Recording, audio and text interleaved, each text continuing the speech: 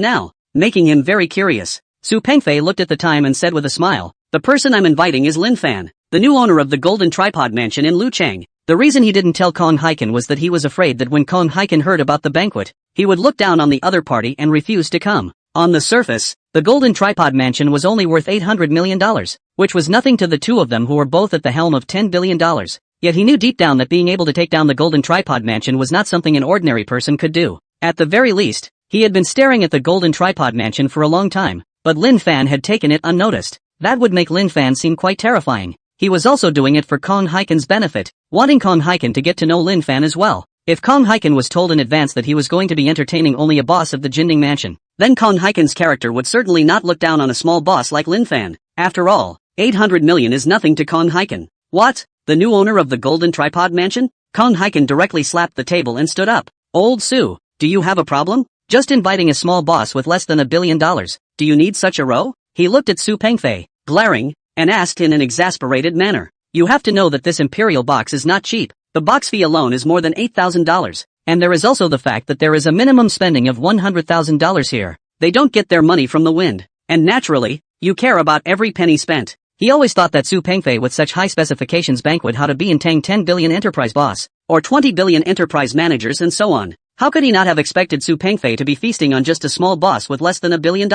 That's obviously too much emphasis on the other side, and dragged him along for company. It made him very angry. Su Pengfei waved his hand downward and said with a smile, Old Kong, sit down first and listen to me slowly. He just knew that Kong Hiken was reacting like this, and it was a good thing he hadn't said anything ahead of time. Okay, go ahead. Kong Hiken sat down on the chair, slumped over, with anger on his face, and opened his mouth. Old Kong, you know, I've been thinking about how to acquire the Golden Tripod Mansion, Su Pengfei said with a sigh. Kong Hiken nodded. This matter he had always known, and also knew that Su Pengfei had found some connections for this matter. Are you trying to buy the GTA building from this new owner? He asked, looking up quizzically. If that's the case, it would make sense to invite each other to such a grand banquet. Su Pengfei shook his head. He understood in his heart that purchasing the Golden Tripod building in the hands of the new owner was impossible. Since the new owner has purchased the GTA building, how can he sell it so easily? He hadn't thought about buying the GTA building from the new owner since the beginning. If you're not in it to buy the GTA building, what the hell are you in it for?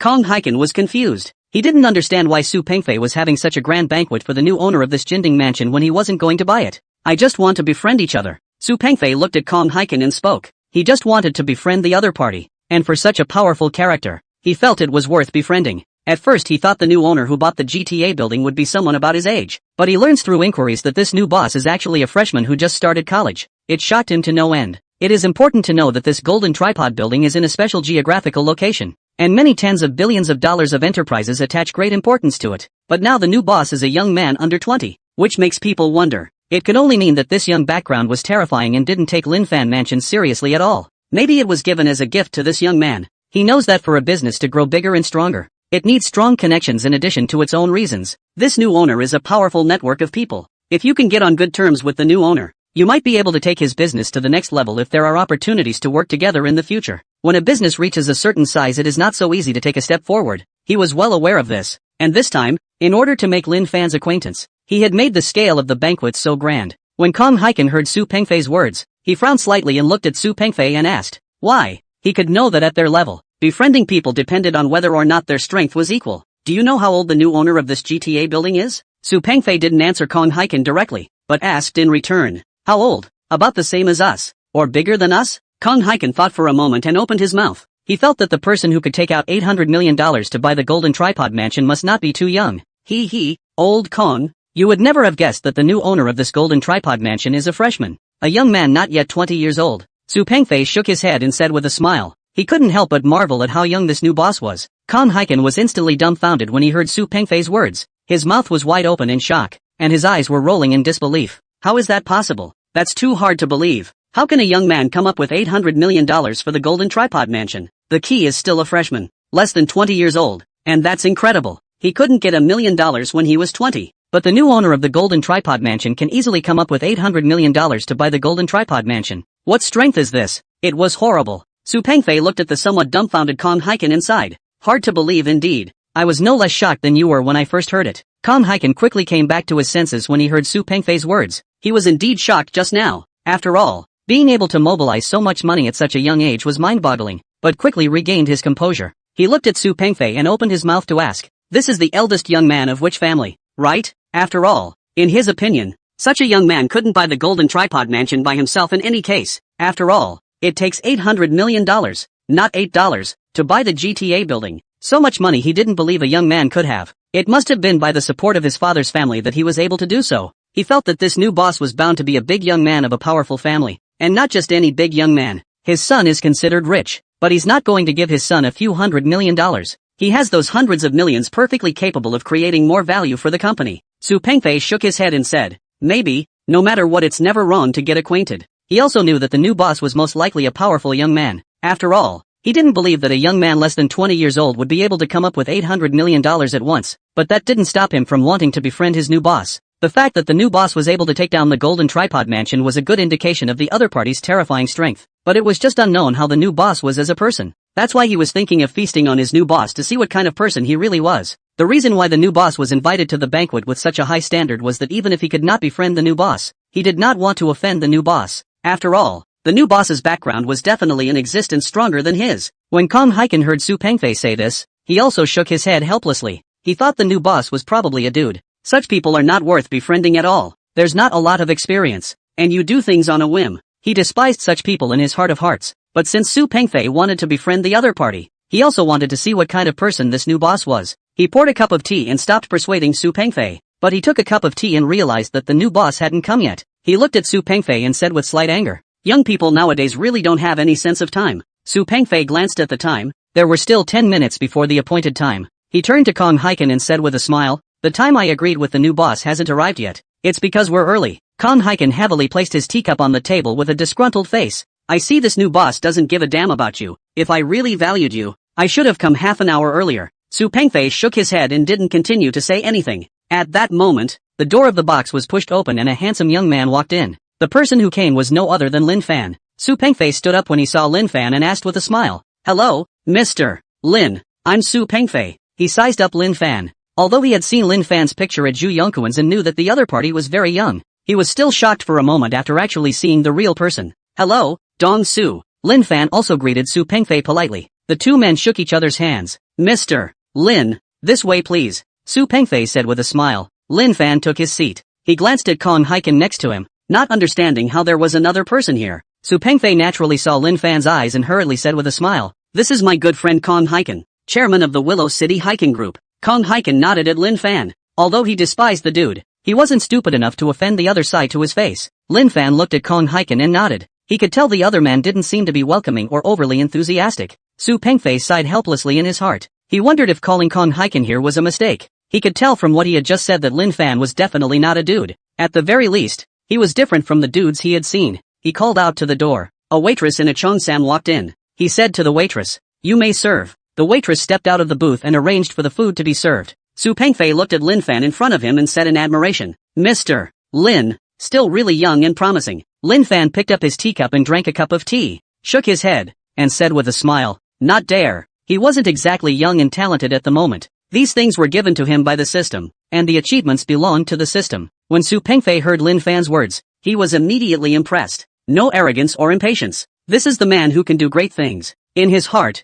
he decided that Lin Fan would definitely be able to accomplish great things in the future. Next to him, Kong Hiken didn't say anything and drank tea by himself. At that moment, a knock sounded outside the box. "Come in." Su Pengfei spoke out. "Sigh, this Linjiang hotel serves food pretty fast." The door to the box opened and in came an old man in gray. Su Pengfei and Kong Hiken hurriedly stood up when they saw that the old man was not calm anymore. "What brings you here, President Jian?" The person who came was no other than Jiang Zhengyang, the president of the Lucheng Calligraphy Association. When Jiang Zhengyang saw Su Pengfei and Kong Hiken who stood up to greet him, he said with some surprise, "So you guys, Dong Su and Dong Kong, are also here." Jiang Zhengyang briefly greeted the two. Su Pengfei and Kong Hiken looked at Jiang Zhengyang with light in their eyes. After all, being able to get on good terms with Jiang Zhengyang would help them a lot. Don't underestimate Jiang Zhengyang, the president of the Calligraphy Association. Jiang Zhengyang's connections are quite terrifying. Now a lot of tens of billions of enterprise bosses have contact with Jiang Zhengyang, including some 20 billion, 30 billion or more bosses. The two of them were only just $10 billion old bosses,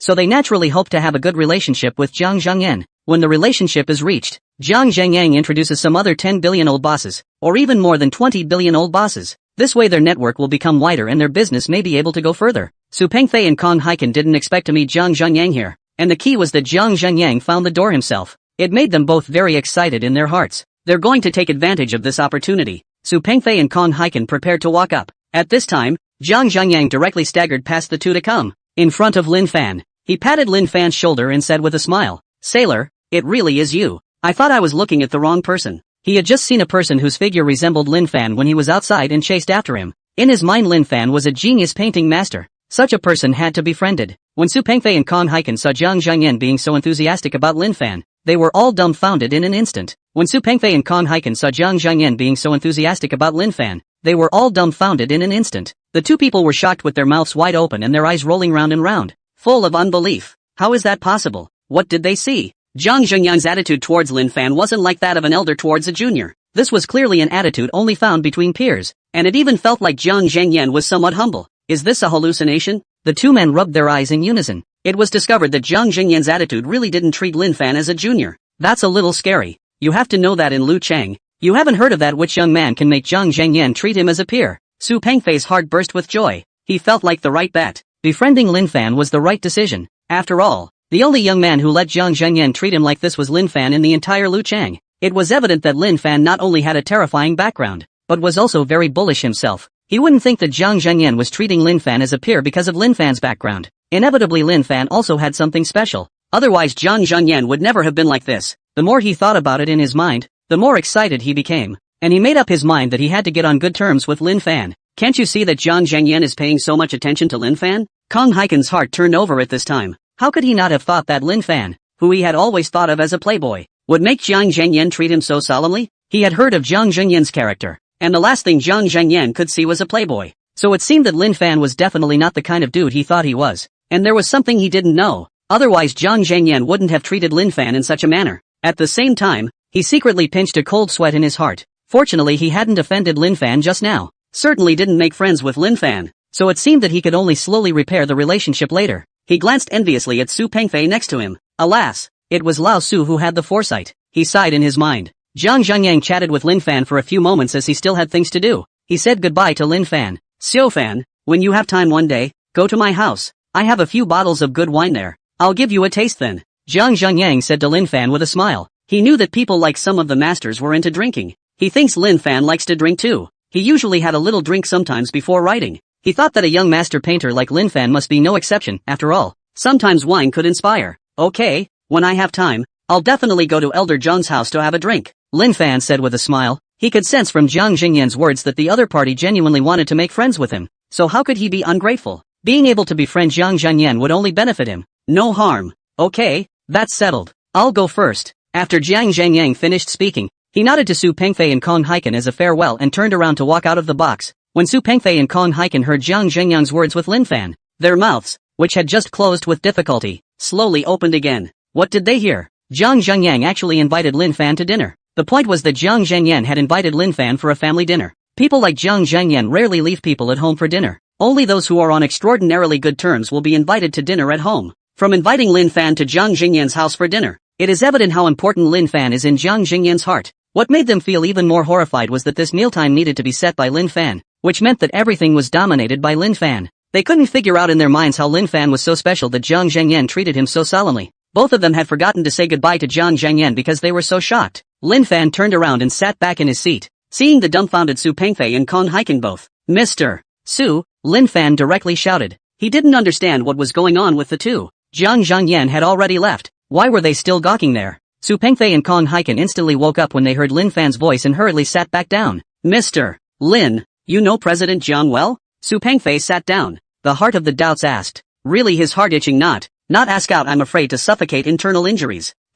Generally, I've seen it once before." Lin Fan thought about it and said. It was true that he and Zhang Zhenyang were not considered to be very familiar, and he had indeed only met once before. "This? Believe you, damn it. If you don't know him well, he'll be so enthusiastic about you? You met him once and invited him over for dinner?" He didn't believe what Lin Fan said from the bottom of his heart. Knowing that he did ask a bit abruptly as well, he stopped dwelling on the question. At that moment, there was a knock on the door. The waiter pushed the food cart and started serving the food. Lin Fan also had military training in the afternoon, naturally could not drink. He asked for a bottle of juice. Kong Haiken no longer face when eating. began to have a smile on his face. Although Lin Fan did not know why this Kong Hiken had a problem with him in the beginning, since he was enthusiastic and slightly humble in his toast, he could not refuse it. After all, one more friend is one more way. Maybe one day we'll use each other. A very pleasant meal. An hour later, the three of them walked out of the Linjian Hotel. Dong Su, Dong Kong, then I'll leave first. Lin Fan said goodbye to Su Pengfei and Kong Hiken. Goodbye Mr. Lin.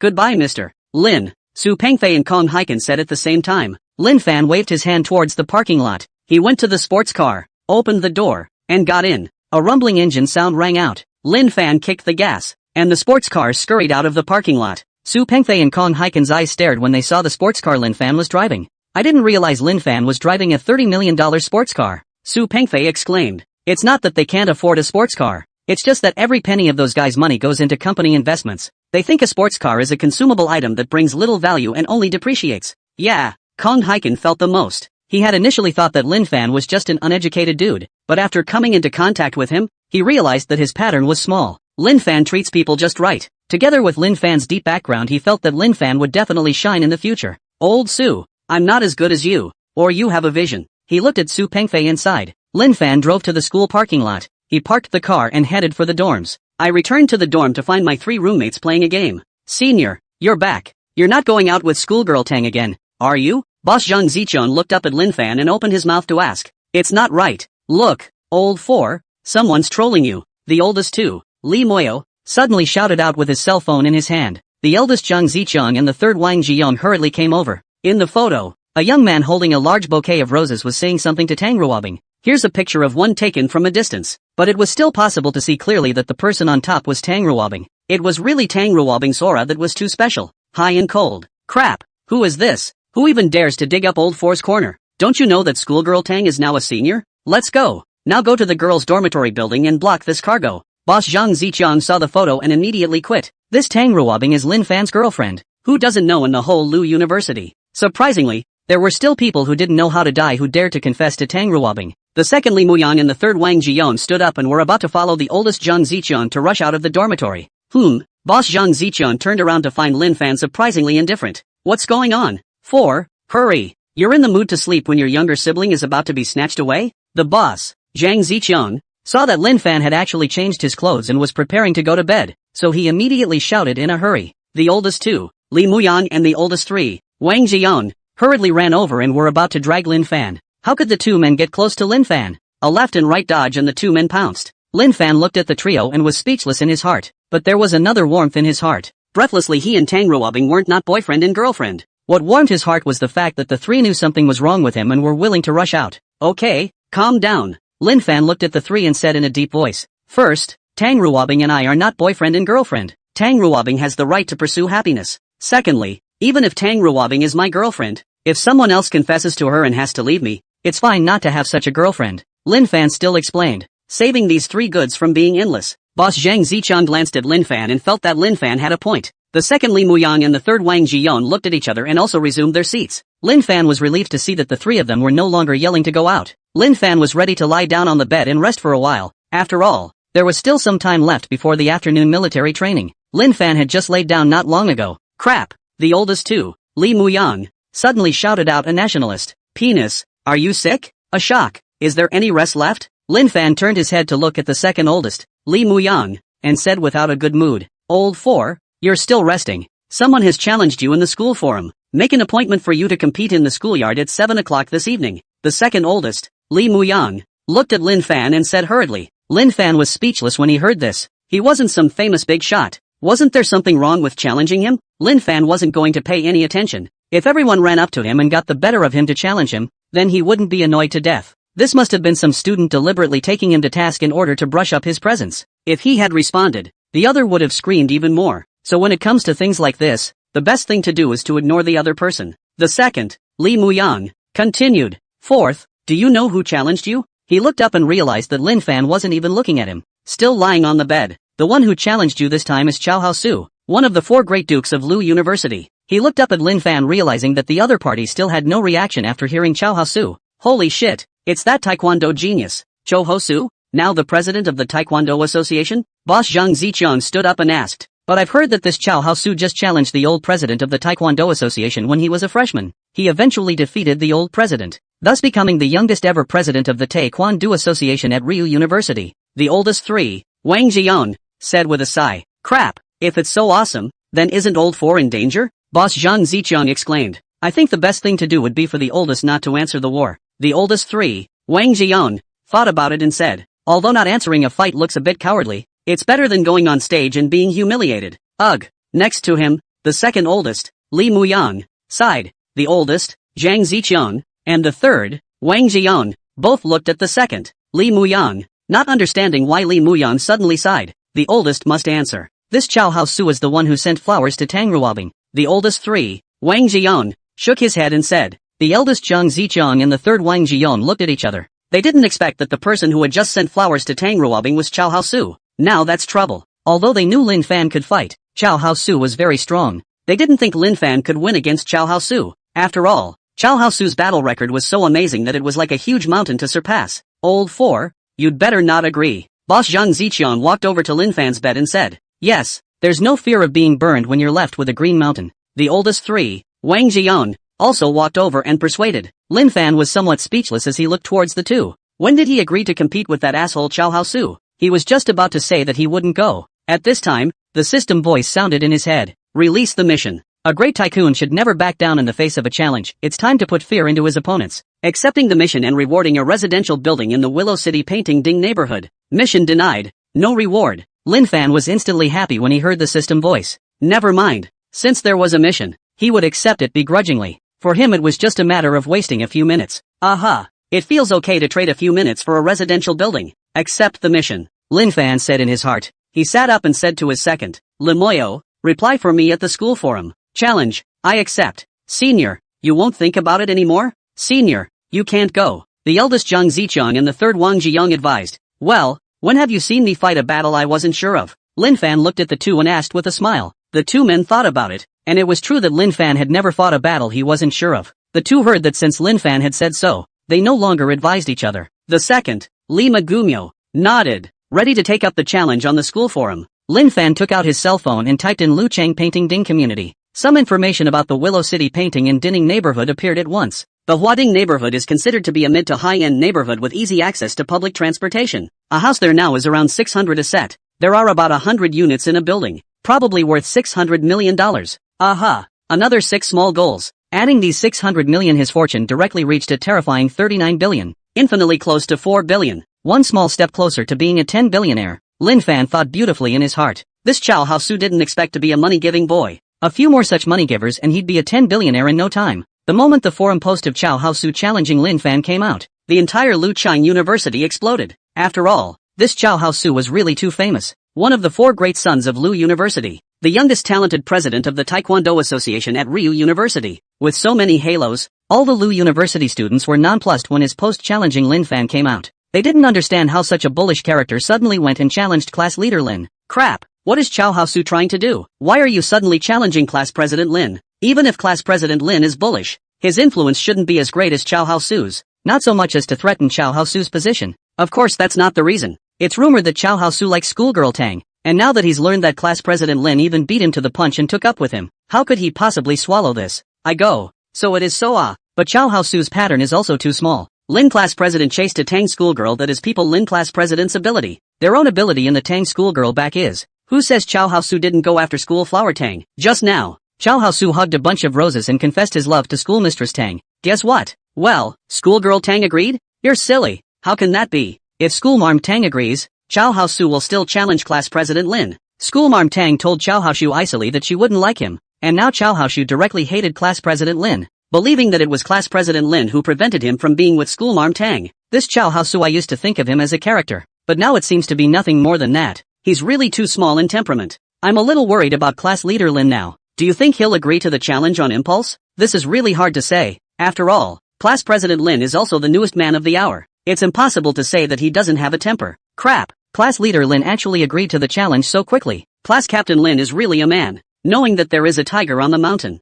Alas, I hope that when the time comes, Chao Haosu will be gentle with his hands. Yeah, this Chao Haosu doesn't have a lot of gas, but his strength is real powerful. I'm still a bit worried about class president Lin. Lin Fan naturally didn't know that everyone didn't think highly of him, thinking that he wasn't even a match for Chao Haosu. Lin Fan continued to lie on the bed with his eyes closed. hoping that the time would pass quickly. After all, how could his heart not be tickled as he watched the 6 small goals beckon to him? Afternoon military training time is approaching. Lin Fan and his 3 roommates came to the playground. It was found to be almost complete, but everyone was looking at Lin Fan in a strange way. Mercy, sigh, schadenfreude. Lin Fan naturally didn't care what others thought in their minds, and found a seat and sat down, waiting for the instructor to arrive. Not long after the instructor came, this afternoon's military training officially began. Time rushes by. The afternoon military training ended with a whistle from the instructor. Senior, where are we going to go now? Boss Zhang Ziqian looked at Lin Fan and asked. He felt that Lin Fan should wait here for Chao Haosu and adjust his condition to the best so that he would have a better chance of winning.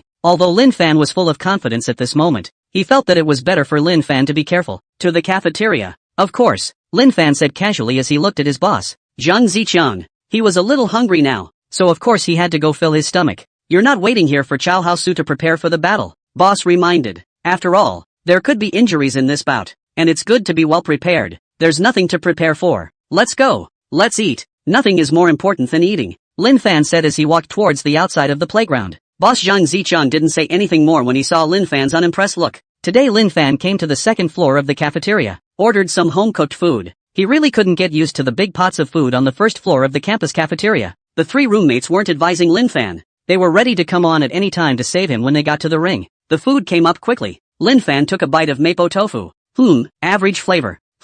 He saw that none of his 3 roommates had moved their chopsticks. Eat? It's only good when it's hot, Lin Fan said as he chucked another piece of ribs. The 3 roommates looked at each other and picked up their chopsticks to eat. After all, it takes strength to rush upwards for a while. There was a clatter of footsteps. The visitors suddenly stopped in front of Lin Fan. Lin Fan raised his head curiously and looked at the visitor. Who was it if not Tang Ruobing? Sister Tang, what brings you here? Just in time. The food has just come up. Let's eat together, Lin Fan said in surprise. Senior Lin, you don't want to go and compete with Chao Haosu? Tang Ruobing said with an anxious face. Although Lin Fan had defeated her cousin Zhang Haoqiang, there was still a huge gap between her cousin Zhang Haoqiang's strength and Chao Haosu's. Sister Tang, I have to go for this challenge. I'll be fine. Lin Fan looked at Tang Ruobing and said with a smile. But, Tang Ruobing wanted to say something else, but was interrupted by Lin Fan. Alright, school Sister Tang, hurry up and sit down to eat. Lin Fan yanked a chair for Tang Ruobing and put it next to him. When Tang Ruobing saw that Lin Fan was insistent on this, she knew that no further persuasion would yield any results.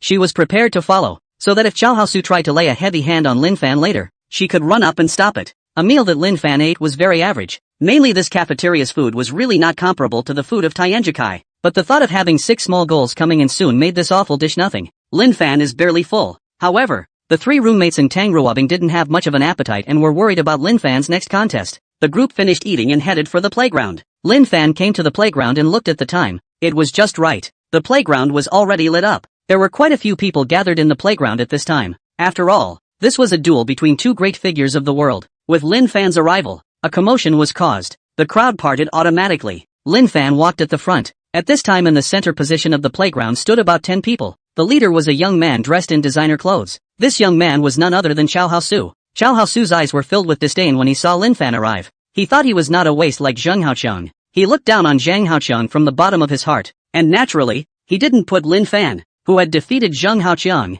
in his eyes. When he saw Tang Ruobing behind Lin Fan, he immediately clenched his fists tightly. He thinks that the obstacle between him and Tang Ruobing is Lin Fan, and as long as he defeats Lin Fan, Tang Ruobing will leave Lin Fan and accept him. You're Chao Haosu. Lin Fan looked at the leader, Chao Haosu, and asked, Lin Fan, today I will definitely let you know who is truly worthy of Tang Ruobing. Who is the best place for Tang Ruobing? Chao Haosu clenched his fists and glared at Lin Fan. You're really full of crap. Hurry up. I have to go home and soak in a bath later. Lin Fan saw Chao Haosu's verbose appearance and said directly, if it wasn't for the fact that Chao Haosu was a money-giving boy, he would have long ago fucked this nagging fellow away with a kick. Chao Haosu's teeth itched with anger when he heard Lin Fan's words. He couldn't wait to make a move on Lin Fan right now, but he had to maintain a good demeanor in front of Tang Ruobing. But Chao Haosu's little brother quit. Chairman, this kid is too arrogant. Hurry up and let him know why the flowers are so red. Chairman, hurry up and make a move. I can't take it anymore. I've never seen such an arrogant newcomer. Chairman, don't show mercy when you strike.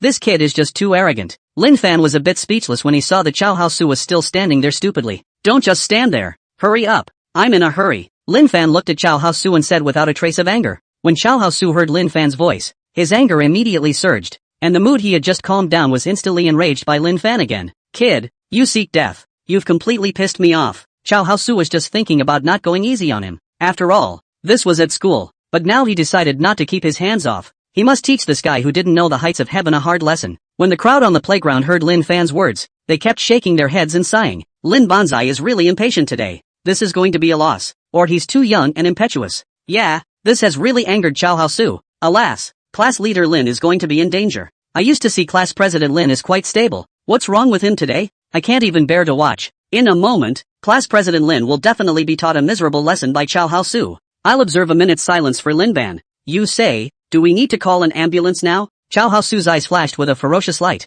He must teach Lin Fan a hard lesson today. He was ready to give Lin Fan a taste of his best legwork. He was going to make Lin Fan lie at his feet without a fight. He moved his ankle hard. Whoosh! He kicked directly into the air at Lin Fan. Chow Hao-su's crowd of minions saw Chow Hao-su's movements and immediately brightened up. Crap! I didn't expect the chairman to zoom in as soon as he came up. That kid is going to be in deep shit now. The chairman's big move. Currently no one can come next. Even the chairman's teacher. He doesn't dare to take it hard. He can only dodge. That kid scared silly. Even stood there motionless. This if hit. Estimated to have to lie in bed for 10 days and half a month. Serves him right. Who made him so arrogant? Not putting the president in his eyes at all. This is what he deserves. Chow Hao-su looked at Lin Fan who was standing stupidly. His heart was even more disdainful. I thought you had a lot of skills. But you're just a talker. He thought triumphantly in his mind. It was as if he saw Lin Fan being kicked to the ground by him, kneeling down and begging for mercy. He had an involuntary smug smile on his face.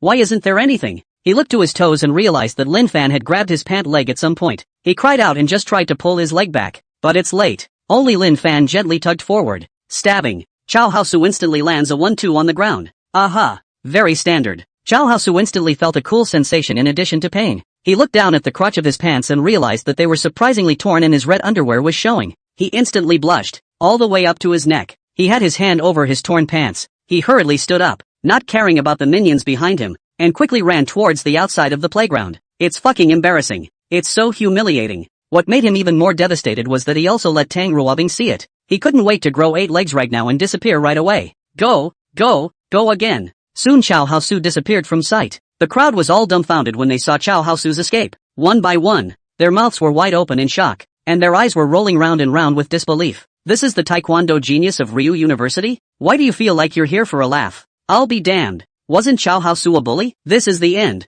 I'm still waiting to see the battle of the century? Ha ha ha. I didn't expect Chow Hao-su to like wearing red pants. Now Chow Hao-su is going to be even more famous. Seriously though, just now I thought that class leader Lin was scared silly. But I didn't realize that class leader Lin had already thought of a coping strategy. Class leader Lin is so awesome, so dashing. Just a gentle tug and Chow Hao-su was defeated. Class president Lin is now going to become the most bullish character in Lu University. Didn't see that Chow Hao-su, who is known as the Taekwondo genius of Lu University, couldn't even walk a single move in class president Lin's hands. No wonder Schoolmarm Tang chose class president Lin. It's still Schoolmarm Tang who has the vision. Tang Ruobing looked at Lin Fan, her eyes full of surprise. She hadn't expected Lin Fan to win so easily. She came next to Lin Fan and said with a smile, "You're really great. Senior Lin. Average.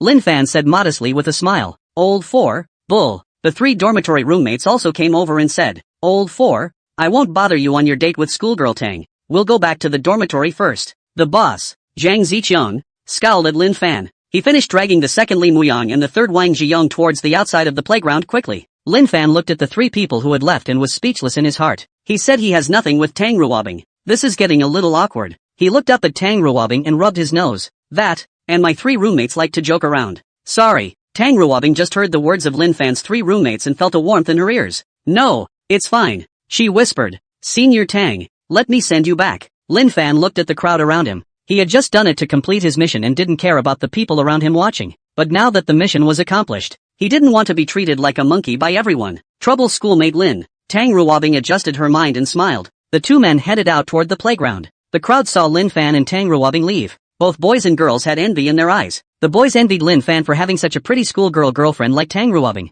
The girls envied Tang Ruobing for finding a good boyfriend like Lin Fan who was versatile and secure. Lin Fan sent Tang Ruobing back to the dormitory and came to the parking lot. He wasn't going to go back to the dormitory to sleep tonight. He was going to go back to Haitian One Villa. After all, it's still the villa's king-size bed that's comfortable to sleep in. Lin Fan started the car, and there was a rumble of a rumbling engine. With a kick of the gas, the sports car scurried right out of the parking lot and towards the school entrance. Lin Fan returned to Haitian One Villa. When he came to the study on the 2nd floor, he immediately saw a small box sitting on the desk. Lin Fan went forward and opened the small box. which revealed a reddish real estate certificate. Lin Fan casually took out a real estate license, on which the name of the owner was exactly him. Not bad, not bad. Lin Fan smiled and muttered to himself, with all these houses, he can be a chartered house. As for selling these houses, that's not going to happen. These houses are golden hens that lay golden eggs, and as long as they are rented out the rent will come in every month. He wasn't one of those rich kids who only knew how to spend money. He deeply understood the importance of living in peace. In case the system was gone one day, he can still live a close life with these houses. Lin Fan closed the case and put it aside. There was a scroll on the table and a wooden box of yellow pear. Lin Fan opened the scroll. Immediately an ink painting came into view. This is a painting and calligraphy by Tang Yin. Lin Fan looked at the painting twice and put it away, ready to hang it up sometime. Pick up the wooden box of yellow pear next to it. Opening it instantly revealed a turquoise imperial green bracelet, lying inside the box. Lin Fan picked it up and played with it twice. It's okay. Lin Fan put the imperial green bracelet back into the box as he got up and walked towards the bedroom. Returning to his bedroom, Lin Fan took a short bath and immediately felt his body relax. Back in bed, Lin Fan swiped his cell phone for a while. Go to bed on time. It's still true that the body is the capital of the revolution. He didn't want to get a bunch of diseases before the good life was enjoyed. The night passed quickly. The next morning, Lin Fan woke up and opened the system virtual panel after washing up. Check out today's dollar per second items. 1 Qing Celadon porcelain vase for $1. $1 for a top-of-the-line Koenigsegg. Lin Fan didn't hesitate and directly said, buy them all. The system voice sounded instantly. Congratulations to the host on the successful purchase. The Qing Celadon porcelain vase has been placed in the villa study. The Koenigsegg is already parked in the villa garage. Lin Fan heard the system voice and had to sigh. The efficiency of the system was just awesome. It never needed his prodding. Lin Fan got up and walked towards the villa study. When I walked into the study, I saw a vase on the desk, full of blue flowers, very artistic and very beautiful. Lin Fan picked it up and gently caressed it. The vase is relatively light and the glaze is translucent, so you can see that this is a rare and fine piece. He took out his cell phone and looked it up. Such a Celadon vase cost around $30 million. Of course, this was just his estimate, and probably the actual price was higher than that. He put down the vase and picked up the beautiful box next to it. Opening the box instantly revealed a beautiful dark black car key inside. Koenigsegg. He just looked it up and it's priced at around $27 million. Not too far off from the Ferrari Laffa he drives now. Not bad, not bad. Lin Fan was in a very good mood. This morning the value of his worth has increased by another $60 or so million. He is now worth an estimated $4 billion. Aha! 40 small goals accomplished. Can 100 small goals be far behind? Lin Fan walked downstairs happily. He ran around the yard for a while. After all, the yard is big enough and the air is fresh enough. Lin Fan looked at the empty villa and sometimes wondered if he was looking for some people to manage the villa. But he thought better of it. From time to time, the system puts something into the villa, and it is inevitable that people who are interested will find something unusual. He didn't want anyone to know the system existed. Lin Fan looked at the time, came to the study to carry the box of real estate certificates and headed downstairs. Arriving at the garage instantly he saw another black sports car inside the garage. He circled the sports car twice, admiring it, and headed for the Ferrari Laffa. He was now somewhat used to driving a Ferrari Laffa and had no intention of driving this Koenigsegg. He put the real estate license in the Ferrari Laffa. He was going to find a housing agent near the Willow City Painting and Dinning neighborhood sometime today and rent out the house. It's better to leave these at home to eat dust than to let them make money in a hurry. He started the car and headed out of the villa. 30 minutes later, Willowtown University's parking lot. Lin Fan stepped out of the car, went to the cafeteria for breakfast first. I returned to the dorm to find my 3 roommates still in bed. Boss Zhang Zicheng opened his eyes when he heard the door open. Old 4, how was your date with schoolgirl Tang last night? He asked curiously. Lin Fan blankly glanced at his boss, Zhang Zicheng, and said without a trace of anger, roll, come down for dinner. All 3 roommates got out of bed when they heard there was breakfast. After breakfast, the 4 of them headed for the playground. The weather is still nice today. Shortly after Lin Fan's 4 arrived at the playground, the instructor came. Military training officially began this morning. Time passes by. Break time is here. Lin Fan just sat down. At this time, the counselor Morong Shui came from the distance. Coming to Lin Fan, he said to him, the principal is looking for you. Lin Fan glanced at Morong Shui, not understanding why the principal was looking for him. He stood up and followed Morong Shui out. The crowd murmured when they saw Lin Fan being called away by Morong Shui. What do you guys think the principal wants with class president Lin? I don't know. It couldn't have anything to do with what happened yesterday, could it? I don't think so. I can only say that Chao Haosu is to blame for what happened between Lin class president and Chao Haosu.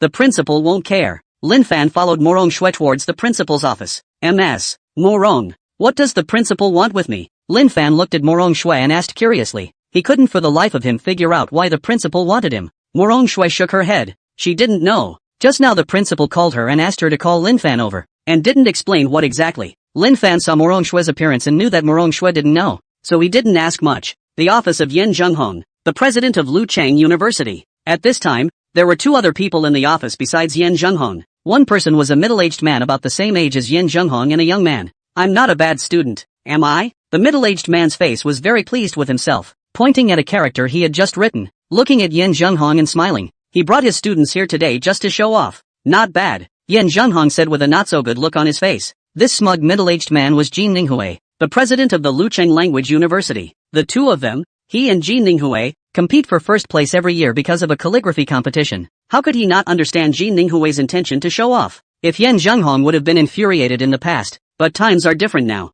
They've got awesome calligraphy students at Ryu University, too. When he thought of Lin Fan's calligraphy, his heart was also very sighing. Even he, who had been writing calligraphy for decades, admired Lin Fan to no end. That Lin Fan character is simply everyone's work. I think the first place in this year's calligraphy competition will be our Feng Junyu. Old Yen, what do you think? Jin Ninghui said with a smile on his face, pointing at the young man next to him. He was very smug inside at this point. His loss to Yin Zhenghong last year had been nagging at him, and this year finally allowed him to recruit a calligraphy genius. This finally allowed him to take a breath, and he was even more pleased when he saw Yin Zhenghong's face turn blue. The more he looked at Feng Junyu next to him, the more satisfied he became. A smile suddenly appeared on Yin Zhenghong's face when he heard Kim Ninghui's words. Lao Jin. Ah, the first place in this calligraphy competition. The deer is still not certain. It's too early to jump to conclusions. That calligraphy of Lin Fan was something that even the old guys couldn't catch up with, let alone a brat. He didn't believe that there was any other character who was more talented than Lin Fan. After all, it was the first time he had encountered such an awesome genius like Lin Fan in most of his life. Jin Ninghui was very puzzled when he saw Yin Zhenghong's sudden smile. A final struggle? That must be it. He didn't believe that Lu Di had a character more powerful than his student Feng Junyu. In his mind, he thought that this Yin Zhenghong was just good at saving face and being a dead duck. Old Yen, is it so hard to admit that someone else is good? Jin Ninghui shook his head and sighed with a smile on his face. There was a knock on the door. Come in. Yin Zhenghong's eyes lit up when he heard the knock on the door. He knew it must be Lin Fan who had come and hurriedly said. The office door opened and Lin Fan and Morong Shui walked in. Principal, this is Lin Fan. Morong Shui turned to Yin Zhenghong, pointed to Lin Fan next to him, and introduced him. Hello Principal. Lin Fan greeted politely. Good, Mr. Lin Fan really is a talented person. Yin Zhenghong stood up and smiled. The more he looked at the courteous Lin Fan, the more he liked him. Lin Fan was not only highly talented, but crucially not arrogant at all. He felt that Lin Fan would definitely have a great future in the future. Jin Ninghui and Feng Junyu looked at Lin Fan who had come in and were filled with confusion, not understanding what this Yin Zhenghong meant by calling Lin Fan. Cough cough. Yin Zhenghong cleared his throat, looked at Jin Ninghui, and opened his mouth. Old Jin, let me introduce you. This is our student Lin Fan from Lu University, also a genius of calligraphy. Yin Zhenghong had a constant smile on his face at this point. It was now his turn to be pleased. He had asked Lin Fan to come over so that he could have Lin Fan write a piece of calligraphy in front of him and use it to punch Jin Ninghui in the face. Let you come to me and fool around. Hey, look at the slap in the face. The more he thought about it in his mind, the more pleased he became. Jin Ninghui glanced at Lin Fan when he heard Yin Zhenghong's words. Thinks Lin Fan is a gigolo. To his death. He wouldn't believe that Lin Fan was a calligraphy genius. He felt that Yin Zhenghong just wanted to regain face and deliberately pulled out a student. He was sure that as long as he offered to let Lin Fan write a piece of calligraphy, Yin Zhenghong would definitely push back left and right. Oh, Lin Fan's student, right? I wonder how long has Lin Fan practiced calligraphy? He did not directly ask Lin Fan to write on the spot, after all, but also to give Yin Zhenghong a little bit of face. Well, Lin Fan looked at Yin Zhenghong, not understanding what this Jin Ninghui meant. Seeing Lin Fan's appearance, Yin Zhenghong hurriedly introduced. This is Principal Jin of the Lucheng Language University, and this is his student Feng Junyu, also a calligraphy genius. When Lin Fan heard Yin Zhenghong's words and was looking at this Jin Ninghui, he immediately understood that this Jin Ninghui was here to pick a fight. Hello Principal Kim. I haven't been practicing calligraphy for long, Lin Fan said with a smile. Although the other party was looking for something, the proper politeness should still be there. When Jin Ninghui heard Lin Fan's words, he was instantly happy in his heart. Calligraphy has not been practiced for long. That is, ingenious, and what achievements. He could know that his student Feng Junyu insisted on practicing calligraphy for at least 2 hours every day. He didn't believe that Lin Fan, who hadn't practiced calligraphy for long yet, would write better than Feng Junyu. He glanced triumphantly at Yin Zhenghong. This was hitting himself in the face. Such a student who hadn't practiced for long and wanted to show off in front of him. Wasn't that sticking his face out for him to hit? In that case, he's not polite. He was going to ask Lin Fan to write a character on the spot to compare with Feng Junyu. Hit Yen Masahiro hard in the face. A pang of triumph went through him.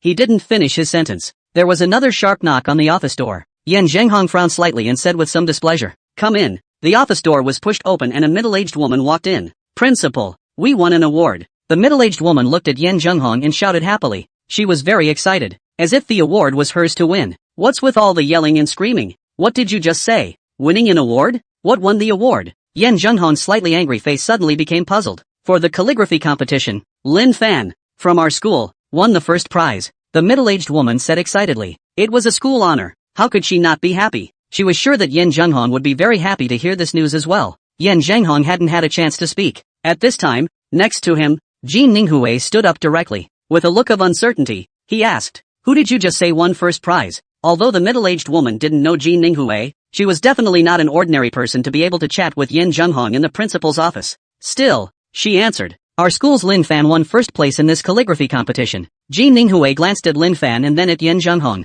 Yen Junghong smiled and nodded. His heart was very cool at this time. Jin Ninghui was instantly dumbfounded when he received Yen Junghong's affirmation. His mouth was wide open in shock, and his eyes were rolling round and round with disbelief. How is that possible? How could this first place be Lin Fan? This? He didn't think the schoolteacher would tell a lie. After all, the schoolteacher didn't even know him. The key is not necessary either. This first name just needs to go back and ask if it's true or not. His old face flushed. He instantly felt his face burning. It was like being slapped hard. Just now, he had sworn that the first place winner was his student, Feng Junyu. This facepalm came too soon. It hurts. It hurts. It hurts a lot. Feng Junyu also looked at Lin Fan with a shocked expression. How could he not have expected that the first place winner of the calligraphy competition would be Lin Fan? How is that possible? He had been confident that this first place was for him. Now that the first place had gone to Lin Fan, how could he not feel bad in his heart? A hard pang went through him. It was too much for him to take. He felt a pang of darkness. The smug smile he had just worn instantly disappeared without a trace. What was left behind was a face full of despondency. It's hard. It's hard. It's very hard. Yen Junghong was very pleased in his heart when he saw Jin Ninghui's shocked appearance. "You were just fooling around.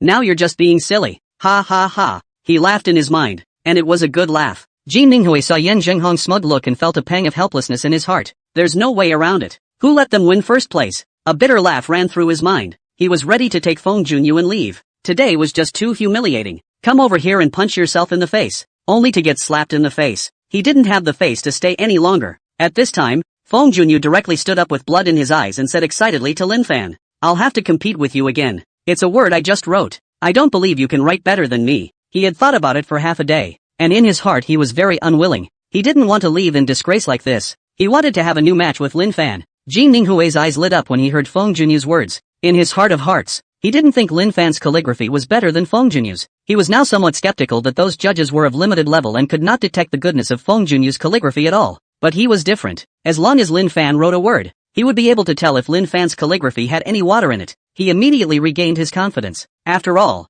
Feng Junyu's calligraphy was the best he had ever seen within the young people. Jin Ninghui looked at Yen Junghong, a hint of a smile on his face as he spoke. "Old Yen, why don't we also let Lin Fan write a character on the spot? This will also make Junyu lose." Although he said with his mouth that he was convinced, in his heart, he did not think that Feng Junyu would lose. Yen Junghong looked at Lin Fan and opened his mouth to ask, "Student Lin Fan, what do you mean?" He still had to consult Lin Fan. After all, it was Lin Fan who was going to conduct the competition. Lin Fan shrugged indifferently. Could be. Since Yen Junghong asked so, he naturally cannot not give Yen Junghong face. Write a word cannot spend him a few minutes. It does not matter. Lin Fan walked over to the table and took out a new sheet of paper and laid it down. Pick up a quill and start writing. The mountain of books is a path of diligence, and the sea of learning is a boat of suffering. Still participating in the contest's famous quotes and sayings, he put down his pen and said to Yen Junghong, "Principal, I've written it." When Feng Junyu heard Lin Fan say that he had written it, he quickly stepped forward and couldn't wait to compete with Lin Fan. But when he saw Lin Fan's font, he was instantly dumbfounded. His mouth was wide open in shock, his eyes were rounded, and he looked as if he had seen a living ghost. How is that possible? Why is that? Why? Why does Lin Fan's calligraphy have a mood? He had practiced calligraphy for many years, but had not yet touched the meaning of calligraphy. But how was Lin Fan able to write words with meaning? Why? A pang of bitterness ran through him. He lost. He lost very thoroughly. Lin Fan's calligraphy has a sense of meaning and is arguably 100 times better than his. How does this compare? There is no comparison. He felt a momentary pang of darkness. Jin Ninghui also came over, and after seeing Lin Fan's words, his eyes instantly went wide. His mouth, which had just managed to close, slowly opened again. How is that possible? That's too hard to believe. This word surprisingly carries meaning within it. The key is not even the introductory intention, but reaching a very high point. This? How old is Lin Fan? Just to reach such a high level of achievement. It was too hard for him to believe. He's been writing for half his life and is just now getting some first glimpses of the meaning. He believes that in a few years, he will be able to have meaning in his writing. Now compared to Lin Fan,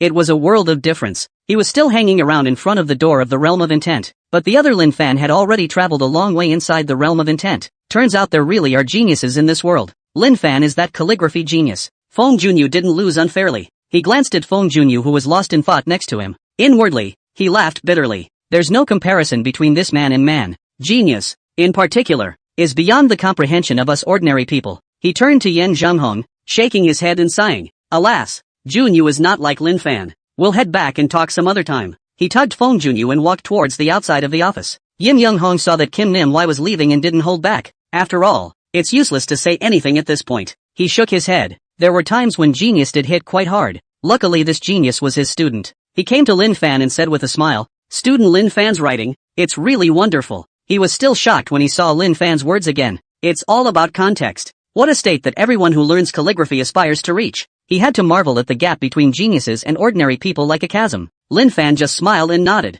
His calligraphy skills were given by the system. If he were to practice on his own, he probably wouldn't be able to reach such a realm of calligraphy if he practiced for the rest of his life. He sighed in his heart. It was still the system that was bullish. Lin Fan chatted with Yen Zhenghong for a couple more minutes and bid farewell to Yen Zhenghong and Morong Shui with the fact that military training was about to begin. Lin Fan exited the principal's office and walked towards the playground. Returning to the playground, I realized that military training had not yet begun. Lin Fan found a seat and sat down. "Senior, what did the principal want to see you about?" Boss Zhang Zicheng came over and asked curiously. "Nothing much, just telling me that I won first place in the calligraphy contest." Lin Fan opened his mouth with an indifferent look. This winning first place will definitely be publicized by the school, and then everyone will know about it. It's okay for him to say it now. The good students next to them were all dumbfounded when they heard Lin Fan's words. One by one, they looked at Lin Fan in shock, their faces full of incredulity. What did they hear? First place in the calligraphy competition. Listen, it's only first place. Is this human language? They'd be too happy to sleep if they got a top 50 finish. Look at the cloudy look on the other Lin Fan's face.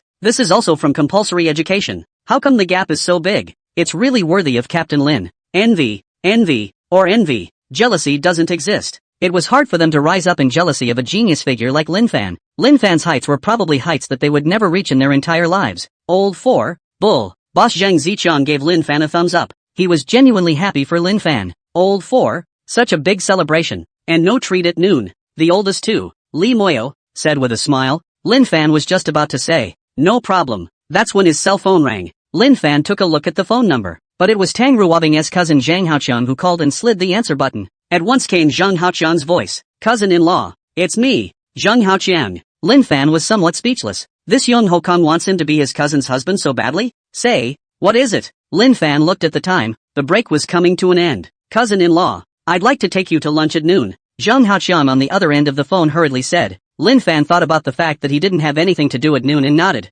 "Okay, that's fine. Cousin-in-law, you go ahead and I'll be in touch after school then." Zhang Haoqiang knew that Lin Fan still had military training to do and didn't chat much. Okay. Lin Fan hung up the phone after saying that. Noticed 3 of his roommates staring at him. "What's wrong?" Lin Fan asked suspiciously. "Another date with schoolgirl Tang?" Boss Zhang Zicheng opened his mouth and asked. Lin Fan shook his head, then said, "It's not Tang Ruobing, it's her cousin Zhang Haoqiang." Lin Fan explained. At this point, the instructor came and the military training continued. Time rushes by. That was the end of the morning's military training. Lin Fan gave Zhang Haoqiang a call after his military training and told him he had to go back to the dormitory to change his clothes. Lin Fan went back to the dormitory to change his clothes. When he came to the dormitory floor, he found Zhang Haoqiang already waiting downstairs. When Zhang Haoqiang saw Lin Fan coming down, he hurriedly said with a smile on his face, "Hey, cousin-in-law." Lin Fan blankly glanced at Zhang Haoqiang and said indifferently, "School sister Tang and I aren't what you think we are. Not now, but later," Zhang Haoqiang said with a smile. He felt that only Lin Fan could match his cousin Tang Ruobing. Lin Fan was too lazy to explain.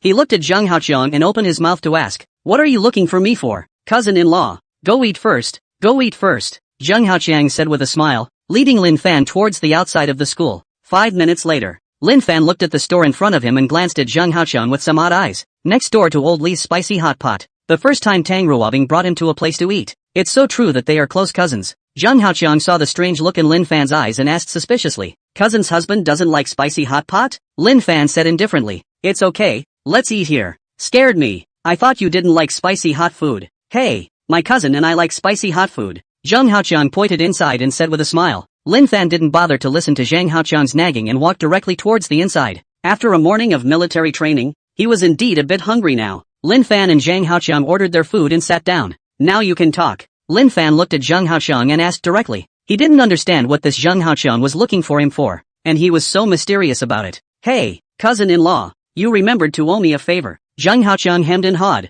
then said. Lin Fan nodded. At that time, he did say that he owed Zhang Haoqiang a favor. As long as he could do it, he didn't mind helping Zhang Haoqiang. Cousin-in-law, can you teach me fighting arts? Zhang Haoqiang rubbed his hands together and looked at Lin Fan with an expectant expression. He knew that this fighting technique wasn't usually taught easily to others, so he could only exchange it for the favor Lin Fan owed him last time. Lin Fan thought something was wrong when he heard Zhang Haoqiang's words. It's not a big deal to teach young Ho Kung about this. Could be. Lin Fan agreed with alacrity. He had fighting skills and it was still very easy for him to instruct a Zhang Haoqiang. Zhang Haoqiang smiled happily when he heard Lin Fan agree. Great. After dinner, cousin-in-law, will you teach me? Zhang Haoqiang said hurriedly. He couldn't wait for Lin Fan to teach him now, but he hadn't eaten yet. He'd been thinking about it for days and was a little impatient. Lin Fan was also speechless in his heart when he saw Zhang Haoqiang's appearance. What's the rush? Is it because you're afraid he'll back out? Lin Fan secretly spat in his heart. But since I promised to teach Zhang Haoqiang, I will teach him early and late. Okay, Lin Fan said indifferently. That's when the spicy heat came up. Cousin-in-law, what kind of dip do you want? I'll make it for you. Zhang Haoqiang is actively trying to mix the dipping sauce for Lin Fan. Lin Fan waved his hand and spoke. Just get your own. I'll just do it myself. When Zhang Haoqiang saw Lin Fan say this, he didn't insist anymore. Mixed his own dipping sauce, sat down, and started eating. Lin Fan mixes the dip to his taste. Time passes quietly. The two of them finished their meal and walked down the walkway. Cousin-in-law, let's get started. Zhang Haoqiang said impatiently. Lin Fan looked around and asked, here? Zhang Haoqiang looked around and felt that it was really inappropriate on the street. He thought for a moment and spoke. There. Cousin-in-law, come with me. Zhang Haoqiang brought Lin Fan to a gym called Lu Cheng Xan Lu Combat Gym. Cousin-in-law, all the time I've been practicing fighting here. Young Ho Kung pointed to the Shinryu wrestling gym. Lin Fan nodded. Zhang Haoqiang brought Lin Fan to the wrestling gym. Even though it was lunchtime, there were still some people practicing hard. Zhang Haoqiang brought Lin Fan to an unoccupied location. Cousin-in-law, start. He couldn't wait. Lin Fan looked around at the surroundings. It wasn't bad. Could be. Now you attack me. Use all your means and show me where your strength really lies. Lin Fan said seriously to Zhang Haoqiang. Since he promised to teach Zhang Haoqiang properly, he naturally wouldn't deal with it sloppily. He wanted to see what level of strength Zhang Haoqiang had reached so that he could teach him according to his ability. Zhang Haoqiang also got serious when he heard Lin Fan's words. Begin to assume a fighting stance. Offense. Offense. Offense. After 10 minutes, Lin Fan told Zhang Haoqiang to stop attacking. Zhang Haoqiang was panting tiredly at this point. The attack he had just made hadn't even touched Lin Fan's hair, but he had tired himself out. Well, your problem. I understand. Now let me instruct you on each of your questions. Lin Fan thought about it and said. He felt that the problems that existed in Zhang Haoqiang should be solved first, and a good foundation should be laid, so that there would be more room for progress in the future. When Zhang Haoqiang heard Lin Fan's words, he immediately brightened up, and his body, which had just been tired, instantly stood straight. Lin Fan nodded with satisfaction when he saw Zhang Haoqiang's state. Fighting isn't something you can do overnight.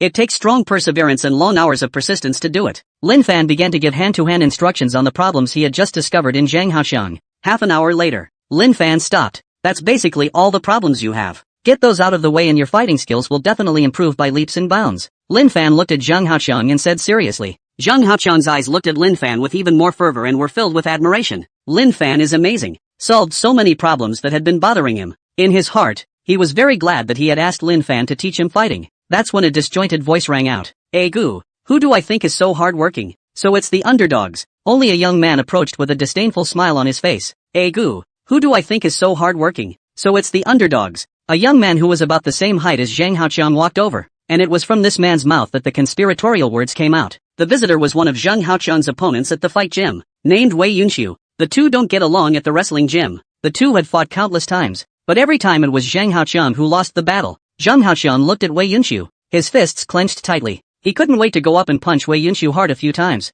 but he knew that he wasn't Wei Yunxiu's opponent. He could only clench his teeth in secret as well. He believed that after Lin Fan's guidance, as long as he practiced diligently, defeating Wei Yunxiu wouldn't be any bit of a problem for him. Wei Yunxiu saw that Zhang Haoqiang didn't say anything and became even more pleased in his heart. Softballs. He looked at Lin Fan next to Zhang Haoqiang and said teasingly, "You underdog have started accepting disciples? Wouldn't that be a mistake? Ha ha ha." He burst out laughing. The minions behind him laughed along with him. He looked at Lin Fan and said with a smile, "Kid, don't follow Zhang Haoqiang. Follow me. Young Hokung is a softie. When Zhang Haoqiang heard that Wei Yunshu had actually said that about Lin Fan, he instantly quit. Wei Yunshu, you keep your mouth clean. This is my master. He didn't say that Lin Fan was his cousin's husband. He felt that right now Lin Fan was fully qualified to be his master. He could tolerate Wei Yunshu talking about him, but he would never allow Wei Yunshu to talk about Lin Fan. Ha ha ha. Master? Zhang Haoqiang, you're really getting worse and worse. To be reduced to recognizing a brat as a master. What a laugh. Wei Yunshu looked at Zhang Haoqiang and said with a teasing face, "You." Zhang Haoqiang looked at Wei Yunshu, his eyes wide and his fists clenched tightly. "You what you? No. Come and fight. Don't you dare. Bah. Softies." Wei Yunshu looked at Zhang Haoqiang with a disdainful expression. Zhang Haoqiang had not yet spoken. Lin Fan, who was next to him, said indifferently to Zhang Haoqiang, "Fighting only progresses quickly in real combat. Believe in yourself and be victorious." Zhang Haoqiang's eyes lit up when he heard Lin Fan's words. The anger slowly dissipated from his face, which had just been filled with rage. He looked at Wei Yunshu and spoke. "Do you dare to fight me? This time it is he who will fight." He felt that Lin Fan was right. Although practicing hard could improve fighting techniques, it was far from being as fast as actual combat. What do I hear? Zhang Haoqiang actually wanted to challenge me. Ha ha ha, that's a laugh. Zhang Haoqiang turned back to his little brother behind him and said with a big smile, "Wei Yunshu, do you dare or not?" Zhang Haoqiang looked at Wei Yunshu and said calmly, "Humph, Zhang Haoqiang, since you want to seek death, then I'll fulfill you." Wei Yunshu narrowed his eyes at Zhang Haoqiang and said grimly. He felt that this Zhang Haoqiang was provoking him. He must give Zhang Haoqiang a deep lesson. Young Hokung walked towards the fighting ring. He did a jumping flip and stood directly on the fighting table. Wei Yunshu had a cold smile on his face when he saw Zhang Haoqiang get on the fighting stage. He didn't put Zhang Haoqiang in his eyes at all. In his mind, Zhang Haoqiang was a defeated man. He walked up to the fighting stage, looked at Zhang Haoqiang, and asked coldly, "Thinking about it? Ready to stay in bed for a few days?" Zhang Haoqiang assumed a fighting stance and opened his mouth. "What a lot of nonsense. Let's begin. You're looking for death." Wei Yunshu looked at Zhang Haoqiang and gritted his teeth. He hadn't expected that this Zhang Haoqiang would dare to talk to him like this today. Wei Yunshu assumed a fighting stance. Although he was cocky, he wouldn't take it lightly in the face of a fight with Zhang Haoqiang. Fighting bouts are simple. Knock your opponent to the ground until they admit defeat. Wei Yunshu was the first to attack. Young Hokung can only play passive defense. Wei Yunshu's little brother, seeing Zhang Haoqiang's appearance, burst out laughing. "Is this Zhang Haoqiang's skin itchy? How dare he take the initiative to fight brother Wei? He. I guess at this moment, Zhang Haoqiang is regretting it in his heart. Wei won't spoil him and let him show off. He'll be in bed for a few days now. Wei is really fast with his punches. If I were to get in the ring, I probably wouldn't be able to fight back. Seriously, this Zhang Haoqiang still has some skills to last this long. I think it's because Wei deliberately tricked Zhang Haoqiang. That's what made him hold out for so long. Otherwise Wei would have knocked him out a long time ago." Wei Yunshu on the stage saw that Zhang Haoqiang was just dodging, and his heart burst with smugness. He threw his punches faster, trying to settle the fight quickly. But no matter how much he accelerated, he found that Zhang Haoqiang was able to dodge it. Even if he couldn't avoid it, he was only slightly injured. He couldn't take down Zhang Haoqiang for a long time, causing a rush of impatience in his heart. Attack! Attack! Still attacking. When the crowd of juniors saw Wei Yunshu's attack speed up, their eyes went wide. "Brother Wei, bullish. This speed is really bullish. Another 2 points faster than just now. Awesome. Wei is really awesome. Even such a fast attack can be hit continuously." Zhang Haoqiang is about to be unable to fight back. Look at Zhang Haoqiang just got hit by Wei again. He. The next moment should be the moment when young Hokung falls to the ground. Wei Yunshu smiled bitterly inwardly when he heard his little brother's words. He was using his full strength now, but he still hadn't knocked Zhang Haoqiang to the ground. He was clearly feeling physically exhausted now. He would soon have trouble maintaining his current speed. Sure enough, he's losing speed. The physical strength was a bit overwhelming. Zhang Haoqiang's eyes lit up when he saw Wei Yunshu's state. Here's your chance. It's that time. Young Hokung concentrates and strikes quickly. He had been keeping his stamina small, and that was a very fast punch. Wei Yunshu was clearly out of stamina and slow to react. Poof! Young Hokung jabs Wei Yunshu in the chest. Bang! Wei Yunshu fell to the ground. He instantly felt a great pain in his chest. It made him want to scream. He tried to get up and keep fighting, but his body simply wouldn't listen. No matter how hard he tried, he couldn't get up. He lost. He lost to the underdog he had always despised. He looked at Zhang Haoqiang with a look of confusion in his eyes. He didn't understand how he lost to young Hokung. He couldn't figure it out. When Wei Yunshu's crowd of minions saw Wei Yunshu being knocked to the ground, they were all confused. One by one, their mouths were wide open in shock, and their eyes were rolling round and round in disbelief. How is that possible? How could Wei lose? What the hell is going on here? How did you lose to young Hokung? Isn't Wei going to win soon? A series of question marks lingered in the minds of the minions. They couldn't believe that Wei, whom they worshipped, had been defeated by Zhang Haoqiang. Zhang Haoqiang looked at Wei Yunshu, who had fallen to the ground, and a mouthful of bad breath came out of his heart. He was very excited in his mind right now. The heart is very soothing. He didn't expect to knock Wei Yunshu to the ground so easily. Aha! It's a bit time consuming though, but it was worth it. He glanced gratefully at Lin Fan. He knew that if it wasn't for Lin Fan's guidance to him, he wouldn't have been able to win against Wei Yunshu. He looked down at the collapsed Wei Yunshu and asked with a smirk on his face, Wei Yunshu, can you serve? Wei Yunshu looked at the complacent Zhang Haoqiang and a mouthful of old blood almost didn't spray out. These words were all said to young Hokong every time he said them. Hearing Zhang Haoqiang say this now felt so harsh. He wanted to pass out, but the pain kept him awake and wouldn't let him. When Zhang Haoqiang saw that Wei Yunshu didn't say anything, he immediately raised his foot and was about to give Wei Yunshu another kick. Wei Yunshu was startled when he saw Zhang Haoqiang's movements. Enduring the pain, he hurriedly waved his hand and said, Don't, I'll give in. He's not even sure how many days he'll be in bed with the injuries he's sustained now. If he received another kick from Zhang Haoqiang, he couldn't dare to imagine it. Zhang Haoqiang heard Wei Yunshu personally convinced. That comfort in his heart. Cool, very cool. Get lost. Zhang Haoqiang said loudly to Wei Yunshu with disdain. Wei Yunshu was so infuriated that he almost couldn't take a breath. He just wanted to pass out, but the pain in his body instantly woke him up again. He looked at Zhang Haoqiang with a face full of hatred. He vowed to avenge this when he was healed. Young Hokong walked toward the bottom of the fighting ring. When the crowd of juniors saw Zhang Haoqiang leave, they hurriedly ran up to the fighting stage to help Wei Yunshu up and down from the fighting stage. At this time, a middle-aged man walked quickly to Wei Yunshu. Yun Su, what's wrong with you? The middle-aged man looked at the assisted Wei Yunshu and hurriedly asked, Teacher, I was beaten by Zhang Haoqiang. Zhang Haoqiang hit too hard. You must do me justice. Wei Yunshu said with a sobbing voice. He finished with a few coughs and a look like he was about to die. Zhang Haoqiang's face darkened when he heard Wei Yunshu's words. He didn't expect Wei Yunshu to be so shameless. It's surprising to tell your parents when you lose. He despised Wei Yunshu even more in his heart. Yun Su, stop talking. The teacher will do you justice. The middle-aged man gently patted Wei Yunshu's back and said hurriedly. The middle-aged man turned to look at Zhang Haoqiang. He said with a gloomy face, Zhang Haoqiang, you even laid such a cruel hand on a sparring match between classmates. You will never be my cadet again. This middle-aged man was a famous fighting teacher in Luchang named Tao Ruiting. When Wei Yunshu heard Tao Ruiting's words, a gloating smile appeared on his face. Only that smile was a bit ugly. Zhang Haoqiang left the place, and he believed that it would be hard to find such a great teacher in Luchang in the future. He was now very proud in his heart. It was as if he saw the image of Zhang Haoqiang kneeling down and pleading with Tao Ruiting. It gave him a rush of relief in his heart. What's going on? Why is that? He saw that Zhang Haoqiang didn't show any sadness and frustration on his face after hearing the middle-aged man's words, but instead a smile appeared. Is young Hokong stupid? No. Zhang Haoqiang was so obsessed with fighting. How could he not care about Tao Ruiting as a teacher? What the hell was that for? Zhang Haoqiang looked at Tao Ruiting with disdain in his eyes and said calmly, with a misguided teacher like you, it's a good idea not to follow you. Hey, I have a teacher now. When Tao Ruiting heard Zhang Haoqiang's words, his face instantly turned gloomy. No cadet had yet dared to speak to him. What made him feel even more provoked was that he dared to say that he had misled people. How dare you say I'm misguided? Call your teacher. I'd like to see how your teacher doesn't misbehave. He must teach Zhang Haoqiang a lesson. And the best way to do that was to defeat the other party's teacher in front of Zhang Haoqiang. Let Young Hokong know what kind of good teacher he really missed. Next to him, Wei Yunshu endured the pain and said with a smile, Teacher, Zhang Haoqiang's teacher. Just the hairy guy next to him. When Zhang Haoqiang heard Wei Yunshu say that Lin Fan was even a brat, he immediately quit.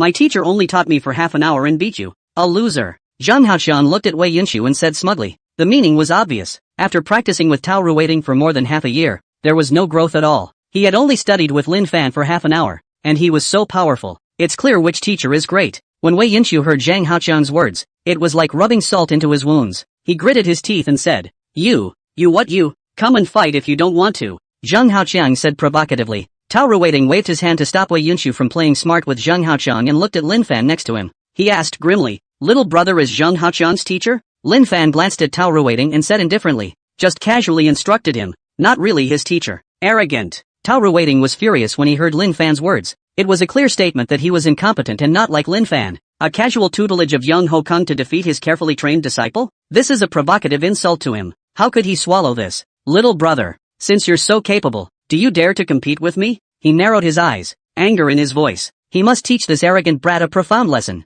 Lin Fan looked at Tao Ruiting somewhat breathlessly. This man is not sick. He's just telling the truth. How is that arrogant? And you want a match with him? It does seem to be very sick. He didn't have the free time to compete with this Tao Ruiting. Doesn't it smell good to go back to playing games? He was ready to leave this place. He felt that there was something abnormal about this Tao Ruiting, and he was afraid of being infected by Tao Ruiting. Release the mission. Being a great tycoon, how can you walk away from a challenge and let the other side feel what true arrogance is? accepting the mission and rewarding the piano skills at the perfect level. Mission denied. No reward. Lin Fan was happy to hear the system voice. It seems like this competition can't be avoided. It's a little boring, but it's rewarding. And not just any reward. Piano skills. Another skill. Lin Fan was now very concerned about these skills. These skills are far more valuable than money. He looked at Tao Ruiting, not realizing that this Tao Ruiting was still a money-giving boy. Good. Lin Fan looked at Tao Ruiting and said with a smile on his face, people are here to give away their wealth. So how can you be more friendly? Aha. At the very least the attitude must be friendly. When Wei Yunxiu and the crowd heard that Lin Fan had actually agreed to compete with Tao Ruiting, a gloating smile appeared on their faces. But they knew that Tao Ruiting was very powerful. That's a bull who's won awards in national fighting competitions. They didn't believe that a brat like Lin Fan would be a match for Tao Ruiting. This brat really doesn't know the heights of heaven. How dare he agree to compete with Master Tao? This is simply looking for death. He. Wait for a while before this kid is beaten and begs for mercy. Then let's see if he can still laugh. I think that expression must be quite wonderful. Not bad. At that time Zhang Haoqiang is probably going to be dumbfounded, thinking that he has found a bullish master, but realizing that it turns out to be a master who only pretends to be a bullish master. Sit back on your little stools. The good show is about to begin. Stop squabbling and get ready for the show. Tao Ruiting didn't expect Lin Fan to agree so quickly. He thought it would take a lot of talking. That's good. That's very sensible. He decided to go a little lighter on Lin Fan when he laid his hands on him later. Aha. Let's keep this kid in bed for a month. He thought darkly in his mind. He felt very benevolent. Then please. He made an inviting gesture to Lin Fan to get on the fighting stage first. Lin Fan didn't hesitate and walked directly towards the fighting stage.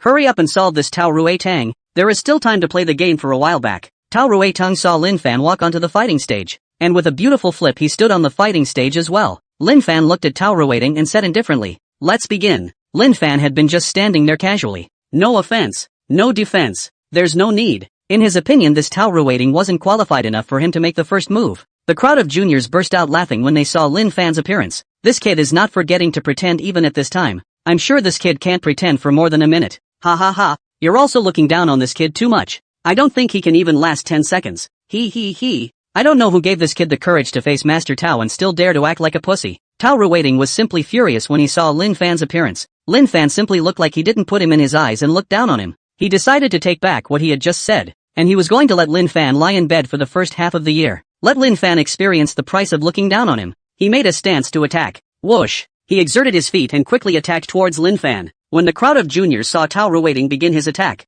their eyes widened, refusing to miss this wonderful moment. When they saw Tao Ruiting's powerful attack heading towards Lin Fan, they clapped their hands. Master Tao's hand looks so powerful. I feel like I can't catch this move even if I use my full strength. Not only can't you catch it, no one in the room can. See, that kid is scared silly. Hey, this kid is probably about to pee in his pants right now. Look at that. He doesn't even know how to dodge. When Tao Ruiting saw that Lin Fan didn't even dodge, a cold smile appeared on his face. His fist headed towards Lin Fan's chest. If he was hit, Lin Fan was estimated to be in bed for half a year. Ha! Lin Fan looked at Tao Ruiting's attack and let out a light eep. A sidesteps and gently rolls out a jab to Tao Ruiting's chest. Tao Ruiting was knocked back momentarily. Bam! He took 5 steps backward, hitting the railing before he stopped. There was a fiery pain in his back. He looked towards Lin Fan, his face becoming grave. He no longer dared to belittle Lin Fan. The crowd of juniors were instantly dumbfounded when they saw Tao Ruiting being repelled. How is that possible? Master Tao was surprisingly repulsed. This is unbelievable. Crap! What's going on?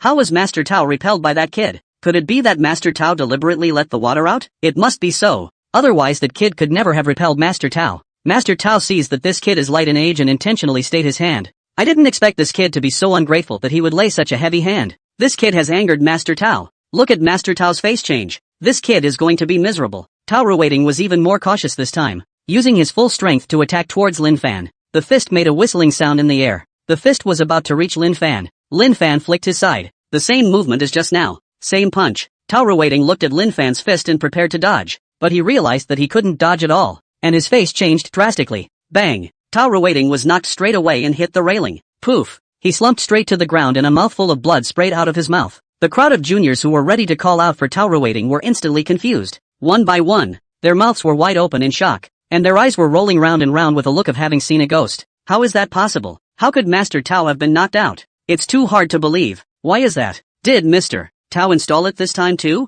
It's not right. This time, Master Tao is spitting blood. The puddle of blood on the floor was a very striking sight. They couldn't figure out how Master Tao, who was bullishly heavenly in their hearts, had been defeated by Lin Fan. Can't figure it out. Can't figure it out. Tao Ruiting struggled to get up. but no matter how hard he tried, he couldn't. He reckons his ribs are broken. He looked at Lin Fan with horrified eyes. He hadn't expected Lin Fan to be so powerful. A casual strike left him without the power to fight again. Lin Fan looked at Tao Ruiting, who was trying to struggle up on the ground, and said with a sigh, "You're still quite powerful. To make me use 20% of my strength." When Tao Ruiting heard Lin Fan's words, a mouthful of old blood spurted out. "This is too much of a bully. You use 20% of your strength and you still praise me? It's not that humiliating." He was so enraged that he fainted instantly. Lin Fan turned around and walked off the fighting stage, saying to Zhang Haoqiang, "Going back." Zhang Haoqiang hurriedly caught up with Lin Fan. He was practically in awe of Lin Fan right now. Lin Fan was a godlike existence in his heart. Tao Ruiting, such a bullish fighting expert, couldn't even catch 2 strikes from Lin Fan. Cousin's husband is so awesome, he thought excitedly in his mind. He decided that he must hold on to the thick leg of Lin Fan. Lin Fan returned to school and separated from Zhang Haoqiang. Returning to the dormitory, "I found my 3 roommates playing a game." Lin Fan changed his clothes and lay on the bed, taking out his cell phone and playing Fight the Landlord. In the blink of an eye, it was time for afternoon military training. Lin Fan's 4 men came to the playground and waited for the instructor to arrive. Not long after the instructor came, the afternoon's military training officially began. Time rushes by. The afternoon military training ended successfully. Lin Fan returned to the dormitory ready to change his clothes and go to Tianjikai for dinner. At this time, the oldest 3, Wang Jian, said excitedly, "Everyone hurry up and get changed. My high school class president is getting ready to sorority with our dorm." The oldest, Zhang Ziqiang, and the second, Li Muyang, immediately lit up when they heard Wang Ziyong's words. "Lao San, isn't it true?" It was really the suddenness of the happiness that made him a little disbelieving. "Of course it's true. Look." The oldest 3, Wang Jian, handed over his cell phone, and on it was the very chat he had with his high school classmate. "Lao San, bull." The oldest, Zhang Ziqiang, excitedly gave the oldest, Wang Jian, a thumbs up. Lin Fan's hands moved as he heard the duo's conversation. "You guys go ahead. I'll pass." He felt that there was really no point in such a fellowship. Aha! It's like a blind date convention. The oldest 3, Wang Jian, instantly quit when he heard Lin Fan's words. "Senior, this is a group activity. How can you not participate? We all know you have schoolgirl tang, but can't you be happy on your own and not care about your brothers?" The eldest Zhang Ziqiang and the second Li Muyang nodded their heads seriously, unanimously agreeing with Zhang Ziqiang's statement. Lin Fan was somewhat speechless. Looking at the 3, he would be disregarding the brotherhood if he didn't go. "Well, it's not good enough for me to go," Lin Fan said helplessly. "Old 4, you go and talk less." "Better not," Boss Zhang Ziqiang suddenly reminded. "Aha, what else do you want me to do if you won't let me talk? Let me be the mascot?" Lin Fan spat helplessly in his heart. "Boss, why?" Next to him, the oldest 3, Wang Jian, looked at the oldest, Zhang Ziqiang, suspiciously. "Lao San, you're stupid. Just Lao Si. This looks, this status, what woman wouldn't pounce on him when she learns about it? There's still the 3 of us when the time comes," Boss Zhang Ziqiang said helplessly. The second Li Muyang and the third Wang Jian looked at Lin Fan. Not only is he handsome, he's also so damn rich. They also felt it was better to keep Lin Fan quiet. It was a good thing that Lin Fan didn't care about dressing and didn't usually wear luxury items. If Lin Fan usually wore luxury brands, then they wouldn't really dare to take Lin Fan out. They don't want to eat dog food all the time. Dog food tastes that one really bad. The 4 of them packed up and left from the dormitory. Lin Fan looked at the excited trio. "Don't see what the excitement is about. Haven't even seen anyone yet. If they all looked like Rohana, it would be a lot of fun." Lin Fan decided to be a punching bag. The 4 of them arrived at the school gates and hailed a cab. The fellowship was at a bar. When you go to a bar, you more or less have to drink, so naturally you can't drive. 20 minutes later, the cab pulled up in front of a bar called Moon Island Bar in Willow City. Lin Fan's 4 men stepped out of the car. The 3 roommates couldn't hide the excitement in their eyes as they looked at the neon lights flashing in front of their door. The oldest 3, Wang Jian, took out his cell phone and sent a message to John Lemon. This Jiang Lin Lemon is none other than Wang Jian's high school classmate. Received a quick reply from Jiang Lin Lemon. "Jiang Lin Lemon and the girls are already here. Let's go in too." The oldest 3, Wang Jian, said excitedly. The 4 headed inside the bar. There was a lot of space inside the bar, and when they walked into the bar, pleasant and soft music reached the ears of the 4 of them. It's not a very rowdy kind of bar. It's good for a chat and a drink. Nice environment. The oldest 3, Wang Jian, looked around, spotting Jiang Lin Lemon waving at him from the big card position in the center. "Found it. Come with me." The oldest 3, Wang Jian, said to the Lin Fan trio. After saying that, he took the lead and walked towards Jiang Lin Lemon's position. The 4 quickly arrived at Jiang Lin Lemon's location. In addition to Jiang Lin Lemon's 3 roommates, there was also a boy. The oldest 3, Wang Jian, looked at the boy with a slight frown. He didn't understand how there could be a boy in a sorority that was supposed to be 2 dorms. He knew this wasn't the time to ask that. He turned to Jiang Lin Lemon and said with a smile, Jiang Lin Lemon. These are my 3 roommates, Zhang Ziqiang, Li Magumyo, Lin Fan. The 3 men self-reported their names. Ginger Lemon smiled and said, Ginger Lemon, nice to meet you all. Jiang Lin Lemon was about 5 feet 6 inches and was wearing a black dress. The face is painted with makeup and looks beautiful. She pointed to the 3 girls next to her and said, these are my 3 roommates, Ju Hyuna, Vivian Su, Merlin Chang. The 3 girls looked at the 4 and gave their names. Lin Fan sat down with the 4 of them. The oldest 3, Wang Jiang, looked at the man next to him and asked suspiciously, who is this? This is Qi Mingqiu. We went to the same school and just happened to run into each other. Ginger Lin Lemon briefly introduced herself. The oldest 3 Wang Jiang nodded at the bottom of Qi Mingqiu. He always felt that this Qi Mingqiu's eyes were not right when he looked at Jiang Lin Lemon. He was instantly alert in his mind. He felt that Qi Mingqiu was probably his love rival. Jiang Lin Lemon's 3 roommates are a bit worse looking than Jiang Lin Lemon. Jiang Lin Lemon was able to reach the class flower level, and her 3 roommates only reached the quasi-class flower level, which was still some distance away from the class flower. But all 3 wore elaborate makeup and still looked pretty. Some snacks had been ordered for the table. Lin Fan looked at the snacks on the table for a while, but he hasn't eaten yet. Looks like we'll just have to fill our bellies with these snacks. He sighed darkly as he looked at the snacks in front of him. He began to play the role of mascot by not talking and only eating snacks. Jiang Lin Lemon and the 3rd oldest Wang Jiang chatted a little every now and then, and seemed to be having a good conversation. The oldest, Zhang Ziqiang, and the 2nd, Li Muyang, were chatting fairly well with Zhu Xiana and Su Wenwen. Zhang Meilin found topics to chat with Qi Mingqiu from time to time, but Qi Mingqiu wanted to chat with Jiang Lemon from time to time. It's obvious that this Qi Mingqiu likes Jiang Lin Lemon. When Qi Mingqiu saw Wang Jiang and Jiang Lin Meng chatting so passionately, he was instantly very jealous in his heart. He unconsciously clenched his fists tightly. He felt he couldn't go on like this. There it is. The corners of his mouth quirked slightly. He lifted the sleeve of his white shirt upward, and at once his recently purchased Rolex Yacht 26862200002 wristwatch was revealed. Zhang Meilin's eyes widened when she saw Qi Mingqiu's wristwatch. The small hand covered her mouth, her eyes full of surprise. Qi Mingqiu, this watch of yours is a Rolex? She still knew a thing or two about the markings on some of the watches. The logo is clearly a Rolex. This is a famous table. I did not expect Qi Mingqiu to have a piece of it. At once she looked at Qi Mingqiu's eyes even more fiery. Hearing Zhang Meilin's words, at that moment, the 3 girls also looked at Qi Mingqiu.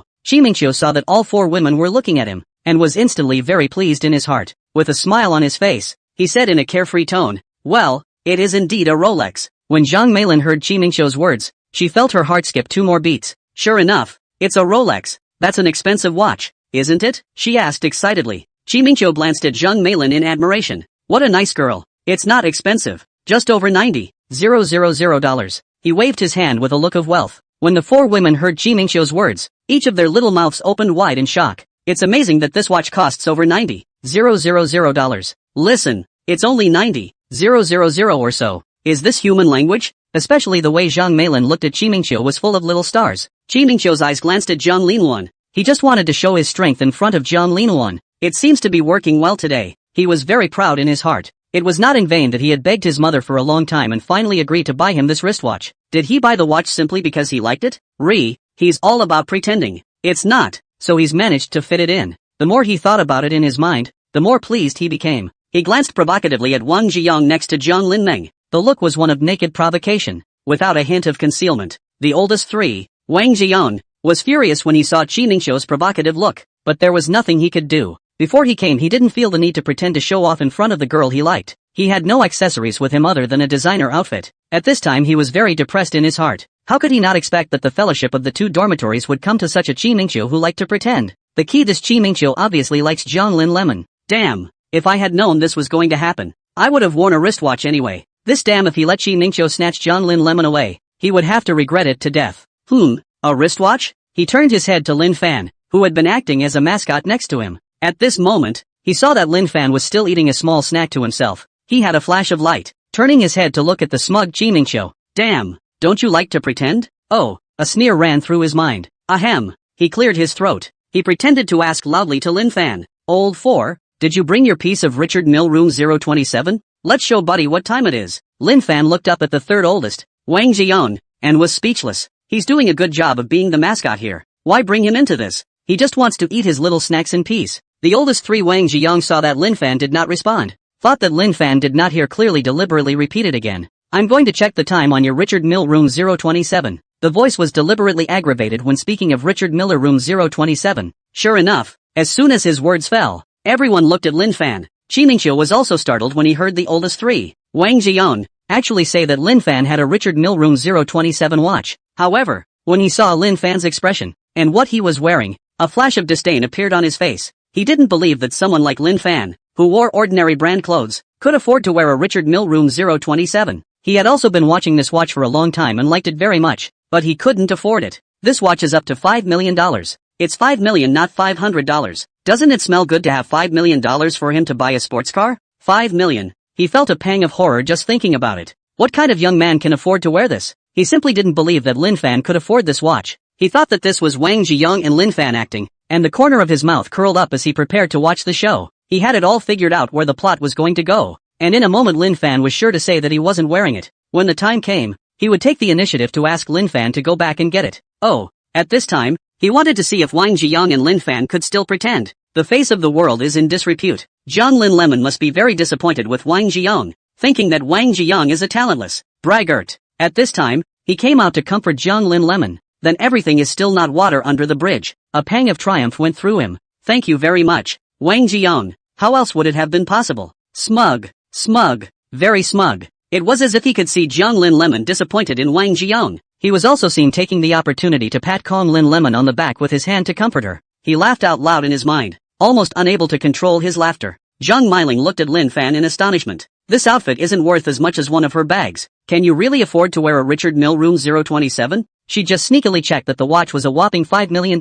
Oh my god, what kind of powerful young man would wear a $5 million watch? But she looked Lin Fan over from beginning to end and thought that Lin Fan didn't look like a rich man in any way. Let's take a look at Lin Fan's eating again. Since sitting down, without saying a word, he has eaten quite a few of the snacks on the table. What great young man comes to a bar and doesn't talk to get a snack? She felt that Wang Jian was bragging and must have seen that Qi Mingqiu had strength and wanted to press Qi Mingqiu. But don't you see what kind of actors you're looking for? Simply a foodie. She had a burst of contempt for Wang Jian and Lin Fan in her heart. Lin Fan looked at the oldest three, Wang Jian, and felt a wave of helplessness in his heart. However, since Wang Jian had said so, he naturally couldn't remain indifferent. Unbuckled the sleeve and all of a sudden that Richard Mille 027 wristwatch was revealed. Stretching his arm out in front of Wang Jian. See for yourself, Lin Fan said indifferently. Since Wang Jian asked him to pretend, of course he had to pretend naturally. Sure enough, everyone looked at the wristwatch on Lin Fan's hand. That's a beautiful watch. Su Wenwen looked at the wristwatch and said in surprise. Qi Mingqiu was instantly confused when he saw that Lin Fan really had a Richard Mille 027 watch on his hand. His mouth was wide open in shock,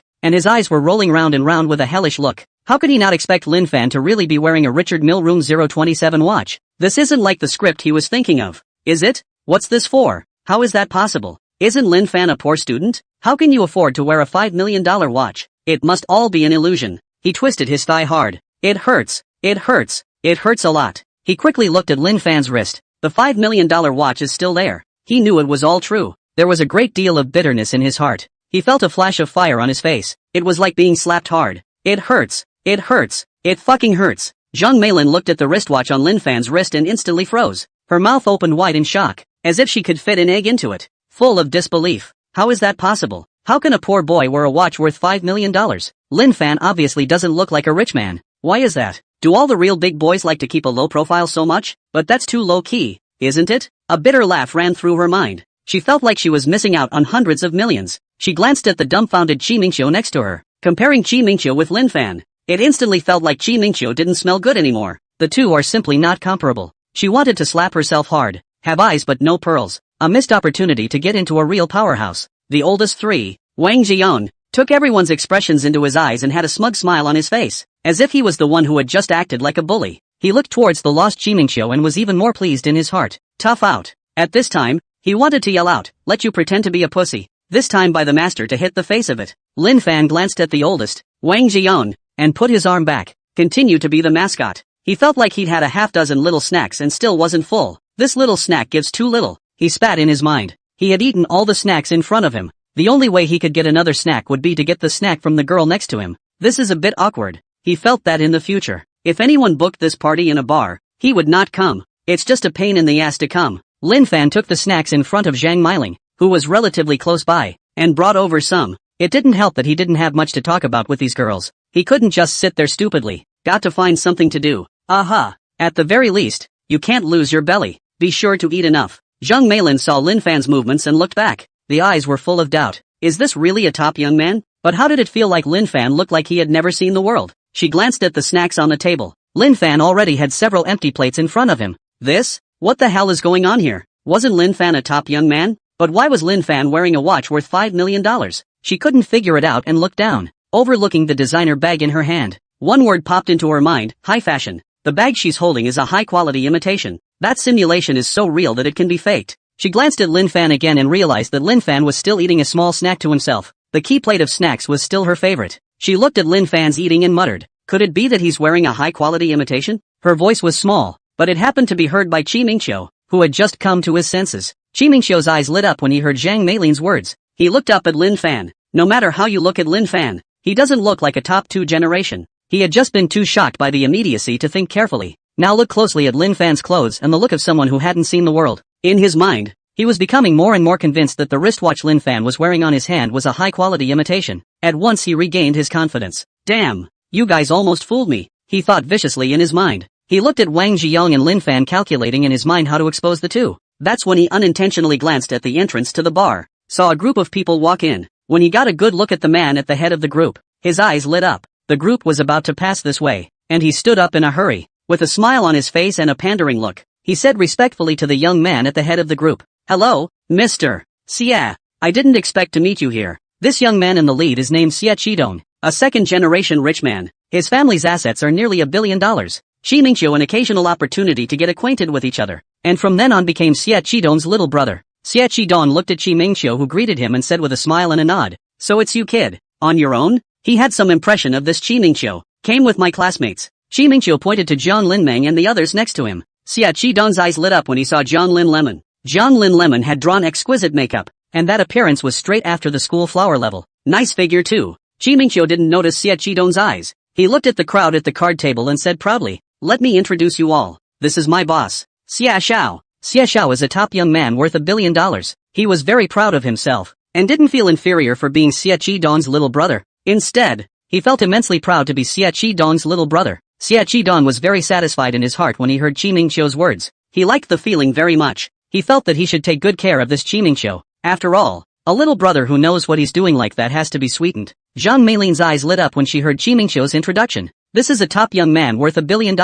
She hurriedly stood up and said with a smile, "Good day, Mr. Xia." Xia Qidong smiled and nodded. The other 3 women also greeted Xia Qidong. Lin Fan's 4 people didn't move at all. Xia Qidong looked at the unresponsive Lin Fan 4 and frowned slightly. When Chi Mingqiu saw Xia Qidong's appearance, he was instantly incomparably happy in his heart. He just happened to use this opportunity to expose Lin Fan. Let the crowd know that the watch Lin Fan is wearing is a high imitation. Xiao Xie, Lin Fan is wearing a Richard Mille Room 027 watch. You're very knowledgeable. Can you show me if it's authentic? He pointed to the wristwatch on Lin Fan's hand, bowed his head, bent over, and winks on his face. He was very pleased in his heart at this time. Boy, this is going to be the end of you. Pretending to be a fool with high-quality imitations. Now that's a fool's errand. Let's see what kind of face you have left to stay here. Hey, he thought smugly in his heart, as if he saw Lin Fan and Wang Ziyong leaving in disgrace. He looked at Lin Fan and Wang Ziyong with a gloating expression.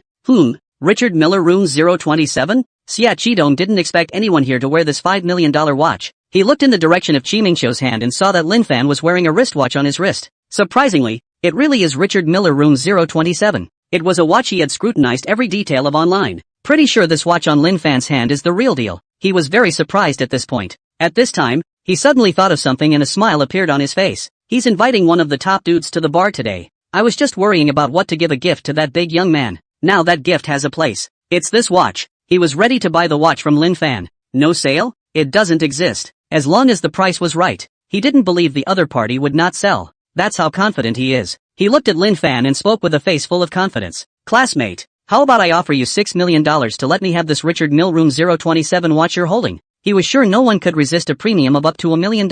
Confident. When Chi Mingqiu heard Xia Qidong's words, his face, which had just been complacent, was instantly fixed. His mouth slowly opened as he looked at Lin Fan with a shocked expression. How is that possible? The wristwatch on Lin Fan's hand turned out to be real. Isn't what Lin Fan is wearing supposed to be a high-quality imitation? But if Xia Xiao dared to pay $6 million for this watch, it means that this watch is absolutely genuine. This? He laughed inwardly. It's tempting to give yourself a big slap in the face. This is fucked. This is offending a great young man. It's all this fucking woman. He viciously glanced at Zhang Meilin, who was dumbfounded next to him. When the other 3 women heard Xia Qidong's words, They all looked at Lin Fan with shocked faces. The three women's small mouths were wide open, covering their mouths tightly with their small hands to prevent themselves from making shocked noises. Although they knew that Lin Fan's wristwatch must not be cheap, they never expected it to be as high as $6 million.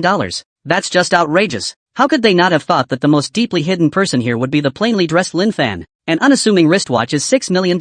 This is properly a top 2. The way the three of them looked at Lin Fan completely changed. When the oldest three, Wang Jian, saw the change in the three women, the complacency that he had just felt instantly disappeared without a trace, and he laughed bitterly inwardly. He knew it would be one of those, but the thought of punching Qi Mingqiu in the face put him in a better mood. As long as Jiang Lin Lemon wasn't chased by Qi Mingqiu, he still had a chance. As for whether Lin Fan would like Jiang Lin Lemon, he never worries. Lin Fan already had a top-notch beauty like schoolgirl Tang. Other women Lin Fan couldn't even look at. After coming to the bar, Lin Fan didn't even look at the four women much. It felt like the four women hadn't been as attracted to Lin Fan as the little snacks on the table. Lin Fan put down the small snack in his hand, looked up at Xie Qidong, waved his hand. The action was like chasing away flies, and said faintly, "Not for sale." He wondered if there was something wrong with this Xie Qidong, who wanted to buy his wristwatch right off the bat. When Xie Qidong saw that Lin Fan had actually rejected him without hesitation, his face, which had just been full of confidence, instantly sank. He was very angry in his mind.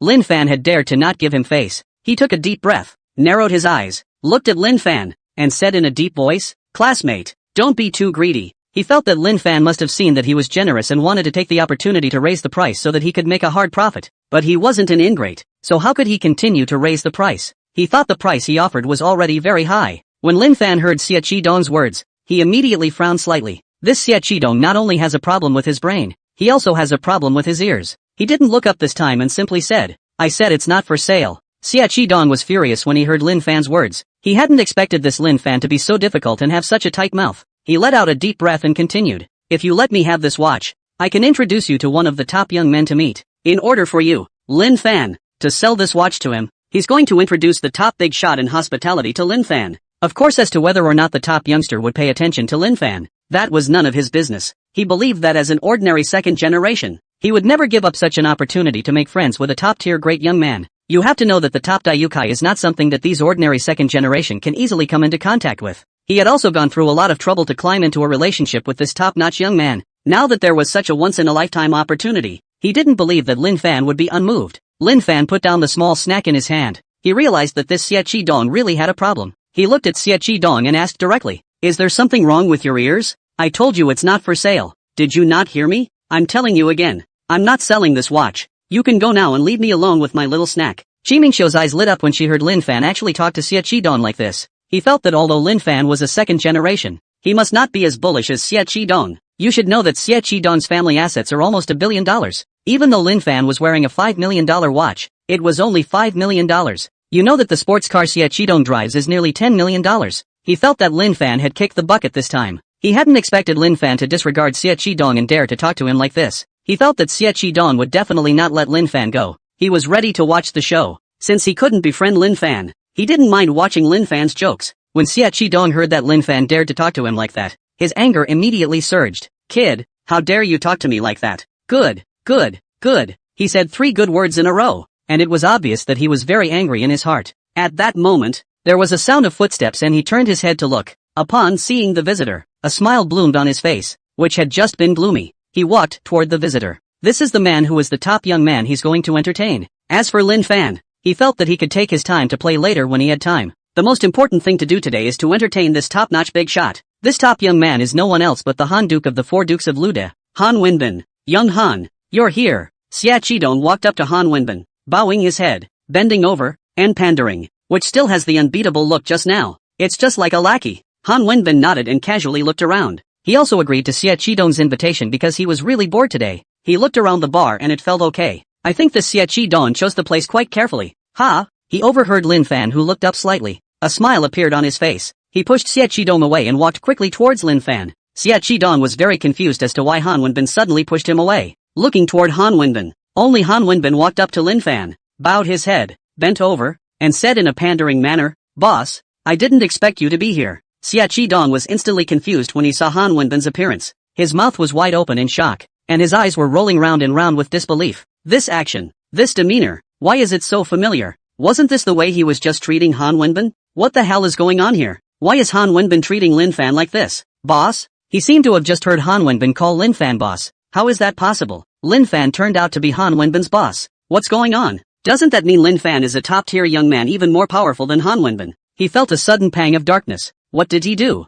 Surprisingly, he had offended a great young man who was even more bullish than Han Wenbin. He wanted to smack himself hard in the mouth. He had to find a way to remedy the situation now. Qi Mingqiu was instantly dumbfounded when he heard Han Wenbin actually call Lin Fan his boss. He had just seen how humble said Qi Dong was to Han Wenbin, but such an awesome character was Lin Fan's little brother. How awesome must Lin Fan be then? He didn't dare to imagine Lin Fan's identity. It must be quite terrifying. He felt like it was the worst day of his life. He had just had the chance to be better with the top young man, but he had missed it for nothing. He wanted to slap himself. Have eyes but no pearls. He felt his head spin. He had to apologize. He had to apologize to Lin Fan. He knew that there would be 10,000 ways these top daimyo would want to deal with him. He must gain Lin Fan's forgiveness. Xia Qidong and Qi Mingqiu thought of one thing, and the two of them walked to Lin Fan in unison. Xia Qidong bent his body deeply into 90 degrees. Flutter. Qi Mingqiu was so scared that he directly knelt down. As for face, what's more important than the life of your family now? I'm sorry, Lin Xiao. I'm sorry, Lin Xiao. Han Wenbin glanced at the two and turned to Lin Fan.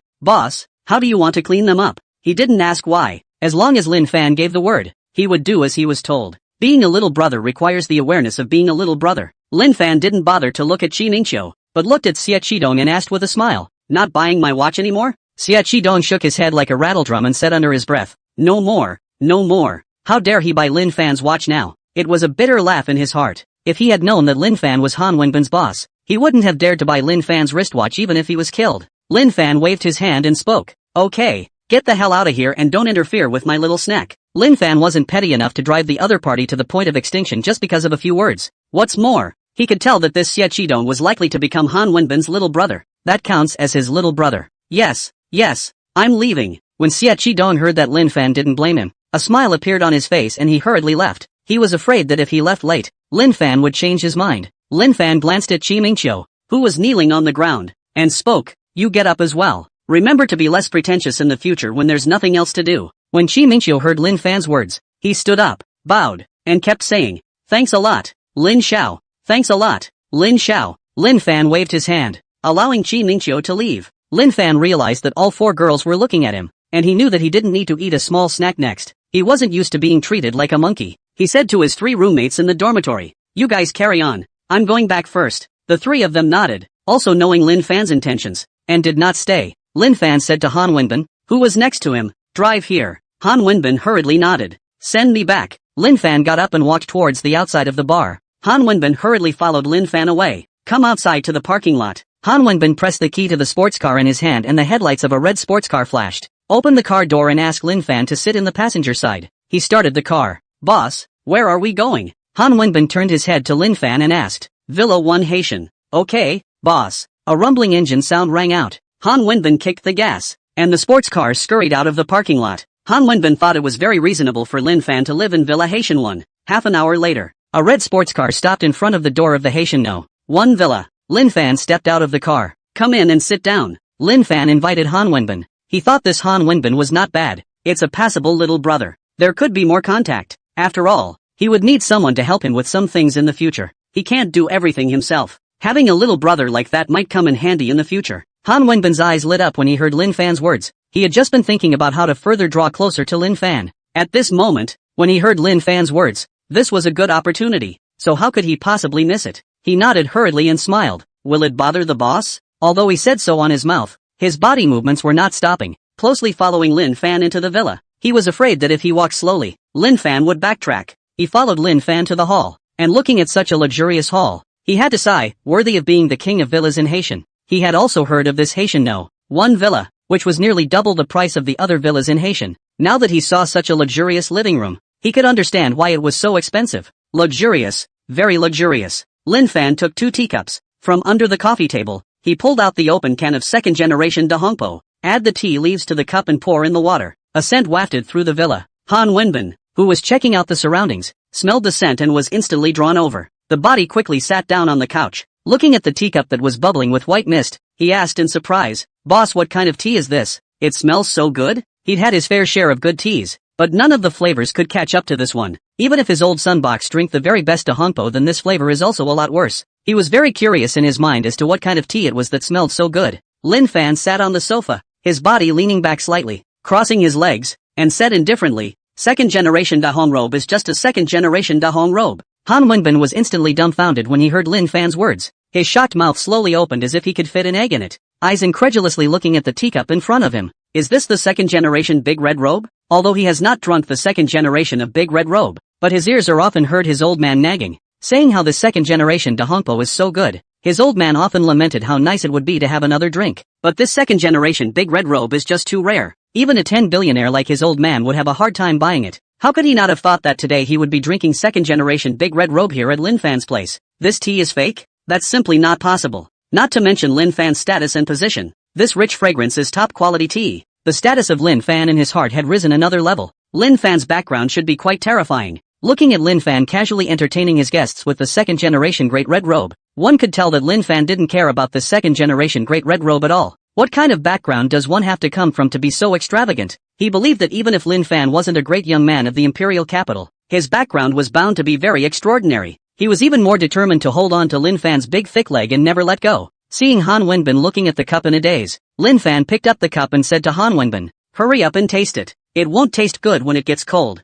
He put it in his mouth and gently sipped it. "It's good. It quenches your thirst." Han Wenbin came back to his senses when he heard Lin Fan's words. Carefully lift the cup. First, I put the cup under my nose, closed my eyes and inhaled deeply. Fragrance. Smelled up close. The scent is even more intense. Bringing the cup to his lips, he took a careful sip. A sweet flavor filled his entire mouth for a long time. Delicious. It's so delicious. No wonder his old man couldn't stop thinking about this second generation Big Red Robe. I'm afraid that once you've had this flavor once, you can't forget it for the rest of your life. It really lives up to its name as a second generation Big Red Robe. This flavor is absolutely amazing. Boss, this second generation Big Red Robe is really good. What a superb tea. Han Wenbin sincerely sighed. If you haven't had it, it's an exaggeration to say what people say, but when you have had it, you think what they say is really conservative. Lin Fan put down his teacup and faintly asked, "Oh, you like to drink? Then I'll give you a can when I leave later." When Han Wenbin heard Lin Fan's words, his hand shivered in shock, and the teacup in his hand almost fell down.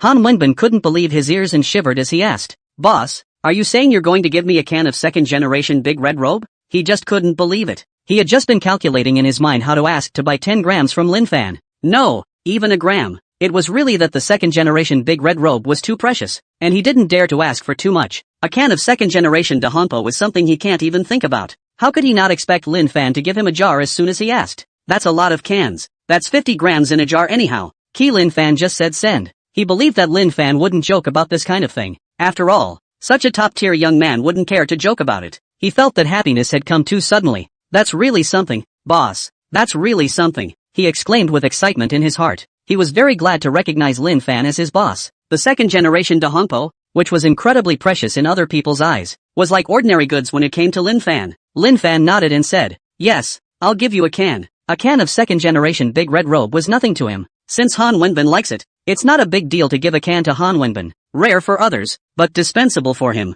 Han Wenbin hurriedly waved his hand and said, "Boss, if you're giving it for nothing, I definitely won't take it." He didn't feel like he had done anything for Lin Fan either, and it wasn't appropriate to take such an expensive second generation Dahong robe. He must pay. Otherwise he's out of touch. Even if he gave Lin Fan money, he was still grateful to Lin Fan in his heart. You should know that this second generation Big Red Robe is not something you can buy with money. Lin Fan glanced at Han Wenbin and saw that the other party's eyes were resolute, with a look that if you don't take the money, you really don't want it. Lin Fan nodded in satisfaction. Okay. He felt that this Han Wenbin knew how to advance and retreat, and might actually be useful in the future. Lin Fan got up and headed upstairs, ready to go to the study to get a pot of tea for Han Wenbin. Han Wenbin saw Lin Fan go upstairs and knew that Lin Fan must have gone to get him the second generation of the Great Red Robe, and his heart was unusually excited. He couldn't sit still, rubbed his hands together, and stood up. "Ha, what's this? Why does the color pattern of this vase look so familiar? I think I've seen it somewhere before." He looked at the vase in disbelief. At this time there were a few flowers inside the vase. Instead of picking up the vase, he circled around it. He suddenly remembered something. This vase was surprisingly similar to the one his old man used to play with. I wonder if it's just him. It's just that this vase flower color feels more subtle than the one his old man had. He did remember his old man's fondness for that vase. He wanted to touch it and his old man wouldn't even allow it. At this time, Lin Fan walked down from upstairs. Han Wenbin heard Lin Fan's footsteps and hurriedly got up. "Boss, what's this?" he asked eagerly, pointing to the vase next to him. Lin Fan glanced at the vase and calmly said, "That flower was picked from the yard when I was running in the morning." Not bad. Han Wenbin knew he hadn't made himself clear and hurriedly said, Boss, I'm talking about this vase. Lin Fan put the tea canister on the coffee table and said casually, oh, you said that Qing Celadon porcelain vase. That vase I thought it would be a waste to leave unused. It's just right to use it for flower arrangements. It's a waste of money. Han Wenbin was instantly dumbfounded when he heard Lin Fan's words. His mouth was wide open in shock, and his eyes were rolling round and round with disbelief. Although he had guessed that the vase was most likely a Qing Celadon porcelain vase, he was still shocked to hear Lin Fan say it himself. Big brother, it's a Qing Celadon vase. That Celadon vase of his old man's is much lesser than this one, and it's up to $10 million. This vase, this color, at least a few times over. Such a vase of tens of millions of dollars is used for flower arrangements. It's a waste. Here, waste and use? It's amazing to think that tens of millions of dollars of Celadon vases are crap. That's what only Lin Fan thought. That's really big brother. What kind of family was this born into to be so capricious? Seeing the dazed Han Wenbin, Lin Fan asked suspiciously, aren't the flowers I arranged nice? He thinks the flower arrangement. It's okay. Aha. It's pretty. He was going to pick some flowers in the yard sometime and put them in a vase to add some floral flavor to the living room. It's just a little monotonous for a vase. And I wonder when I'll be able to get another vase in seconds. Aha. It's best to have 10 or 8 of them so that they will look even better when placed all over the living room. Han Wenbin was speechless for a moment when he heard Lin Fan's question. Is this a flower problem? It's got nothing to do with flowers. It's the vase. Okay? He was powerless to spit in his mind. That one. Nice. Very nice. He said hurriedly. Can it not look good? Even a single dead flower looks good in a vase of tens of millions of dollars. Here, take this jar of second-generation Da Hongpo back later. Lin Fan pointed to an unopened can of second-generation Da Hongpo on the coffee table. Han Wenbin excitedly sat down on the sofa and quickly picked it up, caressing it lovingly in his hands. Thanks boss. He finished taking out his cell phone and transferring money to Lin Fan. Boss, I only have $2 million on hand. You don't want it to be too little, he said with some embarrassment. He wanted to give more to Lin Fan, but realized that he only had $2 million left in his card. Much. Just give $1 million.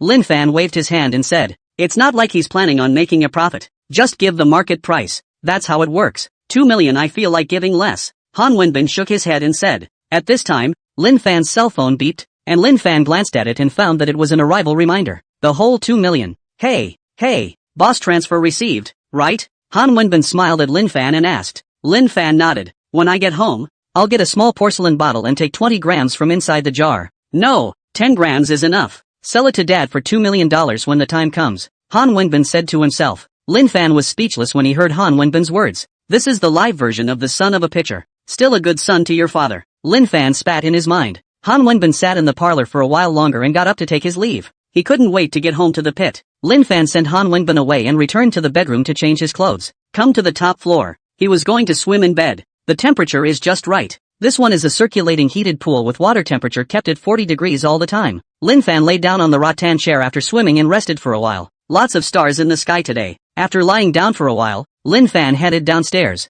I went back to my bedroom, washed up, and lay on my bed for a while to swipe my phone. Looked at the time and was ready for a break. He was sure tomorrow would be another beautiful day. Han Wenbin drove back home. Quickly, he ran into his bedroom and found a small porcelain vase. Carefully opened the jar of second-generation Da Hongpo. Take small tweezers, and put it into the small porcelain bottle little by little. Aha! It's almost 10 grams. He stopped his hand movements and capped the small porcelain vial. Take a teacup with a lid and put in a bit of tea. Just put in a little bit. Pour hot water into a teacup. A sweet smell wafted out. That smells good. He put the lid back on. With a hefty grin, he tucked the small porcelain vial in his pocket and carefully capped the second-generation big red robe jar. Prepare to go to the pit. Aha! To honor his father. Walking out of the bedroom, he went to his dad's study door and knocked gently. At once a muffled voice came from the study. Come in. Han Wenbin pushed open the door and walked in. At this moment a middle-aged man in front of the desk was writing something. The middle-aged man bore a slight resemblance to Han Wenbin, and this middle-aged man was Han Wenbin's father. Han Haixian.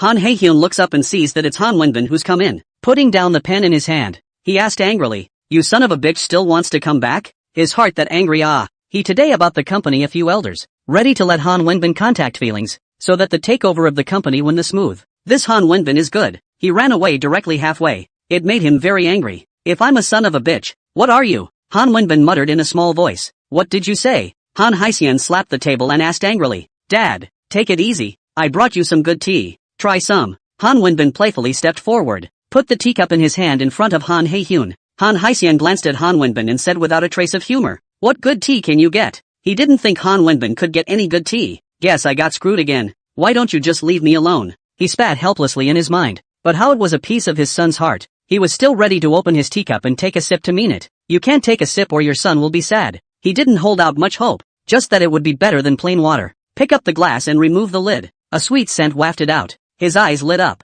This scent? It's a familiar flavor. He inhaled deeply in intoxication. Fragrant. It's so fragrant. He couldn't wait to put the teacup to his lips and take a gentle sip. The scent filled his entire mouth at once. That's the flavor. His hands were shaking with excitement. He opened his eyes and looked at Han Wenbin, his voice trembling as he asked, "Is this the second-generation Great Red Robe?" He stared at Han Wenbin with unblinking eyes, wanting to know the answer. "Dad, that's awesome, you tasted it right away. Not bad for my dad." Han Wenbin patted a not-so-small ass. Although Han Haixian was prepared in his mind, he was still shocked to hear Han Wenbin's affirmative reply. His mouth slowly opened and his eyes were round, looking at the second-generation Dahongpo tea leaves in the teacup, feeling incredible. It took him a long time to get the second generation of Dahongpo even after all the trouble he went through. He didn't realize that he had brought home the second generation Dahongpo, his indomitable son. How could this not shock him? Sure enough, it's true. He looked at the tea leaves inside the teacup that were so ethereal. The scent emanating from it is so mesmerizing. It's so hard to believe. It's amazing that his son actually got the second generation Big Red Robe. He slowed down and took a deep breath.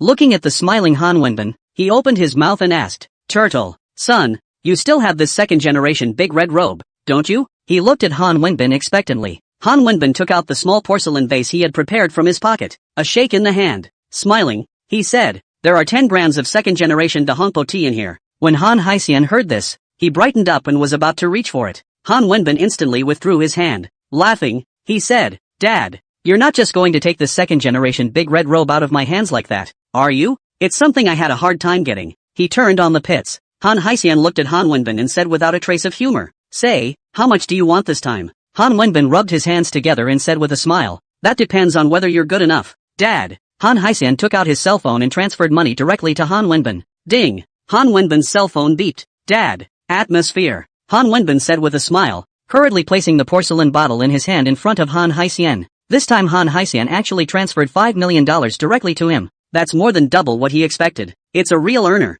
Han Haixian opened the porcelain bottle, and sure enough, it was filled with the second generation of Dahongpo. He was very happy. Carefully placed in a drawer, locked away, as if to prevent anyone from stealing it. Han Wenbin saw Han Haixian's movements and skimmed his lips. "I still have 40 grams of tea there. Who cares about your 10 grams? Of course these words would only be in his mind. He wouldn't say them out loud. Han Haixian calmed down and looked at Han Wenbin and asked, "Where did you get the second generation Dahongpo from?" He was very curious in his heart. He had no way to get the second generation of the Big Red Robe even if he asked for connections. How did Han Wenbin get it? Hey, of course your son has a good eye. I recognized a boss at school. My boss gave me this," Han Wenbin said proudly. He was proud from the bottom of his heart. When Han Haixian heard Han Wenbin's words, he immediately frowned slightly. He disliked the fact that Han Wenbin was fooling around with some second generation. This was also the reason why he had arranged for Han Wenbin to enter the company so early. Han Wenbin saw Han Haixian's expression and knew what was going on in Han Haixian's mind. He smiled and said, "Dad, I know what's on your mind,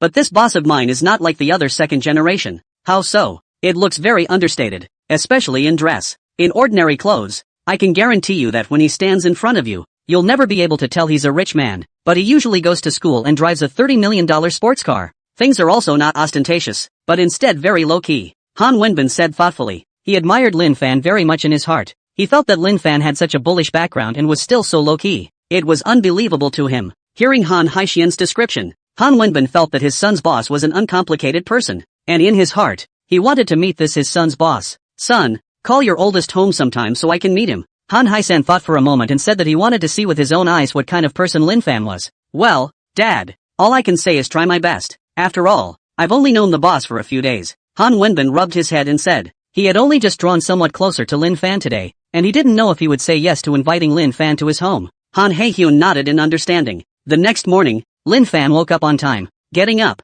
he stretched, put on his slippers and headed for the restroom. After washing up, Lin Fan sat on the bed and clicked on the system virtual panel. The azure-colored translucent panel appeared in front of Lin Fan. 5 bottles of 1992 Hantimao wine at $1 a second. 1 Qing Celadon porcelain vase for $1. Lin Fan saw the second spike item and felt how it was meant for him. Yesterday I was whining in my mind about the lack of vases, and today a Celadon vase came with the second item. He was satisfied that he could pick some more flowers back when he went for a run later. Buy them all. Lin Fan closed the virtual panel, took out my cell phone and looked up 1992 Handy Thatch. It doesn't matter if you check. You'll be surprised. This 1992 Handymao is surprisingly high at over $8 million a bottle. Wouldn't those 5 bottles cost over $40 million?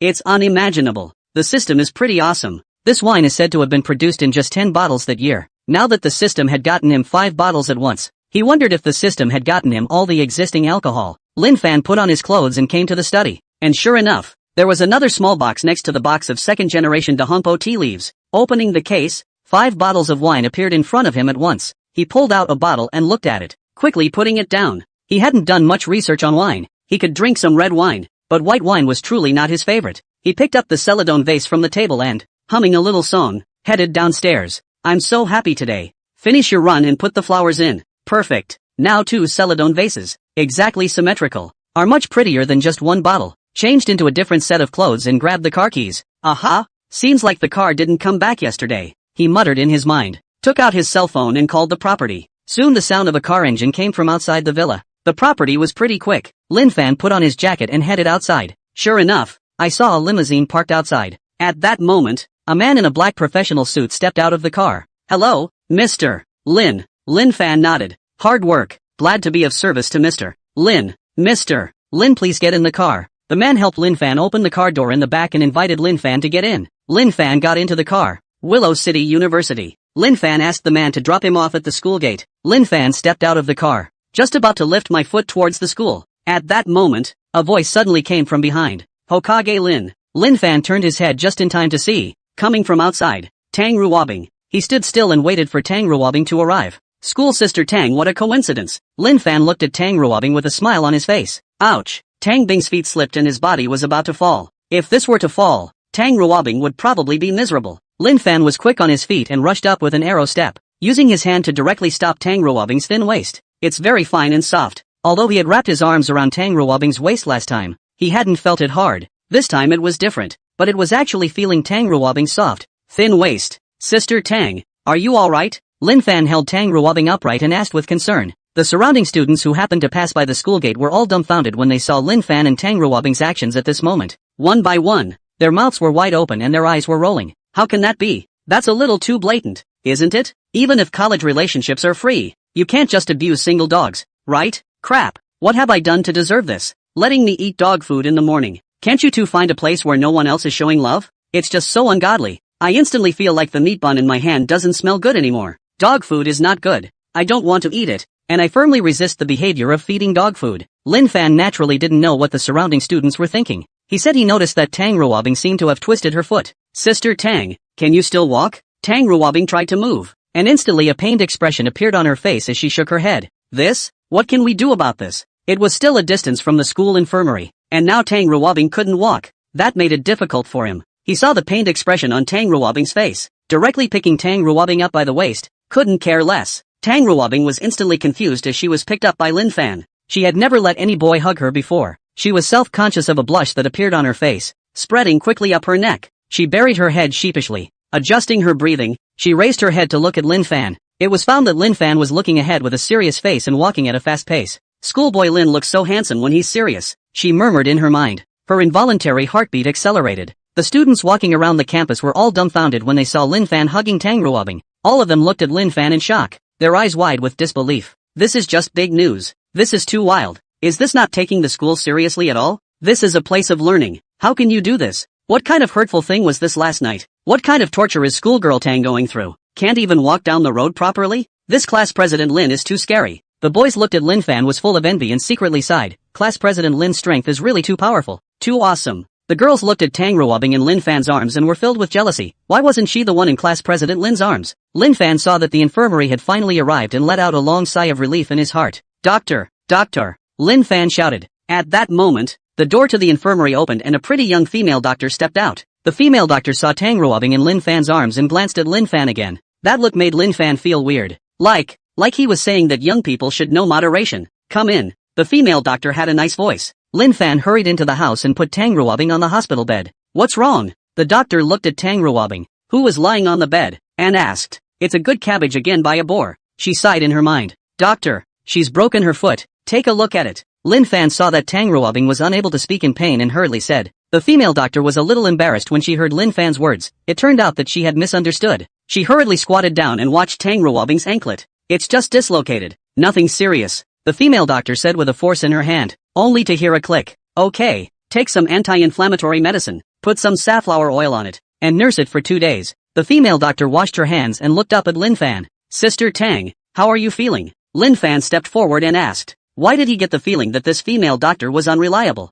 This is good? That's too easy. I feel better, Tang Ruobing said, getting up and about to walk down the road. I just took a step and instantly felt my feet hurt again. Doctor, what's going on? Lin Fan looked up at the female doctor and asked. It's all swollen. Of course it hurts. Just take the medicine and reduce the swelling. You can hold her. The female doctor glanced at Lin Fan and said without a trace of anger. Amount. So that's how it is. Lin Fan hurriedly went forward to support Tang Ruobing. Sure enough, Tang Ruobing was no longer in so much pain. Lin Fan took the medicine and helped Tang Ruobing to the parking lot. Sister Tang, do you need us to go to the hospital again? Lin Fan opened the car door and helped Tang Ruobing sit in the car. Looking at Tang Ruobing and asking. There was something about the beautiful doctor he always felt was not quite right. No, I'm feeling much better. Just come back and rest for a couple days. Tang Ruobing shook her head and said. Lin Fan didn't say anything more when he saw Tang Ruobing say this. Start the car and head out of the school. He was ready to send Tang Ruobing home. It was inconvenient to have no one to take care of Tang Ruobing at school. Half an hour later, Lin Fan parked his car at Villa Jinghu 9 in Willow City. He stepped down from the car and opened the door to help Tang Ruobing out of the car. The two headed for the gate. Lin Fan held Tang Ruobing with one hand and pressed the doorbell with the other. Soon Tang Motherly Sime came out of the house and opened the door. Seeing Tang Ruobing, who was being assisted by Lin Fan, she hurriedly walked up and asked eagerly, Bing Bing, what's wrong with you? Mom, I'm fine. I just broke my foot. Already been to the doctor. 2 days rest and I'll be fine. A hint of a smile appeared on Tang Ruobing's face as she opened her mouth to explain. Tang Mother, Li Sime, put her heart down when she heard Tang Ruobing say this. Going forward to assist Tang Ruobing, she complained, You're such an adult. Why are you so careless? Lin Fan and Tang Motherly Sime together helped Tang Ruobing to sit down in the living room. Tang Motherly Sime looked at Lin Fan and said with a smile, Trouble you little Fan. Auntie, you're too kind. It's what I'm supposed to do. Auntie, there's nothing to do. I'll go first. Lin Fan said with a smile. He has military training. He can't stay here much longer. Sister Tang, get well. I'll go first. Auntie, don't come out. I'll just walk by myself. After saying that, Lin Fan quickly walked towards the outside of the villa. Tang Motherly Sime looked at the departing Lin Fan and turned back to the living room.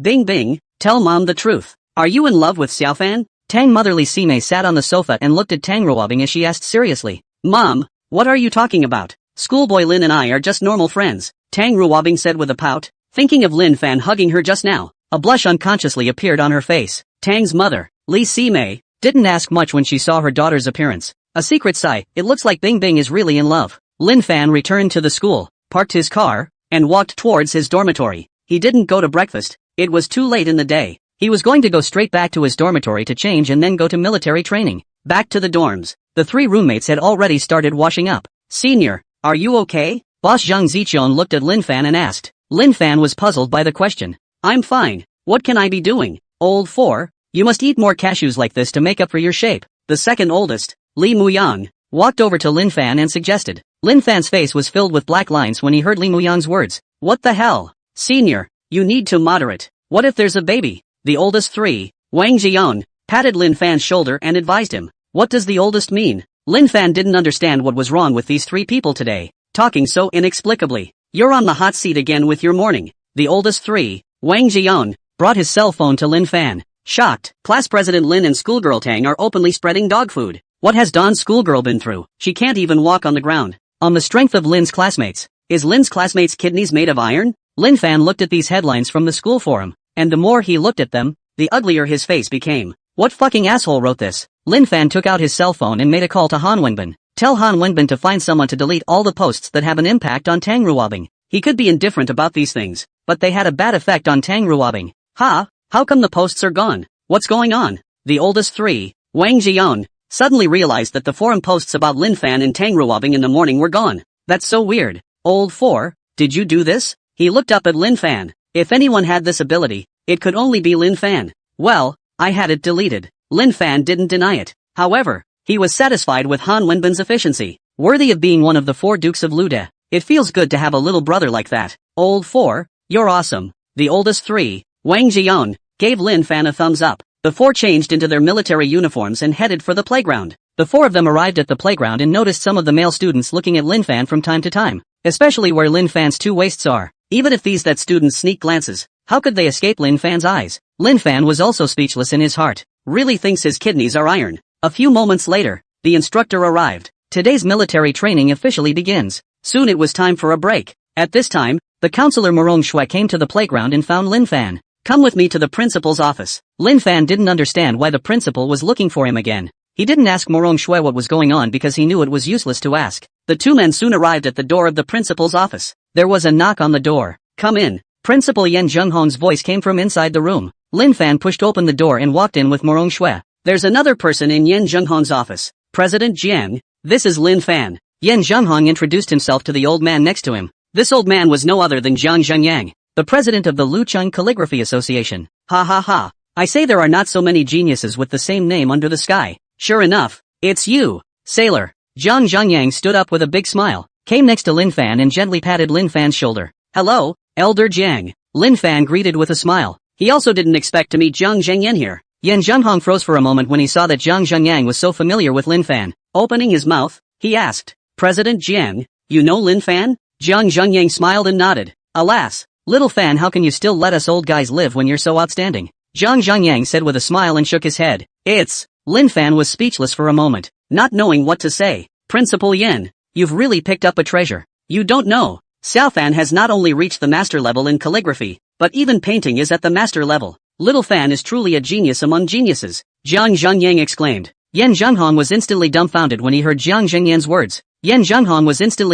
he heard Zhang Zhengyang's words. His mouth was wide open in shock, and his eyes were rolling round and round with incredulity. He had always felt that Lin Fan's calligraphy reaching the level of a master was already very incredible. Now Zhang Zhengyang had gone so far as to say that Lin Fan's painting level had also reached the level of a master. How could this not shock him? He knew that it was already 1,000 times more difficult for an ordinary person to reach the level of master in calligraphy. But Lin Fan had not only reached the level of a master in calligraphy, even his painting had reached the level of a master. That's too scary. It's true that genius is beyond the comprehension of us commoners. However, when he thought that such an awesome genius was a student of their school, his heart was instantly happy. Morong Shui also looked at Lin Fan with a shocked expression when she heard Zhang Zhengyang's words. How could she not have expected that Lin Fan was not only good at calligraphy, but also so good at painting? Is genius really elusive? But this is too much. She had been called a genius since she was a child. But now, when compared to Lin Fan, she realized that she was just an ordinary person. But what made her heart happy was that Lin Fan was her student. Teachers for gifted students are good too, she thought happily in her mind.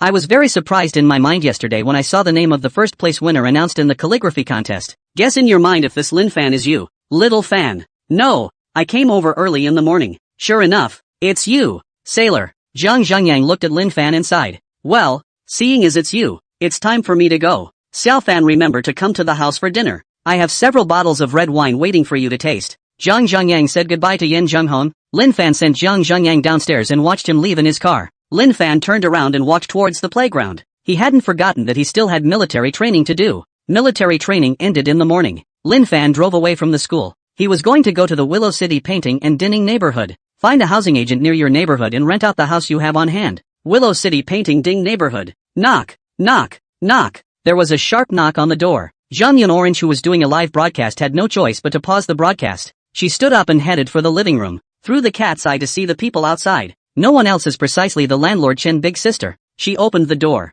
Big sister Chen, what brings you here? Zhang Yun Orange asked with a smile. From time to time, this sister Chen thinks of deducting her deposit because of a small problem. It made her heart very reluctant to see this big sister Chen. Although she hated this big sister Chen, she had to bow her head when she was under the roof. After all, big sister Chen was the landlord. Xiao Zhang, what are you doing? Opening the door so late? Not doing anything nasty, are you? With that, big sister Chen walked towards Zhang Yunzhuan's bedroom, wanting to see what Zhang Yunzhuan was actually doing. When Zhang Yun Orange heard big sister Chen's words, she was very angry in her heart, but she couldn't show it on her face. Unless she didn't want to rent big sister Chen's house anymore, she still didn't want to have a bad relationship with big sister Chen. Big sister Chen, what are you talking about? I won't do anything that breaks the law. Zhang Yun Orange suppressed her anger on her face and put on a smile as she followed behind big sister Chen. It's for the best. Big sister Chen made a perfunctory remark and pushed open the bedroom to see Zhang Yun Orange's live broadcasting equipment. Pointing to the live broadcast equipment, he asked, Little Zhang, what are these for? These are the devices I use for live broadcasts,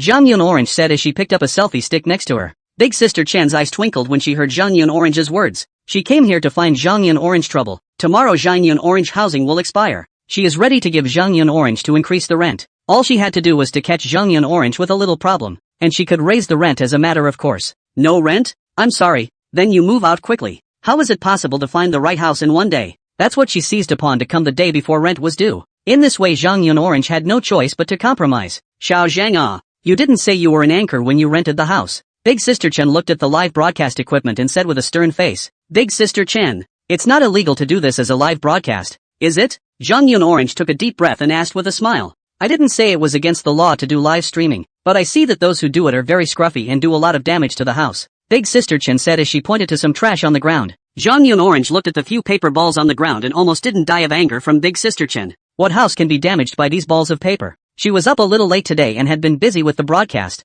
thinking about cleaning up after she got off the air. She hadn't expected a few paper balls to become an excuse for Big Sister Chen to lash out. Phew. She took a deep breath and looked at Big Sister Chen and asked, Big Sister Chen, what do you say? She wanted to see what this Big Sister Chen really wanted. You're doing a live broadcast. You've got to pay for the damage to the house. It's got to be a raise. Big Sister Chen stated her purpose. Endure. I endure. Zhang Yun Orange continued to take a deep breath. Sister Chen, how much do you want to add this time? 8,000. Big Sister Chen gestured with her fingers and opened her mouth. How much? 8,000? Zhang Yun Orange was furious when she heard that Big Sister Chen was going to raise the housing to 8,000. She averages just over 6,000 a month doing live streaming. After she pays her 4,000 a month in rent, the rest of her money barely makes ends meet, and she can't afford to buy high-end cosmetics. Now that Big Sister Chen had even doubled her housing directly, how could she not be angry? Big Sister Chen, don't you think it's too much? Zhang Yun Orange looked at Big Sister Chen and asked. She thought, well, if Big Sister Chen insisted on 8,000 housing, the big deal was to move out and not rent here. Excessive? You don't have to rent it if you think it's excessive. Big Sister Chen looked as if she was certain of Zhang Yun Orange. No rent? Fuck off. Zhang Yun Orange was furious when she saw Big Sister Chen's appearance. Okay, I'm not renting, Zhang Yun Orange said angrily. Big Sister Chen glanced at Zhang Yun Orange and said in a conspiratorial manner, it's fine if you don't rent it, so hurry up and move out. Then please get out. You are not welcome here now that the house is not due. Zhang Yun Orange said to Big Sister Chen with a cold face. Heck, the house is due tomorrow. If you don't move out tomorrow, I'll have someone throw all your stuff out. Big Sister Chen glared and exclaimed. She finished and reluctantly headed for the house. She was very angry in her heart when she saw that Zhang Yun Orange was actually really not renting. She didn't think that in less than a day Zhang Yun Orange would be able to find a suitable house. Humph. Wait and beg me tomorrow, then I'll raise your rent by another 500. She gave a cold grunt in her mind. Zhang Yun Orange closed the door, and with a pang of aggression inside, tears unconsciously flowed down her face. She stayed in Willow City to do live streaming with the idea that one day she would realize her dream of making music. Dreams are wonderful, but reality is cruel. She wiped her tears and opened the door, heading out of the neighborhood. There was a Willow City Happy Homes not far outside the neighborhood that specialized in selling and renting homes, and she was going to check there. Willowtown Happy Houses parking lot. Lin Fan parked his car and stepped out of it, walking towards the Happy House. He checked through his cell phone and this Happy Housing is the closest and largest agency to the Painted Din neighborhood. Zhou Weijin, the manager of Happy Housing, finished the boxed lunch in his hand and threw it into the trash, grabbed a napkin from the table and wiped his mouth. When others hear that he is a manager, they think how awesome he is and how much money he earns, but only he understands in his heart. Now the housing agent is really damn bad. He was barely making ends meet each month. If he doesn't get a bill this month, he'll be eating dirt next month. He heard footsteps, raised his head, and saw Lin Fan who walked in. Although Lin Fan was dressed in ordinary clothes, he didn't look down on the other party. He knew that some rich people were very low-key, not to mention that he was going to be unable to eat. So what reason did he have to pick his clients? Even closing a small order would solve his dilemma at this point, wouldn't it? He greeted them with a smile. Hello sir, I'm Zhou Weijin, the manager of Happy Housing. Warmly extend your hand. Lin Fan glanced at Zhou Weijin, nodded, and said, hello, Manager Zhou. Shook hands with Zhou Weijin. Please sit down. Sir. Lin Fan nodded and sat down. Zhou Weijin picked up the disposable cup next to him, caught a cup of pure water and put it in front of Lin Fan. I wonder what your name is, sir? Zhou Weijin looked at Lin Fan and asked with a smile. He could tell from Lin Fan's talk that it was extraordinary, and he valued Lin Fan even more in his heart. Lin Fan said indifferently. I don't know mister. Lin, are you buying, or renting? Zhou Weijin crossed his arms and clasped them, asking enthusiastically. In his heart, he hoped that Lin Fan was here to buy a house so that he could earn a large commission. After all, houses over here have relatively higher prices because of the convenient transportation. All he had to do was sell even a normal set and he wouldn't have to eat dirt next month. Rental house. Lin Fan looked at the surroundings and said indifferently. The decor is nice and you can tell it's a competent agency. He doesn't want to put his hands on a house in the hands of an agency that's about to go out of business, and then he'll have to keep looking for an agent. Zhou Weijin put Lin Fan said of renting a house. Listen to the rent house. Instantly just excited heart cooled down. But he was worthy of being an agent, and his mind adjusted quickly. It's nice to be able to rent out a set, so at the very least, it's a cushion for him. I wonder if Mr. Lin has a preferred neighborhood? These neighborhoods are great. Don't look at these neighborhoods as old, but the amenities are still good. I wonder how many apartments Mr. Lin would like to rent? Are there any requirements in terms of size? At what price? Roughly? Zhou Weijin said as he took out a bunch of folders from the table. Start laying it out on the table. Lin Fan was speechless when he heard Zhou Weijin's words. Brother, I'm here to rent a house. The mind spat. He saw that Zhou Weijin was still going to take the folder and hurriedly spoke out to stop it. Manager Zhou, I'm here to rent the house. Not here to rent a house. Lin Fan was afraid that Zhou Weijin would not hear clearly and explained a little more. Zhou Weijin stopped his hand movements when he heard Lin Fan's words. He immediately said in embarrassment, I'm sorry, Mr. Lin, I might not have heard you just now. I wonder what neighborhood Mr. Lin's house is in? Although he was very disappointed in his heart, as a professional agency manager, he naturally would not put the expression on his face. Willow City Painted Ding Neighborhood, Lin Fan said indifferently. Zhou Weijin heard Lin Fan want to rent out the community is actually Lucheng Painting Ding Neighborhood. Immediately let him just disappointed heart again live up. Yanagi Painting District is a middle to high-class neighborhood in the surrounding area and is very popular with white-collar workers. He believes that as long as the listing is listed, not 3 days, no, 2 days, it even took less than a day to rent out the house. There are simply too many people who want to rent houses in the Willow City Painting and Dinning neighborhood. I wonder if you have your real estate license and ID with you. Sir? Zhou Weijin asked with slight excitement. As long as Lin Fan puts the house with him, he can stop eating dirt next month, because he knew that soon Lin Fan's house would be rented out,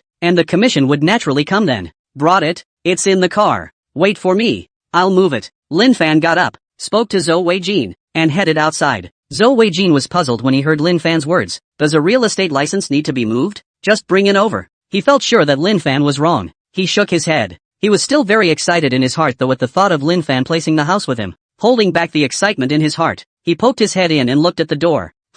What's this? Why is Mr. Lin carrying a suitcase? Does a real estate license need to be put in a box? Could it be? That's not possible. Is it? Isn't it a real estate license? His body was trembling with excitement as he thought about it. If he had 2 or 3 real estate licenses, then not only would he not have to eat dirt next month, he could improve his life and go down to the restaurant for some good food. He was even more excited in his mind. He walked quickly towards Lin Fan and was about to step forward to help. I almost fell flat on my face because I was in such a hurry to get going. Mr. Lin, let me get it for you. Zhou Weijin came to Lin Fan and said in a slightly embarrassed manner. He also felt a little ashamed of himself just now. Seeing Zhou Weijin's appearance, Lin Fan shook his head and said, it's better if I do it myself. He saw that this Zhou Weijin was not very old, but he even almost fell on the flat ground. He wasn't afraid that the real estate license would be broken, but that he would have to clean it up if it fell on the floor. He was afraid of the delay. Lin Fan put the small box on the table. Mr. Lin doesn't know how many houses you have for rent? Zhou Weijin asked in a slightly nervous manner. Lin Fan said as he opened the box. I think 100 or so sets.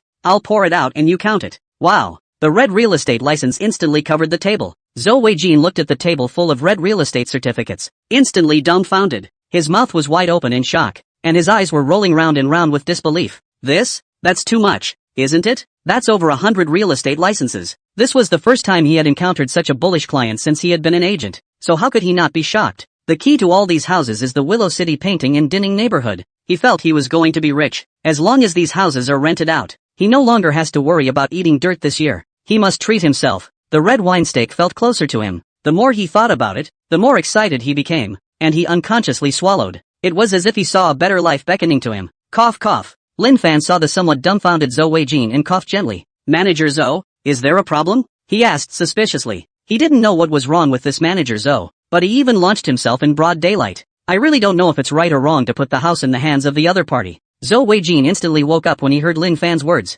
Excited, he hurriedly said, no problem. He walked quickly to the table and counted the real estate license. Didn't hear that right. It's counting real estate deeds. If he had told those peers, they would have thought he was bragging. But the reality is this. He'd love to make a little video to show it off. But at this point Lin Fan was still beside him. He could only endure. 1, 2, 3, 102. He excitedly put down the last real estate license in his hand. A whole 102 houses. 102? Why is that number so familiar? I think I've heard that somewhere. Where have I heard that before? Could it be? He carefully opened the real estate license and was instantly dumbfounded when he saw the house building number inside. His shocked eyes were as wide as bronze bells, his mouth wide open with incredulity. Surprisingly, it is really the Willow City Painting Ding neighborhood M area. Although the Willow City Painting Ding neighborhood M district is called a district, there is actually only one building there. It's said to be the best location in the entire Willow City Painting District. That's why a lot of people in this M zone have their eyes on it and want to buy one. Nowadays, such a popular house is used by Lin Fan to rent out.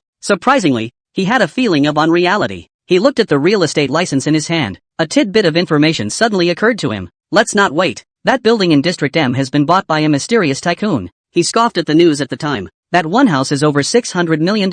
How rich a tycoon would have to be to part with so much money to buy a house. Although the house will appreciate in value, it is long and relatively slow. He couldn't believe that any tycoon was so stupid as to put $600 million on a house. But today he believed, because then the real estate license was right in front of him, and there was no way for him to disbelieve it. He stole a glance at Lin Fan. So this is the mysterious rich guy. That's so young. It's just like a student. He secretly swallowed a mouthful of water and said with a slight stutter, Mr. Lin, there are a total of 102 houses here. Lin Fan nodded. He had just watched Zhou Weijin count, and the number was right. If Mr. Lin has no other questions, I'll go print the contract? Zhou Weijin was a little nervous at this time, afraid that Lin Fan would suddenly stop renting out these houses. Okay, go ahead. Speed up, Lin Fan said indifferently. He hadn't eaten yet, and he couldn't afford to waste his lunch hour. Zhou Weijin almost screamed out in excitement when he heard Lin Fan's words. He dared not hesitate to hurry to prepare the contract. This was a mysterious rich man. He must not keep the other party waiting. Lin Fan put the real estate certificates back into the box one by one. Keep a bunch of keys. Lin Fan had nothing to do. Stood up and walked around, waiting for Zhou Weijin to print the contract. Lin Fan? At that moment, a voice as beautiful as the call of an oriole bird sounded at the door. Lin Fan looked toward the doorway of the happy house. A girl in a floral dress walked in. The person who came was none other than Zhang Yun Orange, whom Lin Fan had met at the music square. Lin Fan, it's really you. I thought I was looking at the wrong person. Zhang Yun Orange walked quickly to Lin Fan's side and said with a smile, It's you. What a coincidence. Lin Fan looked at Zhang Yun Orange and said with a smile. He didn't expect to meet Zhang Yun Orange here. He was also prepared to ask Zhang Yun Orange to come out to talk about cooperation when he had time after a while. Are you here to rent an apartment too? Zhang Yun Orange asked, staring at Lin Fan with wide eyes. Lin Fan had not yet spoken. At this time, Zhou Weijin, who had printed back, took the lead. Mr. Lin is not here to rent an apartment. Rather, I'm here to rent the house. Zhou Weijin walked quickly to Lin Fan. His body bowed slightly and said respectfully, Mr. Lin, here is the contract. Take a look.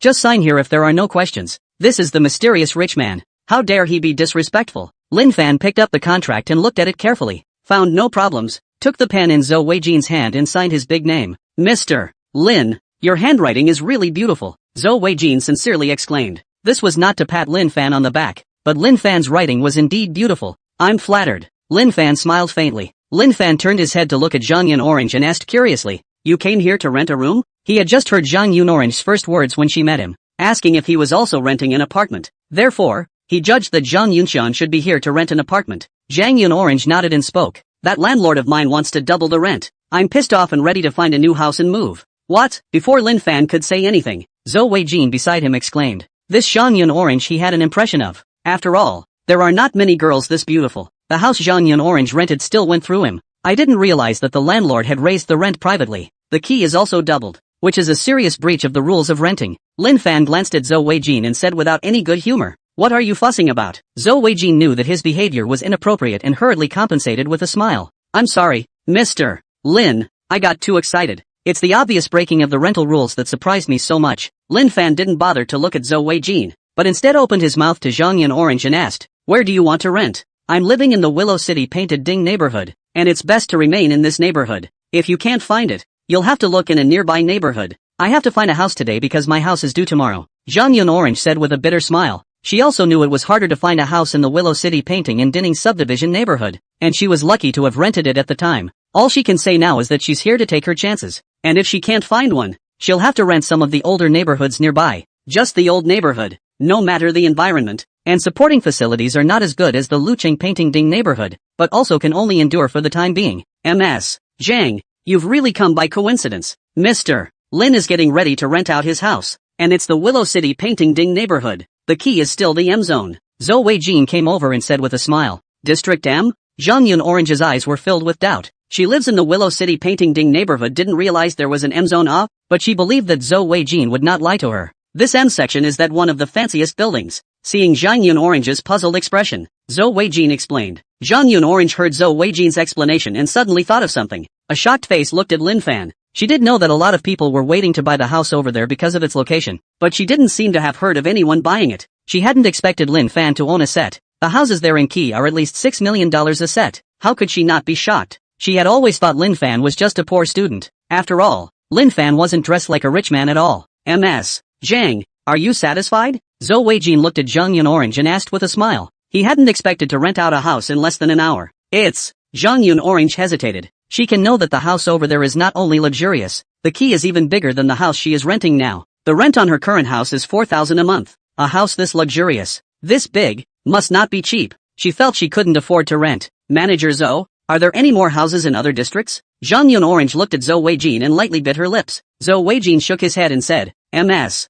Zhang, you have to know that the houses in the Lucheng Painting Ding neighborhood are very sought after. If it wasn't for your luck, in a day's time I don't think there'd be any houses left in District M. This was the big truth he was saying, and he wasn't snubbing Zhang Yun Orange. When Zhang Yun Orange heard Zhou Weijin's words, it was inevitable that her heart was lost for a while. Although she knew in her heart that she might not be able to find a house, it was still hard to avoid being sad when she really couldn't. Lin Fan looked at Zhang Yun Orange and asked suspiciously, do you think the houses in this M district are bad? If there was a problem with the house in this M zone, he was going to see if he had to get rid of the house he was holding. He didn't want tenants looking for him to solve this problem and that problem for 3 days, and he wouldn't be annoyed to death. It's not a bad house. It's the house that's too good. Zhang Yun Orange shook her head and said, then why don't you rent it? Lin Fan asked the doubts in his heart. If the house was so nice, why Zhang Yun Orange didn't rent it was very puzzling to him. A nice house means expensive housing. I can't afford to rent. Zhang Yun Orange said with a bitter smile. Would she not know a good house in the M district? But a nice house means high rent, and she's struggling a bit to pay $4,000 a month right now. If she was made to pay a higher rent, she didn't know if she'd survive with the rest of her money. How much does your current house cost a month? Lin Fan looked at Zhang Yun Orange and fatally asked. 4,000.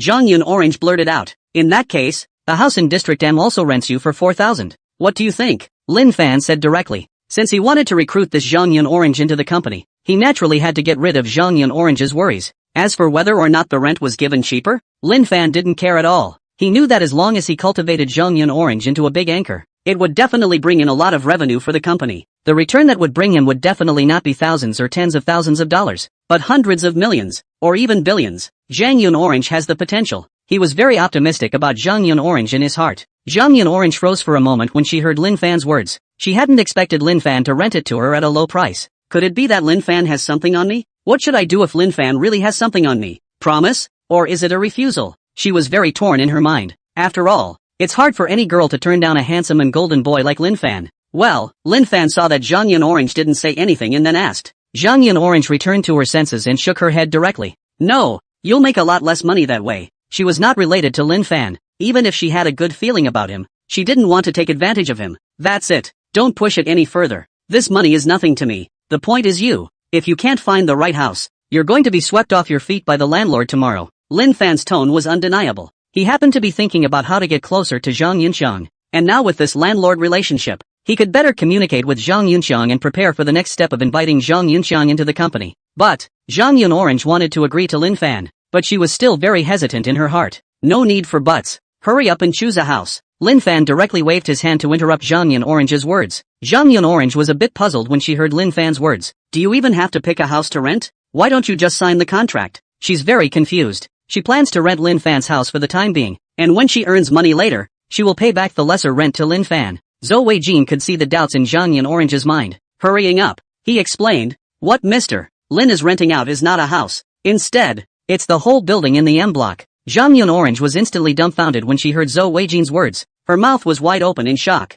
her eyes rolling round and round with disbelief. This is incredible. She thought that Lin Fan having a suite already made her envious. Now Zhou Weijin went so far as to say that Lin Fan rental is not a set. Instead, it was an entire building. And how could that not shock her? How much money would it take to buy the whole building? No matter how much she thought about it, she couldn't figure it out. She knew it must cost lots and lots of money. Absolutely astronomical. She laughed inwardly with a bitter smile. No wonder Lin Fan had just said that this amount of money was nothing to him. A few $1,000s is really nothing compared to astronomical figures. Even though Lin Fan was so rich, she decided to make up for the lesser rent in the future when she earned money. Hurry up and pick a set. I do remember you saying you owed me a meal. Just as well now I'm hungry. Lin Fan looked at Zhang Yun Orange and said with a smile. Zhou Weijin told Zhang Yun Orange about all the household types. Zhang Yun Orange picked a penthouse. She often has to broadcast at night and the penthouse is just right. Pick a floor and sign the contract with Zhou Weijin. She led Lin Fan towards the noodle shop not far from the side. She also wanted to treat Lin Fan to something upscale, but she was really shy. Come to the noodle shop.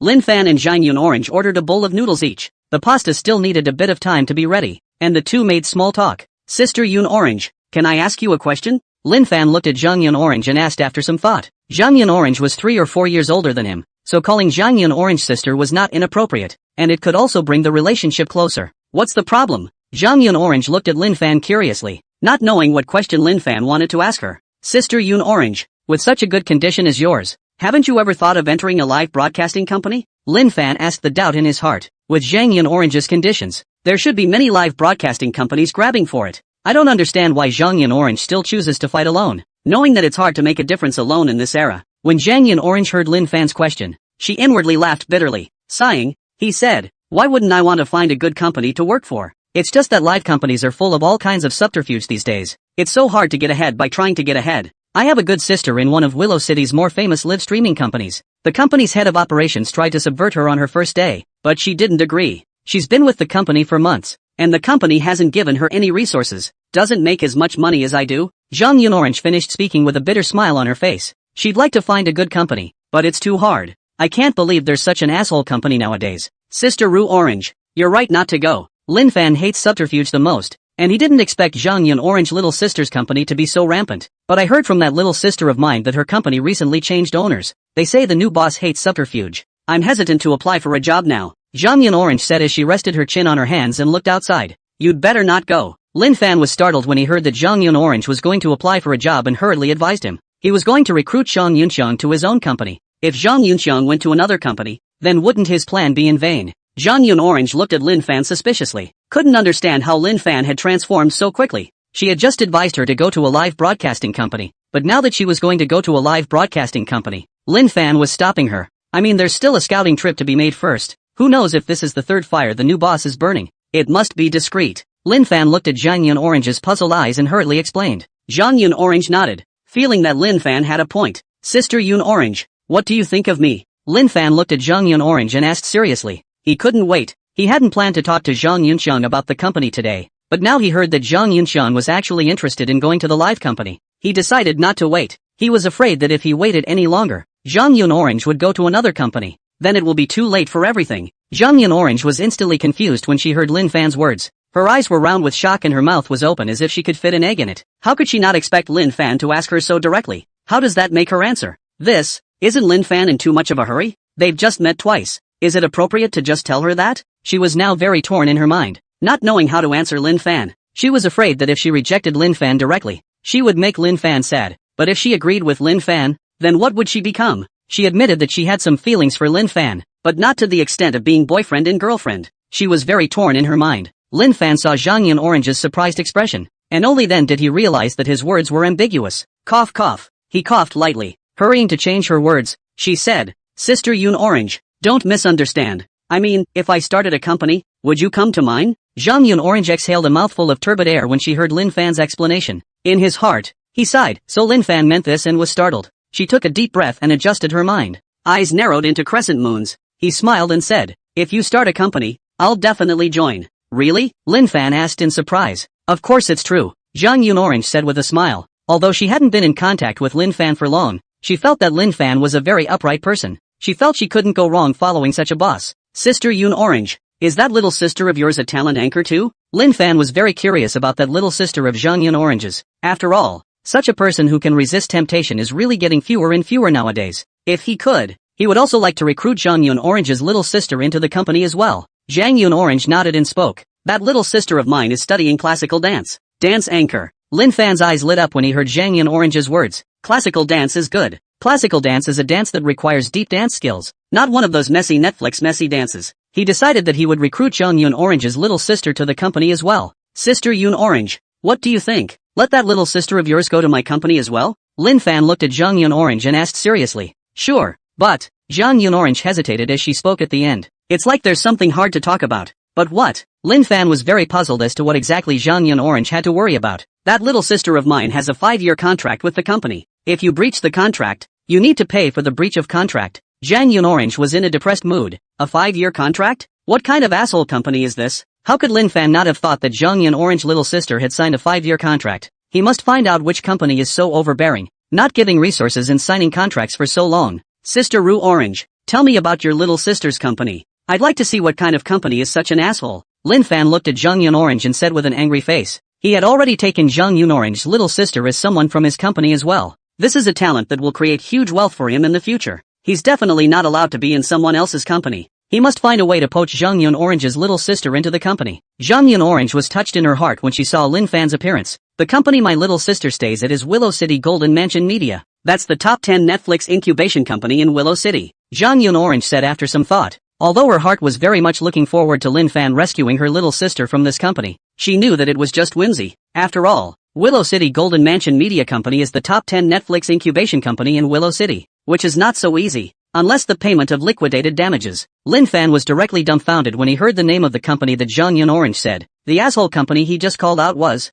surprisingly, his own. This is a bit awkward. I can't believe he's going to poach his own company's anchors. He had just stopped Zhang Yun Orange from going to his company. What is this all about? He should have asked for the name of the company first. It's okay now. Now that's embarrassing. Awkward, yes, but things need to be made clear. He looked at Zhang Yun Orange and said with some embarrassment, that, Sister Yun Orange, if Willow City doesn't have a second one called Willow City Golden Mansion Media, I think the company your little sister is staying at is the one I just acquired. Zhang Yun Orange was instantly dumbfounded when she heard Lin Fan's words. Her shocked mouth slowly opened wide, and her eyes rolled up in disbelief. That's too hard to believe. Lin Fan had actually acquired the top 10 Netflix incubation company in Luchang. She had googled this Willow City Golden Mansion Media Company, valued at over $1 billion. $1 billion?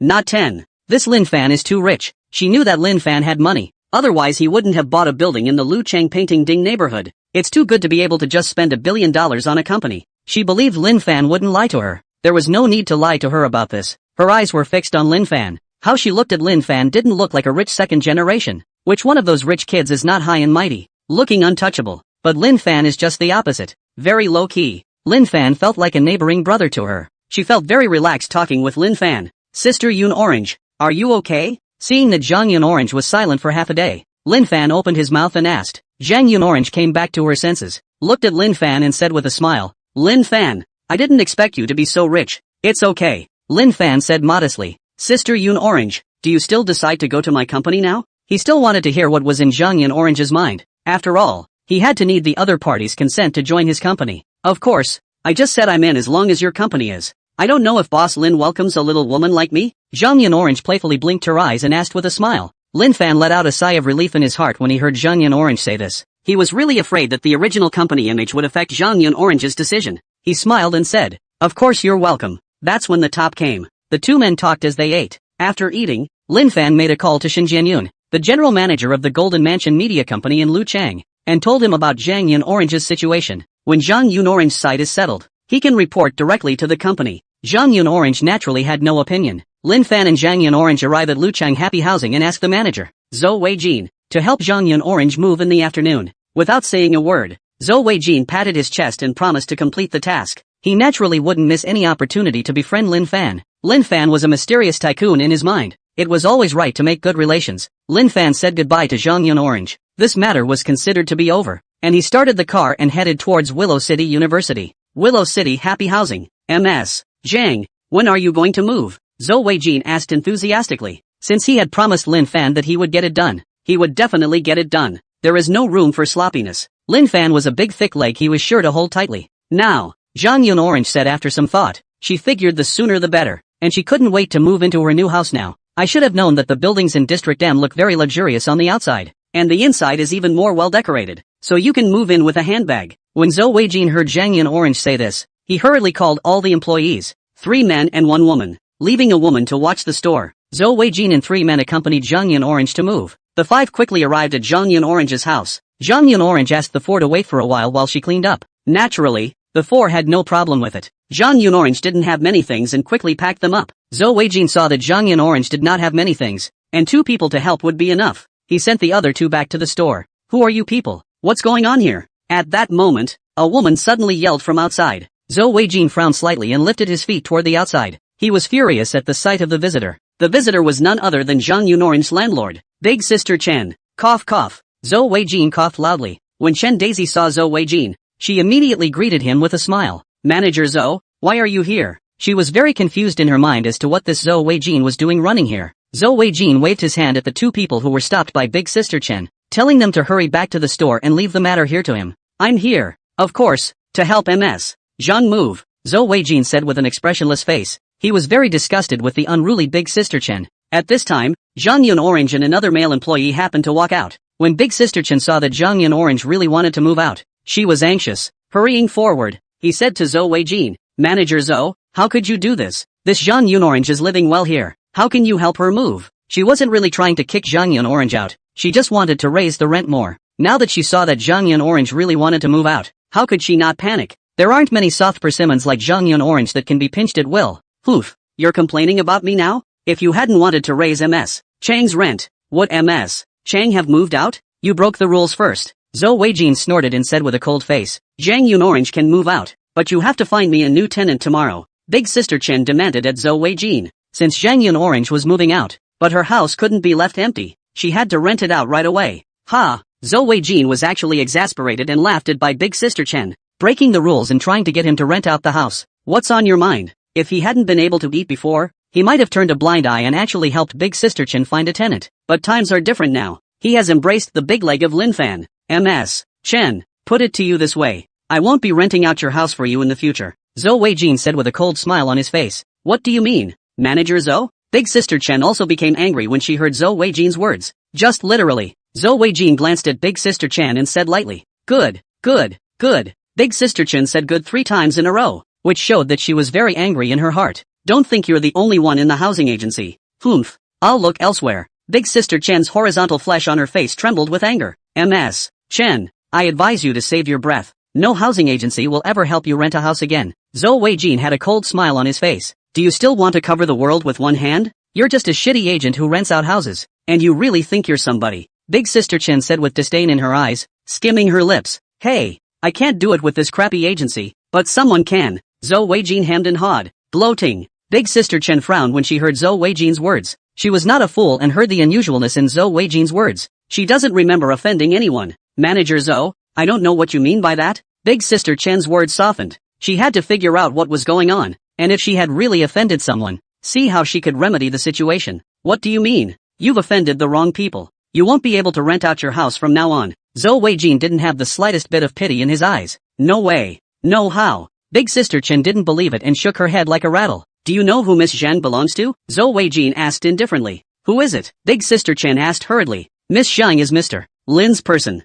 Humph. You've offended Miss Zhang. Mr. Lin won't let you go. Zhou Weijin said coldly. Mr. Lin is the mysterious tycoon who bought the entire building in District M. What other agency would dare to help you rent out your house when someone like that puts the word out? When Big Sister Chen heard Zhou Weijin's words, she was instantly dumbfounded. Her mouth was wide open and her eyes were rolling with panic. How is that possible? How come Zhang Yun Orange is Mr. Lin's man? That's impossible? But Zhou Weijin wouldn't lie to her. She had great regret in her heart. I can't wait to give myself 2 big smacks. Why are you so greedy as to raise the rent for Zhang Yun Orange? It's over. It's all over. She sat down helplessly on the floor. She knew it would be difficult, very difficult, to rent out a house in the future. Without an agent's guarantee, it's difficult to re-let the house. Zhou Weijin didn't pay any more attention to Big Sister Chen and helped Zhang Yunxiang with her luggage as the 3 of them walked towards the M area. Lin Fan returned to Luchang University, parked his car, and walked towards his dormitory. Just before walking to the dormitory building, Lin Fan suddenly froze.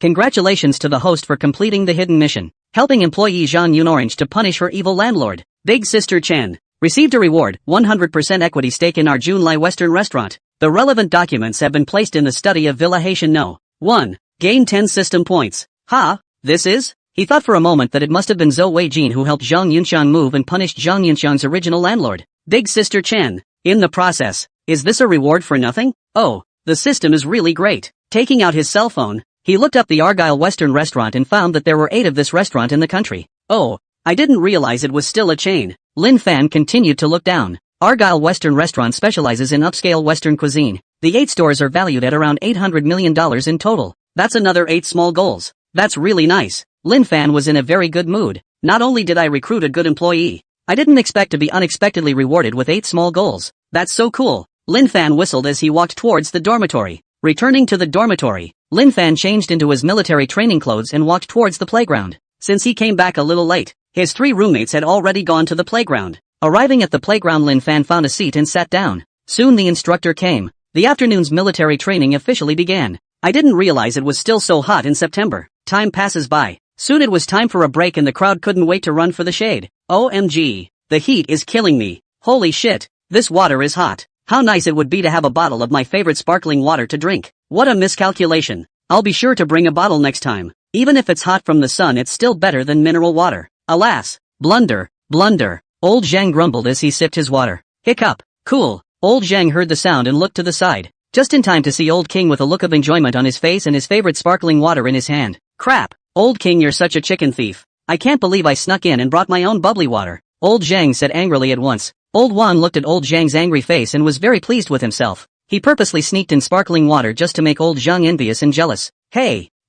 He served his purpose. Seeing Old Zhang's stormy expression at this moment, he was very cool in his mind. It's not right. We've been together the whole time and we haven't seen you out shopping? Where did you get this sparkling water? Old Zhang looked at the smug-looking Old Wang and asked suspiciously. They were in a dormitory, and they had been playing games together at noon, and they hadn't seen Lao Wan leave. He was very puzzled in his mind as to when this Old Wang had bought the sparkling water. Hey! Old Wang hammed and hawed and continued to take a sip of the bubbling water. That was awesome. The Old Zhang next to him was looking at him with itchy teeth. Of course I bought it in the cafeteria. Old King said triumphantly. That's not right either. We ate together in the cafeteria, and when we left, I didn't see you with anything in your hand. Lao Zhang thought that Lao Wang was lying. When he left the cafeteria he remembered very clearly that Lao Wang did not hold anything in his hand. Hey, the secret is here, Old Wang said as he yanked out the pants pocket of his military uniform. Lao Zhang looked at Lao Wang's pants pocket and found a hole cut in it. He looked up to see the bottle of sparkling water looking toward the Old King. The hole cut in the pants pocket was just enough to catch the bottle of sparkling water.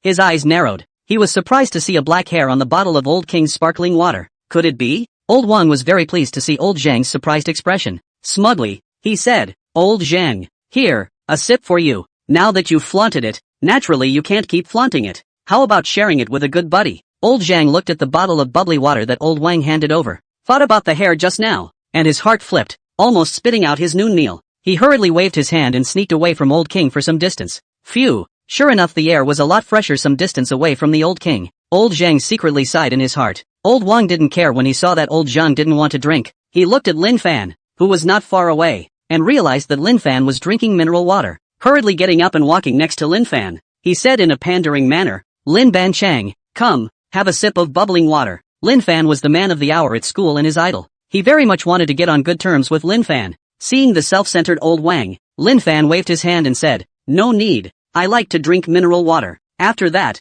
he took another sip of the messy spring water. He wasn't in the habit of drinking other people's saliva. Wow. Suddenly there was a gasp from the side. Only a girl came from the entrance of the playground. The girl was classically dressed in a dark green color, making her look as if she had stepped out of an ink painting. Her long hair was coiled up high and her face was painted with light makeup. Yet she was still beautiful, tall and shapely in her walk. Who is this girl? It feels like a fairy that came out of a painting. It's so beautiful. Can it not be pretty? This is our Lu University's Yulan Yun, you big school flower. You school flower is our junior sister. Not only is she pretty, the key is also a good handwriting, but also the president of our calligraphy club at Lu University. If it wasn't for the fact that the calligraphy club is a bit more demanding to join, I would have wanted to enter the calligraphy club so that I could see schoolgirl you often. What do you guys think the metaphorical schoolgirl is doing in the playground on a hot day? How would I know? It's not like I'm a worm in the metaphorical schoolgirl's stomach. Shouldn't it be coming? The few people talking unconsciously looked at Lin Fan. No way. Class President Lin already has school beauty tang. How can school beauty you still like him?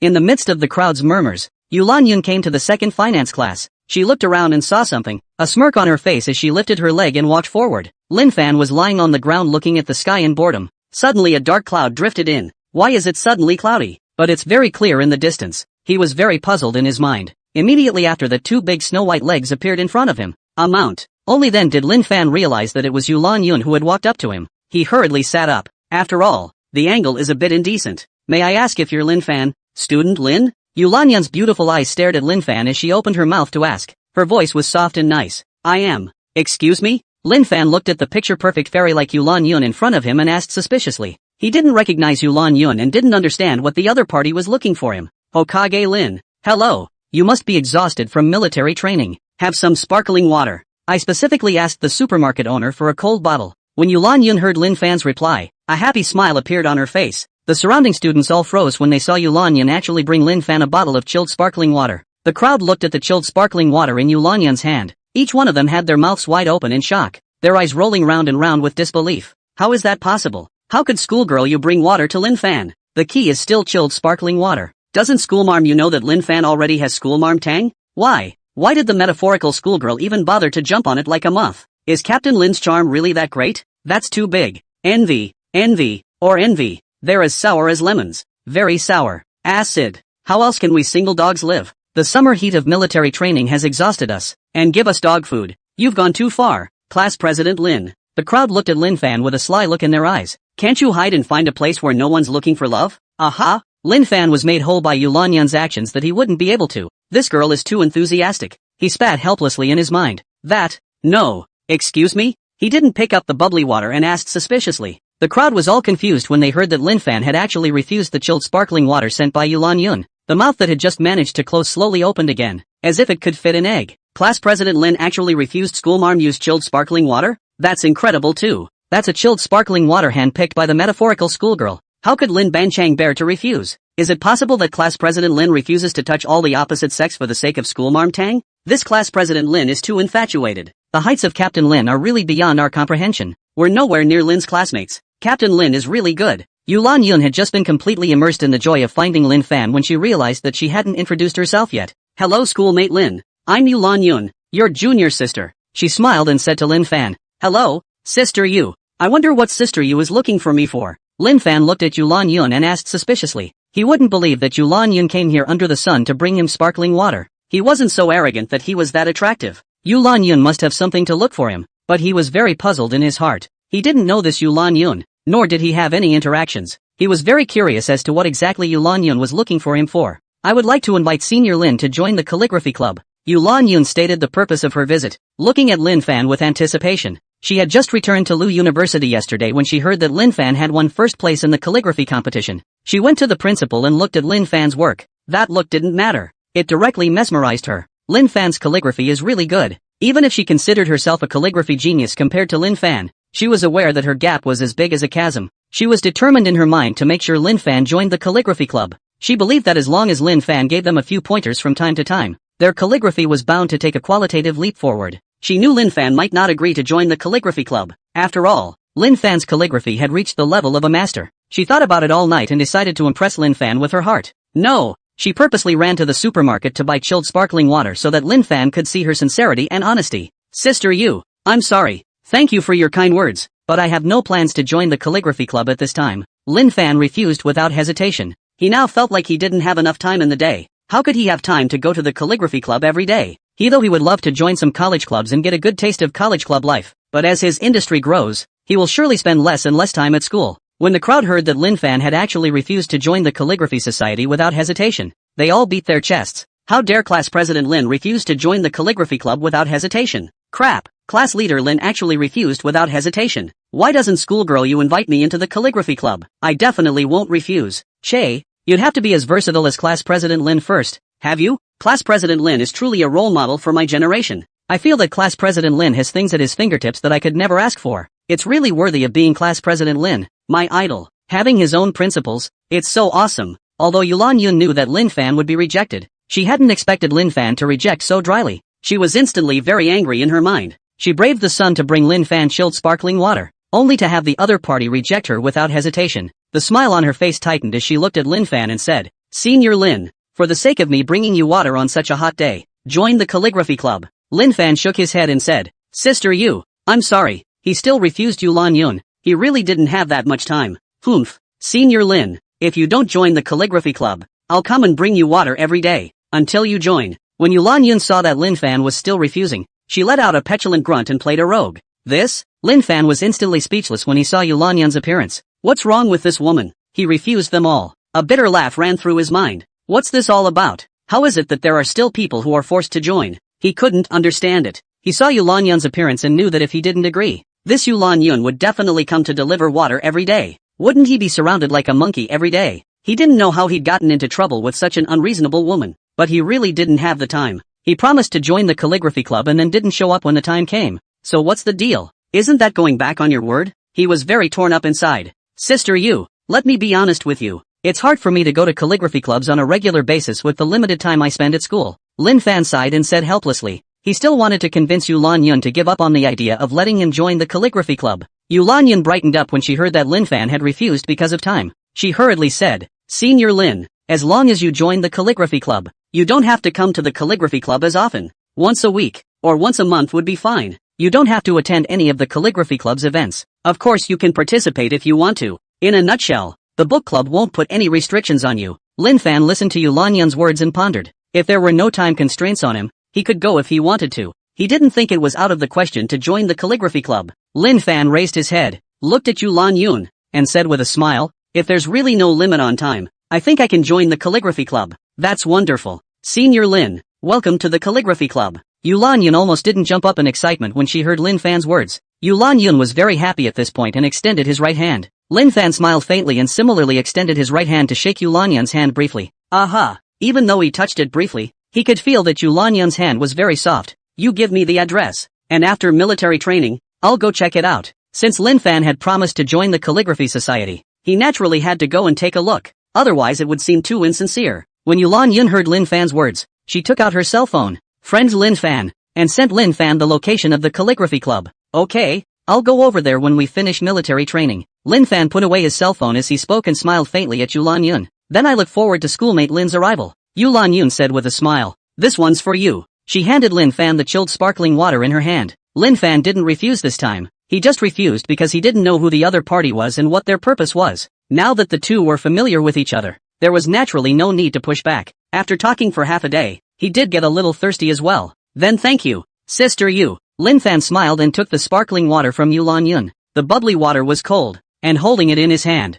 it surprisingly made him feel a touch cooler on a hot afternoon. You're welcome. I'll go first. Yu Lan Yun said goodbye to Lin Fan. She turned and headed out of the playground. Lin Fan opened the sparkling water with his hand, and a white mist rose from the mouth of the bottle. Gulp. Take a sip. Sure is icy enough. That was awesome. Lin Fan marveled. When the crowd saw Lin Fan's expression, their eyes were filled with envy. What an envy. Same freshman. How come the gap is so big? They could only drink scalding mouthfuls of mineral water from the sun, while Lin Banchang could drink chilled sparkling water. The key to this sparkling water is still a gift from the metaphorical schoolgirl. Both come from compulsory education. How come class president Lin is so good? LOL. The thought that they weren't as charismatic and versatile as class president Lin. All one could do was lower his head and gulp darkly. Lao Wang looked at the sparkling water in his hand, and when he looked at the chilled sparkling water in the hands of others Lin Fan, he instantly felt that his sparkling water did not smell good. Before long, the break was over. Military training continued in the afternoon. Time passes slowly. Soon the afternoon's military training was over. Lin Fan didn't go to dinner with his 3 roommates,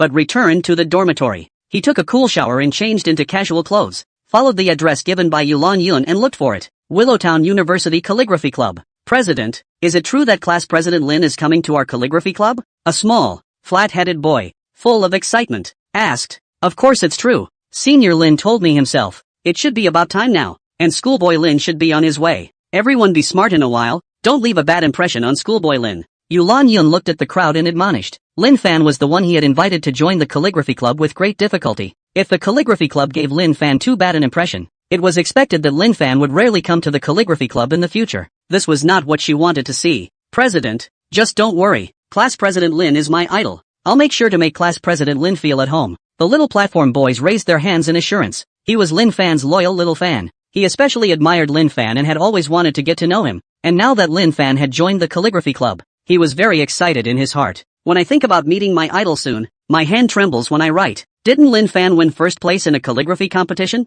As for that, if I hadn't not participated, how could the first place have been his? A disjointed voice rang out. Du Yu Wei, what are you talking about? Class President Lin's calligraphy is just prettier than yours. Even if you go for it, the one who takes first place will still be Class President Lin. When the small platform heard that Du Yu Wei even looked down on Lin Fan's calligraphy, he instantly quit and angrily retorted. He had long since grown disenchanted with this Du Yu Wei. Du Yu Wei calligraphy is really good. Usually in the calligraphy will look down on people. He also put up with it. But he has seen Lin Fan's calligraphy. Du Yu Wei's calligraphy is simply no method to compare with Lin Fan's. Simply no comparison. The gap between elementary school students and college students. The difference is like a chasm. Humph. I won't argue with you. When Lin Fan comes in a while, I'll compete with him, so you can see whose calligraphy is the best. Du Yu Wei let out a cold snort as he made up his mind to compare himself to Lin Fan. Let the calligraphy club know whose calligraphy is the best. He looked to Yulan Yun next to him. Yulan Yun, I must let you know. The Lin Fan you value is simply inferior to me. He thought darkly in his mind. He unconsciously clenched his fists tightly.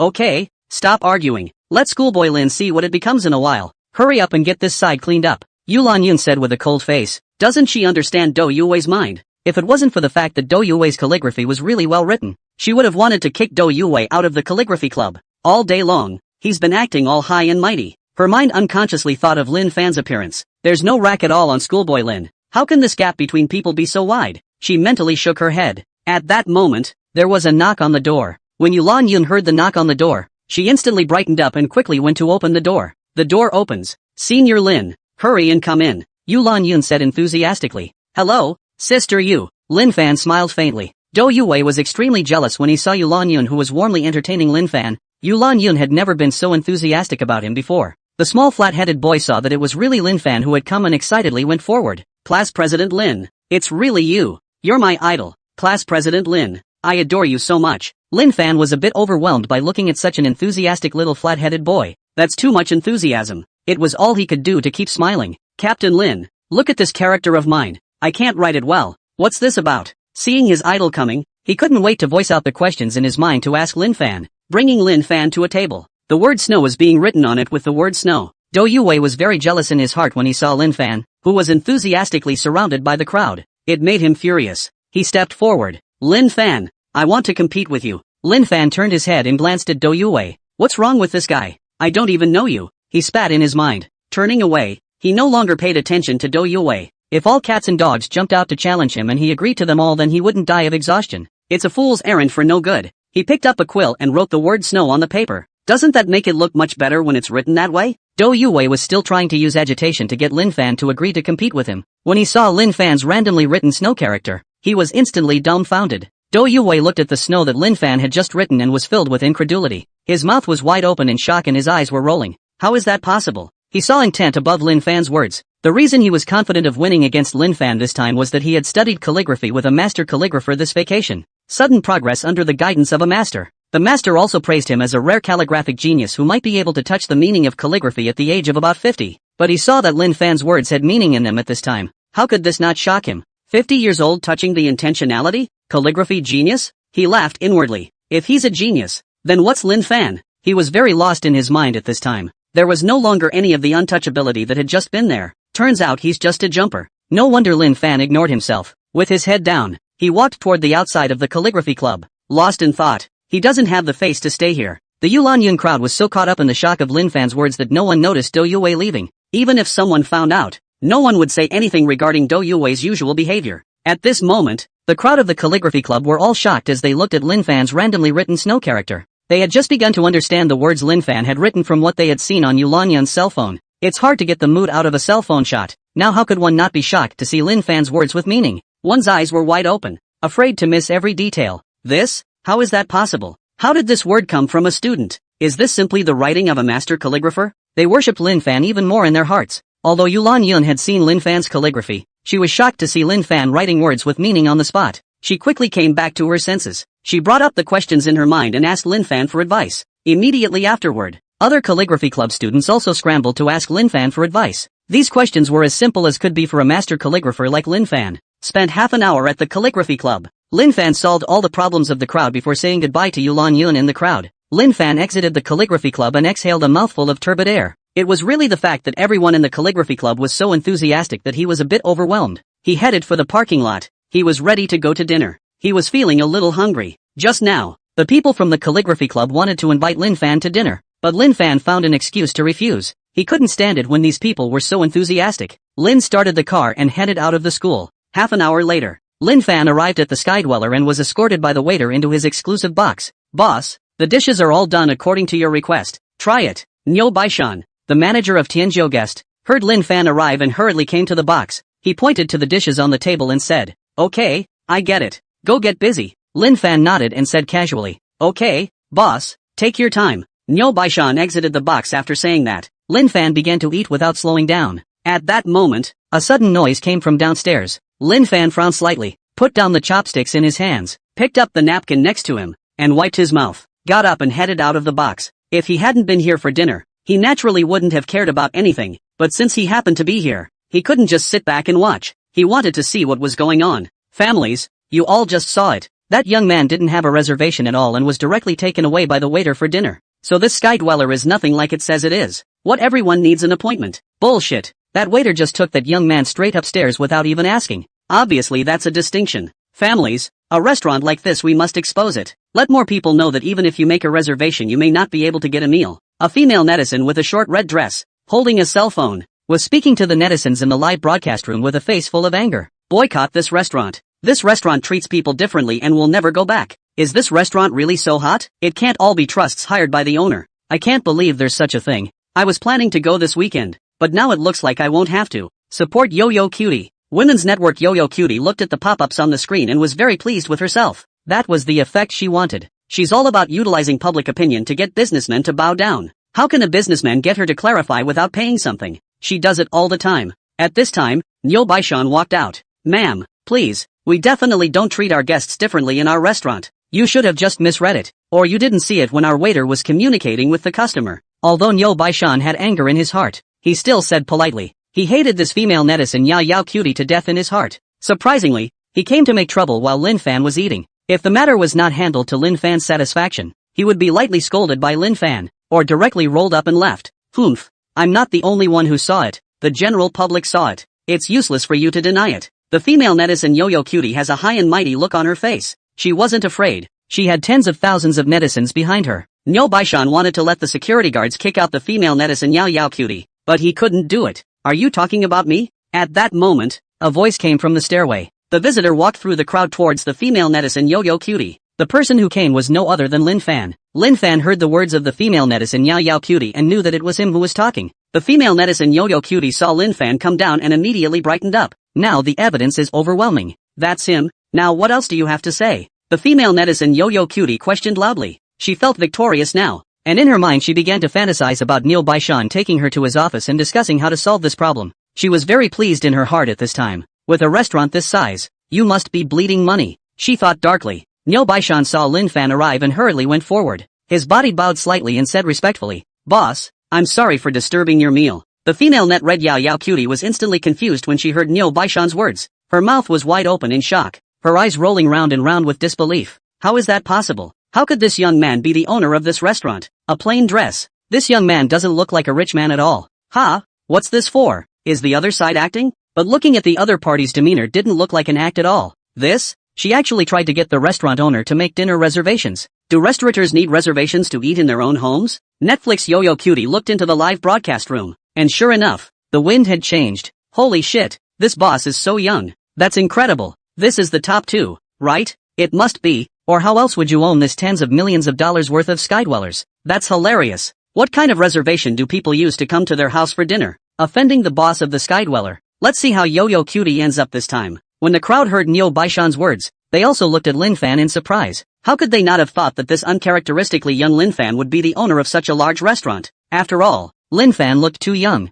obviously a college student. It's scary to think that a college student attending college would open such a restaurant worth tens of millions of dollars. They were all thinking about how powerful the background behind Lin Fan was. Lin Fan glanced at the disoriented female netizen Yo-Yo Cutie and said to Nyo Baishan, "Invite this female netizen out, and put her directly on the unwelcome list." Such a female netizen will take advantage of the public's psychology to create public opinion and make a big deal out of a small matter, so as to seek benefits. He had seen so many businessmen on the internet who had been made whole by such netizens. He hated people like that so much in his heart. It's natural to be nonchalant and just pull the plug when you come across it. The female netizen Yo-Yo Cutie instantly sobered up when she heard Lin Fan's words. How could she allow the restaurant to blackball her? Then her reputation would stink. She looked up at Lin Fan and said angrily, "What gives you the right to pull the plug on me? I just misread it. I can apologize to your restaurant." Lin Fan looked at the unconvinced female netizen Yo-Yo Cutie and said indifferently, "I'm the boss here. I call the shots. Apologizing isn't necessary. Now please leave, or I'll have security help you out." He didn't understand how there could be such shameless people in the world.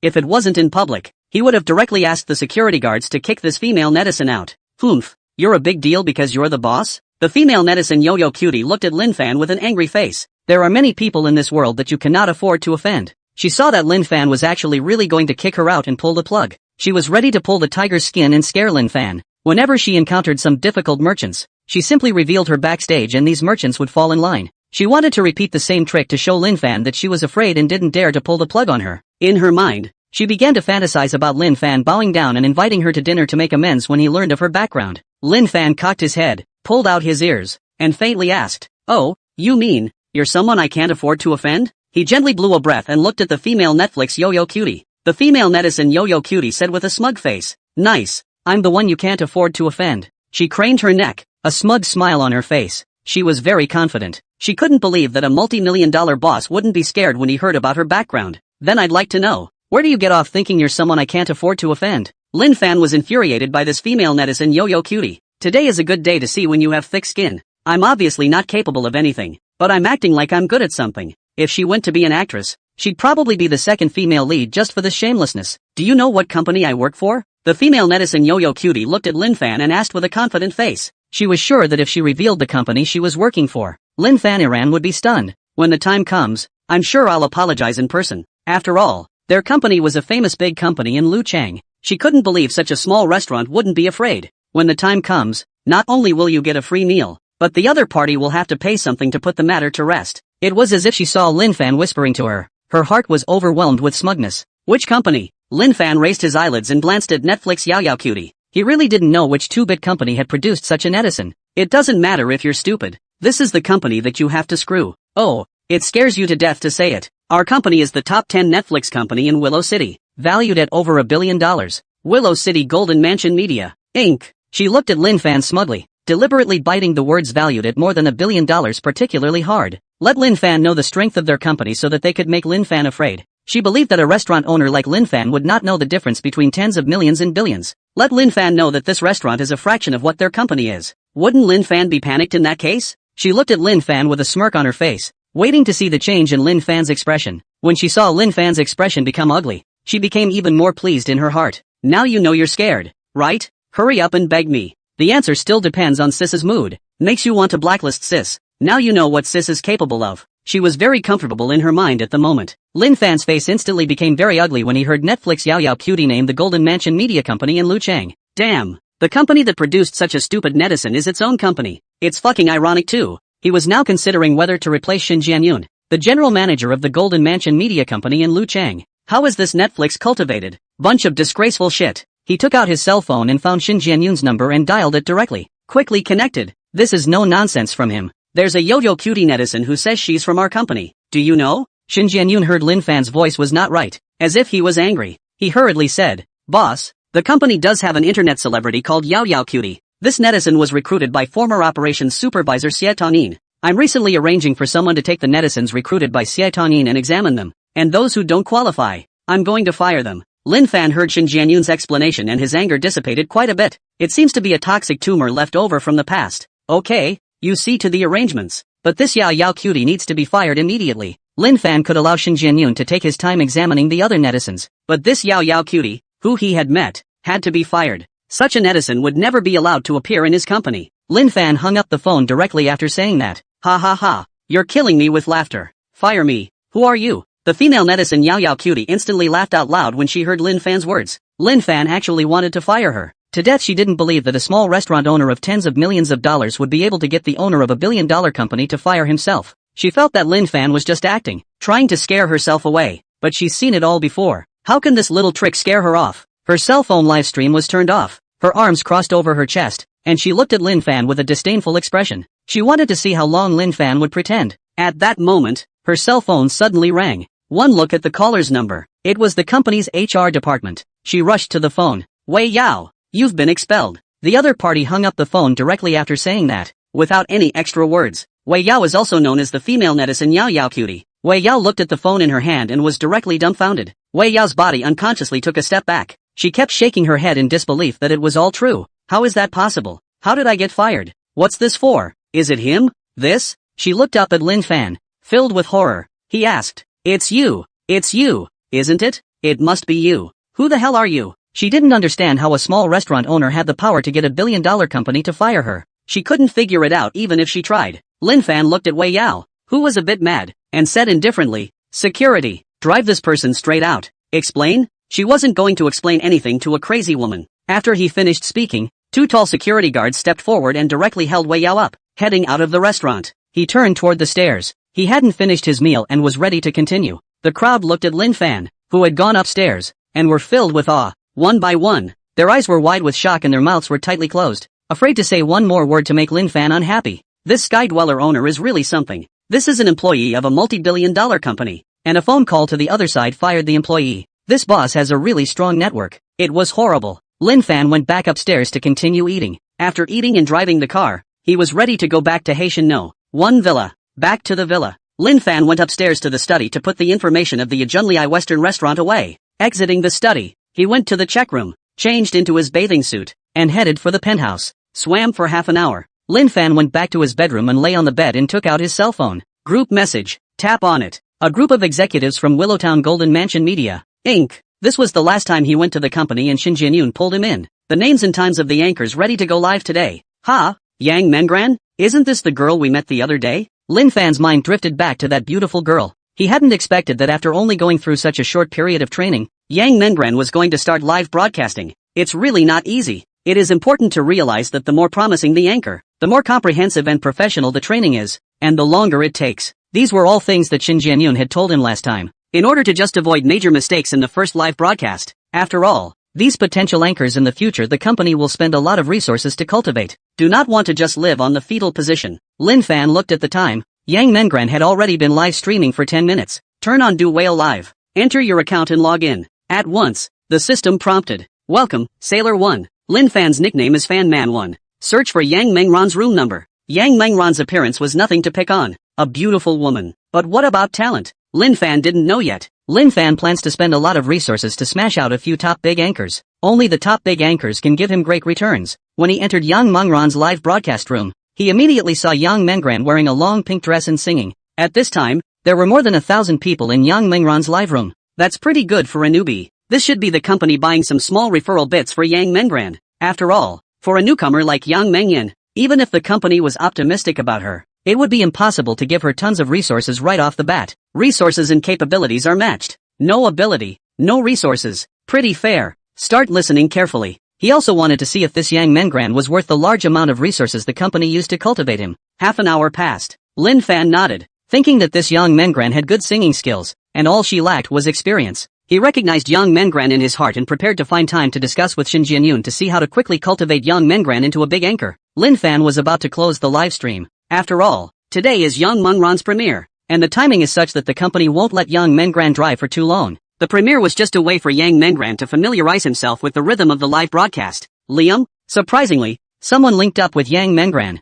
Being a new anchor, you don't usually link up with others. I don't know if it was because Yang Mengran was startled by the sudden jumping out of the streak. Her hands panicked and she directly clicked into agree. A burgundy-haired woman appeared on the screen at once. The woman looked about the same as Yang Mengran, 25 or 26 years old. How are you, beautiful? The burgundy-haired woman greeted Yang Mengran with a smile. Burgundy-haired woman's screen name, a lotus with a dream. It's a 100,000 level internet celebrity, and she currently has more than 10,000 people in her live stream. You can see it's still very strong. Hello. Yang Mengran quickly adjusted his mindset to greet Ichirin Yum. Lin Fan nodded when he saw Yang Mengran's performance. Pretty girl, do you have a guild, please? Ichirin Yum asked with a smile. Yang Mengran nodded and spoke. I'm from Golden Mantle. She was honest enough to say that there wasn't really anything to all of this in the first place. Now newcomers may not know much about you. Once you are famous, some information about you will be known to everyone. When Ilian Yumeng heard that Yang Mengran was from Golden Mansion, her face, which had just been enthusiastic, went cold. Her original name was Li Ilian and she used to be from Golden Mansion Media. Naturally, he knew that the Golden Mansion Guild represented the Willow City Golden Mansion Media Company.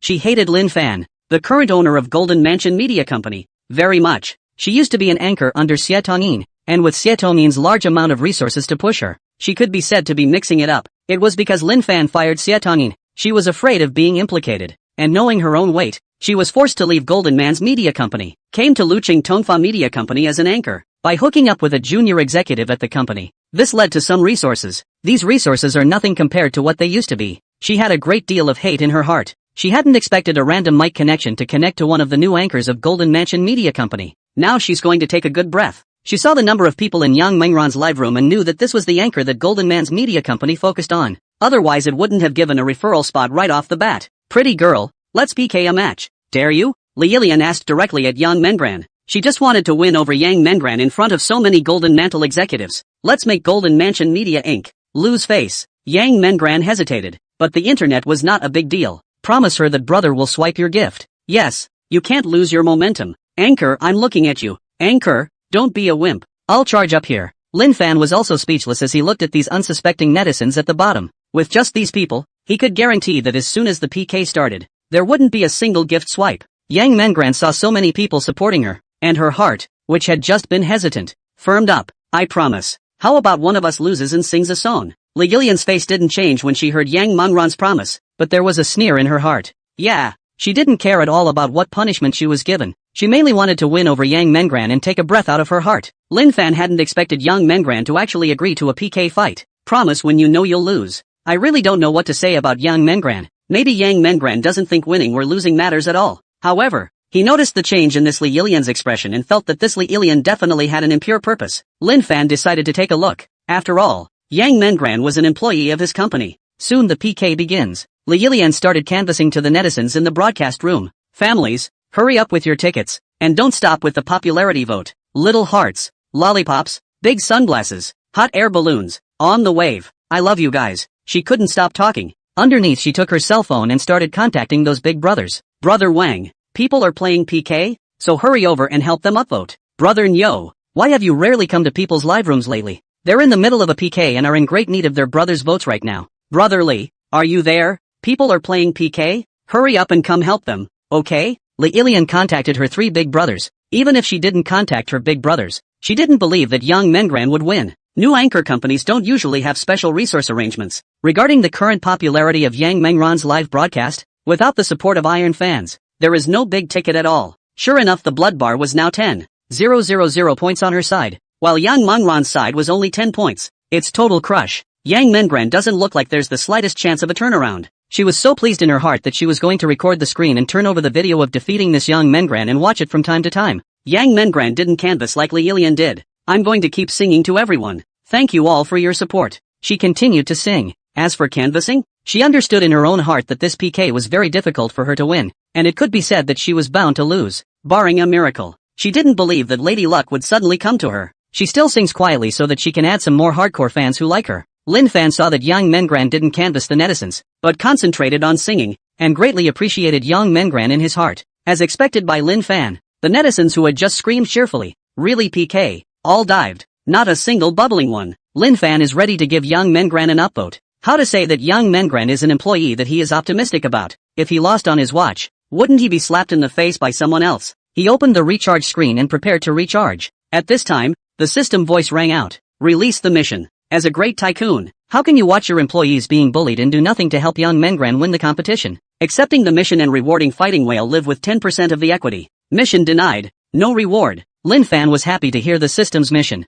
Accept the mission. Lin Fan said without hesitation. The system is here to deliver love. Even without the system quest he would have helped Yang Mengran win this PK. The rewards are still quite appealing this time around. A 10% stake in Fighting Whale Live. Live whale streaming is one of the few hottest live streaming platforms available today. You could say that it's a day in the life. The current valuation is around $10 billion. 10% equity is $1 billion.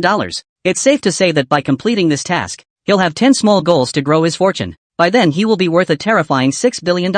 Getting closer and closer to the 10 billionaires. Lin Fan was very happy. Can you not be happy that you're about to have 10 small goals in your pocket? Recharge begins. He recharged $5 million first. Why 5 million? Not 10 million? He thought 5 million should be enough. The key was that he still had two $50 million 10 times cashback cards, and he could just about use up one of them. These two 10 times cashback cards he was originally prepared to finish military training, shopping malls to use up. Now it seems that there is no need to shop malls. Back on the air. 2 minutes have now passed. Yang Mengran's score was a pitiful 20 points, and Li Yilian's score reached 50,000. It was completely crushed. He tapped on the gift screen. Click, Super Rocket. Enter the quantity, 99. Why don't you enter a little more? Simply because this maximum number given away is only 99. This caused Lin Fan, who was prepared to give away all 5 million at once, to be speechless for a while. How can there be such a restriction? 99 is 99. Click Confirm. A special effect appeared on the screen. Gorgeous super rocket effects appear in the center of the screen. User, Sailorman1, sent a super rocket plus 99 in the Dreamran Love Singing livestream.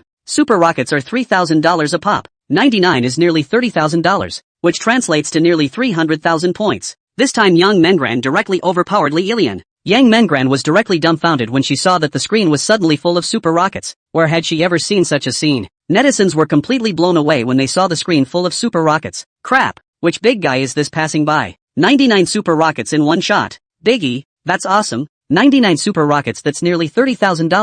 $30,000. I can't save that much money in a year. This is really big, brother. Biggie, please take my knee. Biggie, are you still missing the pendant on your leg? Lilian was directly dumbfounded when he saw Yang Mengran's 99 super rockets. Her mouth was wide open and her eyes were round as if she had seen a ghost. How is that possible? What's going on? How can a newcomer have bigwigs swiping so many gifts for each other? She couldn't believe it. She was very jealous in her heart. Why did Biggie swipe so many gifts for this Dreamland loves to sing? Her eyes were red with jealousy. Now her blood bar was completely crushed by Yang Mengran. If she didn't have a powerful big brother to swipe her gifts, she would have lost this round. How she was willing to let herself lose. Her mouth continued to canvas. Bottom started contacting those big brothers. Brother Wang, are you there? All the time. Brother Wang, why don't you upvote them? How can you bear to see them lose? Hey, upvotes are fine. Lilian's eyes lit up when she heard the other party agree to upvote. Before she could say her words of thanks, that's $30,000. What do I get out of taking all this money to upvote you? Lilian was silent. How could she not know what the other party wanted?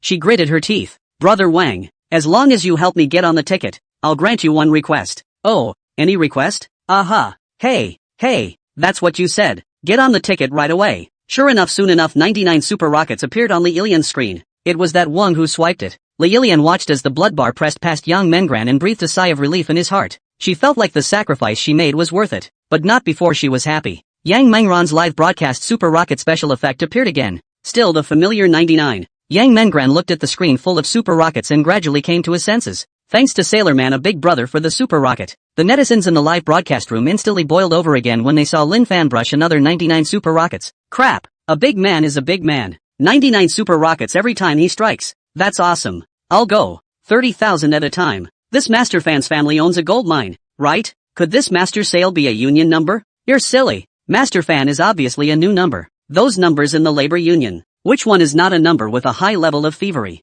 Master Fan is a man of few words. Just do it directly and be done with it. Master Fan is my idol from today onwards. Lilian was dumbfounded when she saw that Yang Mengran's live room had been swiped by Lin Fan with 99 more super rockets. Does this bigot care so little about money? That's $30,000. She didn't understand why Big Brother continued to swipe gifts for Yang Mengran. Why doesn't she have a big guy on her side who's this awesome? She didn't understand anymore. She turned on the 10th level of beauty and was not inferior to this Yang Mengran at all. Why did Big Brother favor giving gifts to Yang Mengran? The new anchor? She was very jealous in her heart. She would never let it go like that. She didn't believe that this Big Brother would keep swiping gifts for Yang Mengran like this. Brother Bull, are you there? People are letting the opposite side bully them. Hey, all the time. Then why don't you upvote people and watch them get bullied by the anchors across the street? An upvote isn't out of the question. $30,000 is nothing to me. But on what grounds? Cow. I bought a set of black one-piece pajamas online. I'll wear them for you someday. Don't change the day. Tomorrow night at the usual place.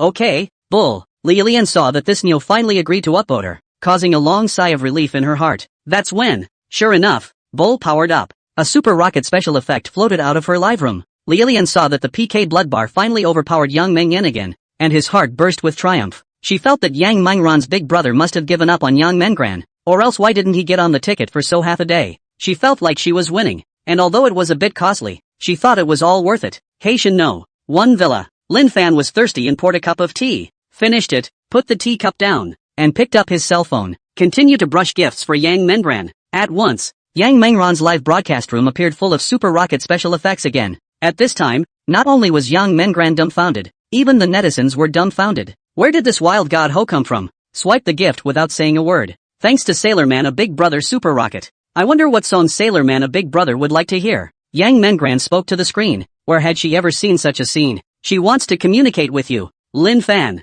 But Lin Fan was clicking on his cell phone. How could he have time to type? Yang Mengran's words had just fallen. The super rocket effect that had just disappeared reappeared. The netizens were completely nonplussed. Anchor, don't look for Master Fan. Master Fan is swiping gifts for you right now. Master Fan is so awesome. Is this specially for the anchor? This is too ho. One shot is nearly 30,000. And in these few short minutes Master Fan has already swiped nearly 90,000. Master Fan, mighty. Does Master Fan still lack a little brother? I can make beds and fold quilts, and even warm beds. When Lilian saw Yang Mengyan's blood bar pressing past her again, instantly her face, which had just been relieved, became even more ugly. Why is this bigot going against her? No, she couldn't just sit back and wait. Bull, cow. I just bought another set of red pajamas. Brother Nyo, help me upload the tickets again. That offer from last time. If you agree, I'm putting you on a wave. Bull replied. Lilian bit her lip and looked at the PK blood bar. As long as Nyo helps me win this PK, I promise you. She had to get Bull to help her win the PK before she would agree,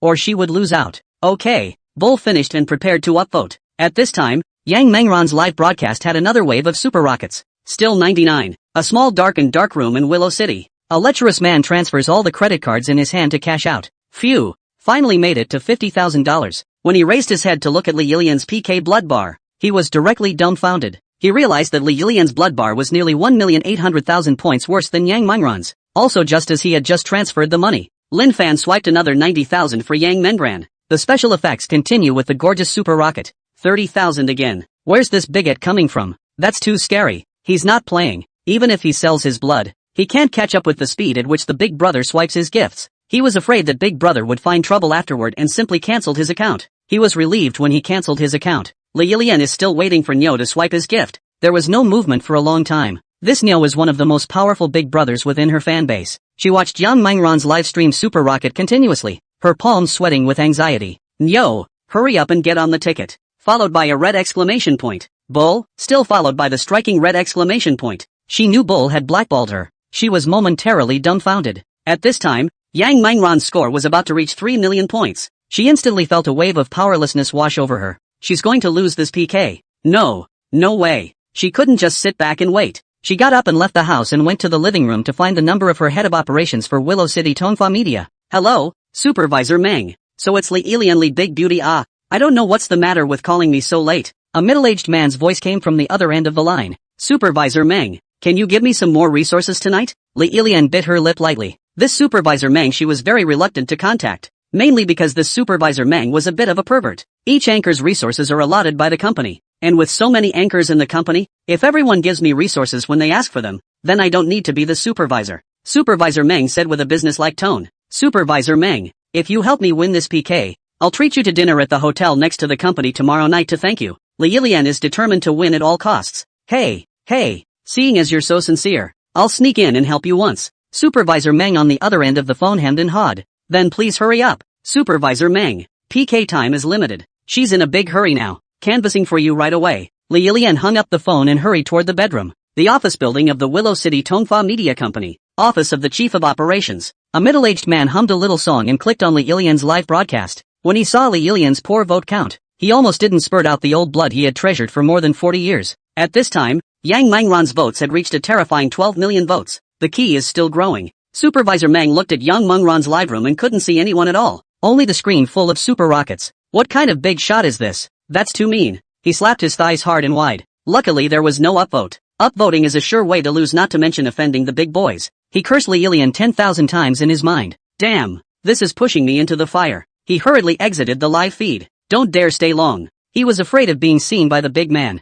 Then he won't have anywhere to cry to. Lilian returned to the bedroom and looked at the blood bar, realizing that she was almost out of sight. She counted the score on Yang Mangran's blood bar and was instantly dumbfounded. It's about to be 12 million points. This? How is that possible? A bitter smile crossed her face. She knew for sure that Supervisor Meng would not upvote her. After all, the opponent had swiped over $1 million right now, and it would take at least $1 million to win. Even Supervisor Meng, as the head of operations, didn't dare to directly take out more than $1 million to upvote her. What's more, looking at this big man's stance, he has no idea where the limits are. Phew, she's not canvassing. She's ready to give up. In the face of the trenchant big brother, she was afraid to lose her temper a little. This is a real biggie. She can't afford to be offended. If she pisses off the big boys, her company won't even step in to bail her out. She waited patiently for the PK to end. She now felt like every second was passing unusually slowly. Yang Mangran was completely dumbfounded at this point. Look at the sky full of super rockets. She didn't even know what to say. The netizens in the live room also stopped sending pop-ups. Quietly enjoy the super rocket feast.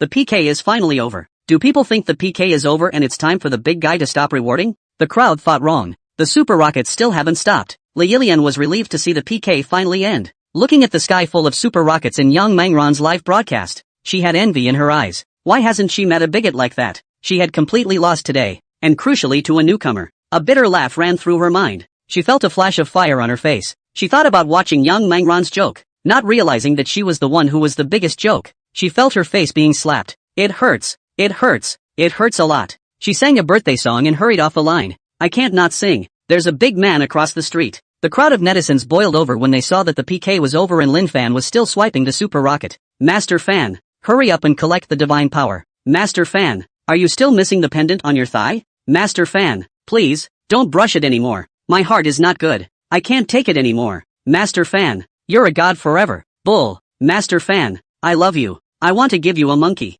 No matter how much netizens begged, Lin Fan continued to swipe gifts. Phew, 5 million is finally swiped. Lin Fan took a sip of the second generation big red robe, sat on the couch and moved his fingers, rubbed his wrist. It's a fucking pain in the ass to swipe a gift. He then had time to look at the pop-ups on the live feed. He was in a very happy mood now. It was a little tiring, but it was all worth it. The system rewards had already been sent out when the PK had just ended. He not only earned $50 million in cashback from a PK, but also obtained 10% of the equity of Do Whale Live. This wave was a bloody good one for him. He was certainly very happy. Ladies and gentlemen, that concludes today's Super Rocket extravaganza. Lin Fan made a mischievous pop-up. After the fight he just quit Do Whale Live. That 99 plus message alert. He didn't even bother to read it. It doesn't take much to figure out what group of people added him. It's natural not to waste time on these people. He was going to play some games before going to bed. That's when the cell phone rang. Mom, why are you up so late? The call came from none other than Lin's mother, Zhao Qiuting. Lin Fan was very puzzled as to why his mother stayed up so late and called him. Did something happen at home? Sailor, it didn't disturb your sleep, did it? Lin's mother, Zhao Qiuting, asked gently. No, Mom, you're calling me this late. Is something wrong at home? Lin Fan asked hurriedly. Sailor, nothing happened. Your father and I are fine. Zhao Qiuting, Lin's mother, smiled when she heard Lin Fan's concern. It's like this. Your uncle just called me and found out you're in Willow City. Your uncle will probably call you tomorrow. I thought about it and thought I'd let you know. Lin Fan thought of his uncle's family after hearing his mother's words. The uncle's family except for the aunt who makes it more annoying. Cousin and cousin are still on good terms. Uncle also loves Lin Fan more. It's just that this aunt Lin Fan doesn't want to see. My uncle was doing business in Luchang and the family had some money. Every time auntie and Lin's mother, Zhao Qiuting, met, it was a show-off. It made Lin Fan feel very disgusted in his heart. After coming to Luchang to go to school, Lin Fan has not been contacting his uncle. In fact, he does not want to see his aunt. But since my uncle knew that he was in Luchang, he had to go and meet him anyhow. Okay,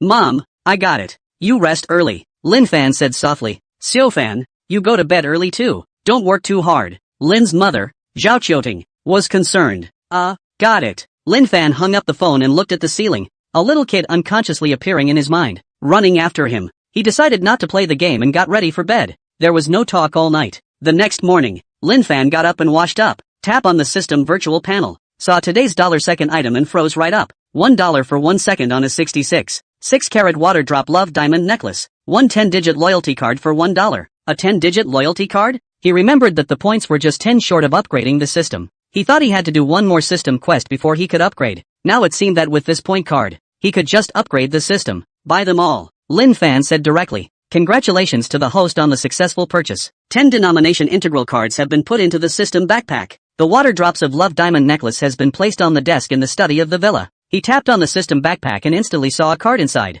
Use the scorecard, Lin Fan said directly. The host's points have met the upgrade conditions. May I ask if the host is upgrading now? Upgrade. He started to get dressed, and when he was done, he walked out of the bedroom and headed for the den. When I came to the study I really saw a beautiful box on the desk, and next to the box were some certificate documents. He stepped forward and opened the box, and instantly saw a sparkling diamond necklace lying inside. Took it out and looked at it. It does look pretty. A large diamond shone brightly in the light. This diamond necklace he estimated to be worth around $60 million.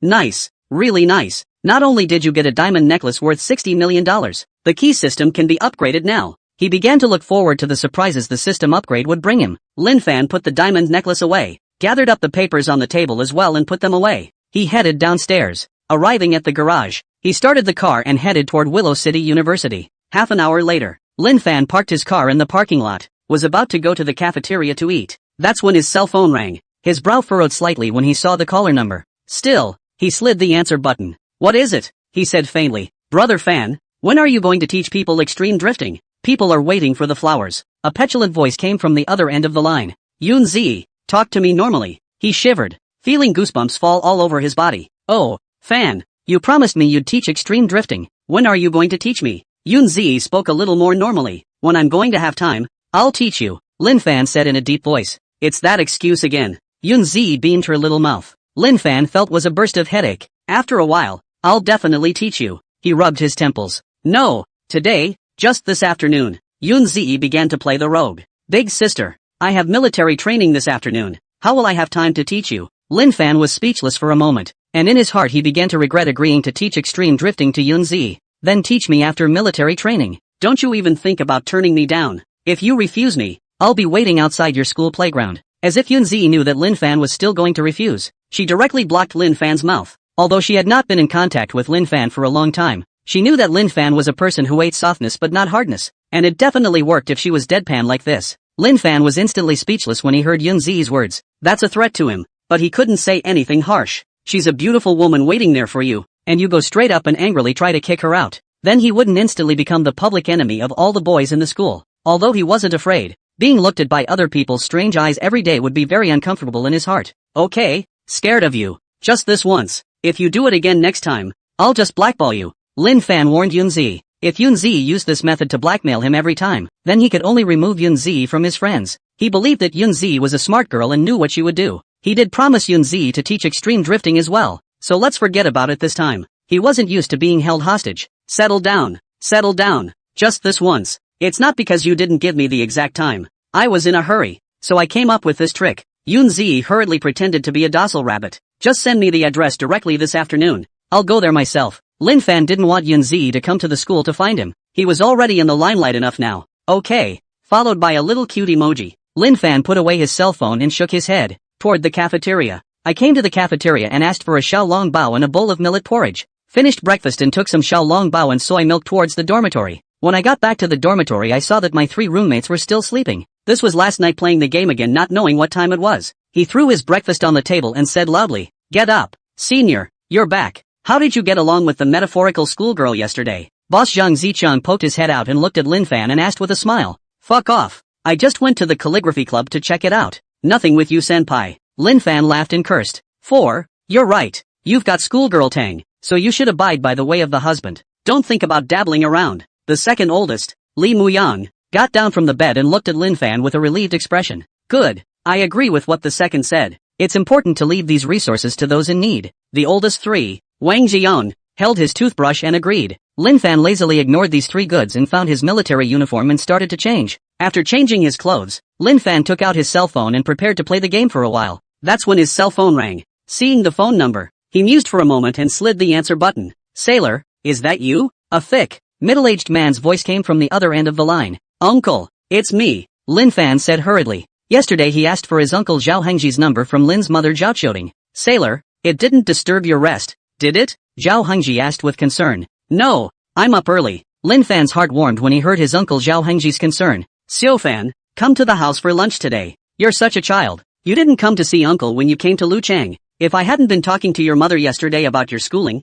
I wouldn't have known you were here in Willow City." Zhao Hengji's tone was reprimanding, but Lin Fan could hear that this was his uncle Zhao Hengji's concern for him. "Okay, uncle." Zhao Hengji asked him to go to dinner, so he naturally wouldn't push back and refuse. "I'll send you the address in a few minutes, and you can take a cab here yourself after school." Zhao Hengji was in a very good mood when he heard Lin Fan agree. Lin Fan and Zhao Hengji friend each other. Zhao Hengji directly sent Lin Fan a large red packet of $1,000. "Thanks, uncle." Lin Fan was not polite and accepted it directly. This amount of money was nothing for him now, but it was a piece of Zhao Hengji's heart. Immediately after that, Zhao Hengji sent a location message. Lin Fan put away his cell phone and stood in front of the window, looking outside. He knew that his uncle Zhao Hengji liked to drink white wine. He was going to go back to the cottage after school to get a bottle of wine. Not long after, the 3 roommates cleaned up. The 4 headed toward the playground. Lin Fan came to the playground and found a place to sit down. After these days of military training, everyone was a little darker, but looked healthier. "Senior, I just don't understand how you grow that face. Look at me and the oldest. The oldest is getting a coltan. TSK, TSK, TSK, and yet you're still acting like a little white boy. Did you sneak in some makeup?" The boss, Zhang Zicheng, looked at Lin Fan's face and was filled with incredulity. "They people are getting more and more tanned, but Lin Fan is good. How was it before the military training and how is it now?" The resting girls all looked at Lin Fan when they heard Zhang Zicheng's words. Seeing Lin Fan's face, they were full of envy. They also wear sunscreen, but it doesn't work if they wear too little, and if they wear too much, they tend to get pimples, which makes them very frustrated. They were very envious in their hearts when they saw Lin Fan's white face. What kind of divine skin is this? That's too good to be true. If they didn't know that Lin Fan could fight, they would have wanted to go up and pinch Lin Fan's tender face. Lin Fan was startled big time when he saw the eyes of the crowd. Why does it feel like these people have a weird look in their eyes? It was a good thing the instructor came at that moment, much to his relief. If so many people were to swarm him, even if he could fight, he wouldn't be able to handle it. Military training officially began this morning. The sun is not as hot today as it was yesterday, but standing in the sun for long periods of time is also uncomfortable.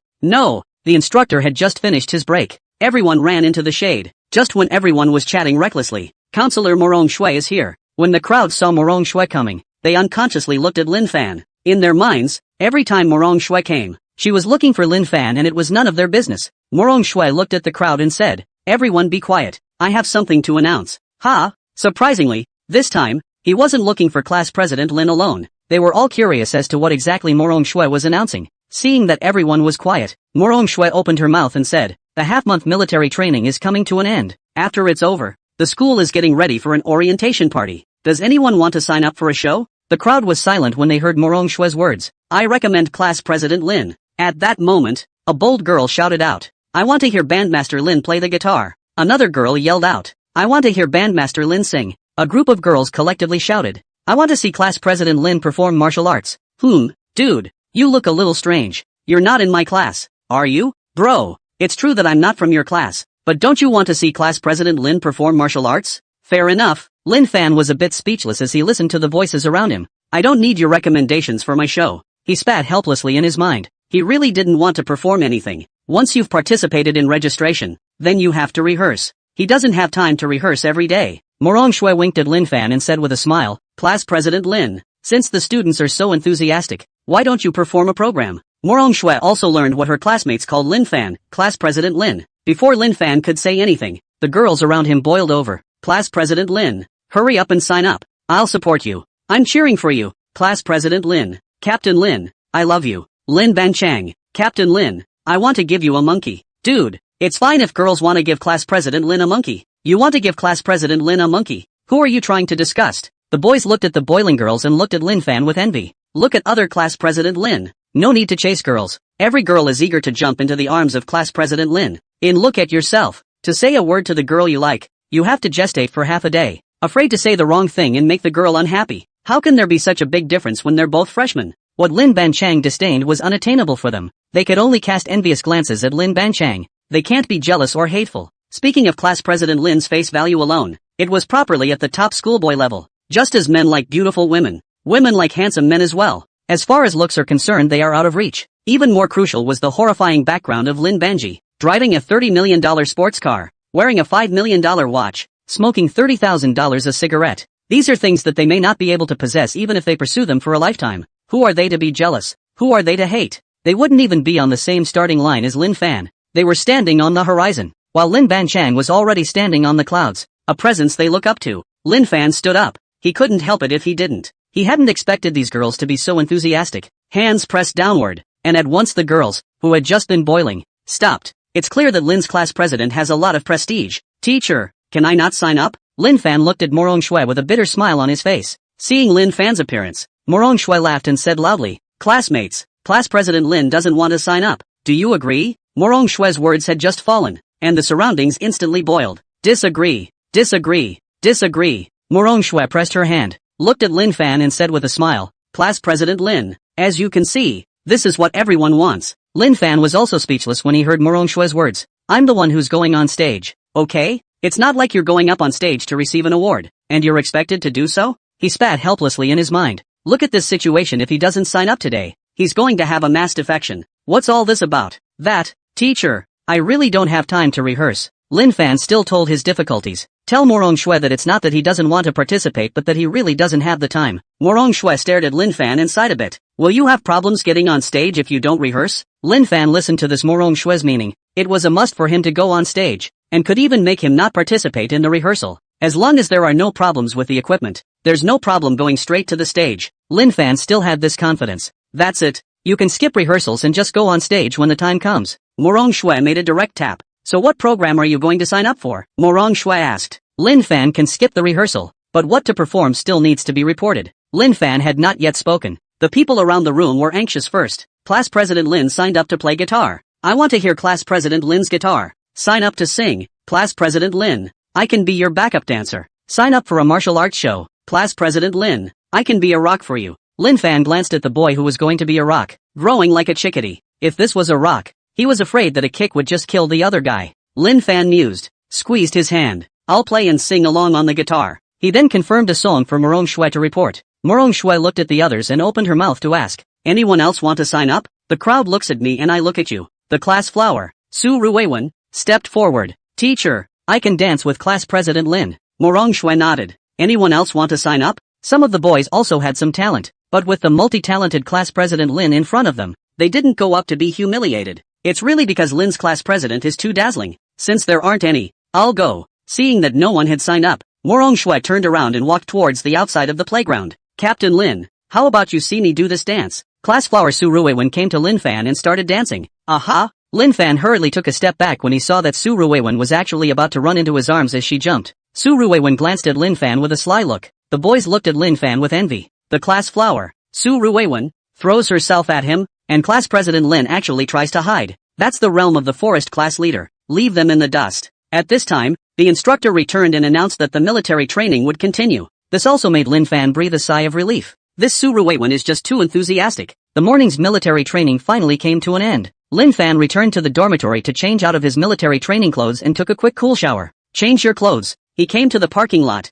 started the car, and headed towards the Haitian No. 1 villa. 30 minutes later, Lin Fan returned to the villa, came to the study, took a bottle of 1992 Handy Mo wine, and randomly found a bag to put it on. Took another can of second-generation Big Red Robe. He carried the bag to the garage and tossed it casually on the passenger side. Start the car and head out of the villa. Willow City Rhyme Court neighborhood. This neighborhood is a mid to high-end neighborhood in terms of Willow City. House prices are around 20,000 per square meter. Lin Fan's uncle Zhao Hengji's family lives here. Lin Fan came to the cell door. When the security chief saw Lin Fan's car, he opened the door directly without asking and let it go. The security guard next to him, who had just arrived not long ago, asked suspiciously, Captain, this car doesn't seem to belong to our neighborhood. He's also been here for almost half a month, and he's seen basically every car in the neighborhood. It was a car he was obviously seeing for the first time. Old Lou, do you know what kind of car that was just there? A sports car. The security guard named Old Lou replied. Sports cars he still recognized. And do you know how much the sports car cost?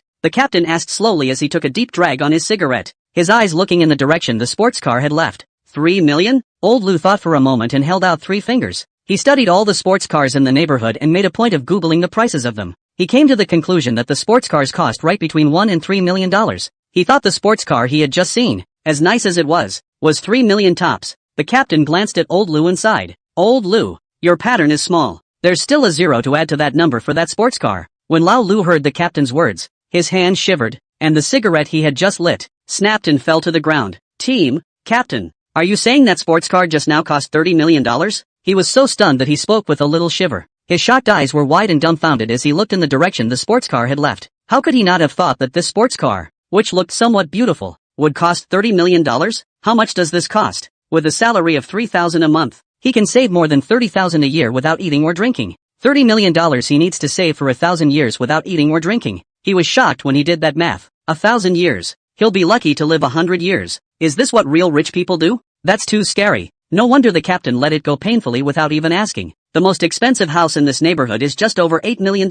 That's nothing compared to this big guy's car. Would someone like that come to the neighborhood and steal? Lin Fan came to the front of his uncle Zhao Hengji's building, park in the adjacent parking lot, took the bag off the passenger side. He came to the front of the building and pressed the room number of his uncle Zhao Hengji's house. A middle-aged woman's voice came at once. Who? As soon as Lin Fan heard it, he knew it was his Aunt Jo Limei's voice. Although he didn't like his Aunt Jo Limei, but since he was here, he had to see his uncle Zhao Hengji in any case. Auntie, it's me, Lin Fan. As soon as Jo Limei heard that it was Lin Fan coming, she directly hung up the phone. The door next to it clicked open. Lin Fan carried the bag towards the elevator. Walking out of the elevator, he came to the door of his uncle Zhao Hengji's house and rang the doorbell. The door opened with a click. Change this disposable slipper, Jo Limei said with an expressionless face. She glanced at the bag Lin Fan was holding, her eyes filled with disgust. I really don't know what old Zhao was thinking, having to let this Lin Fan come to the house. A mutter went through her mind. Aha! Lin Fan didn't say anything more and changed into his slippers. There are disposable cups there,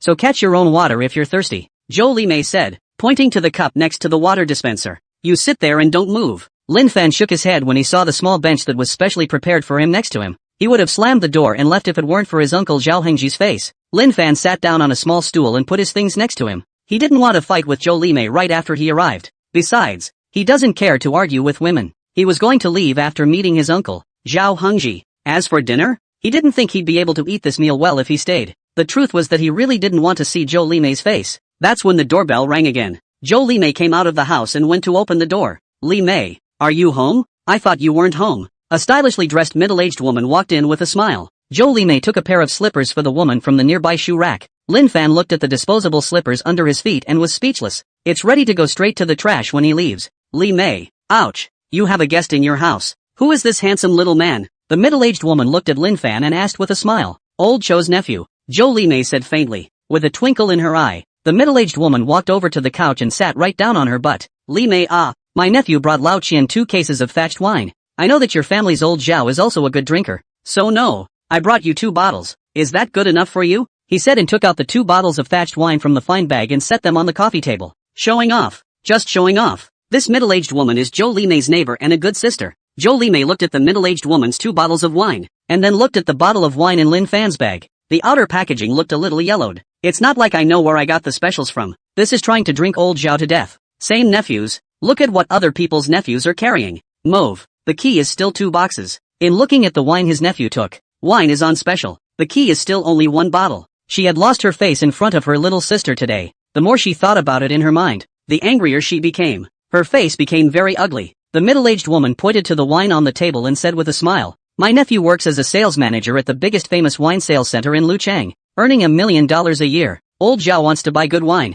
Tell me and I'll have my nephew give you a discount. Zhou Limei's heart was not in a good mood, and her face was almost blackened into a pot. Also nephews, this gap is too big. Other people's nephews can help, and their own nephews have to pay money backwards. Ding dong. That's when the doorbell rang. Zhou Limei stood up and opened the door, outside which stood a young man in a suit. You're Auntie Cho, aren't you? Is my aunt and uncle here? The young man said politely. At that moment, the middle-aged woman blurted out from inside the house. Here it is, here it is. Zhou Limei invited the young man in. Just as the middle-aged woman had said, old Zhao liked to drink, and might be useful for buying alcohol in the future. The young man walked towards the middle-aged woman and suddenly saw the outer packaging exposed in Lin Fan's bag. Ha, this is? The young man came next to Lin Fan and didn't rush to open Lin Fan's bag. He knelt down and took a closer look. Lifting his head, he looked at Lin Fan and asked excitedly, can I take it out and look at it? Lin Fan nodded indifferently. The young man carefully took the box of wine and gently placed it on the coffee table. First, he looked carefully around the wine box over and over again.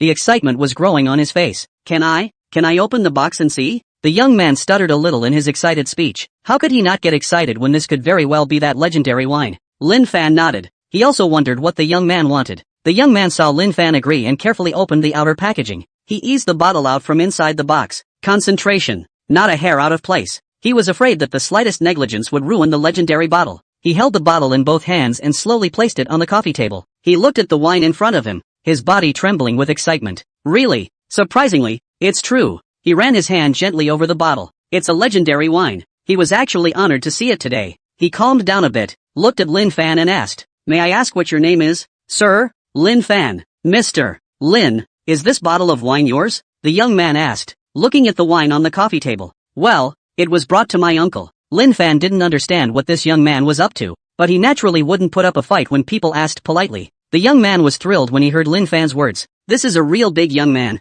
taking $8 million worth of wine and giving it away. This is definitely a top-notch big shot. He hadn't expected to come to his uncle's house and meet the top young man. A great young man like that must be on good terms. Hello, Mr. Lin. My name is Zhang Qingtong. You can just call me Xiao Zhang. Here's my card. Zhang Qingtong bowed his head and said with a pandering face. The middle-aged woman was very confused when she saw her nephew, who was so respectful to Lin Fan. Zhou Limei was filled with incredulity as she looked at her good sister's bullish nephew, who had lowered his voice so lowly to Lin Fan. The two men looked at each other. The middle-aged woman turned to Zhang Qingtong and asked, Qingtong, what's different about this bottle of wine? She saw that Zhang Qingtong had become like this by opening Lin Fan's wine box, but after looking at it for half a day, she couldn't see any difference in this wine. Zhou Limei also walked up and got close, wanting to hear what was different about the bottle of wine that looked like a special offer. Surprisingly, it made Zhang Qingtong's attitude change so drastically. Zhang Qingtong stood up when he heard the middle-aged woman's question. Cough cough. He cleared his throat and opened his mouth to ask, Auntie, do you know what kind of wine this is? The middle-aged woman looked at it and realized that the brand was surprisingly the same as the wine sent by Zhang Qingtong.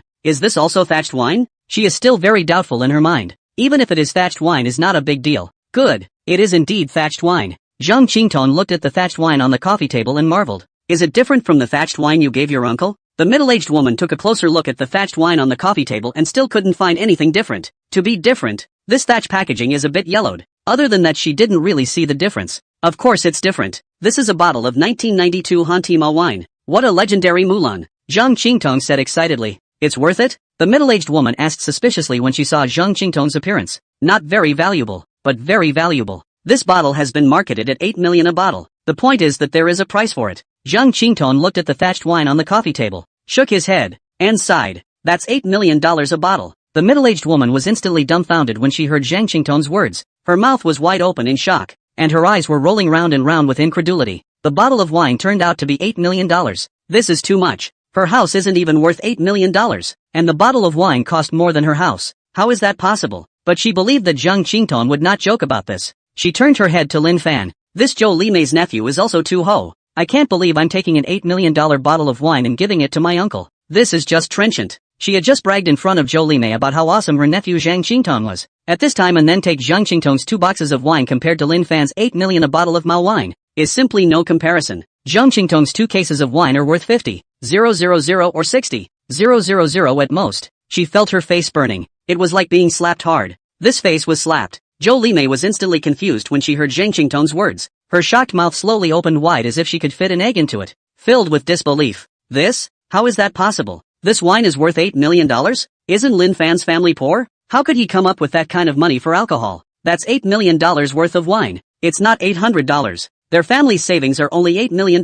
This is simply too hard to believe. Is this wine fake? Zhang Qingtong was an expert-level wine connoisseur. How could he be wrong? She looked to the middle-aged woman. The middle-aged woman was found to have a very ugly face. A pang of triumph went through her. Finally, a breath of fresh air. She looked at Lin Fan. I really don't know what happened to Lin Fan to make him so rich. She felt that this nephew was very strange at the moment. The middle-aged woman couldn't sit still. She stood up and forced a smile on her face. I have to go back before I go home. After saying that, he didn't wait for Zhou Limei to reply and directly walked towards the door. She just couldn't face staying any longer. What a shame. Zhang Qingtong said to Lin Fan in a pandering manner. Mr. Lin, I'll leave first. Lin Fan nodded. Zhou Limei sent the middle-aged woman and Zhang Qingtong away. Back inside, walking up to Lin Fan, he said with a smile, Little Fan, don't sit on this stool, how cold it is. Hurry up and sit on the couch. He said that he was about to go up and pull Lin Fan. Lin Fan hurriedly got up and sat on the sofa. Zhou Limei took out a new cup and caught the water. Have some hot water. It's better to use alabaster cups for drinking water. She put the alabaster cup filled with water in front of Lin Fan.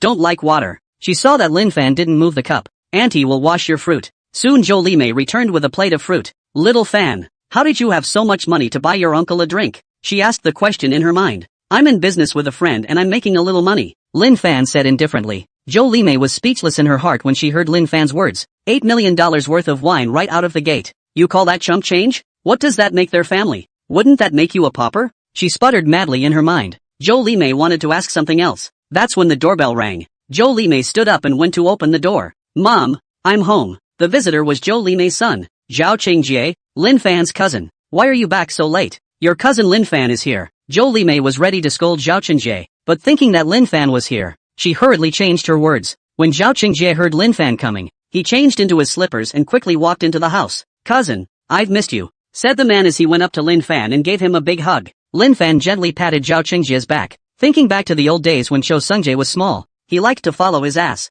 Here, let me see if you've grown taller again. Lin Fan pushed Zhao Qingjie away and asked with a smile. Cousin, you really are a pot calling the kettle black. The one thing Zhao Qingjie disliked the most that people brought up was his height. It was a pain in his heart. Not bad, a centimeter taller. Lin Fan looked at Zhao Qingjie and complimented him. Zhao Qingjie blankly glanced at Lin Fan. What's so proud about a centimeter? He's not a dwarf. He didn't want to dwell on it. Changing the subject. Cousin, do you know why I'm back so late? He asked, his eyes glowing with excitement. Lin Fan looked at Zhao Qingjie's excited appearance and asked suspiciously. You found a girlfriend? Not a girlfriend. Zhao Qingjie hurriedly waved his hand and said. His mom was there, and if she knew he was looking for a girlfriend, she'd probably give him a good beating. Ugh, what's that? Where do I have a girlfriend? He spat in his mind. Lin Fan blankly glanced at Zhao Qingjie and said without a good mood. It's not like I'm a worm in your stomach. How do I know why you're back so late? Zhao Qingjie heatedly smiled and spoke. Hey, cousin, you'd never guess. I was surprised to see a super cool sports car downstairs. that's a supercar.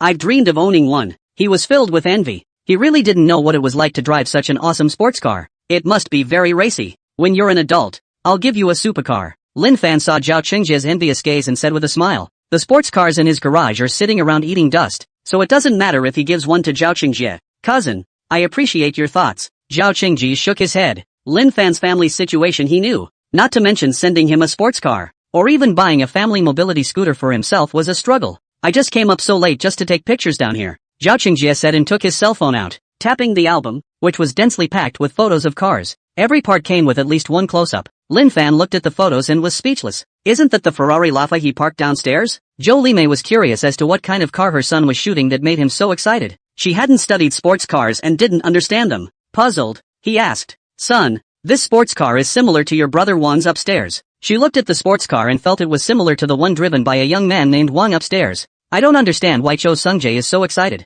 She remembered that Zhao Qingjie wasn't this excited and thrilled to see that sports car either. Cut. Can Wang's sports car compare to this one? Zhao Qingjie skimmed his lips and said, the sports car that Wang has upstairs is only about $1 million. This car, however, costs over $30 million. How do you compare? A single tire on this Ferrari Rafa is more than $1 million.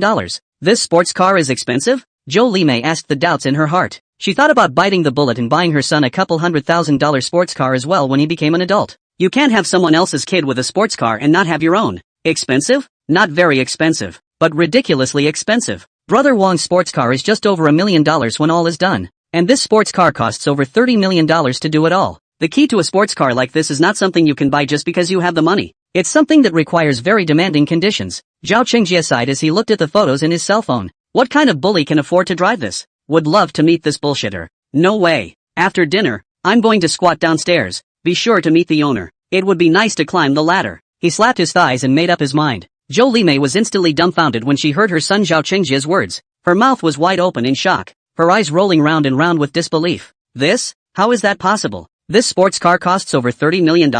This is outrageous. How could she not expect this sports car to be so expensive? It was beyond her imagination. What kind of person could afford that? It's probably something only the really rich can afford. She instantly felt her face burning. It's like being slapped in the face. She was just thinking about buying her son a sports car just like this one. A bitter laugh ran through her mind. It's just that she can't afford it even if she sells all her family's assets. Lin Fan saw Zhao Qingjie's infatuated eyes. Patting Zhao Qingjie's shoulder, he smiled and asked, do you want to get on this sports car and sit for a while? Of course I want to, but what's the use of just thinking about it? Zhao Qingjie said with his head hanging down. Fingers gently slid through the photos on his cell phone. If I told you, that sports car is mine, do you think there's anything wrong with going for a ride? Lin Fan asked with a smile. Cousin, will you stop bragging? Zhao Qingjie was speechless. He didn't realize that his cousin, who had never been a braggart before, had taken to bragging. Follow me. Lin Fan stood up and walked towards the balcony. Zhao Qingjie didn't understand what Lin Fan wanted to do, but he stood up and followed. Lin Fan walked over to the windowsill, just in time to be able to see the downstairs parking lot. He took the car keys out of his pocket, gently pressed the vehicle key switch.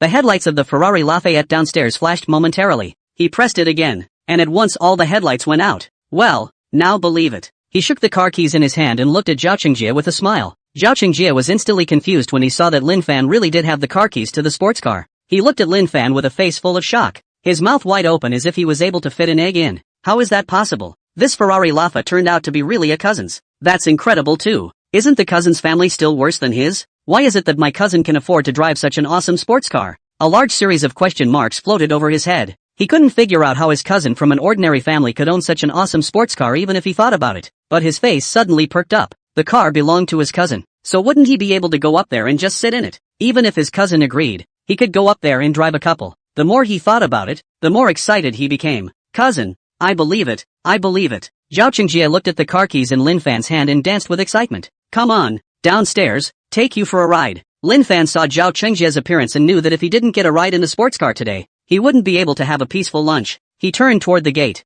Cousin, you're wonderful, I love you. Zhao Qingjie was filled with excitement and hurriedly followed. Zhou Limei saw that this sports car was actually Lin Fan's. Her eyes widened in shock, and her mouth, which had just closed with difficulty, slowly opened again. That's $30 million a sports car. Surprisingly, it belonged to her nephew Lin Fan, whom she had always despised. How could she not be shocked? That's when she suddenly figured something out. Lin Fan had just given away a bottle of $8 million worth of Mao wine, as if it made sense to drive a $30 million sports car. She looked toward the door with very complicated eyes. She hadn't expected that one day, Lin Fan's family would become an existence that their family looked up to. It was good that Lin Fan had a good relationship with her daughter and son. So if her son and daughter were in trouble in the future, Lin Fan would definitely not stand by. She also has to repair her relationship with Lin Fan's family. Such a thigh must be hugged tightly. She made up her mind. Zhao Qingjie and Lin Fan came to the parking lot. Cousin, quickly open the car door. Zhao Qingjie looked at the beautiful sports car in front of him and tugged on Lin Fan's arm, urging. Lin Fan gently pressed the sports car key,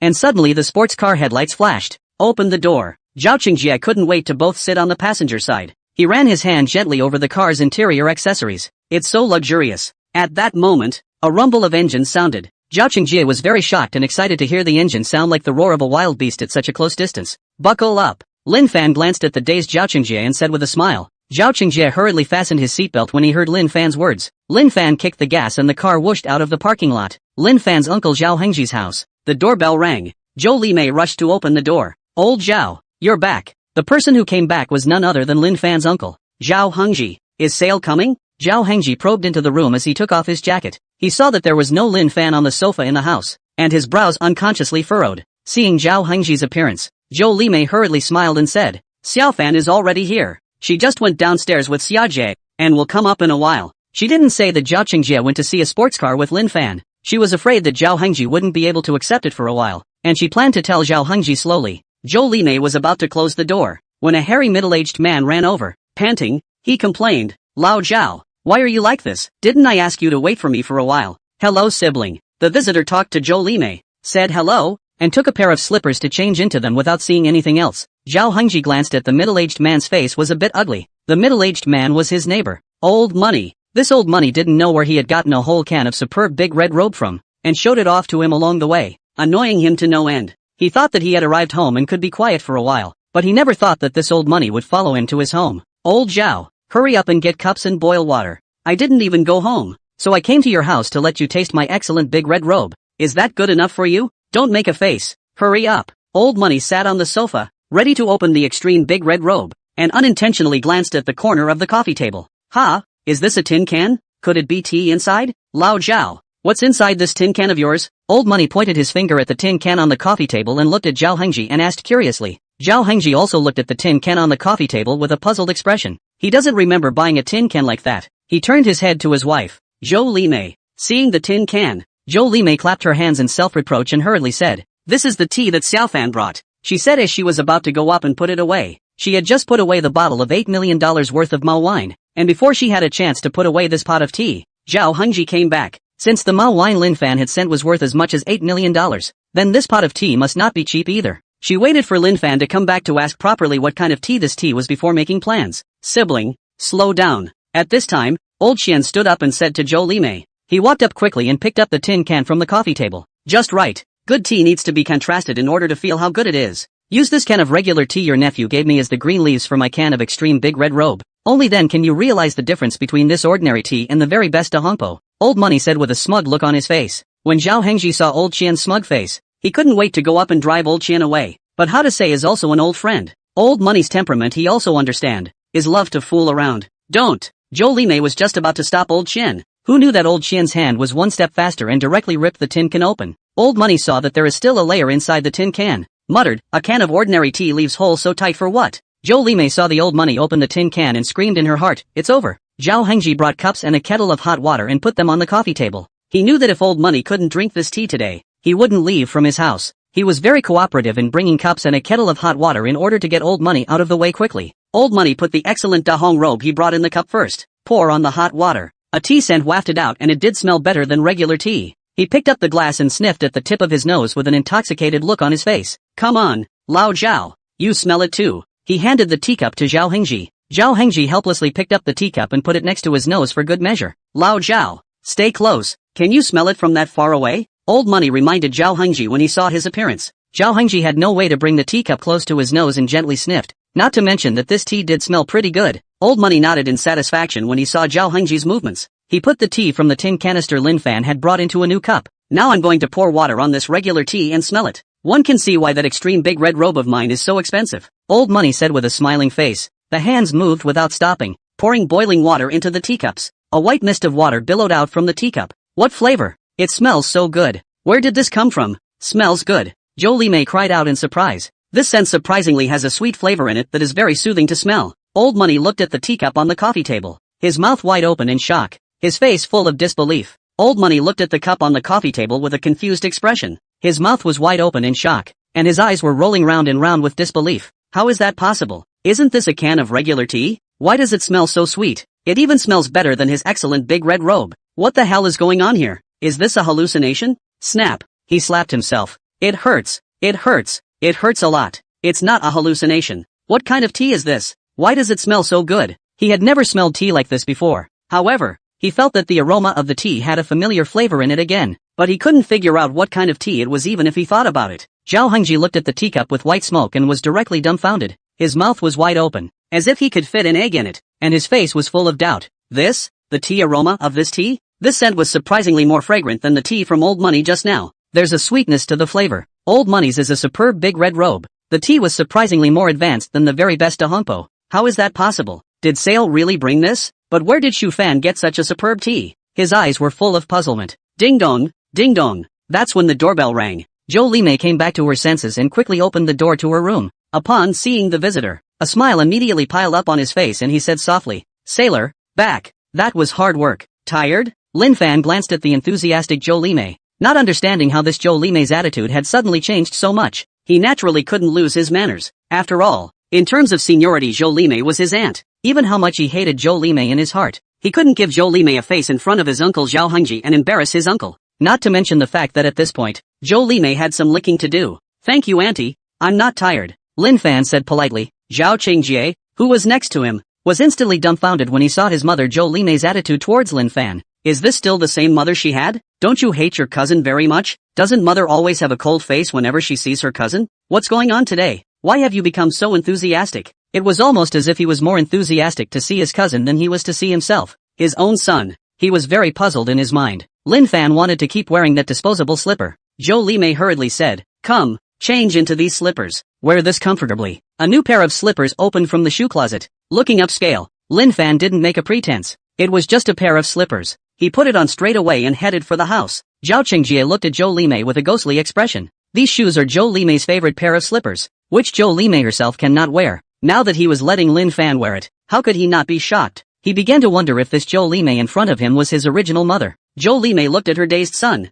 Zhao Qingjie, and patted Zhao Qingjie's head, saying in a good-natured manner, "What are you waiting for? Hurry up and accompany your cousin." Zhao Qingjie heard Zhou Limei's words and let out a long sigh of relief in his heart. This mother is still the same mother. Hurrying to change his shoes, he walked quickly toward the house. "Uncle." Lin Fan politely greeted Zhao Hengji. Zhao Hengji looked at Lin Fan with a smile on his face and said excitedly, "Sailor, coming. Good, good, good." Growing taller than uncle, old Qian next to him gave Zhao Hengji a wink. Zhao Hengji hurriedly introduced, "This is your Uncle Qian, my good friend." "Hello, Uncle Qian." Lin Fan gave a greeting. "Hello, Fan. You brought this can of tea, didn't you?" Old Money asked hastily. His mind was very curious to know what kind of tea it was that smelled so good. Lin Fan glanced at the open tin can on the coffee table and nodded. "I brought it to my uncle to try." Old Qian's eyes lit up when he heard Lin Fan's words. "What kind of tea is this that smells so good?" he asked anxiously. He thought about getting some as well. After all, just smelling the tea made it especially comforting. He had in mind to buy a kilogram first.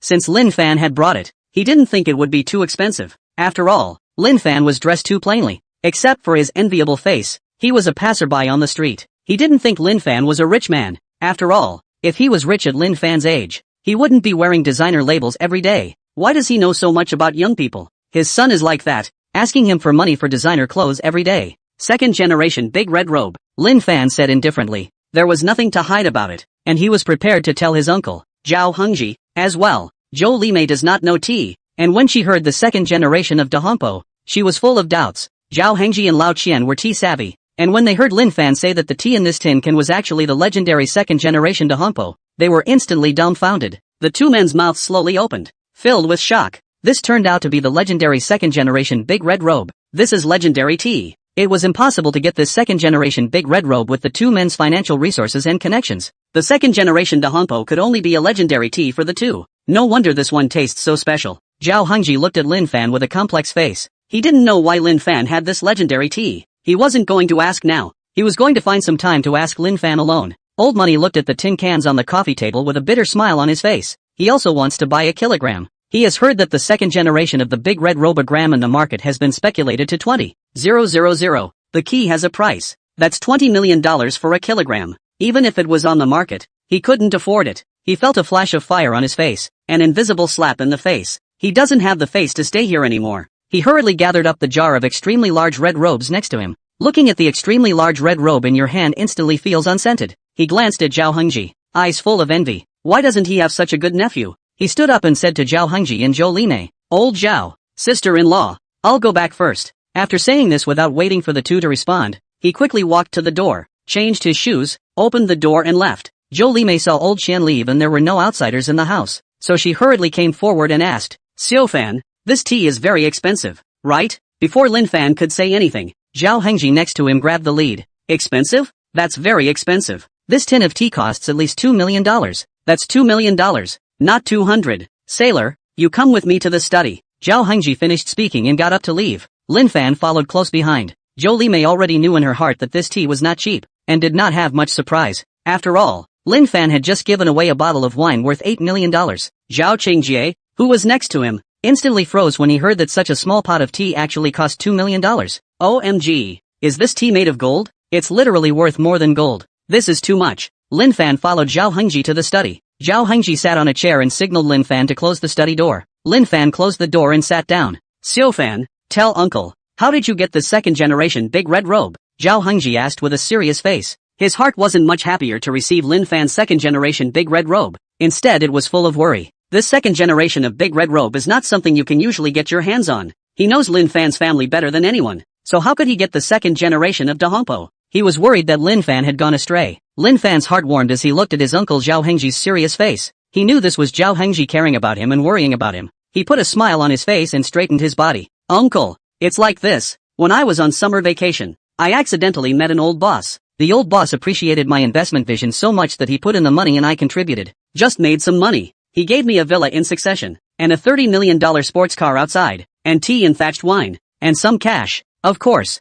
it's not like I drink tea or wine, so I'm not bringing it to you, uncle, to try." Zhao Hengji didn't say anything after hearing Lin Fan's words and just looked at Lin Fan, wanted to see if Lin Fan was lying. However, he realized that after observing him for half a day, Lin Fan still didn't change his face. Although he felt it was a bit outrageous, he still chose to believe Lin Fan. "Fan, I'm so proud of you for suddenly accomplishing so much. But, Sail, don't do anything that breaks the law," he said with serious eyes. Lin Fan saw that Zhao Hengji believed his words and let out a long sigh of relief in his heart. "Hurry up and say, don't worry uncle, I won't do anything that breaks the law. I've stopped investing for that old boss for a while now. I want to go to school and learn more about finance for the future." He didn't want to deceive Zhao Hengji either, but he couldn't tell Zhao Hengji that all these things were given by the system. Even if he said it, Zhao Hengji didn't believe him and thought he was lying. After all, the system is outrageous. There was also the fact that he had no intention of telling anyone about the existence of the system, including his parents. He didn't want to be dragged off to be sliced and diced for experiments one day. He was going to rot the system. Zhao Hengji's eyes were filled with appreciation when he heard Lin Fan's words. Good, Sailor, it's wonderful that you think so." He was afraid that Lin Fan would float when he got rich, but now it seems that Lin Fan is not only not mesmerized by money, but also has a good plan for the future. Lin Fan chatted with Zhao Hengji for a while longer. At that moment, there was a knock on the door. "Lao Zhao, Xiaofan, it's time to eat." "Coming." Zhao Hengji stood up and looked at Lin Fan with a smile. "Sailor, you're starving. Let's go. Let's eat." Lin Fan got up and followed Zhao Hengji out of the study. A tall, short-haired beauty in the living room was eating grapes. Seeing Lin Fan come out, he stood up. "Yo, Sail, how did you grow this? Why did you grow so tall? And this skin? TSK, TSK, TSK. Look at this little face. It's just a little white boy." The short-haired beauty circled around Lin Fan and went up to pinch Lin Fan's face directly. Lin Fan saw the short-haired beauty's movements and was helpless for a moment. "Cousin, stop it." This short-haired beauty was none other than Lin Fan's cousin. "Zhao Xiaoman, Fanny, I think you're quite a good match for a good sister of mine," Zhao Xiaoman said, returning to the sofa and grabbing a grape to continue eating. "Cousin, when did you become a matchmaker?" Lin Fan sat next to him and joked. He looked at Zhao Xiaoman in front of him. It was beautiful. It could be said to be on par with Tang Ruobing in terms of looks. Although Aunt Zhou Limei is not very good, but I have to admit that Zhou Limei was an unparalleled beauty when she was young. Zhao Xiaoman completely inherited Zhou Limei's beauty. "Che, I wouldn't bother introducing you if you weren't my cousin. As the saying goes, fertilizer doesn't flow into other people's fields." Zhao Xiaoman patted Lin Fan's shoulder, her eyes narrowing into crescent moons. She introduced her good sister to Lin Fan for two reasons. One reason is that it does feel like Lin Fan is a good match for her best sister. The other reason is that I want my best sister to call her cousin. Thinking about it made her heart very excited. Isn't it very funny to have your best sister standing in front of you, reluctantly calling your cousin? She actually laughed out loud at the thought in her mind. Lin Fan looked at Zhao Xiaoman suspiciously. Is it really such a pleasure to introduce him to someone? Those who didn't know thought that Zhao Xiaoman had found a man of her choice on her own. Damn girl, hurry up and bring your cousin to dinner. Zhou Limei carried a plate and said with a stern face to Zhao Xiaoman, who was sitting on the sofa. Sale, let this dead girl take you to wash your hands. She changed her smiling face and said to Lin Fan. Seeing Zhou Limei's two attitudes towards herself and Lin Fan, Zhao Xiaoman skimmed her mouth and muttered, I really don't know if I'm your biological child or not. She stood up. Come on, Shu Fan, let's eat. Lin Fan followed Zhao Xiaoman as she washed her hands and came to the restaurant. By now the table was filled with a variety of home-cooked meals. Steamed sea bass, sweet and sour pork, mu shu pork, egg and nori soup. Here, little Fan, sit over here, next to your uncle. Zhou Limei pulled out the chair next to Zhao Hengji and told Lin Fan to sit down. Thank you auntie, Lin Fan said politely. Since Zhou Limei was so enthusiastic, he couldn't be cold-faced. That would make his uncle Zhao Hengji very embarrassed. Sailor, you have school to go to, so I won't let you drink. Zhao Hengji handed Lin Fan the juice in his hand. Aha! Lin Fan took the juice with both hands. In the middle of a meal. Jie, you must study hard. Look at your cousin Shu Fan.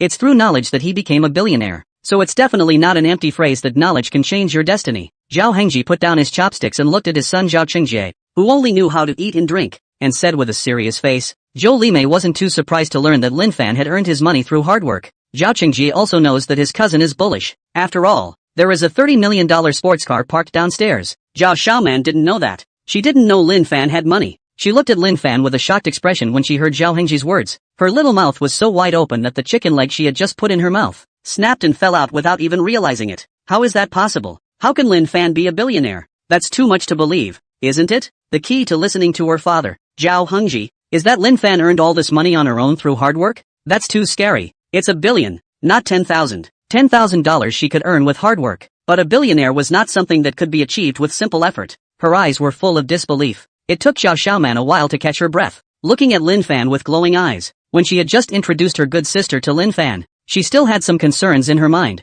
After all, the good sisters have good families, even if two people fall in love. But because of the gateway gap, it is difficult to really come together. But nothing is a problem now. His own cousin is very good. It's simply excellent and somewhat scary. It was as if she saw her best sister, beaming and calling her cousin. There was a pang of triumph in his heart. Lin Fan had a very pleasant meal. Zhou Limei gave Lin Fan dishes from time to time during this meal, so enthusiastically that Lin Fan was a little embarrassed. Zhao Hengji saw that his wife Zhou Limei was so enthusiastic about Lin Fan. Although he was puzzled, his heart was very happy. After all, he didn't want his wife Zhou Limei to give Lin Fan a face. It's so nice to have it all together like this. He was happy and had 2 more glasses of wine. Zhao Qingjie and Zhao Xiaoman didn't know how many times they had rolled their eyes over a meal. Between meals, Zhou Sungjie wanted an extra piece of ribs. Just as it was clipped up, it was knocked off by Zhou Limei's chopsticks. You're so fat. Eat less for your cousin Shu Fan, said the one he wanted to eat ribs into Lin Fan's bowl. Zhao Qingjie looked at his body that wasn't as strong as Lin Fan's. You call me fat? Are you really my real mom?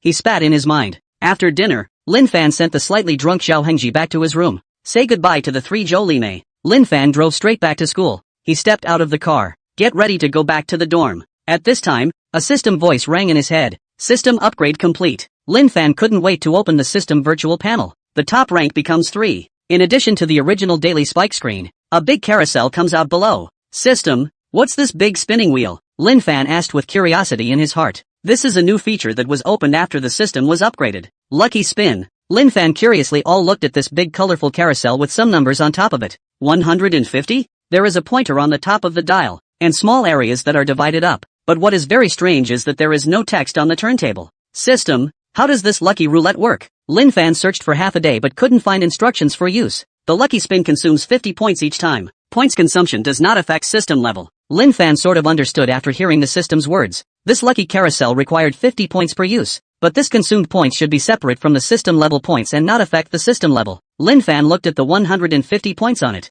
System, let's start with a lucky spin. As Lin Fan's voice fell, the lucky carousel spun. At the same time the points next to the lucky roulette were reduced by 50 points, leaving 100 points. Stop. The big wheel of fortune slowed to a halt. Congratulations to the host for the thank you for your patronage. Crap. When Lin Fan saw the result, a direct phrase of nationalism came out of his mouth. System, come out of there. What the hell is this thank you patronage? Was it easy for him to gain points? It's amazing that 50 points only got you a thank you for patronizing me. How could he not be angry? The host should not be angry. Since it's a lucky draw, naturally it's all about luck. The system replied without haste. Are you saying I have bad luck? Lin Fan asked angrily. Host, there's no chance you'll get something good next time. The system reassured. Lin Fan looked at the system points. Again, rank points become 50 points. The big wheel of fortune spins. Lin Fan was speechless when he saw that the system deducted points before letting the lucky carousel spin. The system is really a crook. He spat in his mind. Stop. At once the big wheel of fortune slowed to a halt. Congratulations to the host for obtaining 100% stake in Willow City's Cartwheel Amusement City. Lin Fan saw this reward light up in front of his eyes. Finally, not thanks to patronage. He took out his cell phone and looked up Willow City Cartwheel Amusement City. Willow City Cuddler's Amusement City is among the top 3 amusement parks in Willow City, currently valued at $1 billion. All the young people's favorite items are inside and very popular with the young people. Not bad, not bad. He's grown in value by another 10 small goals. That's really nice. He glanced at the remaining 50 points. There's no use keeping it. System, continue to use the lucky spin. The big wheel of fortune started spinning. His mind looked forward to it. Stop. As Lin Fan's voice fell, the lucky carousel slowly stopped. Congratulations to the host for obtaining a superb sweat-blooded horse. The sweat-blooded BMW has been placed in the courtyard of Haitian No. 1 Villa. This? Lin Fan was directly confused when he saw the system rewards he had obtained. That's okay? The reward turned out to be a horse. I'm going to go. Everyone else has a pet that's some kind of cat or some kind of dog. His pet was directly a superb sweat-blooded horse. That's definitely a lot of pressure. He took out his cell phone and looked up the price of the sweat-blood BMW. The average sweat-blood horse is worth around $100 million. Extreme sweat-blood BMWs are worth twice as much as ordinary sweat-blood BMWs and are worth about $200 million. What's more crucial is that the very best sweat-blooded BMW is very rare and can be said to have a price without a market. Average. Lin Fan felt that this extreme sweat-blood BMW was just average. After all, the value was there. With $1 billion Willow City Carter coming to the amusement city in front of it, this extreme sweat-blood horse is a bit ordinary. Lin Fan closed the system panel, hummed a little song, and walked towards the dormitory. Back at the dorm, the 3 roommates were playing a game. Lin Fan took off his jacket and lay down on the bed. There was a ding. Message tone. Xiao Fan, my little sister has suffered a little bit of a minor injury. I'll introduce you to her in a couple of days. A message from my cousin, Zhao Xiaoman. Thank you cousin then. Lin Fan smiled helplessly. He hadn't expected Zhao Xiaoman to be so persistent and insist on introducing her little sister to him. When the time came, they could only meet first. After all, it was a piece of Zhao Xiaoman's goodwill. He also wanted to meet the little sister who had been praised to the skies by Zhao Xiaoman. What she really looked like. He was simply curious. Don't worry, wait for my good news, Zhao Xiaoman replied.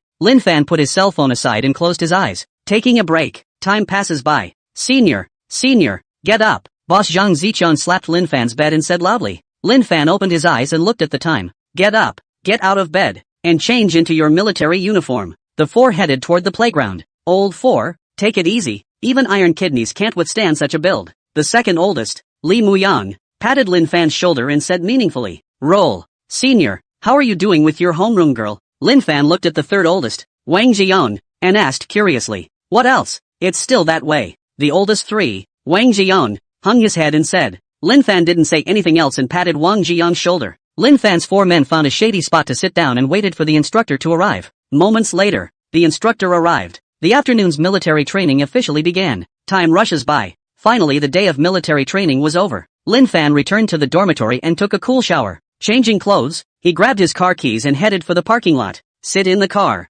Opened the cell phone navigation. With a kick of the gas, accompanied by the sound of a rumbling engine, the car scuttled off and headed out of the school. Willow City Windchill Racing Club. It is arguably one of the few racing clubs known in Willow City. The club encompasses a variety of tracks to suit different people's needs. Many great youngsters like to come here to play. It became a place where some of the great and the small met. The location Yunzi sent Lin Fan was this Willow City Windchill Racing Club. In front of the club, Yunzi was like a watchful stone, probing her head, her eyes looking around, searching for something. That's when a beautiful Ferrari Lava arrived in front of the club. Yunzi was deeply attracted by seeing this sports car. It's so beautiful. Not bad for a $30 million sports car. She had little stars in her eyes and was filled with envy. She would like to buy a sports car like that, even if she was qualified to have the money. It wasn't something she would be able to have anytime soon. The Ferrari Rafa suddenly stopped in front of her. She frowned slightly. Although she loved sports cars, she was very anti-smug second generation. Just as she was about to move away from the sports car and wait for Lin Fan elsewhere. At that moment, the sports car door slowly opened. When she saw the man coming down from the car, she cried out in surprise,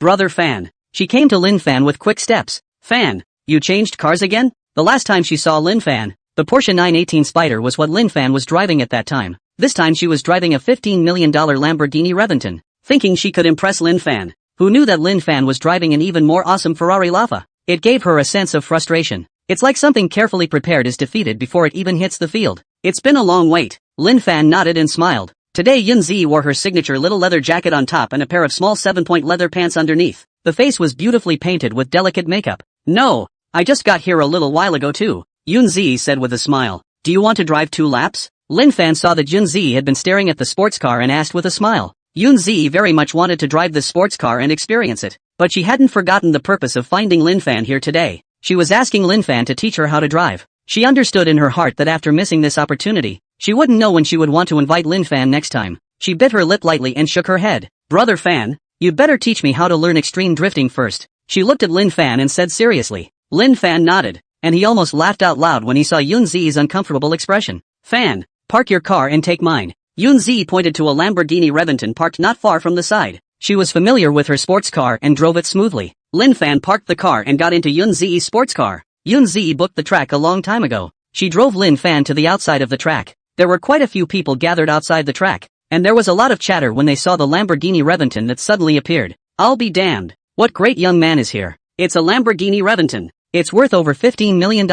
And this body is just beautiful. I'm now curious as to which of the great young men came to play this ordinary track. The row of tracks they were on were some entry-level regular tracks. It's simply not exciting enough for the big boys, and very few of the top big boys come here to play. They all looked curiously at the sports car. At that moment, the door of the sports car opened, and from it stepped down a girl who was pretty beyond words. When the crowd saw Yunzi coming down from the car, they were all dumbfounded. One by one, their eyes were wide with disbelief. The vast majority of the people they come here to play racing are men, like women occasionally. But girls as beautiful as Yunzi were few, very few, and could be considered rare. I'm going to fall in love. Don't take this one from me. I like this girl. You like? Do you know who she is? And you like it? Hurry up and find a basin, and take a look at yourself with some whole water. She's Yunzi, Young Yun's sister. Young Yun, one of the top youngsters of the Windchill Racing Club in Willow City? My goodness, it's better to forget about it then. Come to think of it, one who can afford to drive such an awesome sports car is definitely not your average missy.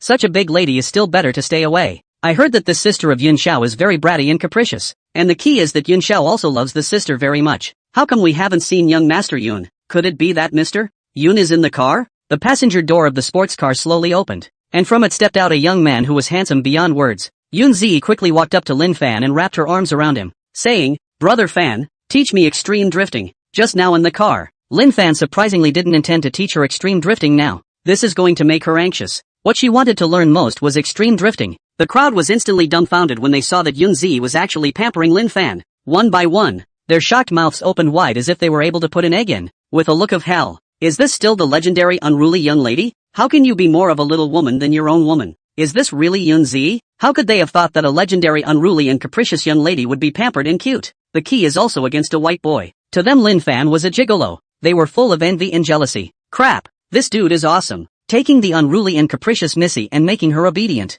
Asshole, if I had known that Yunzi likes white boy, I would have gone for a fucking facelift, and made a whole lot more white boy than this white boy. Dude, I think you should just forget it. Unless you get a new layer of skin. It's, well, hard. Would Yun Xiao be furious if he knew that his sister had adopted a gigolo? If young Master Yun finds out, this little white boy is probably going to be in deep shit. I'm sure what's going on here will soon reach the ears of Yun Xiao. We just need to watch the show. That's a good point. I didn't think I'd be lucky enough to watch a separation scene between a big lady and a little white boy today. The crowd was ready to watch Lin Fan and Yunzi's drama. Lin Fan looked at Yunzi in front of him and was very helpless in his heart. His intention was to let Yunzi build up her foundation well before learning extreme drifting. But now it seems that this Yunzi is bent on learning extreme drifting. When Yunzi saw that Lin Fan was unmoved, her eyes rolled and she narrowed her eyes, shaking Lin Fan's arm and smiling. Brother Fan, just teach me. I'll treat you to a big meal later. Lin Fan was speechless for a moment in his heart when he heard Yunzi's words. Am I that much of a foodie? He spat in his mind. Speaking of eating, though,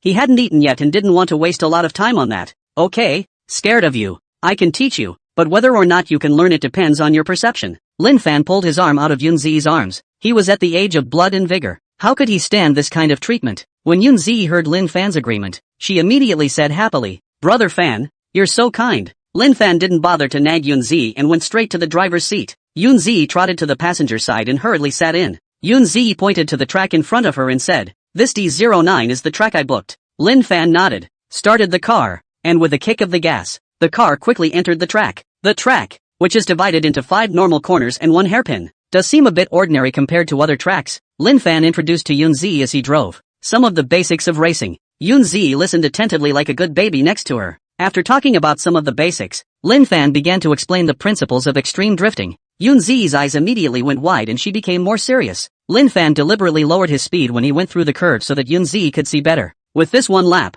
Lin Fan basically finished explaining extreme drifting to her. Second lap, Lin Fan swapped places with Yunzi. Lin Fan sat on the co-pilot and instructed Yunzi. Lin Fan nodded as he saw Yunzi drifting through the corner in a decent manner. It proved that this Yunzi's enlightenment was still quite high. As long as Yunzi is willing to work hard, she will definitely be no worse than a professional racer in the future. End of the second lap. Lin Fan and Yunzi got out of the car. "Brother Fan, how did I drive?" Yunzi asked with a smile. She felt that through Lin Fan's instruction, her car skills had improved drastically. "Not bad. As long as you practice more in the future, you'll have no problem becoming a professional racer." Lin Fan looked at Yunzi and said with a smile, and I don't see who taught it." Yunzi said with a smug look on her face. Lin Fan looked at Yunzi and smiled. This hasn't accomplished much yet, and it's tailing off. Lin Fan was ready to say goodbye to Yunzi. What he should teach had already been taught and he was going back for dinner. At that moment, there was a sudden rumble of engines in the distance. From far and near, 6 sports cars of great value were parked not far from Lin Fan and Yunzi. Yunzi unconsciously clenched her fists when she saw one of the sports cars. "Yo, isn't this young Master Yun's sister? Where's your brother? Are you at home hiding in your house crying and afraid to come out? Ha ha ha." A young man stepped down from the lead sports car and smiled broadly at Yunzi. Yunzi instantly retorted as she heard the young man talk about her brother in such a way. "Pan Qingfei, you scumbag. Only you would cry at home. Just be glad that my brother had something to do and didn't come. If my brother had come, he would have made you cry." She glanced at the man next to Pan Qingfei, who was about 31 or 20. This man is a professional race car driver. This is the man who won his brother. "Little girl, you seem to have a big problem with me, don't you?" Pan Qingfei had a disdainful smile on his face. "Humph, you're a scumbag. It's not just me who has a problem with you. Everyone has a problem with you." Yunzi looked at Pan Qingfei and said angrily. Her brother and this Pan Qingfei's car skills could be said to be evenly matched. When Pan Qingfei was racing with her brother once, he went so far as to hire a professional racer and tricked her brother into racing with a professional racer. The result was predictable. Her brother lost, and the sports car next to him was her brother's. "Little girl, if you're not convinced, race me, win, and I'll give you back that sports car of your brother's." Pan Qingfei looked at Yunzi with a smile on his face. A little girly girl, he wouldn't even put it in his mind. But seriously, this little girl is pretty good looking, he muttered in his mind. He had seen Yunzi a few times before, but every time Yunzi had smoky makeup. The now fresh and uncluttered Yunzi has a different flavor. Yunzi's eyes lit up when she heard Pan Qingfei's words. She'd wanted to win her brother's sports car for a long time, but her eyes dimmed as she thought about her car skills. Seeing Yunzi's appearance, Pan Qingfei said provocatively, "Is the little girl afraid? If you're afraid, you should have said so earlier, wasting so much of my time." When Yunzi heard Pan Qingfei actually say that she was afraid, she immediately said loudly as if she had stepped on her tail, "Who did you say was afraid? You, not afraid of a race." Pan Qingfei laughed coldly in his heart when he saw Yunzi's appearance. A little girl is a little girl. Humph, come on, who's afraid? Yunzi gave a petulant hum and said directly. She finished, regretting it, but seeing Pan Qingfei's provocative eyes, he swallowed back the words he wanted to back out. "Little girl," with gusto, "if you win, I'll give you back your brother's sports car. If you lose, you don't want your sports car. Just have dinner with me." Pan Qingfei saw that Yunzi had taken the bait, so he spelled out the bet. Yunzi was relieved when she heard Pan Qingfei's bet. She was really afraid that Pan Chang would have to make a bet on her car. Then she'd really just have to backtrack hard. But is this Pan Qingfei stupid to only let me accompany him to dinner? She thought happily in her mind. She was afraid that Pan Qingfei would back out and hurriedly said, "It's a deal. Whoever wants to back out is a puppy." Pan Qingfei smiled and nodded. Naturally, he wasn't that kind. A $10 million sports car for a meal? And only a little girl would believe it. When you get to the table, you can't do anything about it. He sneered in his mind. The two men went over the details of the match again. The race venue races on this regular track. 1 lap. Whoever returns to the finish line first wins. Yunzi asked Lin Fan to accompany her in the race. She felt especially solid and secure with Lin Fan by her side. After all, Lin Fan was a racing expert in her mind. Lin Fan sat on the co-pilot and glanced at Yunzi.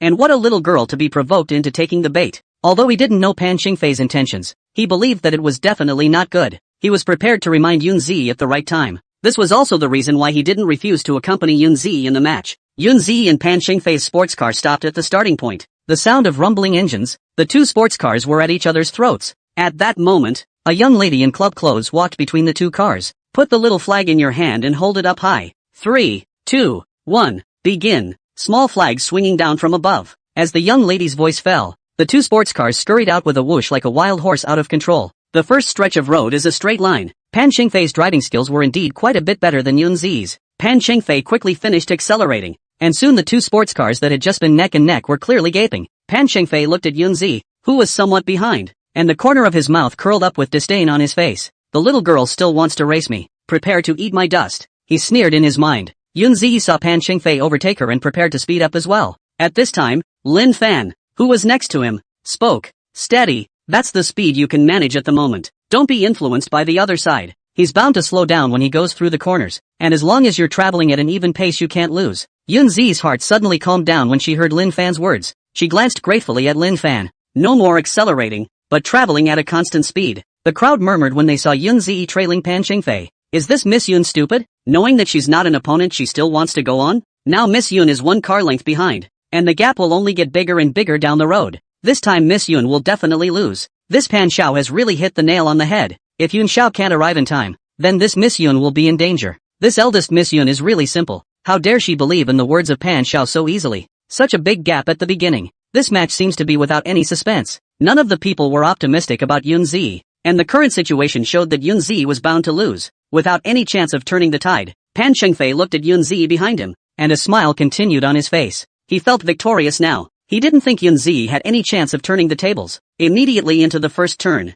Pan Qingfei began to slow down. After all, his skills were there, and he wasn't capable of taking a corner at such high speeds. Even a normal one, Pan Qingfei just reduced his speed. At that moment, a sports car next to him overtook directly. Pan Qingfei saw Yunzi crossing the curve surprisingly without slowing down at all. Opening his mouth, he cursed, "Little girl, you're fucking crazy, don't want to die." Yunzi didn't pay any attention to Pan Qingfei at all, and was fully concentrating on using the cornering skills that Lin Fan had taught her. Easy over the curves. Pan Qingfei was instantly dumbfounded when he saw that Yunzi actually crossed the curve with ease. His mouth was wide open in shock, and his eyes were as wide as bronze bells, as if he had seen a ghost. This? How is that possible? How can this little girl take the corners so easily? But just now the little girl was clearly not as good as herself? Did the little girl just pretend? He couldn't figure out how Yunzi was able to go through the curve without slowing down. He was without the smugness he had just felt. At this point the heart is all angry. He felt like he was being played. He tried to speed up too, but just as he entered the corner, he almost flipped over, but he slowed down in time. He was in a cold sweat. He looked at the ever-distant Yunzi, his eyes filled with hatred. He thought Yunzi was a white rabbit. Who knew that Yunzi was a wolf in sheep's clothing? His face was on fire. It was like being slapped hard. He felt like he was a clown in Yunzi's eyes. The crowd was all dumbfounded when they saw Yunzi not slowing down to cross the curve. One shocked mouth slowly widened as if he could fit an egg in it. Yunzi scared them with this action. Crap, what did I see? MS. Yun even didn't slow down to cross the curve, and the key is still so damn silky smooth. Can someone tell me how Miss Yun did this? It's so beautiful. When did Missy Yun's car skills become so awesome? In the past, I heard that Miss Yun doesn't come to the club because her car skills are too good. Miss Yun's driving skills. Why do I feel like it's about to catch up with professional racers? Be confident. Remove the soon-to-be. Miss Yun's car skills are now no different from professional racers, and even more awesome than some professional racers. That's true. After all, the average professional racer wouldn't dare to go straight through a corner without slowing down, even if the corner is a normal one. It really didn't occur to me that Miss Yun's car skills are so awesome that it makes me feel sweaty watching it. I feel a burst of fire on my face. I just said that Miss Yun was set to lose. This face slaps. Yunzi traveled at an even pace all the way around the track, quickly back to the finish line. She got out of the car in a very emotional state. How could she not expect to win so easily against Pan Qingfei? She ran to Lin Fan's side and fiercely embraced him in her arms. Brother Fan, thank you. She knew that without Lin Fan's guidance, it would be absolutely impossible for her to win against Pan Qingfei. Cough cough. Hurry up and let go. I'm losing my breath. Lin Fan said without a trace of anger. He did not expect that this Yunzi did not look like a big person, but this strength was not small. It wasn't that he couldn't break free. He was afraid of hurting Yunzi if he exerted himself. Yunzi heard Lin Fan's words and let go of him in embarrassment. I'm sorry, I got carried away. She hurriedly apologized. The crowd was full of envy and jealousy when they saw Lin Fan being held in Yunzi's arms. A secret sigh. Why wasn't it himself who was in the arms of Miss Yun? After a while, Pan Qingfei's sports car finally returns to the finish line. He got out of the car with hatred. When Yunzi saw Pan Qingfei return, she walked directly to Pan Qingfei's face and stretched out her small white hand. Bring it. She saw that Pan Qingfei was surprisingly immobile, and her willow brows furrowed slightly. Is it hard to believe that you want to renege on your debt? Although Pan Qingfei hated his teeth, he nodded to his sidekick. The follower took the car keys out of his pocket and handed them to Yunzi. Yunzi got the car keys and said with a smug face, "Count on you to know what you're talking about." She was going to return the car keys to her brother at night to see how surprised he was. It was as if she saw her brother's shocked expression. Unconsciously the smile on his face grew even wider. The more Pan Qingfei saw Yunzi's appearance, the more he thought about it. "Little girl, do you dare to compete with me again? You, what qualifications do you have to compete with me? A defeated man?" Yunzi said disdainfully. She didn't even put Pan Qingfei in her eyes now. Aha! She drifted a bit. Pan Qingfei almost stormed out when he heard Yunzi's words, but held back. Who let Yunzi tell the truth? Not with me, with him. Pan Qingfei gritted his teeth and pointed at the 31 or 22 man next to him. The man's name is Gu Qianyu. It's a professional racer that Pan Qingfei spent a lot of money on, and it's not just any racer.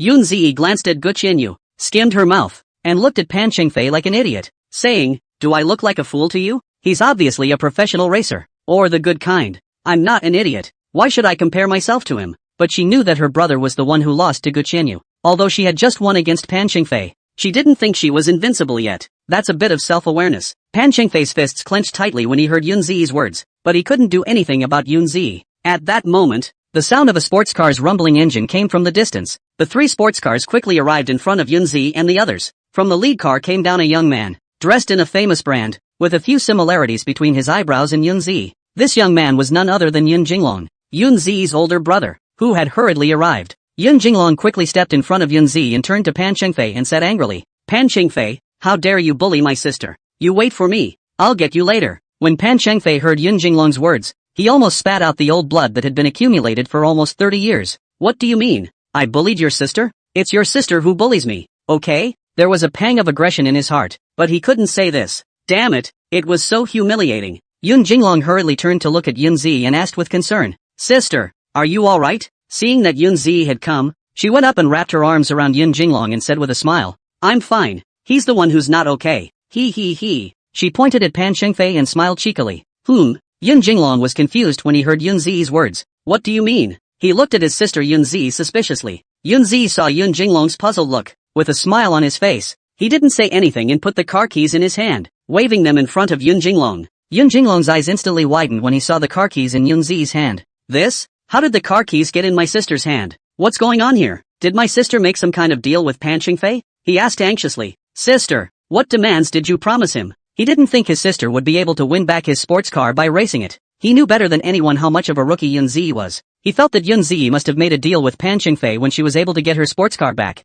He didn't believe that Pan Qingfei was kind enough to return the sports car. When Yunzi heard Yun Jinglong's question, she was instantly unhappy and pouted her little mouth. "What's the request? People win fair and square." Yun Jinglong didn't believe Yunzi's words at all when he heard them. Seeing that Yun Jinglong didn't believe it, Yunzi nudged at Pan Qingfei and said, "If you don't believe it, you can ask Pan Qingfei." Yun Jinglong looked at Pan Qingfei who was not far away. At this time, Pan Qingfei's face was as blue as constipation. However, Pan Qingfei still nodded and said unwillingly, "I was the one who lost to her. After all, the loss couldn't be hidden with so many people watching. He has lost face today." Yun Jinglong was instantly dumbfounded when he heard Pan Qingfei's reply. He looked at his sister Yunzi in shock. His mouth was wide open and his eyes were rolling round and round with disbelief. This? How is that possible? How could he not have thought that this sports car was really won back by his own sister? Yunzi? That's incredible too. He knew Yunzi's car skills best, but the fact that it was in front of him made him believe it. What the hell is going on here? When did Yunzi's car skills get so good? He couldn't figure it out even if he tried.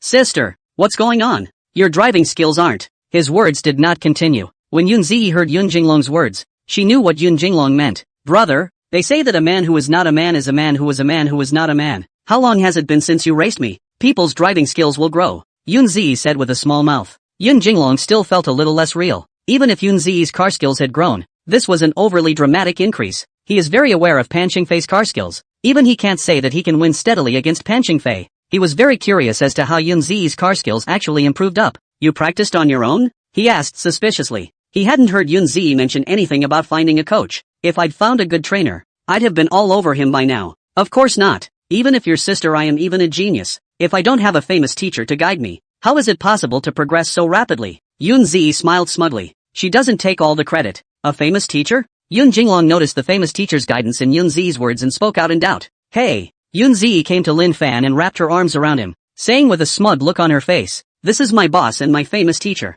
Yun Jinglong's eyes narrowed when he saw Yun Zi's movements. He had never seen his sister so close to any boy before, and was instantly wary in his mind. Lin Fan saw the look in Yun Jinglong's eyes and a trace of embarrassment flashed across his face. Hurriedly pulling out his arm, he hurriedly spoke, "I'm not Yun Zi's boss." He was afraid that if he was late in explaining, Yun Jinglong would rush up and beat him up. Of course he wasn't afraid of Yun Jinglong, he just didn't want to be misunderstood somehow. He still felt the need to explain. When Yun Jinglong heard Lin Fan's explanation, his wariness eased a little, but it wasn't completely lowered. Holding out his hand, he introduced himself. Yun Jinglong, Yun Zi's brother, Lin Fan. Lin Fan shook Yun Jinglong's hand. "Did you teach my sister how to drive?" Yun Jinglong asked curiously. He had some doubts in his mind about Lin Fan's driving skills. After all, Lin Fan looked younger than his sister. "I only slightly instructed Yun Zi," Lin Fan said indifferently. "Brother, do you hear me? Brother Fan only guided me a little. The key is still my enlightenment," Yun Zi flaunted with a proud face. When Yun Jinglong heard Lin Fan say this, he felt that it was likely that Lin Fan only knew theoretical knowledge. It just so happened that his own sister was so gifted that she got the hang of it straight away. When Pan Qingfei, who was next to him, heard that Yun Zi's car skills were actually coached by Lin Fan, he immediately looked at Lin Fan with a face full of hatred. He felt that if Lin Fan hadn't coached Yun Zi, he wouldn't have lost to Yun Zi and made a fool of himself. He counted everything on Lin Fan. "I want to race you. I want to race you." Pan Qingfei looked at Lin Fan and gritted his teeth. Yun Jinglong and Yun Zi both looked at Pan Qingfei, not understanding what this Pan Qingfei was mad about. Lin Fan glanced at Pan Qingfei and said indifferently, "Not interested. Are you afraid? What kind of man are you if you only dare to hide behind women? Being a pro racer, race him if you can," Pan Qingfei said angrily. He felt like he was being counted by Lin Fan. It must have been Lin Fan who secretly taught Yun Zi and then got Yun Zi to race with himself. Make a fool of yourself and lose face in front of everyone. He thought Lin Fan was the professional racer Yun Jinglong had found to use against himself. How could he swallow that? The more he thought about it in his mind, the angrier he became. He must teach Lin Fan a good lesson. Only then could he get this bad anger out of his heart. Lin Fan looked at Pan Qingfei and was speechless in his heart. "What is this? You lost to Yun Zi. Just find Yun Zi. What do I care?" He spat in his mind. He wasn't going to bother with the somewhat two-dimensional Pan Qingfei and was ready to leave for dinner. Just about to say goodbye to Yun Zi. At this time, a system voice sounded in his head. "Release the mission. As a great tycoon, how can you let someone provoke you recklessly? Punish the other party and let them know that not just anyone can be provoked. Accept the mission and reward Willow City Century Mall with 100% equity. Mission denied. No reward." Lin Fan instantly froze when he heard the system mission. Crap! He excitedly spat out a nationalist phrase in his mind. The system is bullish. This time the reward was surprisingly Willow City Century Mall. That's one of the several most crowded malls in Willow City. Inside is a collection of famous products from all over the world. What's even scarier is that Willow City Century Mall is valued at around $3 billion. That's a whole 30 little goals. With these 30 small goals, he would be worth a terrifying $2 billion. Directly among the 10 billionaires. 10 billionaires are considered a party in Lucheng. He suppressed the excitement in his heart. Accept the mission. That's 30 small goals. How could he refuse? He was in a good mood at this time. He didn't expect that casually teaching Yun Zi to learn how to drive could be such a good task. This time it's a real moneymaker. He looked at Pan Qingfei and said with a smile, "Since you want to race with me so badly, I'll fulfill you." But, he mused. Pan Qingfei was overjoyed when he heard Lin Fan agree. Hearing Lin Fan hesitate, he hurriedly asked, "But what? It has to be colorful. Otherwise racing would be meaningless," Lin Fan said with a smile. When Pan Qingfei heard Lin Fan's words, he secretly shouted, "Just what I wanted." He was still trying to figure out how to open his mouth to place a bet with Lin Fan. Now that Lin Fan had brought it up himself, how could he not be happy? He decided that Lin Fan was a professional racer, but he knew that professional racers' cars were professionally modified. He was prepared to bet his sports car against Lin Fan's. "How about using my sports car as a parley with yours?" He looked at Lin Fan and pointed to a sports car not far from the side, which was worth around $15 million. Lin Fan glanced at the other sports car and shook his head. Pan Qingfei frowned slightly when he saw Lin Fan's appearance. "Doesn't the other guy want to bet on a sports car? That's a little hard to do," he muttered in his mind. Lin Fan handed Yun Zi the car keys. "Go to the parking lot and bring me that car." Yun Zi excitedly took the car keys and drove her sports car in the direction of the parking lot. Pan Qingfei looked at Lin Fan suspiciously, not understanding what Lin Fan meant. "Since I went to pick up my car, I agreed to race, but the other side of the bet is not satisfied." He was just about to open his mouth to ask Lin Fan what he was taking as a prize when he heard a roar like a wild beast from the distance. Immediately afterward a Ferrari Lafayette appeared in front of the crowd. The sports car stopped. Yun Zi stepped out of the car and handed the car keys to Lin Fan. When the crowd saw that this Ferrari Lafayette was actually Lin Fan's, all their eyes were wide with disbelief. How is that possible? What's going on? Isn't this kid a gigolo? Wasn't he adopted by Miss Yun? Who tells me what's going on here? Crap! Ferrari Finally saw the real car today. This is too beautiful. A $30 million sports car. Can it not be beautiful? I didn't expect this kid to be driving a Ferrari Laffa. It's really awesome. Could it be that this kid isn't a gigolo raised by Miss Yoon? Definitely not. Miss Yoon and Mr. Yoon don't even have Ferrari Laffa. How can they raise each other? Yoon Jinglong was also startled when he saw Lin Fan's sports car. When he just saw Lin Fan, he also thought in his heart that Lin Fan was just looking at his sister Yun Zi's money. Now it seems he was wrong in his thinking. A man who can afford to drive a Ferrari Lafayette would care about his sister's pocket money? Don't wonder if this sports car is a loaner. Borrow? Such sports cars are in the hands of some top tycoons. Who would lend them to you without ironclad connections? Even if this sports car was borrowed by Lin Fan, that meant that Lin Fan's background was very impressive. His eyes were very complicated at this point. Pan Qingfei was instantly dumbfounded when he saw Lin Fan's sports car. His shocked eyes were wide with disbelief. He knew Lin Fan's sports car wasn't simple, but how could they not expect Lin Fan's sports car to be a Ferrari Laffa? This is simply too much. He's always wanted a Ferrari Laffa, but hasn't gotten one in a long time. A car like this is not something you can buy just because you have the money. It requires specific qualifications.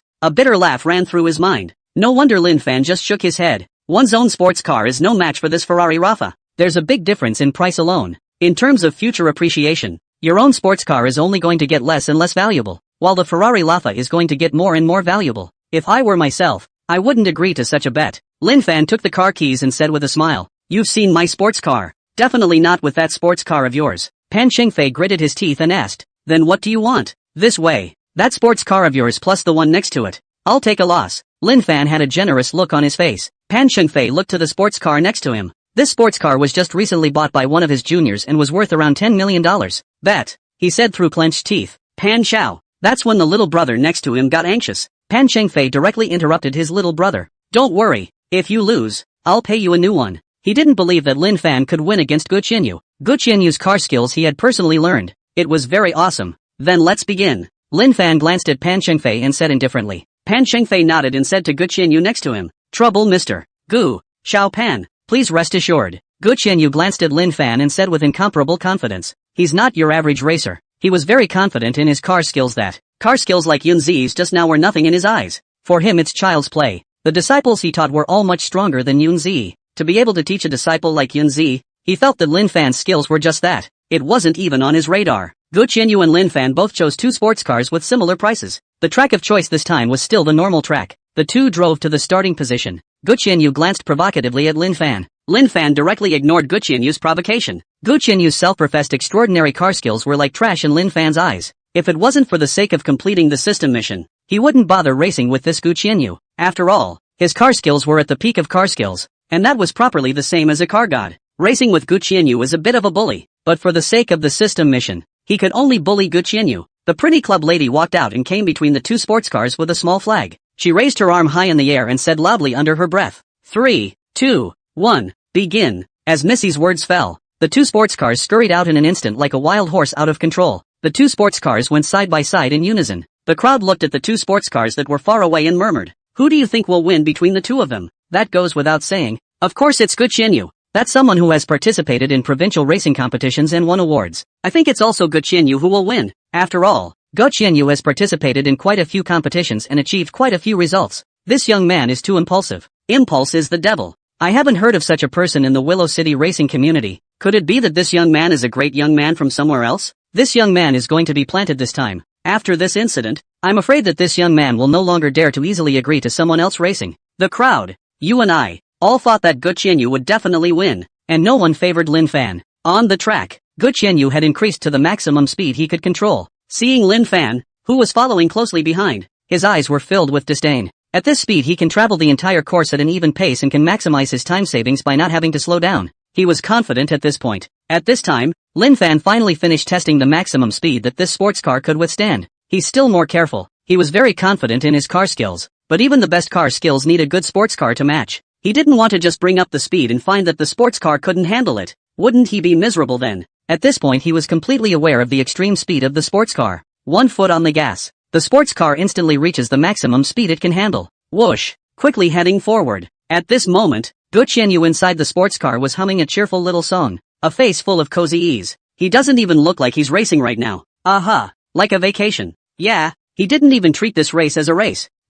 This is? A rush of engines overtook him. Instead of panicking, he had a sneer on his face. Looking for death. The curve was coming up ahead. Lin Fan was accelerating at this time. He thought Lin Fan was looking for death. He felt that there were two paths before Lin Fan now. First road, slow down right away and take the curve slowly. The second way, straight and fast into the curve. The car is destroyed. He didn't think there would be a third way. After all, Lin Fan was too fast now. Not to mention him, even if the captain of their racing team came, the same would have to slow down a little to get through the corner. He could not believe that Lin Fan had even more awesome car skills than his captain. He was ready to watch the show.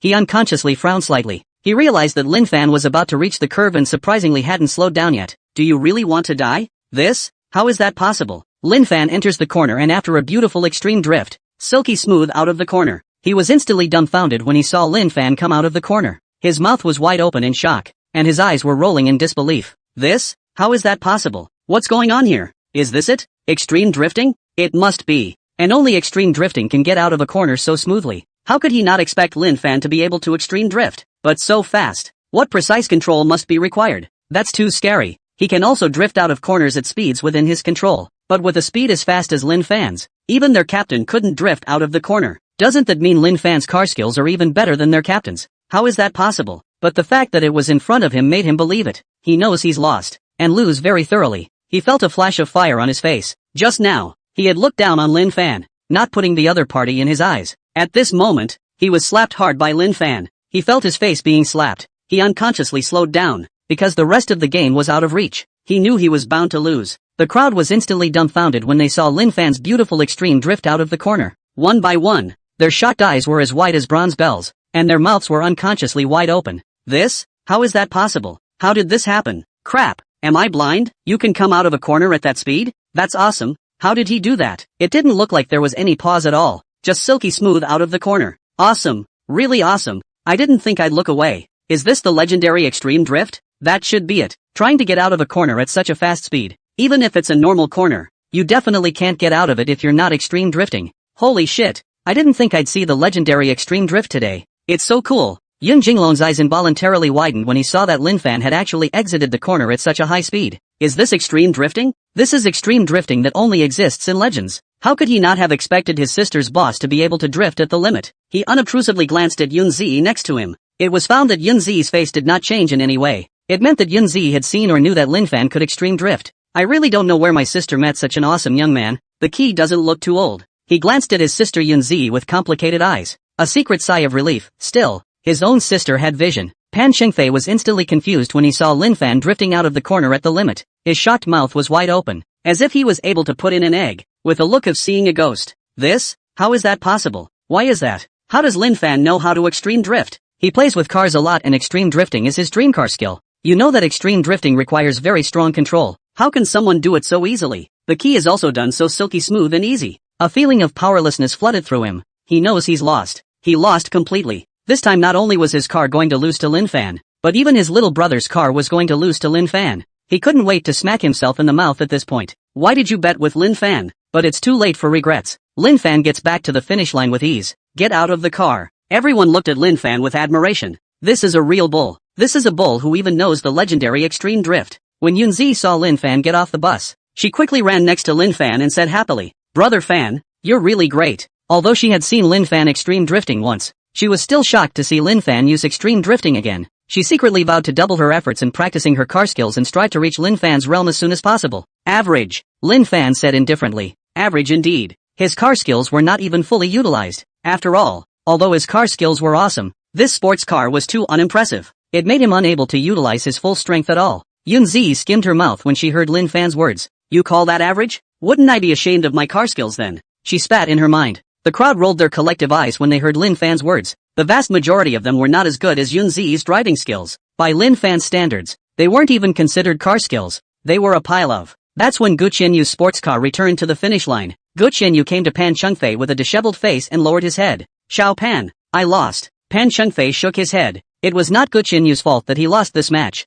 It doesn't matter who's here. Anyone who comes to face a bull who can drift at the limit will have to kneel. He came to Lin Fan and took out the car keys of the two sports cars. Here are the car keys. Lin Fan had not yet spoken. Yun Zi, who was next to her, quickly grabbed it. I'll count on you to know what you're doing, and not playing games, she muttered under her breath, her beautiful eyes glaring fiercely at Pan Chengfei. Pan Chengfei's face was very ugly. Playing tricks on him was not so bad. More to the point, he wouldn't dare. Who knows what Lin Fan is from? Drives a $30 million Ferrari Laffa. It also does the legendary extreme drifting. Such a bullish figure. He didn't believe that he would not have a deep background. He was a bit of a dude, but he wasn't stupid. Lin Fan glanced at Pan Qingfei, turning her head to Yun Zi next to her. She said, arrange for someone to send these 2 sports cars to Haitian 1 Villa. I'll go first. I've taught you all the car skills. It's up to you to learn how much you can learn. He finished and headed straight for the Ferrari Lafayette. Yun Zi wanted to say something, but was grabbed by Yun Jinglong. He shook his head at Yun Zi. Lin Fan opened the car door and sat in.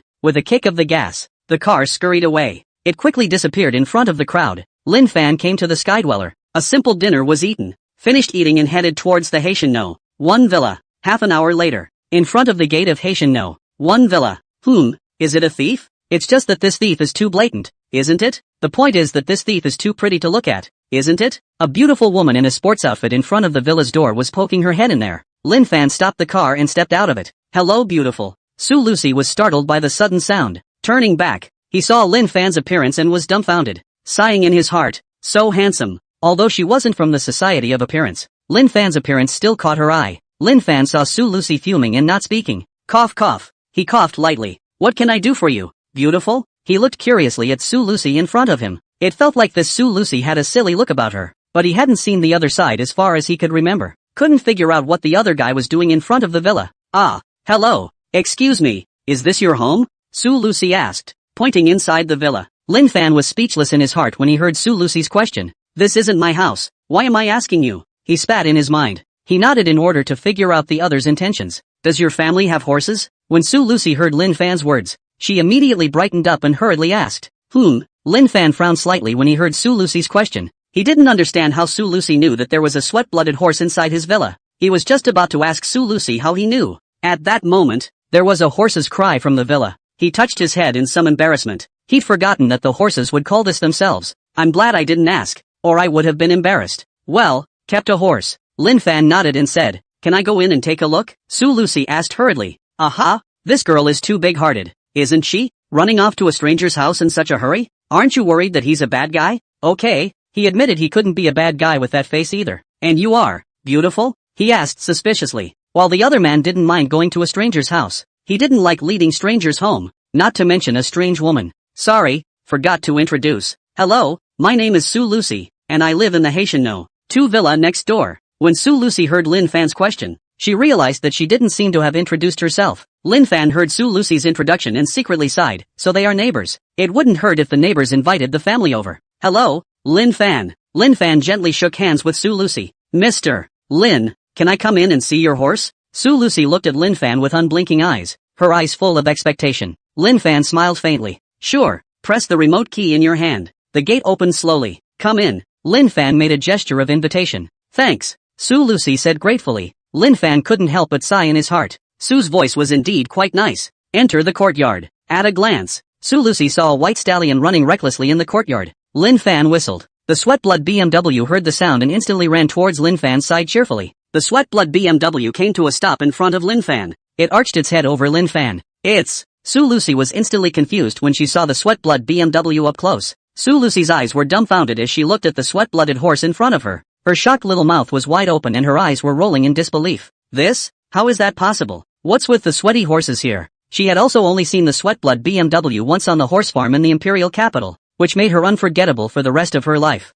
The key sweaty horse didn't feel as handsome and godlike as this one. She was outside the villa when she heard a horse barking in the yard and knew that the horse in the yard was definitely a good one. But how could she not expect the horse inside the villa to be a sweat-blooded horse? How could this not shock her? She pointed at the Sweatblood BMW and asked with a slight stutter. This is the Sweatblood BMW? Lin Fan nodded and gently stroked the sweat-blooded BMW's head with his hand as he spoke. Well, this is an extremely fine sweat-blooded BMW. There was nothing to hide about this one, and he had no intention of doing so. But this sweat-blood BMW's fur is really smooth. It feels really good in the hand. When Su Lucy heard Lin Fan's words, her small mouth, which had just closed with difficulty, slowly opened again, eyes round and unblinking. He looked at the sweaty horse in front of him. This is actually a superb sweat-blooded horse? Although she felt that this horse was different. But how could she not have thought that this horse was an extreme sweat-blooded horse? After she came back from the Imperial Horse Farm, she had specifically Googled the information on sweat-blood BMWs. Ordinary sweat-blooded BMW is as high as $100 million. The key is not just anyone can get it.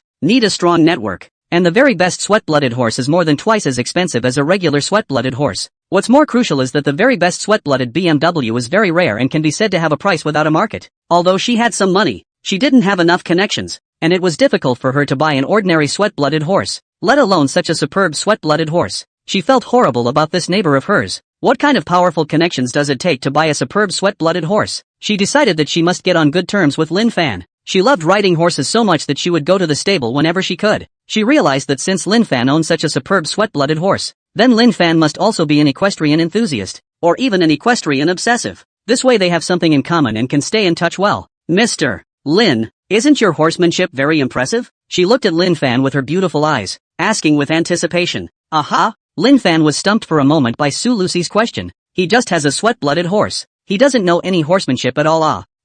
And I don't currently know horsemanship. Lin Fan didn't forcefully say that he was good at horsemanship, so if he couldn't do it, he couldn't do it. There's no shame in not being able to. He just said he wouldn't at the moment. He didn't say he wouldn't in the future. God knows one day the system suddenly gave him an equestrian skill. He didn't put words in his mouth. Su Lucy was instantly confused when she heard Lin Fan's words. She couldn't tell you how many times she'd been shocked by entering the courtyard. I can't believe you don't know how to ride a horse? This? How is that possible? But she didn't look like Lin Fan was lying. And crucially, Lin Fan didn't have to lie to her. There was something about the neighbor that she couldn't understand. She was totally confused. If you don't know horsemanship, what's the point of buying such an awesome horse? There was a great deal of doubt in her mind. Mr. Lin, then you bought this sweat-blooded horse? She still asked the doubt in her heart. If not, she was afraid that this night will be difficult to sleep. Keep it as a pet. Lin Fan thought about it and said, he felt that it would be quite good to keep an extreme sweat-blooded horse as a pet. It was slightly bigger, but it didn't matter. His villa was big enough. Sweatbloods can be active here in the open.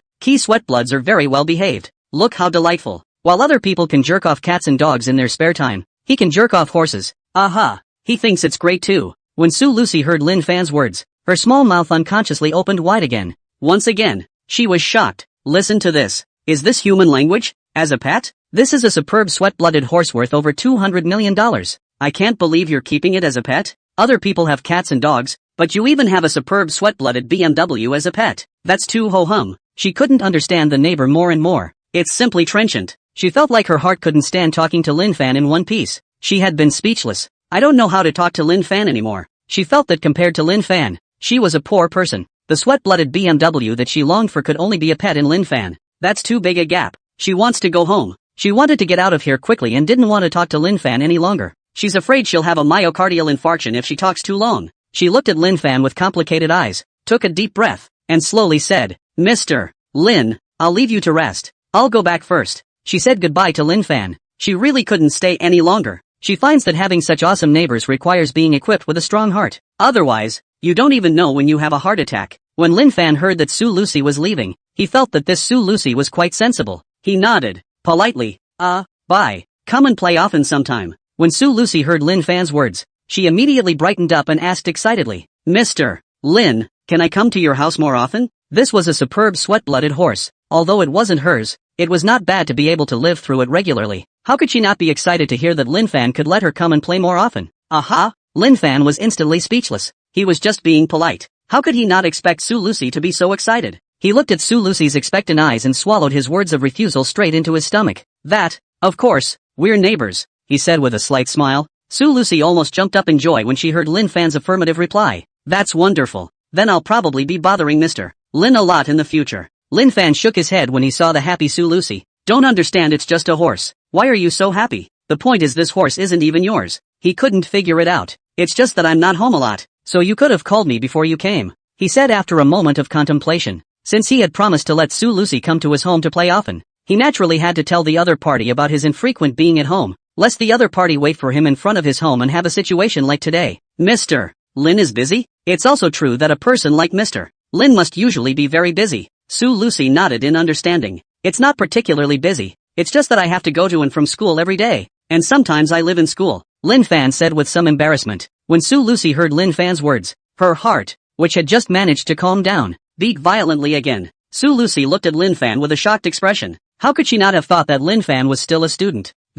How is that possible? How can a student buy a top-quality sweat-blooded horse?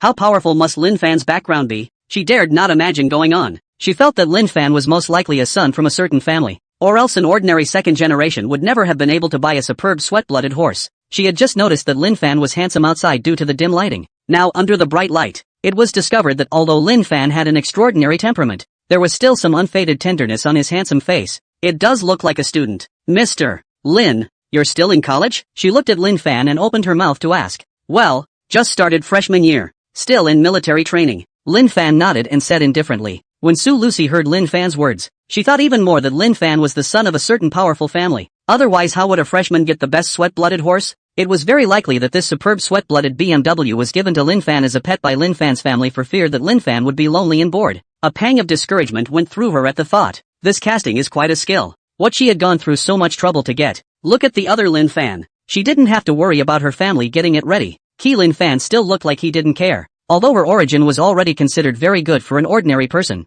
But when she compared herself to Lin Fan at this moment, she felt like a beggar who had never seen the world. Lin Fan glanced at the dazed Su Lucy. I don't understand how the other guy is going to leave and why he hasn't yet. Cough cough. He coughed lightly. Why don't you come inside for a cup of tea? He asked tentatively. Su Lucy instantly woke up when she heard Lin Fan's voice. Hurriedly waving his hand, he said, No, it's too late today. I'm bothering Mr. Lin. She turned and headed out of the villa when she finished speaking. She had to go back and calm down. Lin Fan didn't say anything else. He was afraid that if he said too much, this Su Lucy would really go back to the house with him to drink tea. Although Su Lucy was a great beauty, but after all, it was the first time he met her. He didn't have any ideas. The human heart is unpredictable. Who knows what kind of heart lies beneath the beautiful exterior? He thought it was better to take things slowly together. Unconsciously, a stunningly beautiful face came to his mind. I wonder if Sister Tang's foot is healed yet. Lin Fan shook his head and prepared to go drive the Ferrari Lafayette sports car into the garage. At that moment, a rumble of engines came from the distance.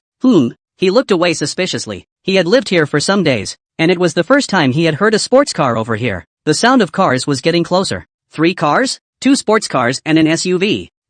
Why do these 2 sports cars look familiar? He looked at the 2 sports cars suspiciously. That's when all 3 cars stopped. Yunzi took the lead and stepped down from the sports car, quickly stepping in front of Lin Fan. He said with a smile, I didn't expect you to be waiting for me at the gate, brother Fan. Lin Fan sort of understood when he saw Yunzi. These 2 sports cars were the same 2 sports cars he had won at the Windchill Racing Club in Willow City. Didn't I tell you to just arrange for someone to deliver it? Why are you even here in person? Lin Fan asked suspiciously. He just asked Yunzi to arrange for 2 of his juniors to send it to him at that time. How could he not have expected Yunzi to send it to him in the middle of the night? He was very puzzled in his heart. Could it be that Yunzi was looking for him for something else? How can I trust those minions to deliver it when they're so clumsy? Yunzi said with a pout. The reason was something she made up. She came here mainly to see where Lin Fan lived, to recognize the door, so that she could come directly to Lin Fan's house if she had any problems in the future. Lin Fan just wanted to say that it doesn't matter if these cars break down, but thinking of Yunzi's hard work in delivering it, he swallowed the words back into his stomach. Lin Fan looked toward the other sports car.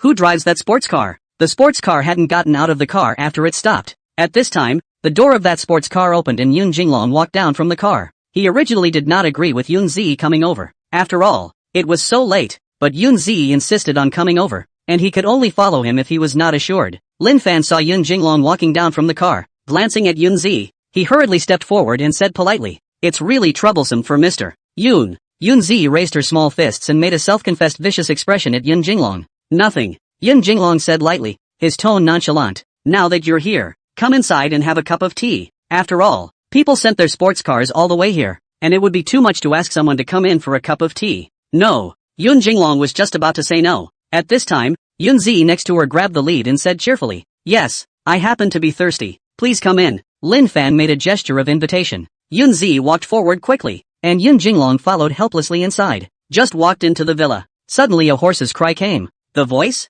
This is? Yun Jinglong looked at the Sweatblood BMW that was running in the courtyard in disbelief. The Sweatblood BMW spotted the returning Lin Fan and quickly ran to him, rubbing his horse's head against him. Lin Fan looked at the sweat-blooded BMW in front of him and said in his heart, this was worthy of being a legendary BMW. Full of spirituality, he had the distinct feeling that Sweatblood was trying to curry favor with him. He felt that the horse was about to become immortal. Yunzi's eyes widened as she looked at the sweat-blooded horse in front of her. That's a beautiful horse. The white horse hair glistened in the light. There wasn't a speck of dust on the horse. Yun Jinglong was instantly dumbfounded when he saw the sweat-blood BMW. His mouth was wide open in shock, and his eyes were as white as bronze bells, filled with disbelief. Is this a sweat-blood? Nope, this is not an ordinary sweat-blooded BMW, but an excellent sweat-blooded BMW. How can there be a superb sweat-blooded horse here? How could he not have expected to see the very best sweat-blooded BMW in Lin Fan's villa? This is a legendary BMW. Very rare. In addition to his love of racing, he also enjoyed horseback riding.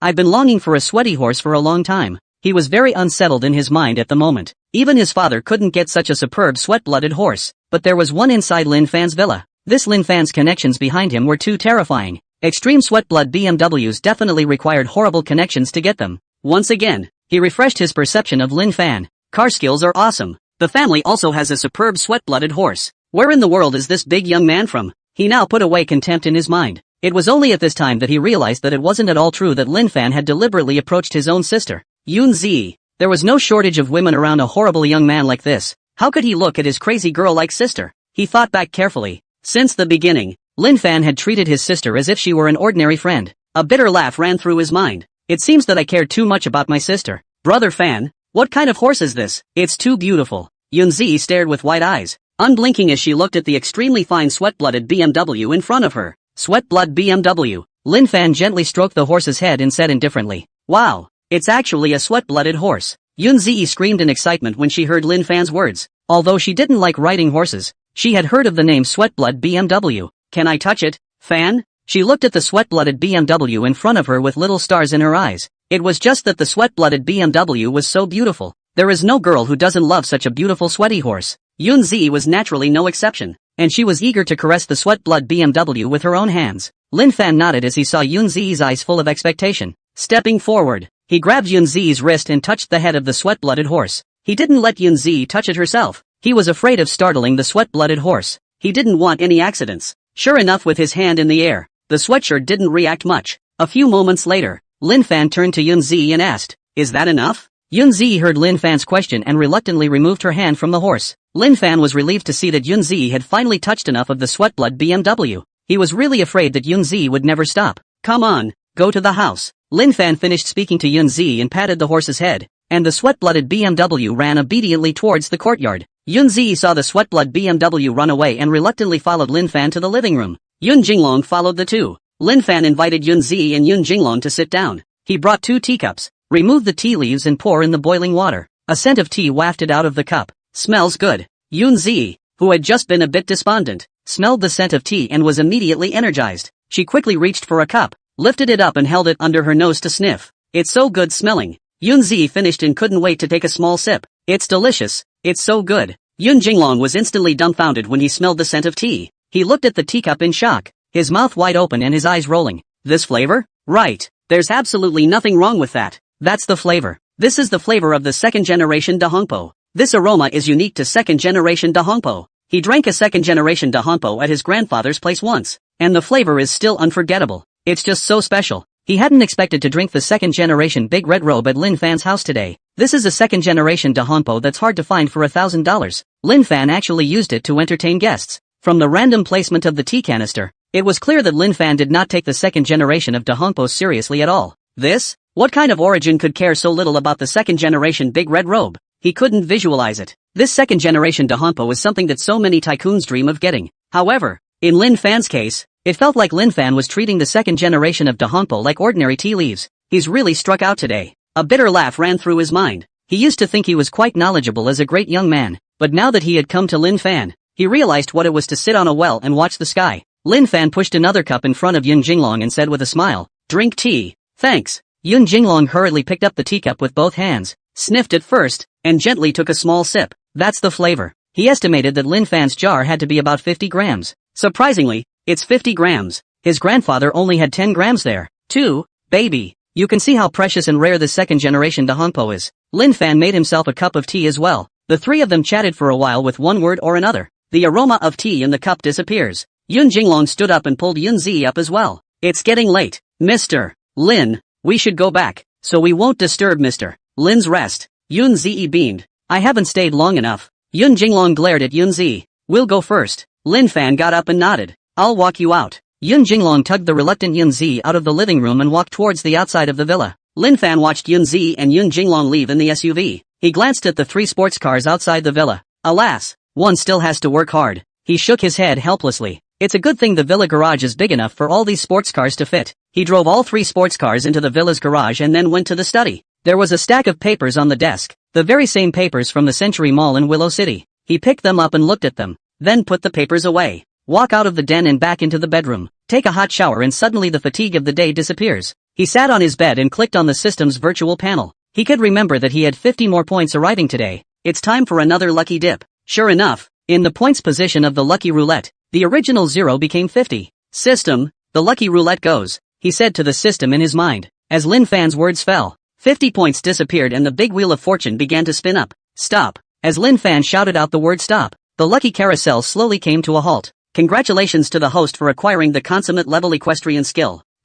Equestrian? System, say, did you do it on purpose? Lin Fan had to suspect that the system was up to no good. He obtained the Sweatblood BMW, and at this time, he was lacking horsemanship, and this system let him draw horsemanship. That's too much of a coincidence. He had to suspect that the system was manipulating everything. Host, the system is absolutely fair and impartial. This point please host put the heart in the pelvic bone. Lin Fan was speechless for a moment when he heard the system all talk. I'll believe the hell out of you. Forget it, there was nothing he could do if the system didn't recognize it. He had just seen the Sweatblood BMW running, and his heart had been itching, and he was planning to sign up for a lesson in horsemanship. Now everything is solved. He's got the horsemanship skills to gallop. He changed into a sweatshirt and quickly left his bedroom for the yard. Whistles were blaring. The Sweatblood BMW that was just about to rest heard the whistle and quickly ran towards Lin Fan. Lin Fan gently patted the horse's head. One rolled over and sat directly on the horse's back. There was no saddle, but that wasn't even a problem for Lin Fan. Giddy up. As Lin Fan's voice fell, the Sweatblood BMW ran quickly in the courtyard.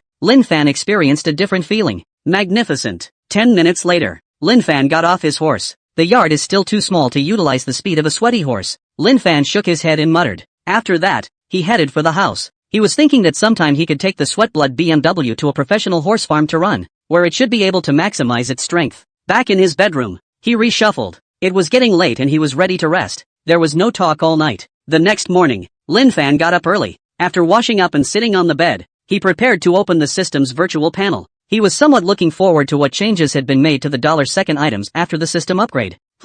This? His eyes were wide open, and he looked at the $1 items with a surprised face. $1 a second to kill the consummate level of the kitchen god skill. $1 for consummate level shooting skills. Surprisingly, all of the $spike items this time around are skills. It was a skill. How could he not be surprised? Skills were far more important in his mind than the money industry. 2 skills. Buy them all. No need to hesitate at all. Congratulations to the host on the successful purchase. Kitchen skills, shooting skills have been put into the system backpack. Tapping the system backpack, he immediately saw 2 skill packs shining there. Use them all. There was a huge amount of information heading towards his brain. A few moments later, he opened his eyes and carefully felt both skills. Cooking skills. No more going to the cafeteria for breakfast. Every day he goes to the cafeteria for breakfast. He's going to throw up. It's really only those 2 that can go down. He thought about cooking himself, but he was not a good cook. Nowadays, with the skill of a cook, nothing is a problem. You can totally make your favorite breakfast by yourself. You can also add to your meal if you are hungry in the evening.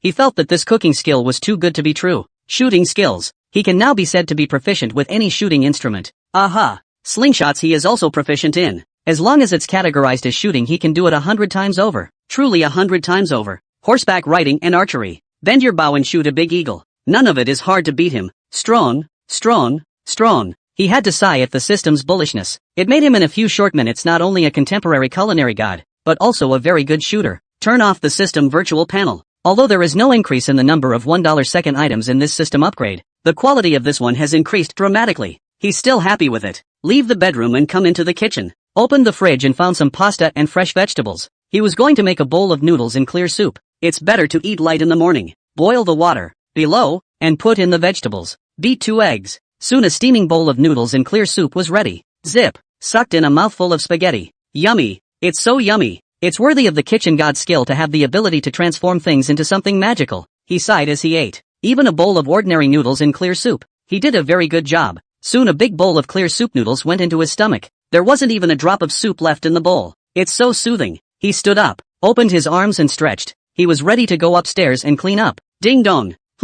At that moment the doorbell rang. Who's so early? He got up and headed for the yard. Opened the door. Elder Tang. What brings you here? Hurry in. He saw that it was surprisingly Tang Yujo outside the door and smiled as he invited the other party in. Tang Yujo waved his hand and said with a smile, Xiaofan, I won't go in. I wonder if Sailor has time at noon. Lin Fan froze for a moment when he heard Tang Yujo's question. It's still morning. and he doesn't know if he'll be back in time for lunch. Something wrong, Elder Tang? He still decided to ask Tang Yujo what was going on. He was very curious as to what exactly Tang Yujo had come to find him so early in the morning because of. It's like this. I'd like to have you over for lunch at noon. As if he could see Lin Fan's doubts, Tang Yujo hurriedly explained with a smile. So, just the two of us? Lin Fan asked curiously. I mainly want to introduce you to my son and granddaughter. Tang Yujo was smiling. He felt that Lin Fan's extraordinary temperament and mysterious origin might help his son's future career. At the same time, he also saw that Lin Fan and his granddaughter were about the same age and had common topics. It would be better if they could be together. After all, there were so few young talents like Lin Fan that they were practically rare.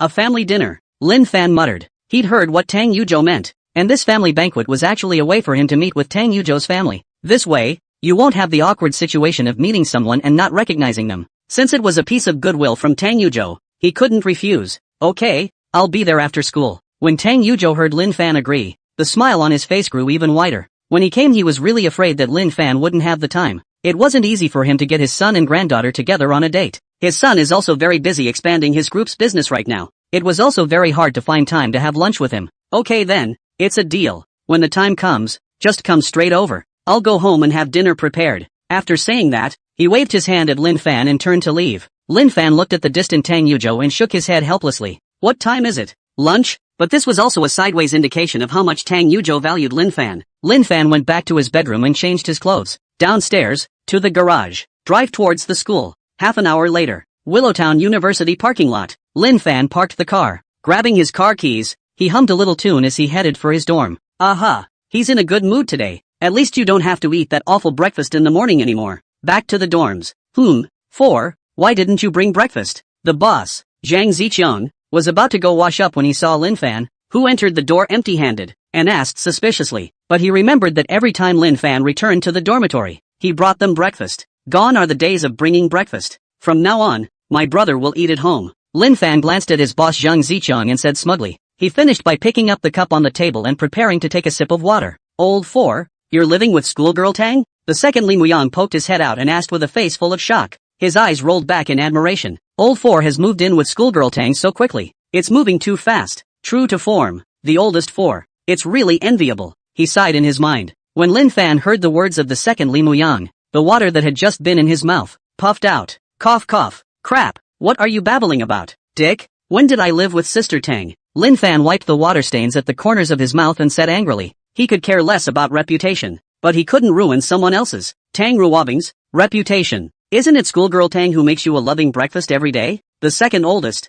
Li Muyang, asked with a puzzled face. Fuck off. What love breakfast? Brother, make your own breakfast, okay? Lin Fan said without a trace of anger. I really don't know what's going on in this dickhead's head. Lin Fan spat helplessly in his heart. Che, I thought I had a love breakfast to eat, but it turns out I'm just making it for myself. What's there to brag about? The second Li Muyang turned to leave after saying that. Did I show off? Lin Fan was speechless for a moment in his heart. Where did he show off? Time rushes by. The morning military training ended quickly and successfully. Old 4, let's go. Let's eat. Boss Zhang Ziqiang patted Lin Fan's shoulder and said. You guys go ahead. Lin Fan said casually. Senior, you're not eating? Boss Zhang Ziqiang looked at Lin Fan suspiciously. I'll go out to eat. Lin Fan said indifferently. Crap, Lao Si, you're going to eat alone again. The second oldest, Li Muyang, stepped forward and put his arm around Lin Fan's shoulders. What eating alone? I'm going to a friend's house party. Lin Fan glanced at the second oldest, Li Muyang, and said without a trace of anger. Female friend? The oldest 3, Wang Jian, came over and asked with a smile. Roll. What female friend? An old man. Lin Fan is too lazy to take care of these 3 goods, and thinks of everything in terms of women. He headed for the dormitory. Back to the dorms. Lin Fan changed out of his military uniform. Get changed and come out to the parking lot. Start the car and leave Willow City University. Villa Haitian 6. Tang Yujo was watching the TV, glancing at the clock on the wall every now and then. Ding dong. That's when the doorbell rang. He got up and left the parlor. Opened the door. The visitors were a middle-aged woman and a young girl. Dad. Grandpa. The young girl cheerfully walked forward, wrapped her arms around Tang Yujo's arm, and shouted with a smile. Ha ha, so it's my good granddaughter who has come. Tang Yujo said with a big smile. He stroked the young girl's small brain lovingly. Grandpa, don't touch people's heads. They won't grow tall. The young girl said with a pout. Ha ha ha, you grew up with me touching your head, and you're still not growing so tall. Tang Yujo smiled and led the two toward the house. The visitors were none other than Tang Ruobing, Tang Yujo's granddaughter, and his daughter-in-law, Li Simei. The 3 came into the living room. I'll go see what Auntie Wang has prepared to eat. Tang Ruobing let go of Tang Yujo's arm and walked quickly towards the kitchen. Auntie Wang is the nanny who takes care of Tang Yujo and cooks very well. Wow, so much good food. Tang Ruobing said aloud in surprise when she saw the table full of dishes. She walked out of the kitchen and sat on the sofa, wrapping her arms around Tang Yujo and said with a smile, "It's still Grandpa who loves me and prepares so many delicious food for me. Ha ha ha. If your own good granddaughter doesn't feel pain herself, do you still think of letting others feel pain?" Hearing Tang Ruobing's words, Tang Yujo said with a big laugh, "Grandpa, you're the best." Tang Ruobing's small head leaned against Tang Yujo's shoulder. "Of course Grandpa is the best. Hey, I've prepared more than just good food for you today." Tang Yujo smiled mysteriously at Tang Ruobing.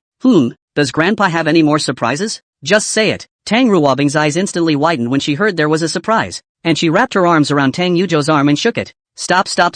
Can't I just say it? You're about to shake me apart. Tang Yujo said hurriedly. He's getting on in years now. He can't afford to be shaken so much. Tang Ruobing looked at Tang Yujo with an expectant face. There's a forgotten friend of mine coming over for dinner later. I'll introduce you to each other when the time comes. Tang Yujo said with a smile on his face. Tang Ruobing instantly lost interest when she heard Tang Yujo introduce her to some forgotten friend. Seeing Tang Ruobing's appearance, Tang Yujo smiled and said, "My forgetful friend, is equal in age to you. One could say it's a looker. A very fine young man." He looked at the granddaughter in front of him and thought that she and Lin Fan were really very well matched, so to speak.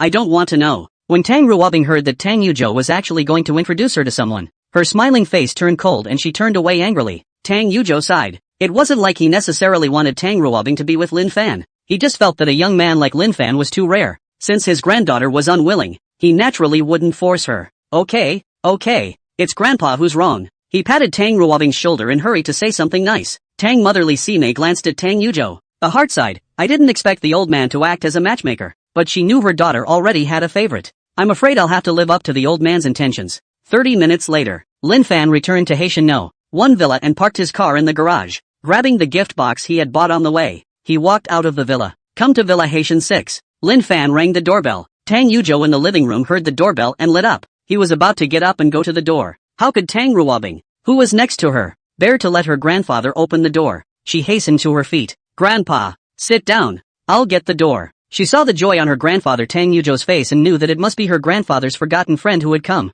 She wanted to see what kind of person would make Tang Yujo pay so much attention. She coldly headed out of the living room. Opened the cottage door. Tang Ruobing, who had just had an icy face, was instantly dumbfounded. She looked at Lin Fan in shock, her little mouth wide open, her beautiful eyes round and full of disbelief. This? How is that possible? How come it's Mr. Lin? Schoolboy Lin is Grandpa's forgotten friend? That's too much of a coincidence. The person Grandpa was just about to introduce himself to was Schoolboy Lin. I think I just gave a rejection myself. The little heart in her mind was beating indisputably. Lin Fan was also dumbfounded when he saw that it was Tang Ruobing who opened the door. How could he not expect to see Tang Ruobing here? Could it be that Sister Tang and Elder Tang have some kind of relationship? Don, both surnamed Don. That's right. Could it be that Sister Tang is Elder Tang's granddaughter? That's quite a coincidence. He came back to his senses and said with a smile, Senior Sister Tang, what a coincidence. Tang Ruobing returned to her senses, a smile on her face. Yeah, what a coincidence. I didn't realize that you, Senior Lin, were the forgotten friend my grandfather spoke of. Lin Fan heard Tang Ruobing's words and secretly sighed. It's a pretty small world. Sister Tang, won't you invite me in? Seeing that Tang Ruobing was very happy in her heart, Lin Fan deliberately joked. Tang Ruobing then realized that had been blocking the door. Senior Lin, please come in. She moved out of the way, embarrassed. Thank you, Senior Sister Tang, Lin Fan said with a smile. Senior Tang, how's your foot? He looked down at Tang Ruobing's feet. It's well enough to walk normally. Tang Ruobing smiled and took 2 steps in front of Lin Fan. Alright, just fine. Lin Fan nodded. Hurry up and go inside. My grandfather is probably waiting impatiently. Tang Ruobing then remembered that Tang Yujo was still waiting in the house. Lin Fan nodded and followed Tang Ruobing towards the living room. The living room door was pushed open. Tang Yujo stood up. When he saw Tang Ruobing and Lin Fan who were talking and laughing, he instantly froze. When Tang Yujo saw that Tang Ruobing was actually talking and laughing with Lin Fan, he felt that his body was instantly fixed. He looked at the two unconsciously with his mouth wide open and his eyes rolling round and round with shock. Is this still his granddaughter?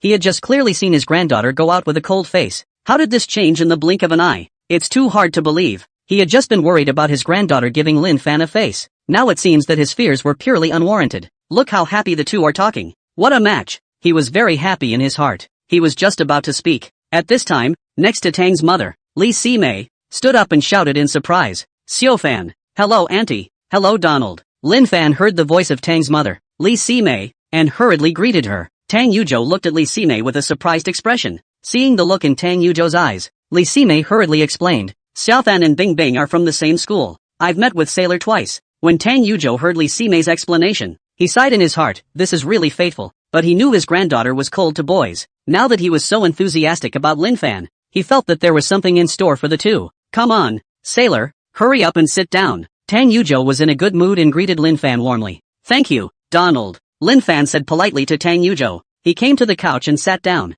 I didn't think that Little Fan and Little Ice were still classmates. What a coincidence. He looked at Lin Fan in front of him, then glanced at his granddaughter Tang Ruobing next to him and said with a smile, it's quite a coincidence. I also didn't think that Elder Tang was school sister Tang's grandfather. Lin Fan sighed. He had only befriended Tang Yuzhou because he felt that this Tang Yuzhou was not simple and simply wanted to expand his network. How could he not have thought that Tang Yuzhou was Tang Ruobing's own grandfather? Dinner would have to wait a while, and a few people chatted away on the couch. Ding dong. The doorbell rang. Don's mother, Li Sime, got up and went to open the door. Mom, I'm home. Only a boy's voice rang out as the villa opened. The boy was none other than Tang Ruobing's younger brother, Tang Yuxuan. Tang Yuxuan was 2 years younger than Tang Ruobing and was in his senior year of high school at this time. Xian, why are you back? Tang Mother Li Sime looked at Tang Yuxuan suspiciously and asked, doesn't this miss you? Tang Yuxuan playfully stepped forward and wrapped his arm around Tang Mother Li Sime. You child. Tang Mother Li Sime glanced at Tang Yuxuan, her face full of doting. Come on, hurry up and get in the house. Don's mother, Li Sime,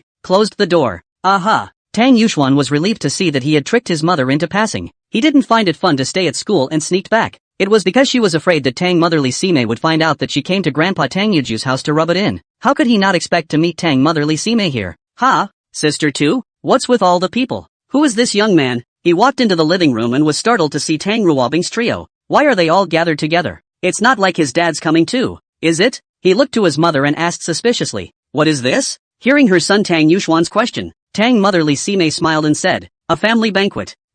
A family dinner? Why don't I know? Am I your biological child or not? Tang Yuxuan was speechless for a moment in his heart. Tang's mother, Li Sime, saw the doubts in Tang's mind and hurriedly explained, it's not that you're in your senior year of high school, time is more precious, so I didn't notify you. Oh, Tang Yuxuan nodded and looked at Lin Fan. What's a stranger doing at a family dinner? This is your sister's classmate, Lin Fan. Tang Mother Li Sime introduced herself to Tang Yuxuan. Lin Fan? How come I haven't heard sis mention it before? Tang Yuxuan muttered. He felt that Lin Fan must be Tang Ruobing's suitor. Tang Mother Li Sime said to Lin Fan, my youngest son, Tang Yuxuan. Hello. Lin Fan gave a greeting. Tang Yuxuan nodded at Lin Fan as a form of greeting, not being very enthusiastic. Put down your backpack and sit next to Tang Yuzhou. Grandpa, I missed you so much, Tang Yuzhou said as he put his arm around Tang Yuzhou. Ha ha ha, Grandpa misses you too. Tang Yuzhou looked at Tang Yuxuan in front of him and said with a big smile, Grandpa, can you keep horses in this villa area? Tang Yuzhou froze when he heard Tang Yuxuan's question. A horse? He didn't understand what Tang Yuxuan meant. What horse breeding? He asked suspiciously. I was just passing Villa 1 when I heard a horse braying inside. You don't know? Tang Yuxuan explained. Tang Yuzhou heard the name of Villa 1 and looked at Lin Fan. Lin Fan unconsciously touched his nose. Can't a villa have horses? That, and I do have a pet horse. He answered truthfully. Wow, Senior Lin, you actually have a pet horse. Next to her, Tang Ruobing said in surprise. She had seen pet cats and pet dogs, but she had never seen a pet horse, and she was very curious. Aha, after dinner later, I can take senior sister Tang over to take a look. Seeing Tang Ruobing's face full of curiosity, Lin Fan said with a smile, you live in Villa 1? At this time, Tang Yuxuan looked at Lin Fan and asked, aha. Lin Fan glanced at Tang Yuxuan and nodded. Snap. What you? You're. No big deal. Call brother Fan. Next to him, Tang Yuzhou slapped Tang Yuxuan's brain.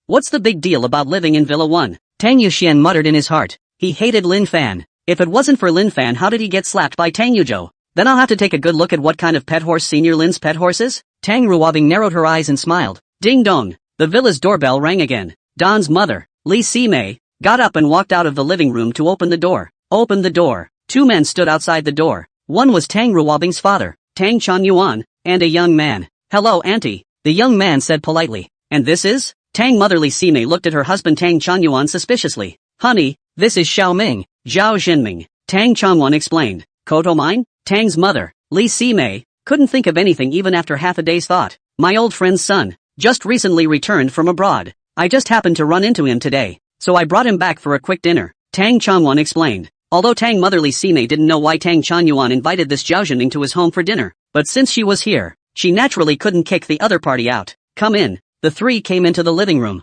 Tang Yuzhou frowned involuntarily when he saw his son suddenly bring back a young man. Dad, this is my best friend's son, who just returned home and happened to run into him, Tang Changyuan explained to his father. Tang Yuzhou didn't say anything and nodded. Hello, Grandpa Tang. Zhao Zhenming greeted politely. Hello, Tang Yuzhou returned. Tang Changyuan's eyes were filled with doubt when he saw Lin Fan next to his daughter Tang Ruobing. And this is? Tang motherly Sime introduced. This is Bing Bing's classmate. Lin Fan. This is Bing Bing's father. Lin Fan hurriedly stood up and said politely. Hello Uncle Tang. Hello, Tang Changyuan said with a nod. He didn't understand why Lin Fan was here, and although there were questions in his mind, he didn't ask them. Tang Changyuan greeted Zhao Zhenming and sat on the sofa. Lin Fan and Tang Ruobing both continued to chat happily. Next to him, Zhao Zhenming looked on with eyes full of jealousy. He deliberately went to Tang Changyuan just to find a chance to get close to Tang Ruobing. After his father showed him Tang Ruobing's picture, he fell in love with her right away. The Tang Ruobing he felt was the other half he was looking for. How could he allow Tang Ruobing to get close to another man? At this moment, he was about to explode with anger in his heart. Tang Yuzhou saw that his son Tang Changyuan's face had been ugly since he entered the door. Opening his mouth, he asked. The company encountered the question? He has let go of the company, but after all, Tang Changyuan is his son. He cannot look at his son every day sad face. Tang Changyuan sighed and said slowly, I'm going to increase the number of laying grounds locally, and I've encountered some problems. Tang Yuzhou knew that Tang Changyuan was thinking of expanding his local share, something he was aware of. He nodded. The plan was to rent 2 more venues at Century Mall in Willow City, but something went wrong. Tang Changyuan continued. What asked? Tang Yuzhou asked curiously. Willowtown Century Mall rental venue. This is an important part of expanding your local share. Willow City Century Mall is one of the most crowded local shopping centers in Willow City. If this is not able to lay enough goods, it will certainly very much affect the local market share of Lucheng. I don't know how the news leaked out, but the Wu family is actually expanding their laying grounds as well. A relative of the Qi Wu family works as a vice president in the Century Mall in Willow City. There are now only 2 spare venues left at Century Mall in Willow City. With this meddling by the Wu family, it's going to be hard for us to rent those 2 spare venues. Tang Changyuan shook his head helplessly. The Wu family was one of their Tang family's competitors, and they didn't know where they got the news that they were expanding their venue. The Wu family followed suit and expanded their venue, which was a problem. He didn't know the executives of the Century Mall in Willow City at all, although he was the head of a $10 billion enterprise. The other Willow City Century Mall, as one of the most influential shopping centers in Willow City, did not give him face at all. It is said that the boss behind this Willow City Century Mall is very mysterious, basically no longer showing up in public. He just couldn't find his boss even if he wanted to. Now he is very distressed. If this Willow City Century Mall paving cannot be carried out smoothly, then his plan may have to be stillborn. He was very upset. But what could he do if he was upset? He looked for a few friends, but no one knew who the mysterious owner of the Century Mall in Willow City belonged to. Has the Wu family signed the contract already? Tang Yuzhou asked in a deep voice. That's not true, but it should be soon, Tang Changyuan said with a sigh. At this time, Zhao Zhenming, who was next to him, saw a light in his eyes. He felt an opportunity coming on. He meets a tycoon on his cruise back home, rumored to be the owner of the Century Mall in Willow City. At that time, he asked for the other person's contact information in a deadpan manner. I didn't expect to use it now. A smug smile instantly appeared on his face as he glanced at Lin Fan and Tang Ruobing next to him. He wanted to let Tang Ruobing know who was the one who could truly help the Tang family, who was the best companion for her. It doesn't do any good to look good as a white boy. It's the connections, the ability that counts. Uncle Tang, if it's renting space in the Century Mall in Willow City, maybe I can help. Zhao Zhenming stood up and said with a smile on his face. At that moment, Tang Ruobing, who was next to her, looked curiously at Zhao Zhenming. Can Zhao Zhenming really help with something that even her father can't do anything about? She somewhat wondered if this Zhao Zhenming was saying this on purpose to get her attention. She noticed that this Zhao Zhenming always looked at her intentionally or unintentionally when she entered the room, making her very disgusted. When Tang Changyuan heard Zhao Zhenming's words, he was immediately delighted and asked excitedly, Xiao Ming, do you really have a solution? When I was back home, I happened to meet the owner of the Century Mall in Willow City on a cruise ship. When we were parting, we exchanged contact information, Zhao Zhenming said with a pretense of modesty. Of course he wouldn't say that he had asked for it from someone in a deadbeat. That would be too faceless. When he saw Tang Ruobing looking at him, he was very pleased in his heart. It was all coming together as he wanted it to, step by step. Just let Tang Ruobing see that the problem Tang Changyuan couldn't even solve. He gave an easy solution. Then, won't you still admire him and take the initiative to add his contact information when the time comes? Hey! The more he thought about it, the more pleased he became in his mind. Glancing at the scowling Lin Fan next to him, a pang of disdain ran through his heart. Heck! It's no use for a bimbo to just look good. He didn't even put Lin Fan in his eyes now. He didn't feel like he was on the same level as Lin Fan. Lin Fan frowned slightly when he heard Zhao Zhenming's words. When had he seen this Zhao Zhenming on a cruise ship? Also he hasn't been on a cruise lately. This puzzled him greatly. When Tang Changyuan heard Zhao Zhenming's words, he hurriedly said, Xiao Ming, since you know the owner of the Century Mall in Luchang, can you introduce him to Uncle? Uncle Tang, since I said it, naturally I'm here to help you solve your problem. I'll call the owner of Century Mall in Willow City. Zhao Zhenming patted his chest and said. After saying that, he took out his cell phone and found a number to dial. Soon the call was answered. Mr. Qin, this is Xiao Ming. Xiao Ming? Obviously the general manager Qin on the other end of the phone didn't even remember who this Xiao Ming was. What's the matter with you, Mr. Qin? One of my uncles wants to rent 2 venues in the Century Mall in Luchang. Zhao Zhenming said with a flattering face. The grounds of the Century Mall in Willow City? I'm sold on the Century Mall in Willow City.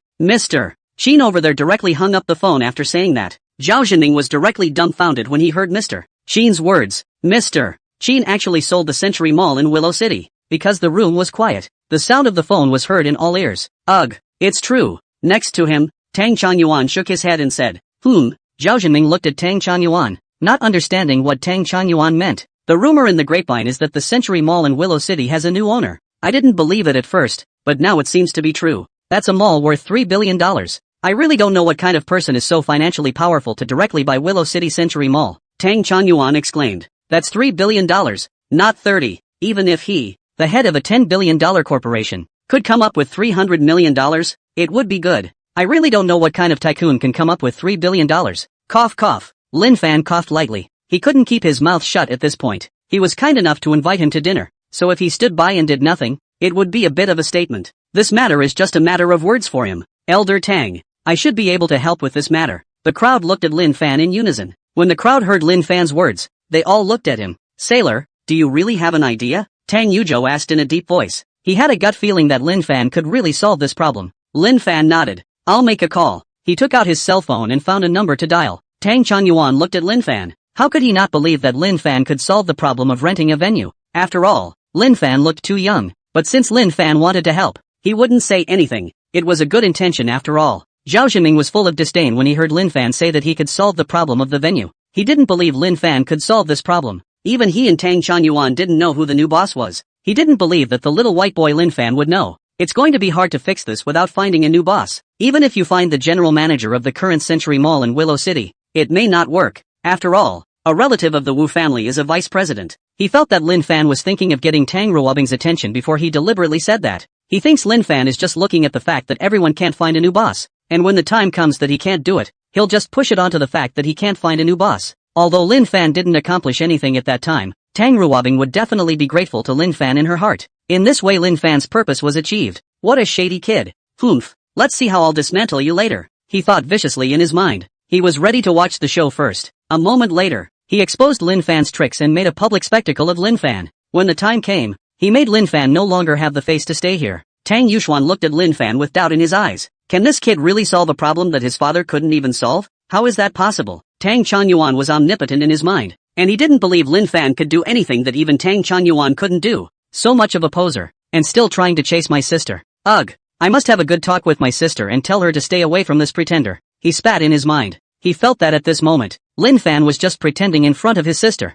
trying to win her favor. Tang Ruobing's beautiful eyes looked at Lin Fan who was preparing to make a call. She thought Lin Fan might actually be able to solve this problem. Although she hadn't spent much time with Lin Fan, she had never seen him talk big before. He felt that Lin Fan was someone who said one thing and wouldn't talk big for no reason. She was now a little curious as to how exactly Lin Fan would help his father with this dilemma. Could it be that schoolmate Lin really knew the new owner of the Century Mall in Luchang? It's not out of the realm of possibility. After all, schoolboy Lin's origins were somewhat mysterious. The key, schoolboy Lin, is also very low-key. So understated that anyone would think he was just a regular guy. Can you contact the new owner? Anticipation began to build in her mind. Lin Fan's call was quickly answered. A middle-aged man's voice came from the other end of the line. Boss, the 2 venues in the Century Mall in Willow City are directly leased to the Tang Group. Lin Fan said in a deep voice, not babbling and cutting straight to the chase. The person he was calling at this time was none other than Fan Siwei, the general manager of the Century Mall in Willow City. He had a big problem in his mind with Fan Sha. It is clear that Tang Chang originally approached Willow City Century Mall for venue rental. Just because the Wu family has a vice president at Century Mall in Willow City,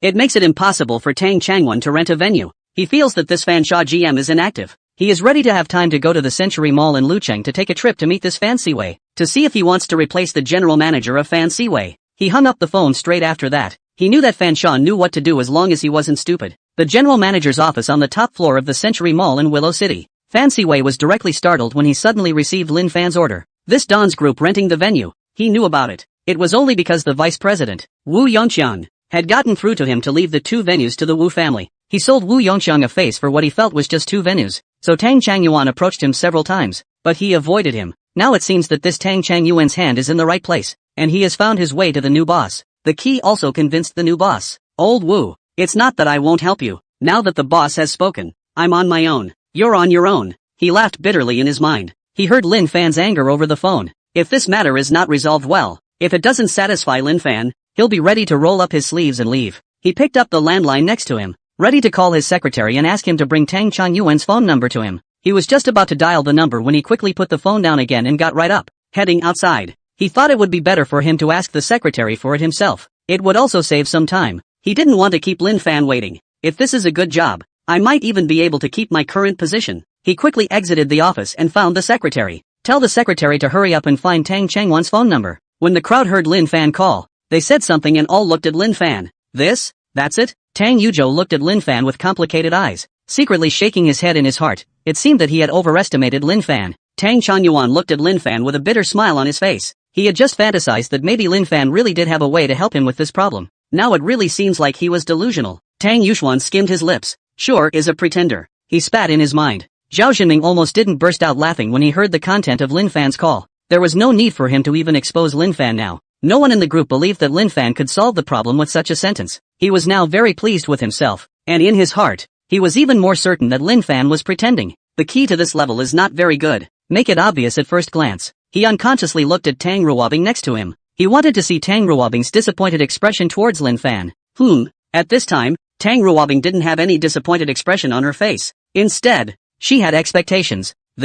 How is this not what he thought it would be? Hasn't Tang Ruobing reacted yet? Definitely. He believes that the greater the expectation, the greater the disappointment. Waiting for a while, he was going to ask Lin Fan when he had news. Expose Lin Fan's lies to his face. By then, Tang Ruobing would not be disappointed. Isn't this his chance? The more he thought about it in his mind, the more excited he became. He was somewhat grateful to Lin Fan at this point. If it wasn't for Lin Fan pretending to be a pussy, he wouldn't have had such a good chance to get close to Tang Ruobing. He was very pleased in his heart. At that moment, a phone rang. Tang Changyuan frowned slightly, not understanding who was calling him at this time. Still, he took out his cell phone and slid the answer button. Hello, which one? He asked in a hushed voice. Hello, is this Mr. Tang Changyuan Tang? I'm Fan Siwei from Century Mall in Willow City. Vancewell on the other end of the phone said politely. You can't be polite. This is the guy who can hire the new boss. Fan Siwei? Tang Changyuan muttered, not reacting at first. He thought of something, snapped his eyes wide open, stood up directly,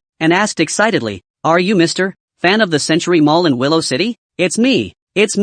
Fan Siwei said hurriedly. When the crowd heard that the call was actually from Fan Siwei, the general manager of the Century Mall in Willow City, they all held their breath and their eyes opened wide. I wonder if Mr. Fan is calling me? A possibility came to Tang Changyuan's mind, and he unconsciously glanced at Lin Fan, who was sitting next to him. I wonder if Mr. Tang has time this afternoon? I want to sign the contract for those 2 venues with Mr. Tang. Fan Siwei opened his mouth and asked directly. What? Mr. Fan, you mean signing the contract for those 2 venues? You're not kidding. Mr. Fan, are you? When Tang Changyuan heard that Fan Siwei actually asked him to sign the contract in the afternoon, he was shocked and asked loudly, Mr. Tang, how dare I joke with you? If I wasn't afraid of interrupting your dinner, I could sign it now. Fan Siwei hurriedly explained. He had a bitter laugh in his heart. How could he dare to joke at this point? This was Lin Fan's order, and he couldn't wait to sign the contract now to make Lin Fan happy. Now that the contract has not been signed, he is also in a state of confusion in his mind, fearing that Lin Fan will not be satisfied with the efficiency of his work.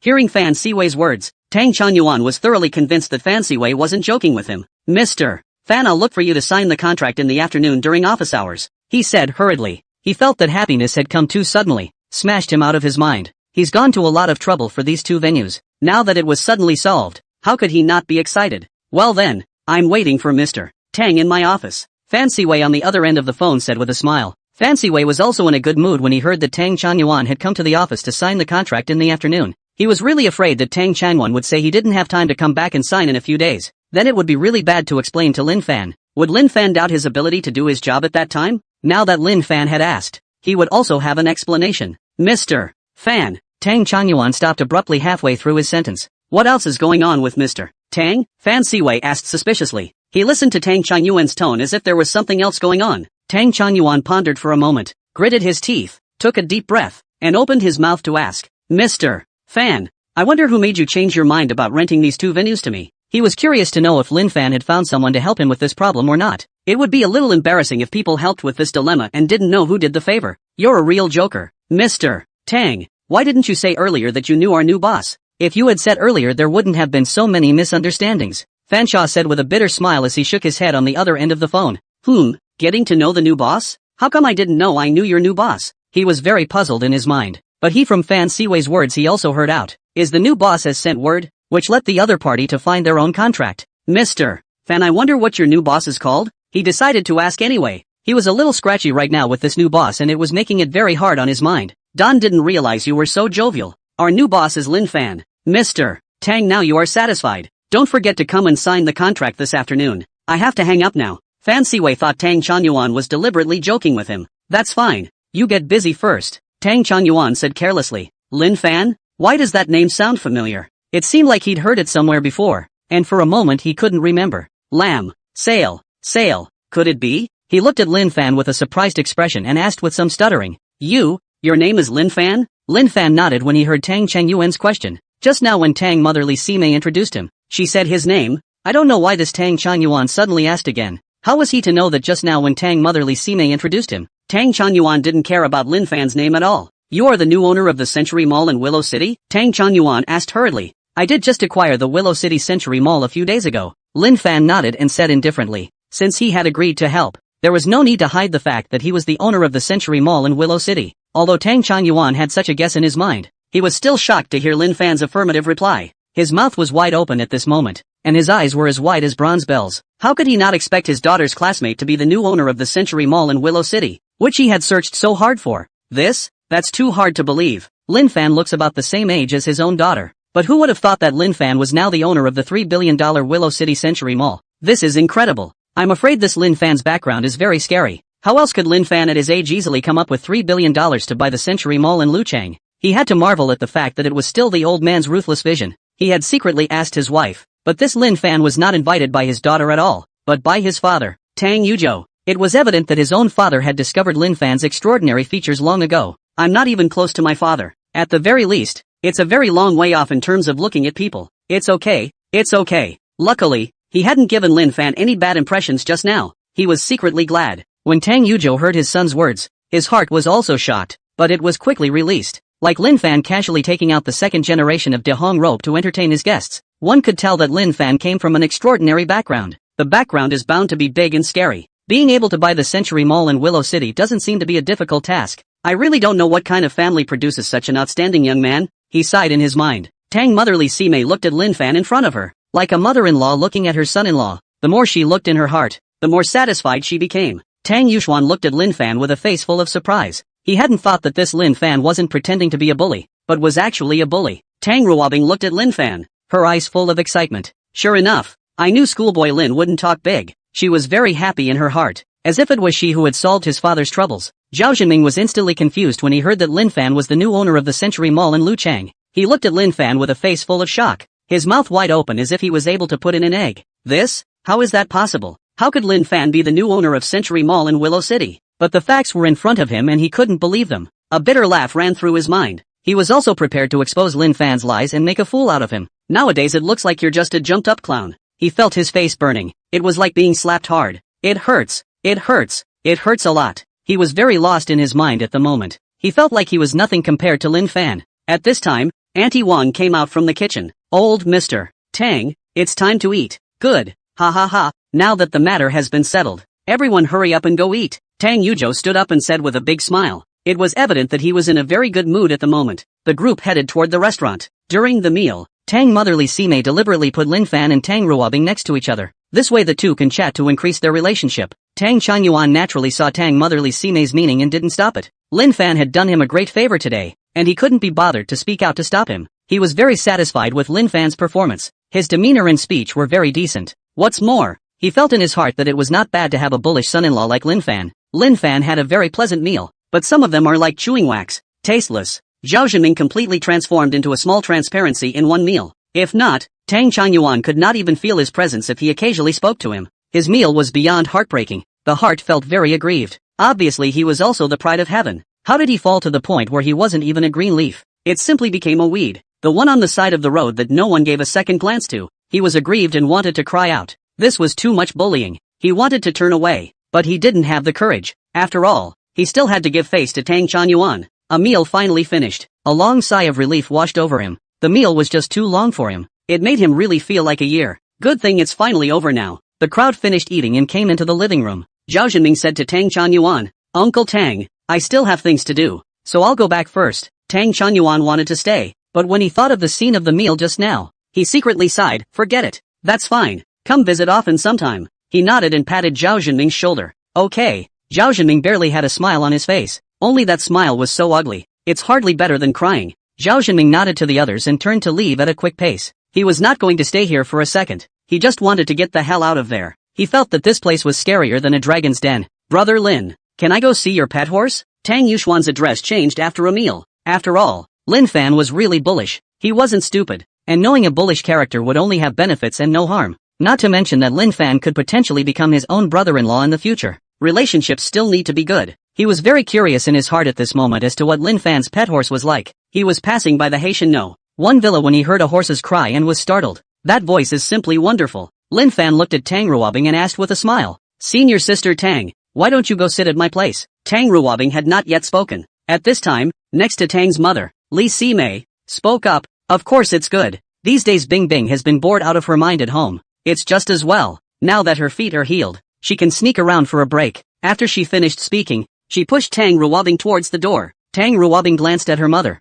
muttering in her mind, "Am I still your daughter or not?" But she was also curious about what Lin Fan's house was like. Is it very dirty like on TV? After all, she was under the impression that boys threw things around when they lived by themselves. Elder Tang, Uncle Tang, Auntie, we'll leave first. Lin Fan politely said goodbye to the three. "Ha ha ha, go ahead," Tang Yuzhou said with a big smile. He was also very satisfied with Lin Fan. Thinks Lin Fan is a good granddaughter-in-law. Tang Changyuan and Tang Motherly Simei nodded. Lin Fan and the three of them left Tang Yuzhou's house and arrived at Villa 1. Lin Fan flicked the switch to open the door. "Senior sister Tang, please." Lin Fan smiled at Tang Ruobing. When Tang Ruobing saw Lin Fan's quirky appearance, she gave Lin Fan a blank look. The three had just walked into the villa. A white stallion was seen galloping through the yard. Tang Ruobing looked at the large horse galloping in front of him. Is this the pet horse? This pet horse is too big. But this pet horse has such a beautiful white coat. Tang Yuxuan froze directly as he looked at the galloping Sweatblood BMW. It's just that the horse is so beautiful and majestic. This is not a mortal horse. This is a heavenly horse. The Sweatblood BMW realized that Lin Fan had returned. A horse called. Happily, she ran to Lin Fan and rubbed her head against Lin Fan's body. Tang Ruobing looked at the sweat-blooded horse in front of her and wanted to go up and touch it, but she held back. "Brother Lin, what kind of horse is this?" Tang Yuxuan, who was next to him, came forward and asked suspiciously. He thought the horse was too majestic and beautiful, asked for the breed, and he went home and asked his dad to buy me one as well. Riding a horse like that is definitely awesome enough. He fantasized about riding on such a horse and looking smugly at the crowd casting admiring glances. Thinking about this scene, he unconsciously had a smug smile on his face. "This one is an extreme Sweatblood BMW. Lin Fan glanced at Tang Yuxuan and said truthfully, "There's nothing to hide about this one either. Senior Lin, can I touch it?" Next to her, Tang Ruobing bit her lip and looked at Lin Fan. In her heart, she really wanted to pet the sweat-blooded horse too much. Of course, Lin Fan looked at the expectant Tang Ruobing and said with a smile. He couldn't help but sigh. The Sweatblood BMW's attraction to girls was just too great. He grabbed Tang Ruobing's arm and was about to go up to pet the Sweatblood BMW. "Ah!" Tang Yuxuan, who was next to him, suddenly exclaimed. Tang Ruobing was instantly startled. "Tang Yuxuan, what are you ghosting about?" Tang Ruobing looked at Tang Yuxuan and said viciously, "I really don't know what this brother of his is mad about again. It's not enough to be mad at home, but to come to schoolboy Lin's house to be mad. It's so annoying. What a shame," she muttered in her mind. Tang Yuxuan couldn't even speak well enough to say a complete sentence. It was really too much of a shock inside him. He had just taken out his cell phone to check the price of an extreme Sweatblood BMW. It's a shock not to find out. An ordinary sweat-blooded BMW was worth $100 million alone, while the very best sweat-blooded BMW was surprisingly as high as $200 million. This is outrageous. He laughed inwardly for a moment. And he had just wanted his old man to buy him a superb sweat-blooded horse. It's just a regular sweat-blooded horse that his old man wouldn't buy for him. That's $100 million, not 100. If he dared to mention it, his father would probably be so angry that he would break his legs. Defeat. Just too much defeat. He was all still groggy at this point. I can't believe someone actually paid $200 million for a horse. The key to this one was right next to him. It's so ho-hum. This? Humph. If you don't give me a reasonable explanation, let's see how I'm going to clean you up when I get home. Tang Ruobing narrowed her eyes and looked at Tang Yuxuan with a dangerous expression. When Tang Yuxuan saw Tang Ruobing's eyes, he was startled and his neck shrank. The one he was most afraid of in this family was his sister, Tang Ruobing. He knew that this expression was Tang Ruobing getting really angry. He took a deep breath and hurried to explain. This extreme sweat-blood BMW is as high as $200 million. Tang Ruobing, whose face was filled with anger, instantly froze when she heard Tang Yuxuan's words. Tang Ruobing was shocked as she looked at the beautiful sweat-blooded horse in front of her. The small mouth was wide open and the beautiful eyes were round. How could she not have thought that this beautiful sweat-blooded horse was worth $200 million? How is that possible? This sweat-blood horse costs $200 million? Oh my god. Is this sweat-blood BMW made of gold? It's literally worth more than gold. This is too hard to believe. Schoolboy Lin actually keeps a $200 million sweat-blooded horse as a pet.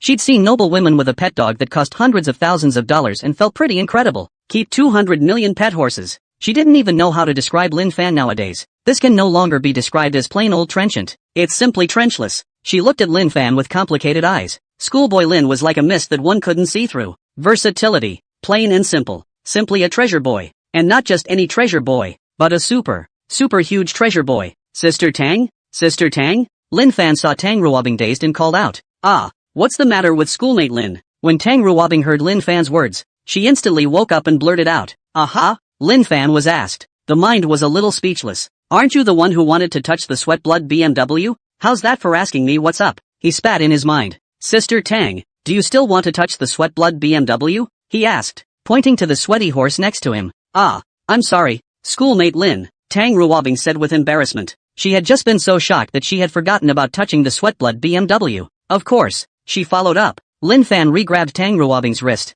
Just now, Tang Ruobing was so frightened by Tang Yuxuan's shout that her hand shrunk back. Aha, MS. Tang's skin is really good. Smooth hands. The most intuitive feeling. He didn't really have any other ideas. He was simply being truthful. Tang Ruobing stroked the fur of the sweat-blood BMW. Eyes wide open. The hair on this sweaty horse is so smooth. A few moments later, Tang Ruobing said fondly. Alright, Senior Lin. Seeing Tang Ruobing's appearance, Lin Fan smiled and asked. Senior Sister Tang, do you want to go up and ride this sweat-blooded horse? He pointed at the back of the sweat-blood BMW's horse and looked at Tang Ruobing. Can I get up there and ride? When Tang Ruobing heard Lin Fan's words, her eyes instantly rounded in surprise as she asked. She also wanted to feel what it was like to sit on such a tall horse. But is it really possible to sit on such a tall horse? Of course, Lin Fan said with a smile. He could tell from Tang Ruobing's eyes that it was a great desire to go up and sit on the back of the sweat-blood BMW's horse. He didn't wait for Tang Ruobing to reply, stretching out his arm and directly wrapping it around Tang Ruobing's small waist. Tang Ruobing was instantly picked up by him.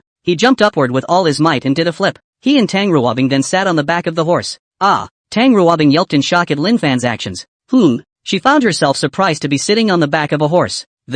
She looked at the horse's head in front of her with incredulity. It's that easy to come up? She saw other people get on their horses and have to prepare a lot of things. But when it comes to schoolmate Lin, how come it's so easy? But quickly put all those doubts behind him. She was very excited now. It's so nice to sit on a horse. She had never thought of learning to ride a horse before. After all, she thought horseback riding was a very dangerous thing. Sitting on a horse nowadays really makes you realize why so many people love to learn how to ride. The feeling is just fantastic. Tang Yuxuan was instantly dumbfounded when he saw that Lin Fan had actually hugged Tang Ruobing and sat directly on the back of the horse. His mouth was wide open and his eyes were rolling round and round with disbelief. He looked at Lin Fan and Tang Ruobing on the horseback in shock. Is this still her own high-strung sister? How could you allow a man to hug her? The key is not resisting at all. Nope. At this moment, Tang Ruobing on horseback was filled with excitement. How is that possible? This is unbelievable. Even if Lin Fan will become my brother-in-law in the future, it shouldn't be so soon, right? I just wanted to simply look at the sweat-blood BMW. Why are you eating dog food? Dog food is just awful. But if Lin Fan really becomes my brother-in-law, isn't it true that I can ride this sweaty blood horse as I please? He was very excited at the thought. It would be nice to sit on a horse and make a little video. Circle of friends in one post. Hey, I'm still envious of those sons of bitches. The more he thought about it, the more excited he became. He can't wait to ride and make videos. But he also knew that this was his sister Tang Ruobing and Lin Fan's time for two. The dog food was hard to eat, but the little video of the shoot in the back was unbelievably flavorful. He held back the hard feelings in his heart and waited for his sister Tang Ruobing and Lin Fan to get down from their horses. Why don't you come down? He looked at Lin Fan and his sister Tang Ruobing on the horseback with a puzzled face. Sister Tang, Would you like to gallop a little? Lin Fan looked at Tang Ruobing in his arms and asked with a smile. May I? When Tang Ruobing heard Lin Fan's question, she turned her head and asked in surprise. She sat on the back of the horse, always feeling like something was still missing. Hearing Lin Fan say this, she realized that what was missing was that feeling of galloping. Senior sister Tang, sit tight, I'll take you around twice. Lin Fan turned to Tang Ruobing and said with a smile. When he finished, his legs clamped down on the horse's belly. Giddy up. At once the sweat-blooded horse ran before Tang Ruobing could react. It was fortunate that Lin Fan had his arm around her, or she would have inevitably been thrown off the horse. Ah! She saw that the sweat-blood BMW actually ran suddenly and screamed in terror. Sister Tang, stop screaming. My eardrums are about to burst from you, Lin Fan said aloud with a smile. When Tang Ruobing heard Lin Fan's words, her heart, which had just been tense, suddenly felt much better. She magically found her nervous heart slowly calming down. She felt that with Lin Fan by her side, she wasn't scared at all. She was beginning to enjoy the feeling of galloping. The sound of the wind kept ringing in his ears. It was as if she couldn't feel the passage of time. 2 laps later. Phew! As Lin Fan's voice fell, the sweat-blood BMW slowly stopped. Lin Fan jumped first with a flip. Immediately after that, he helped Tang Ruobing off his horse. How do you feel, Sister Tang? Lin Fan looked at Tang Ruobing, whose small face was red, and asked with a smile. It feels really good. I didn't realize it felt like this to gallop a horse, Tang Ruobing said with a face full of excitement. A feeling of not having enough to do. When Lin Fan saw Tang Ruobing's appearance, he secretly sighed. I didn't think that school sister Tang would like horseback riding so much. The yard is a bit small, and the sweatbloods can't run at all. When we have the opportunity in the future, we can find a professional horse farm to run, Lin Fan said with a smile. Really? That's great, Tang Ruobing said excitedly. Can I interrupt? Tang Yuxuan, who was next to him, saw his sister Tang Ruobing chatting endlessly with Lin Fan one after another, and carefully interrupted with a voice. Hearing Tang Yuxuan's voice, Tang Ruobing and Lin Fan both turned back to look at Tang Yuxuan. Tang Yuxuan gulped. Brother-in-law, can you let me ride the sweat-blood BMW as well? Seeing the two staring at him, Tang Yuxuan was too nervous and said the epithet in his mind directly. Lin Fan froze for a moment when he heard Tang Yuxuan call him brother-in-law. When Tang Ruobing heard Tang Yuxuan actually call Lin Fan her brother-in-law, she said viciously, Tang Yuxuan, what are you talking nonsense about? She stole a glance at Lin Fan next to her and realized that there was no change on Lin Fan's face. With a sigh of relief in her heart, she was still really afraid that Lin Fan would misunderstand something. Though there was something in her heart that didn't dislike Lin Fan, and she had a good time with him, but she wasn't sure if that counted as liking someone. Aha! Seeing that look in Tang Ruobing's eyes, Tang Yuxuan also knew that he had said the wrong thing and hurriedly changed his words. Brother Fan, can I ride this horse? He felt that calling Brother Fan was a bit more intimate than Brother Lin.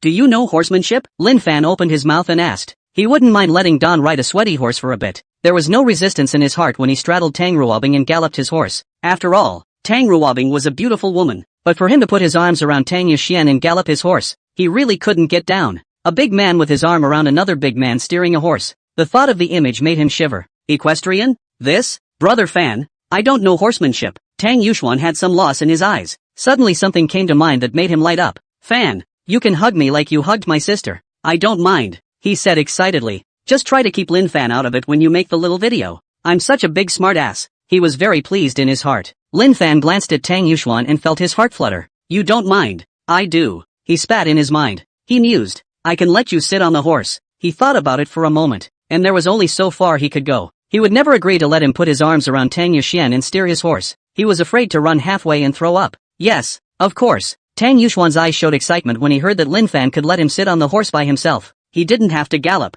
Just be able to sit on a horse and make a little video. He just wanted to show off to his classmates. Lin Fan stepped forward and stroked the sweat-blood BMW, soothing it. Bring that stool over here. Lin Fan pointed to a stool in the yard and said. Tang Yuxuan hurriedly and quickly moved the stool over. Put it next to the sweatshop. It took a lot of effort to finally sit on the horse. He wiped the sweat from his forehead and turned to Tang Ruobing next to him with a face full of excitement, saying, Sister, hurry up and record a little video for me. Tang Ruobing glanced at Tang Yuxuan and took out her cell phone to start recording a video for Tang Yuxuan. Alright, Tang Ruobing recorded the video and said to Tang Yuxuan on horseback. Tang Yuxuan couldn't wait to get off his horse when he heard Tang Ruobing's voice. One anxious, almost fell right off the top. Luckily Lin Fan was beside him. Tang Yuxuan said gratefully, Thank you Brother Fan. After saying that, he walked quickly towards Tang Ruobing, watching the small video that Tang Ruobing had given. It's very satisfying. There was a happy smile on his face. Quickly put together a small video for editing. Circle of friends. Posted. Watch the little video of the successful release.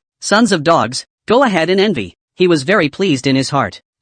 That fast? Just see the likes and comments appear below the little video posted. Crap. What kind of horse is Tang Yuxian? It's too beautiful. Damn it, Tang Yuxuan. You ran the stables to play by yourself and didn't bring your brothers. It's really not enough. Che, what's wrong with that? Isn't it just an ordinary horse? My brother-in-law is taking me to the horse farm on Saturday, and I'll pick out one even prettier than this one then. Pang Shangzi, can you stop pretending? Do you know what kind of horse this is? An ordinary horse. It's scary to be uneducated. Seeing that Pang Shangzi was actually pretending, Tang Yuxuan directly replied. The two of them, he and Pang Shangzi, didn't get along in school. Pang Shangzi often bragged about what an awesome brother-in-law he had. Today his brother-in-law bought him this, and tomorrow his brother-in-law is taking him somewhere. Anyway, he brags about his brother-in-law every day. Humph, it just looks rather ordinary. Pang Shangzi's mouth was stiff. He naturally wouldn't admit that Tang Yuxuan's horse looked good. How could he allow someone else to overpower him, let alone the incongruous Tang Yuxuan? Had. You're really good at referring to an extremely fine sweat-blooded horse as an ordinary horse. It doesn't matter if you're uneducated. Can't you even use a cell phone?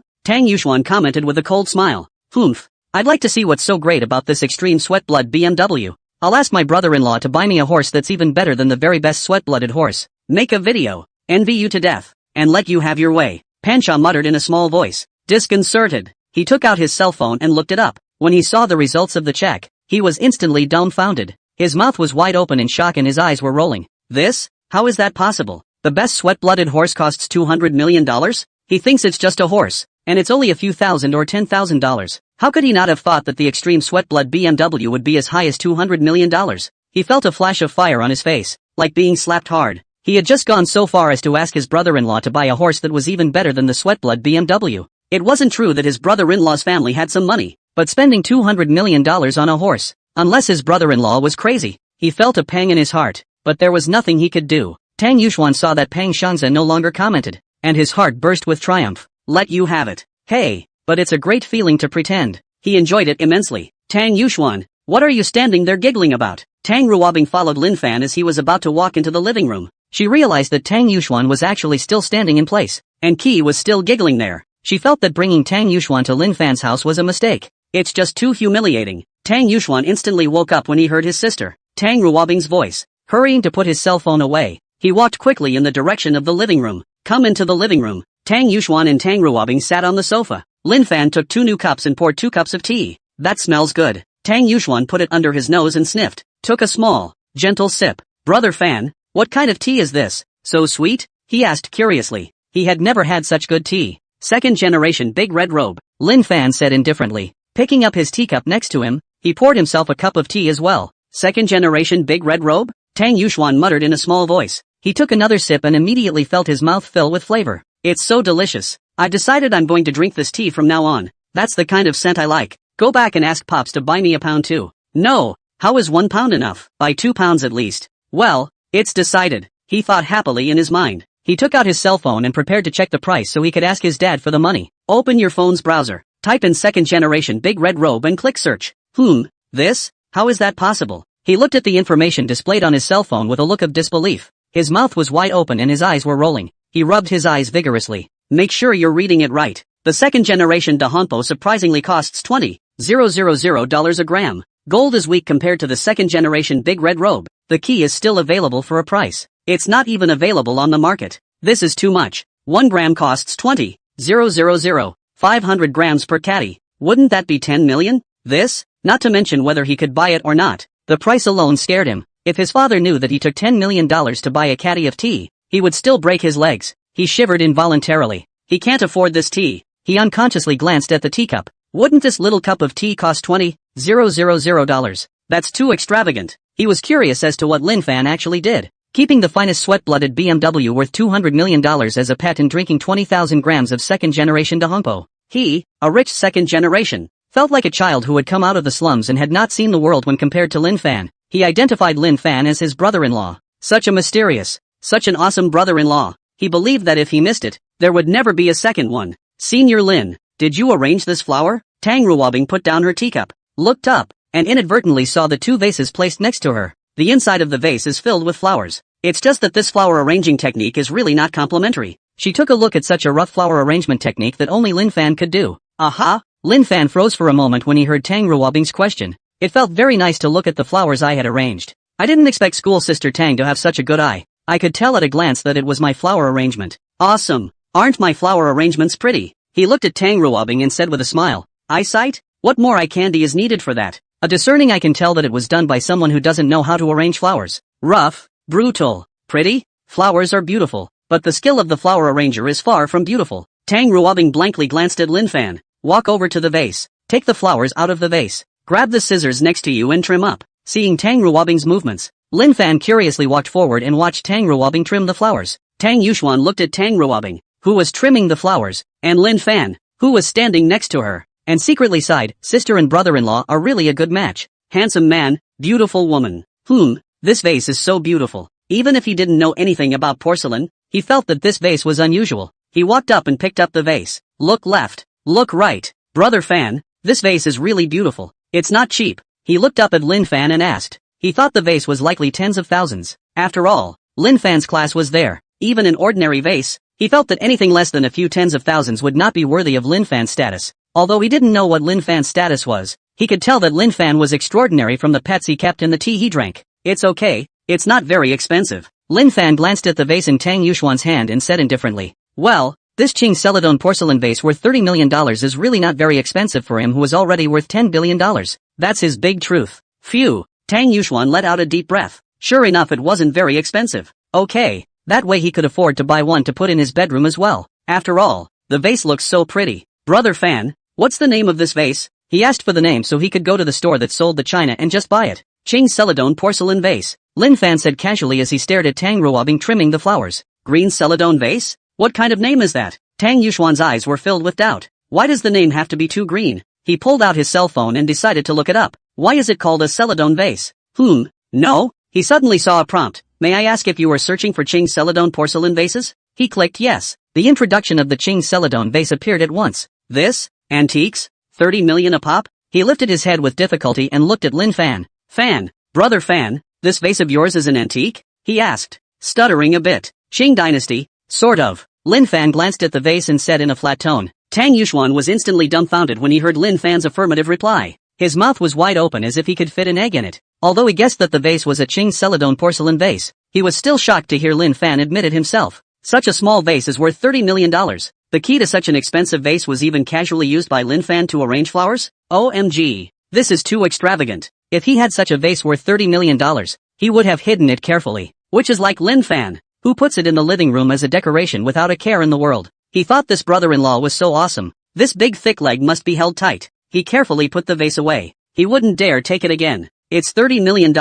If it falls, he can't get that much. Tang Ruobing casually took the vase. Tang Yuxuan was startled to see Tang Ruobing's movements. Wanting to open his mouth to remind, he glanced at the unconcerned Lin Fan and swallowed his words. Tang Ruobing skillfully put the flowers into the vase. Staggered. Well, Tang Ruobing rearranged the vase and looked at Lin Fan, asking with a smile. Well, it does feel different from the flowers I arrange. It's more layered. That's nice. Lin Fan marveled. It does look a lot better than just arranging flowers like he did. That's for sure.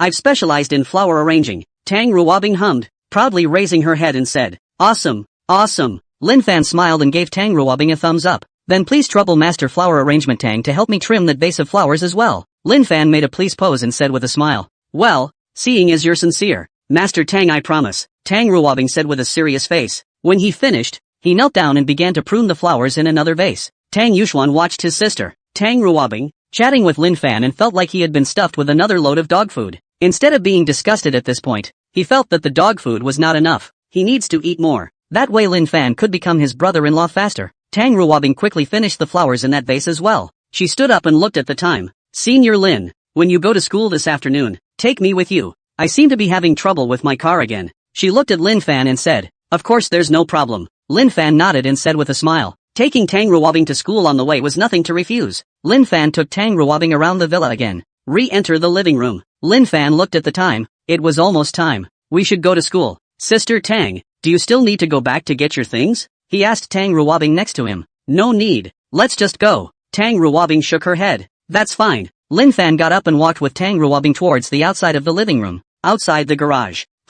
Why are you following me if you're not going back? When Tang Ruobing saw Tang Yuxuan follow her to the garage, her willow brows knitted slightly and she asked with some displeasure. I want to witness you and Brother Fan leave. Tang Yuxuan hurriedly said. Naturally, he wouldn't admit that he had come to see Lin Fan's car. There was no man who didn't like cars, and he was sure Lin Fan was no exception. He didn't believe that Lin Fan didn't have an awesome car in his garage. He followed to see what kind of cars Lin Fan had. When people asked later, "What kind of car does your brother-in-law drive?" he replied with embarrassment, "I don't know." That would be embarrassing. You don't even know what kind of car your brother-in-law drives. He doesn't want that. With such an awesome brother-in-law, it would be a waste not to go and act like one. Tang Ruobing didn't think much about it and followed Lin Fan into the garage. Tang Yuxuan was relieved to see that Tang Ruobing didn't ask again in his heart. He was very curious in his mind whether Lin Fan had 2 or 3 cars. After all, things like cars were expendable, and he felt that Lin Fan would be lucky to have 3 of them. Lin Fan is just one person. He can't drive here, and it's a waste to buy too many cars. He felt that Lin Fan wasn't a fool and wouldn't be so wasteful even if he was rich.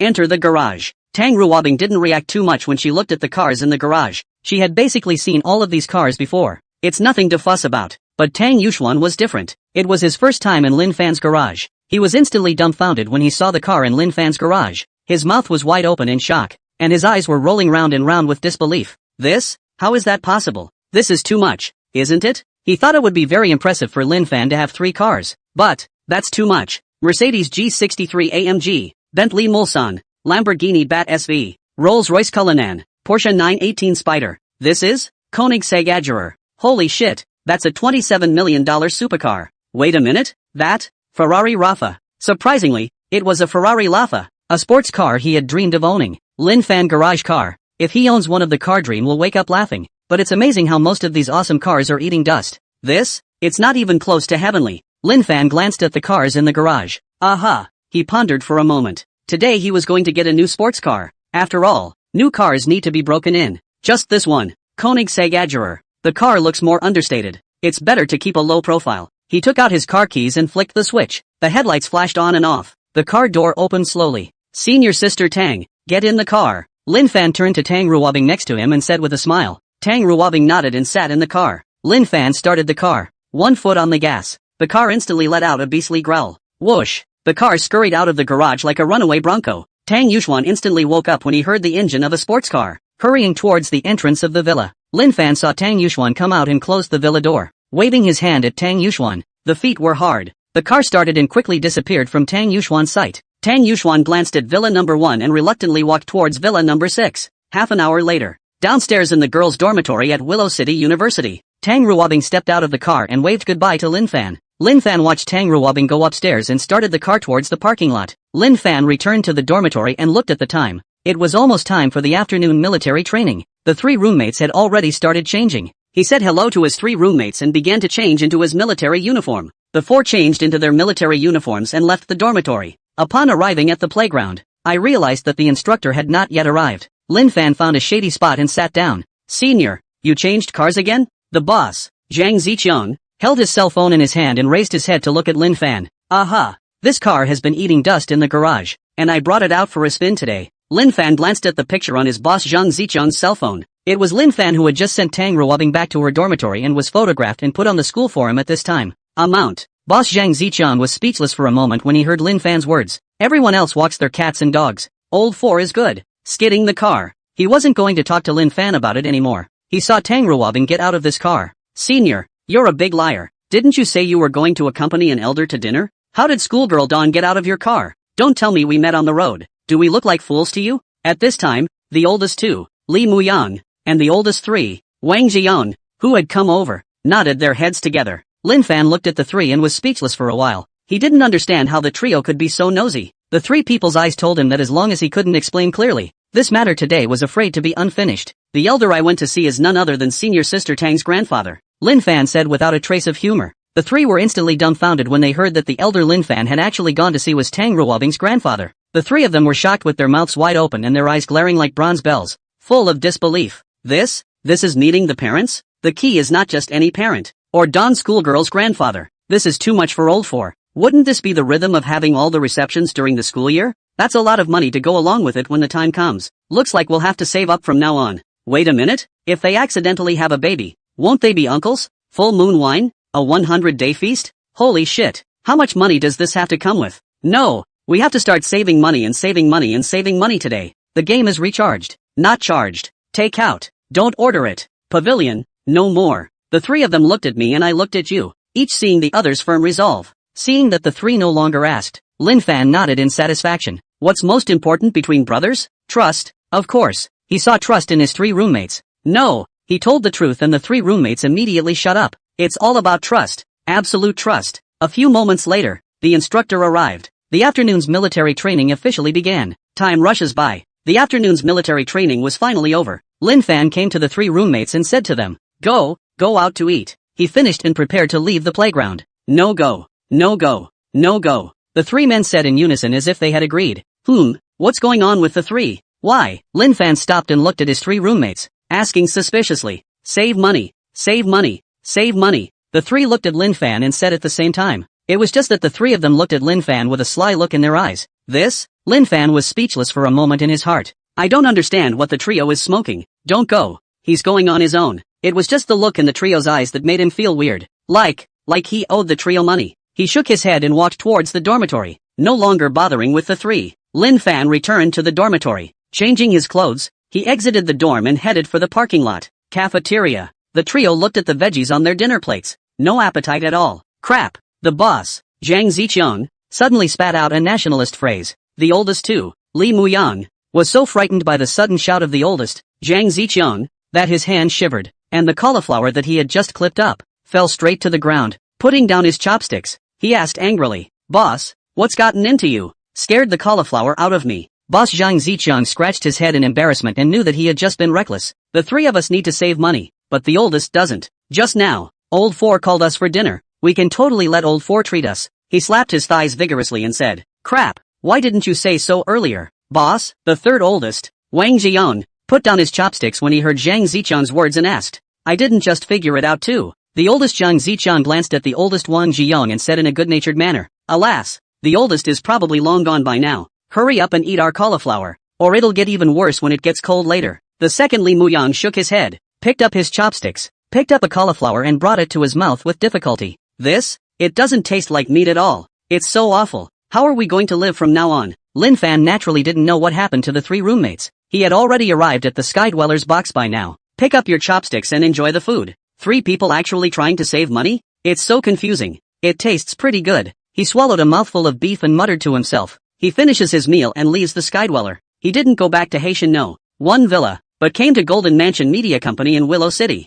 He called General Manager Shin Jianyun on his way there and asked the other party to wait for him at the company. He wanted to know specifically about recent developments in the company. Parking lot outside Golden Mansion Media in Willow City. Lin Fan stepped out of the car. Shin Jianyun at the door saw Lin Fan walking down from the car. Hurrying quickly to Lin Fan, he said respectfully with a smile on his face, Boss, you're here. Lin Fan nodded. Boss, I have all the information ready. I've had it placed in your office. Aha. Lin Fan hemmed and lifted his foot towards the Golden Mansion Media Company building in Willow City. 3rd floor, Lin Fan's exclusive office. Lin Fan looked at the recent developments of the Golden Mansion Media Company in Willow City. It can only be described as middling. Nothing wrong with it, but no surprises either. Close the file. He raised his head to look at Shin Jianyun and opened his mouth to ask, Has Zhangyun Orange come? When Shin Jianyun heard Lin Fan's question, he hurriedly said, It's been here for 2 days. He still didn't know what kind of relationship this Zhangyun Orange had with Lin Fan until now. Listening to Lin Fan's question, it seemed like the two were not in regular contact. Shouldn't be a couple or anything.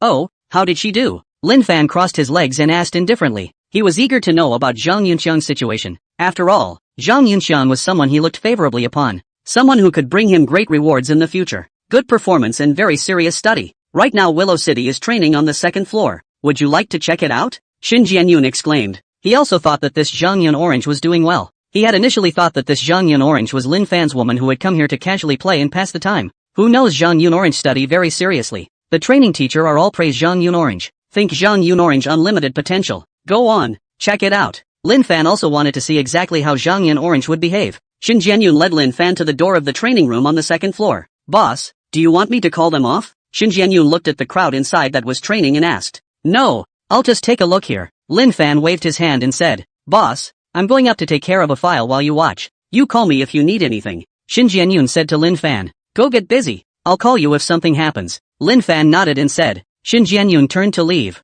Not a moment too soon. A footstep came from the stairway. Lin Fan thought it was Shin Jianyun who had turned back. Turn your head and look.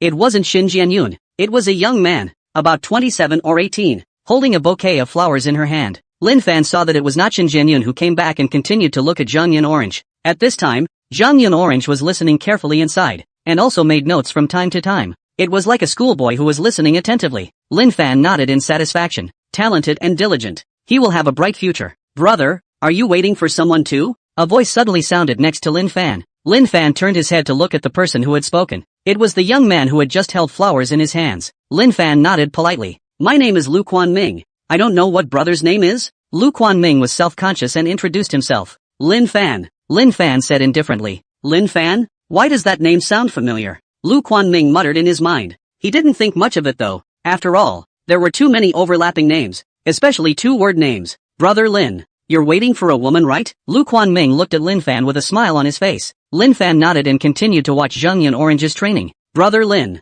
It's not brother, I'm talking about you. You can't do this. Like brother me. At least prepare a bouquet of flowers. Girls love romance. Lu Quanming said in a torrent. As if he had transformed into a love saint, he began to teach Lin Fan how to chase girls. He taught Lin Fan all his experience without reservation. Lin Fan looked at the self-centered Lu Quanming and was speechless in his heart. He just wanted to quietly look at Zhongyun Orange training. Was that too much to ask? But after all, he couldn't say anything as people Lu Quanming had good intentions. Lu Quanming finally stopped. Is your girlfriend in there? Lin Fan saw that Lu Quanming was so experienced that he definitely didn't lack a girlfriend.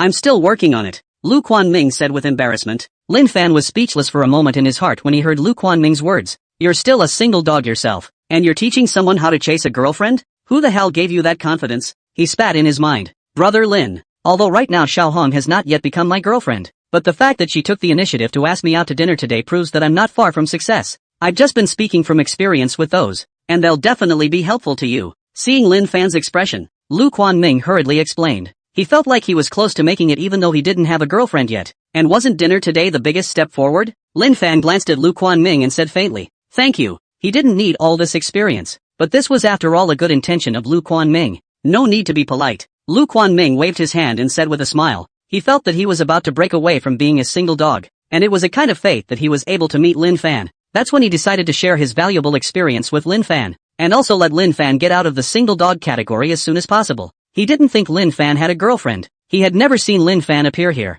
which meant this was Lin Fan's first time, but he had heard that none of the girls training here had boyfriends. Lin Fan and the others must not have established a relationship with each other yet. He felt that in the future, Lin Fan would often come to wait for people, and the two would see each other often, which would be considered a brother in the trenches. At this time, the training ended. The door opened, and one after another people came out of it. A short girl with delicate makeup painted on her face walked out. A smile instantly piled up on Lu Quanming's face when he saw the girl. Quickly, he came to the girl. Red, you're out of class. Tired? Here are the flowers I have for you. Lu Quanming smiled and shushed him. Red took the flowers and looked at them, her face flat as she said, thank you. You're still polite with me. Come on, let's go eat. I have reservations for the restaurant. Lu Quanming had a constant smile on his face and spoke softly. Lin Fan looked at Lu Quanming and shook his head. How to look at this Lu Quanming is like a licking dog inside a single dog. Lin Fan was ready to leave. He didn't intend to meet with Zhongyun Orange, since he knew that Zhongyun Orange was trying to get ahead. He could arrange for Shin Jianyun to focus on cultivation when the time came.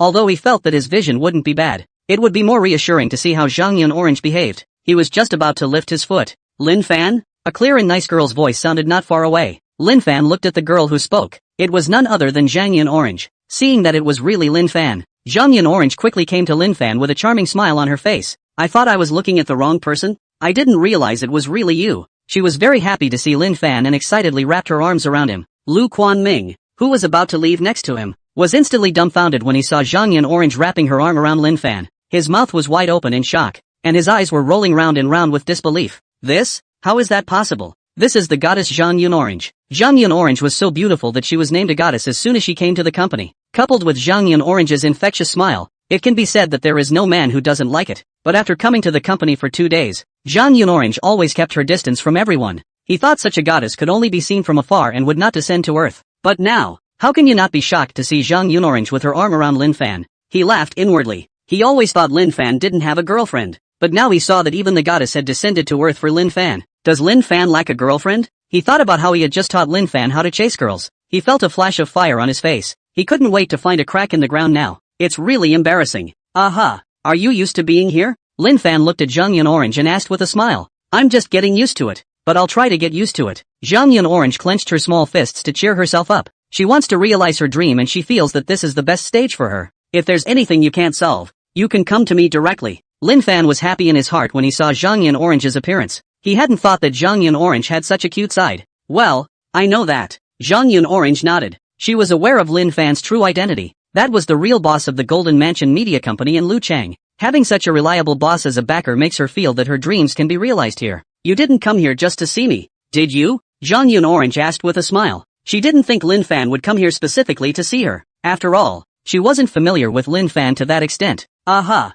I happened to hear you were training here and stopped by to see you. Lin Fan nodded and said, it's true that he didn't come here specifically to see Zhang Yin Orange. There's no hiding it. He mainly looks at the development of the company. After all, it's his company. When Zhang Yin Orange heard Lin Fan's words, although she knew that Lin Fan had not come specifically to see her, she still felt a little uncomfortable in her heart when she heard Lin Fan say this. Are things finished? Zhang Yin Orange's beautiful eyes looked at Lin Fan and asked. Not yet. There's someone I have to see after seeing you. Lin Fan shook his head and said. He glanced at his arm and looked at Zhang Yin Orange and said, can you let go of my arm? Lin Fan saw that Zhang Yin Orange had been wrapping her arm around him, and even if he was thick-skinned enough, he felt uncomfortable being looked at by the people around him in a different light. When Zhang Yin Orange heard Lin Fan's words, she hurriedly retracted her hand, a blush unconsciously surfaced on her face, and her little heart unconsciously skipped 2 more beats. She let out a deep breath and adjusted her mind to calm down. She looked up, puzzled, and asked, who else do I have to see? Lin Fan was just about to reply. A rush of footsteps came. It quickly came to Lin Fan.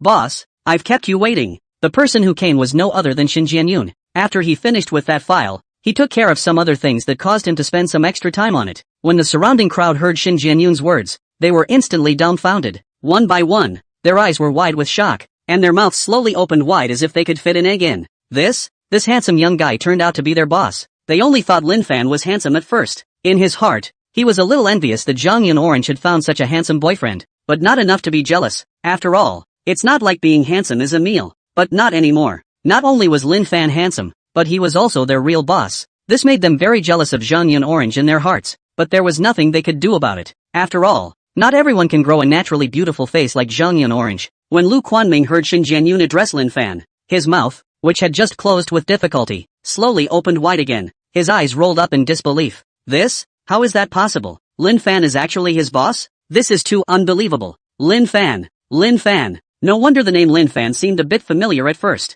Isn't that the name of the new owner? A bitter laugh ran through his mind. What the hell did he just do? I can't believe I'm teaching my new boss to chase girls. It's a travesty of the world. Lin Fan, as the owner of the Golden Mansion Media Company in Willow City, was worth billions, if not tens of billions. A bully like that needs him to teach chasing girls? Not to mention, does Lin Fan need to chase girls? Didn't you see the look in the eyes of those women around you? One by one, they couldn't wait to jump into Lin Fan's arms. Lin Fan saw Xin Jianyun coming. Let's go upstairs, Lin Fan said to Zhang Yin Orange. He didn't want to be surrounded by people all the time. The look in those women's eyes brought a cold sweat to his heart. Those eyes were like a leprechaun seeing a monk. Zhang Yin Orange nodded. Lin Fan and Zhang Yin Orange left and headed upstairs. Xin Jianyun followed behind the two. When the crowd saw Lin Fan leave, they immediately started talking. The new boss is so handsome. My type. You, better forget it. If you have a face like Zhang Yin Orange, you can try it. Zhang Yin Orange is really lucky to know her new boss. The key looks like the relationship between the two is not simple. So what if it's not easy? I'm not going to give up.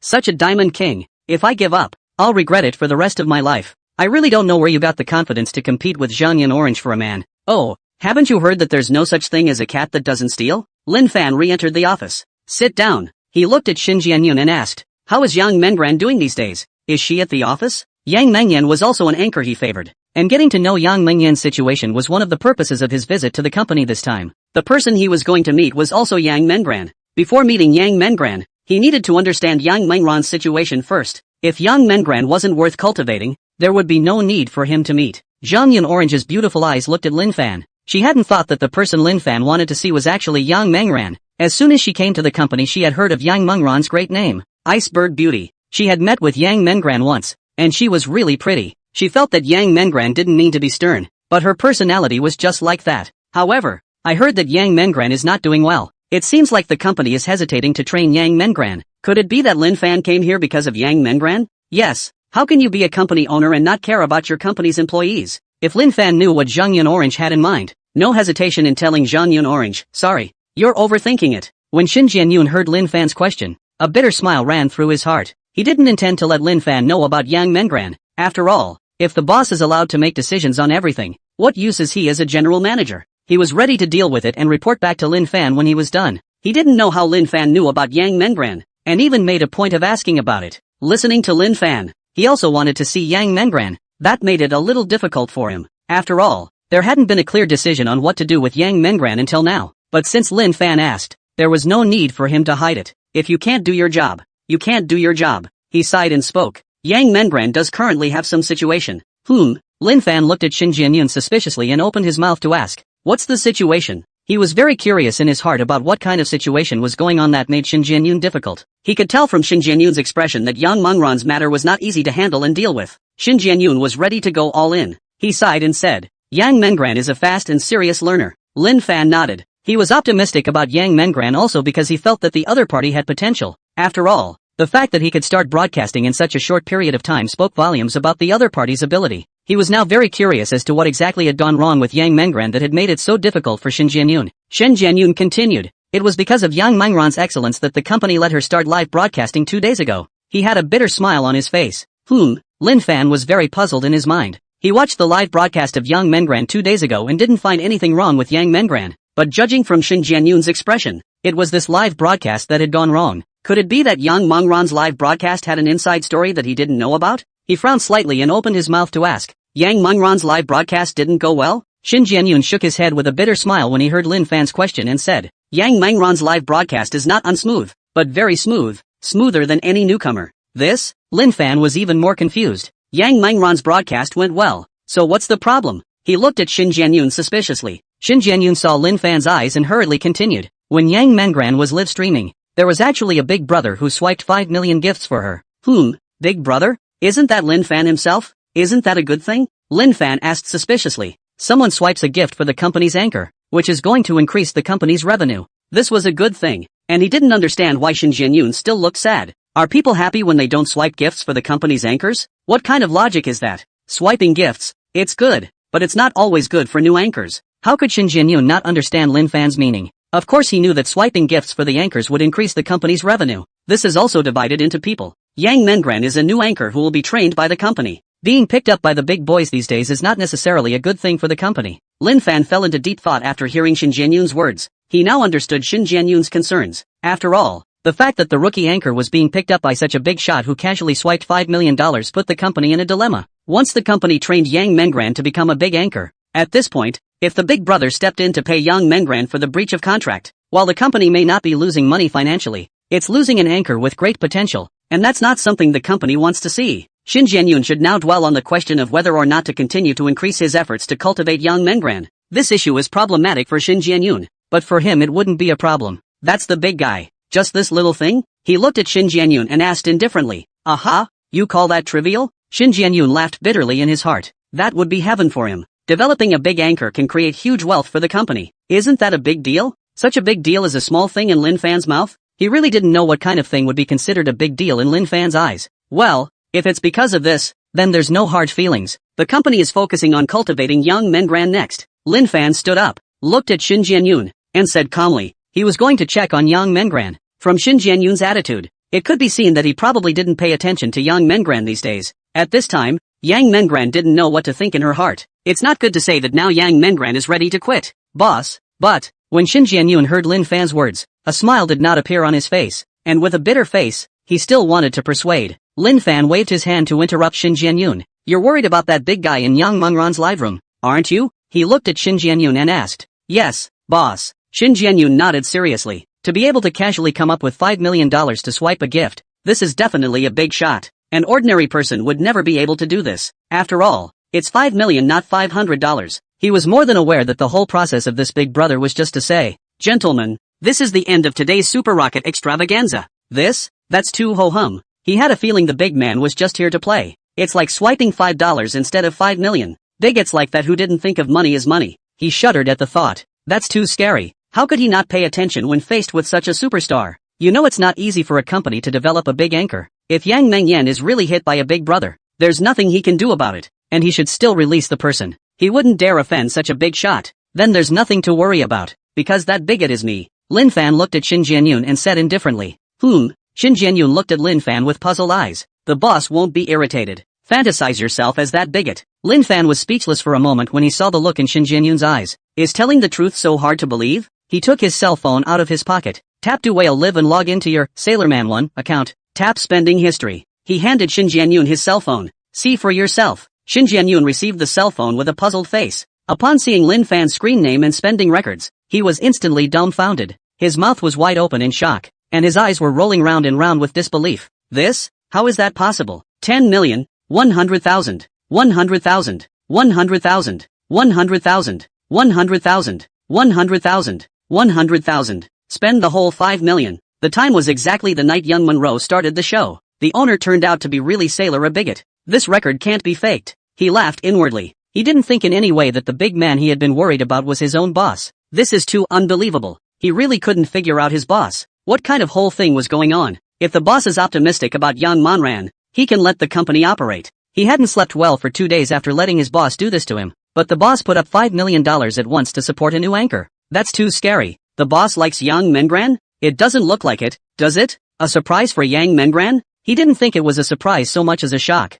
He knew that Yang Mengran must have had a bad time these 2 days as well. After all, no accurate answer had been given to Yang Mengran until now. LOL. This boss of his own is so capricious. If we had talked to him, would it have been necessary to make such a mess? He sighed in his mind. But these words, he dared not say. After all, Lin Fan was his boss. Zhang Yun Orange looked at Lin Fan in shock. Her little mouth involuntarily opened wide and her eyes stared like bronze bells. She had also heard about what happened to Yang Mengran. It's because the big man swiped 5 million gifts on the first day of the show. Which godly man has taken a fancy to Yang Mengran? In her heart, she just assumed that godly man had his eyes on Yang Mengran. However, she later learned that the godly man, after the incident, seemed to have evaporated, and did not contact Yang Mengran at all. She thought that Yang Mengran had met a stupid rich man. Who knew that this silly big spender would be Lin Fan? Then it all makes sense. She was very envious of Yang Mengran for letting Lin Fan notice. It was important to realize that Yang Mengran had reached 100,000 followers directly after finishing her live broadcast, and was still growing slowly.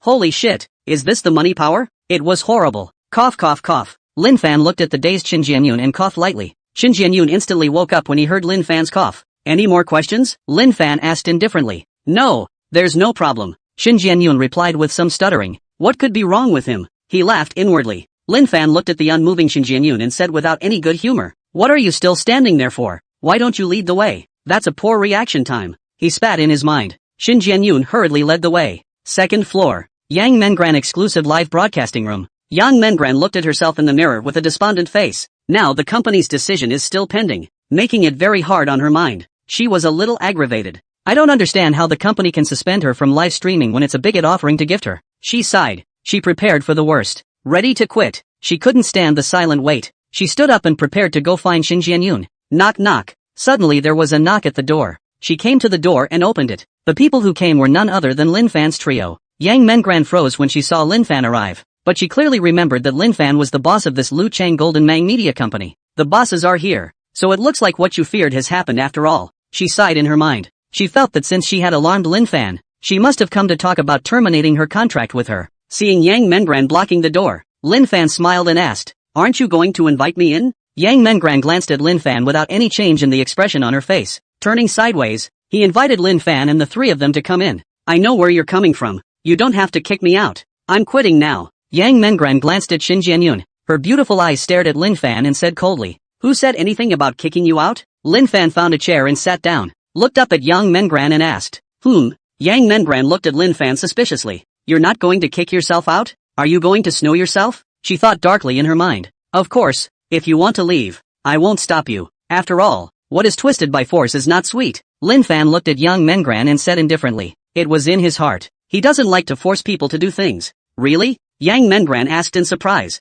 "Aha." Lin Fan nodded. But when he saw Yang Mengran's expression at this moment, he shook his head and said, "Ugh," and was going to tell you to focus on you. But it seems like you don't want to stay with the company. What a shame. Lin Fan stood up after speaking and was about to leave. "Wait, did you just say you want to focus on me?" Yang Mengran hurriedly stopped Lin Fan from going and opened her mouth to ask. "Aha, yes, or what did I come to see you for? You didn't think I was seeing you just to kick you out, did you?" Lin Fan looked at Yang Mengran with a puzzled expression. "Aren't you leaving? Why do you ask so many questions? This girl is not sick, is she?" he muttered in his mind. When Yang Mengran heard Lin Fan's words, a blush unconsciously appeared on her face, and she instantly felt a hot flash on her face. She knew that she had misunderstood Lin Fan. Seeing that Yang Mengran didn't say anything, Lin Fan said indifferently. If you want to leave, just talk to Mr. Shin directly. He lifted his foot and prepared to continue his departure. He hadn't expected Yang Mengran to resign. This is something he never expected. But it doesn't matter. There are still plenty of potential anchors out there.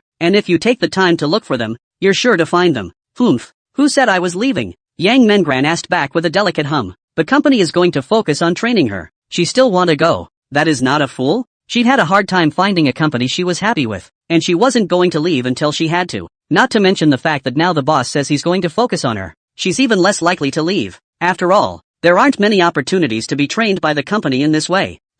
Lin Fan looked at Yang Mengran with a puzzled expression. This? Really can't figure this girl out. But it's good not to leave. He looked at Yang Mengran and asked seriously. You really don't intend to leave? He still had to ask. Yang Mengran blankly glanced at Lin Fan and said, You're planning to focus on cultivating me. If I still leave, would that make me a fool? Lin Fan nodded with satisfaction and said with a smile, I'll ask Mr. Shin to make a plan as soon as possible so that you can quickly become a big anchor. He also tried to understand why Yang Mengran reacted that way just now. Must have misunderstood that he was here to break his contract. Not re-signing the contract? Yang Mengran looked at Lin Fan and asked with a puzzled face. She felt that she was going to focus on training her, and for the good of the company, she should have re-signed her to a more demanding contract. No need. Lin Fan waved his hand and said directly, There's no need to re-sign the contract with Yang Mengran. By the time Yang Mengran becomes more famous and creates more income, he can sign a split supplemental contract. Only mutual benefits will last. If you only think about making money for yourself and not letting your employees have soup, no one will be willing to work for the company.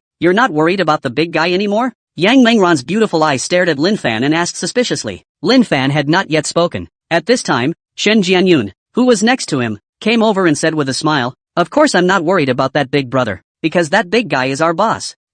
Yang Mengran was instantly confused when she heard Shen Jianyun's words. Her mouth was wide open in shock and her eyes were rolling. This? What's going on? The boss is the big man. She didn't believe that Shen Jianyun would lie to her because there was no need for that. But why did the boss give me a $5 million reward? Why does the boss keep ignoring me after the reward? A long list of questions ran through her mind. If Biggie is the boss, why is the company doing this to her? Lin Fan saw that Yang Mengran's face was full of questions. Unconsciously, he touched his nose. Cough cough. He cleared his throat. Yang Mengran instantly woke up when she heard Lin Fan's cough, her beautiful eyes staring at Lin Fan. Blame me for this one. I was done with the bounty and forgot about it. That's how you get such a misunderstanding. Lin Fan explained with some embarrassment. It was just a matter of just thinking about getting the job done. There was no consideration of whether this matter would have an impact on the company and Yang Mengran. It's also something he owes consideration to. When Shin Jianyun heard Lin Fan's explanation, a bitter smile ran through his heart. That's the big guy. Look at that. $5 million in bounties and forgetting about it. Is this something the average person could do?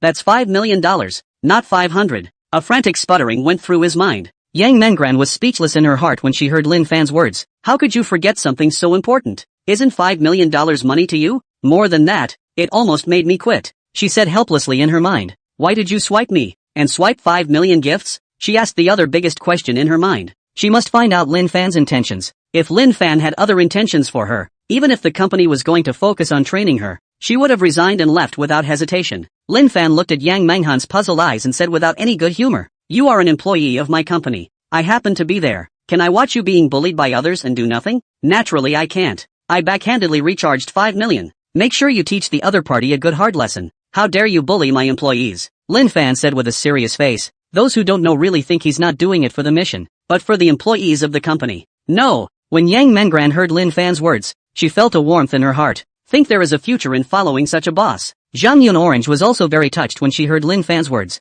I really wasn't wrong about Lin Fan. What a great boss. She thought happily in her mind. Thank you boss. Yang Mengran said sincerely with a touching look on her face. You do sing well. I'll watch you. Lin Fan looked at Yang Mengran's absolutely beautiful face and said indifferently. He glanced at Shin Jianyun, then at Zhang Yunzhang and Yang Mengran, and asked, You guys haven't eaten yet, right? Let's go. Let's eat. Lin Fan was about to leave after he finished speaking. At this time, Shen Jianyun, however, said, Boss, you guys go ahead. I still have some work to take care of. I'll just order a takeaway. He could tell that Zhang Yun Orange and Yang Mengran more or less had a crush on Lin Fan. He didn't want to be the big light bulb. Okay, take care of yourself. As the helmsman of the company, you can't afford to fall down. Lin Fan patted Shin Jianyun's shoulder. He didn't expect Shin Jianyun to be so serious and responsible. It's very comforting. What's wrong with you guys? He turned his head to look at Zhang Yun Orange and Yang Mengran and asked. No.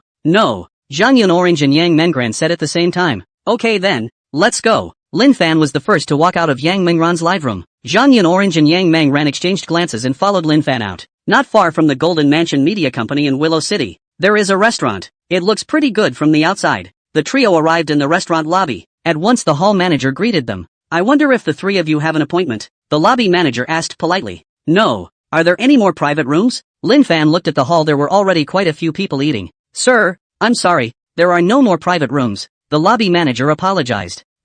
Boy, this is your first time in a fancy restaurant like this, isn't it? Reservations are required for this kind of upscale restaurant. A man with a fat face rapped a sultry woman next to Lin Fan's trio and said with a smug smile on his face. My cell phone number is. Wei Jinbao said to the hall manager with a smug look on his face. After he finished speaking, he glanced at Lin Fan. Especially Zhang Yun Orange and Yang Meng ran beside Lin Fan. Another glance at the heavily made-up woman beside him made him feel his appetite drop. He looked at Lin Fan with eyes full of jealousy. Mud, are all the extremely beautiful women blind? I can't believe they all like such a little white boy. He cursed viciously in his mind. The lobby manager enters Wei Kimball's cell phone number and queries it. Bowing slightly, he said politely, Sir, your seat is in B02. I'll take you there now. Wei Jinbao looked at Lin Fan with a smug expression when he heard the hall manager's words. White boys are good for nothing. The key also depends on competence. What is competence? Of course it's the ability to pay money. He glanced at Zhang Yun Orange and Yang Mengran. Zhang Yun Orange and Yang Mengran looked like they had just stepped out of college not long ago.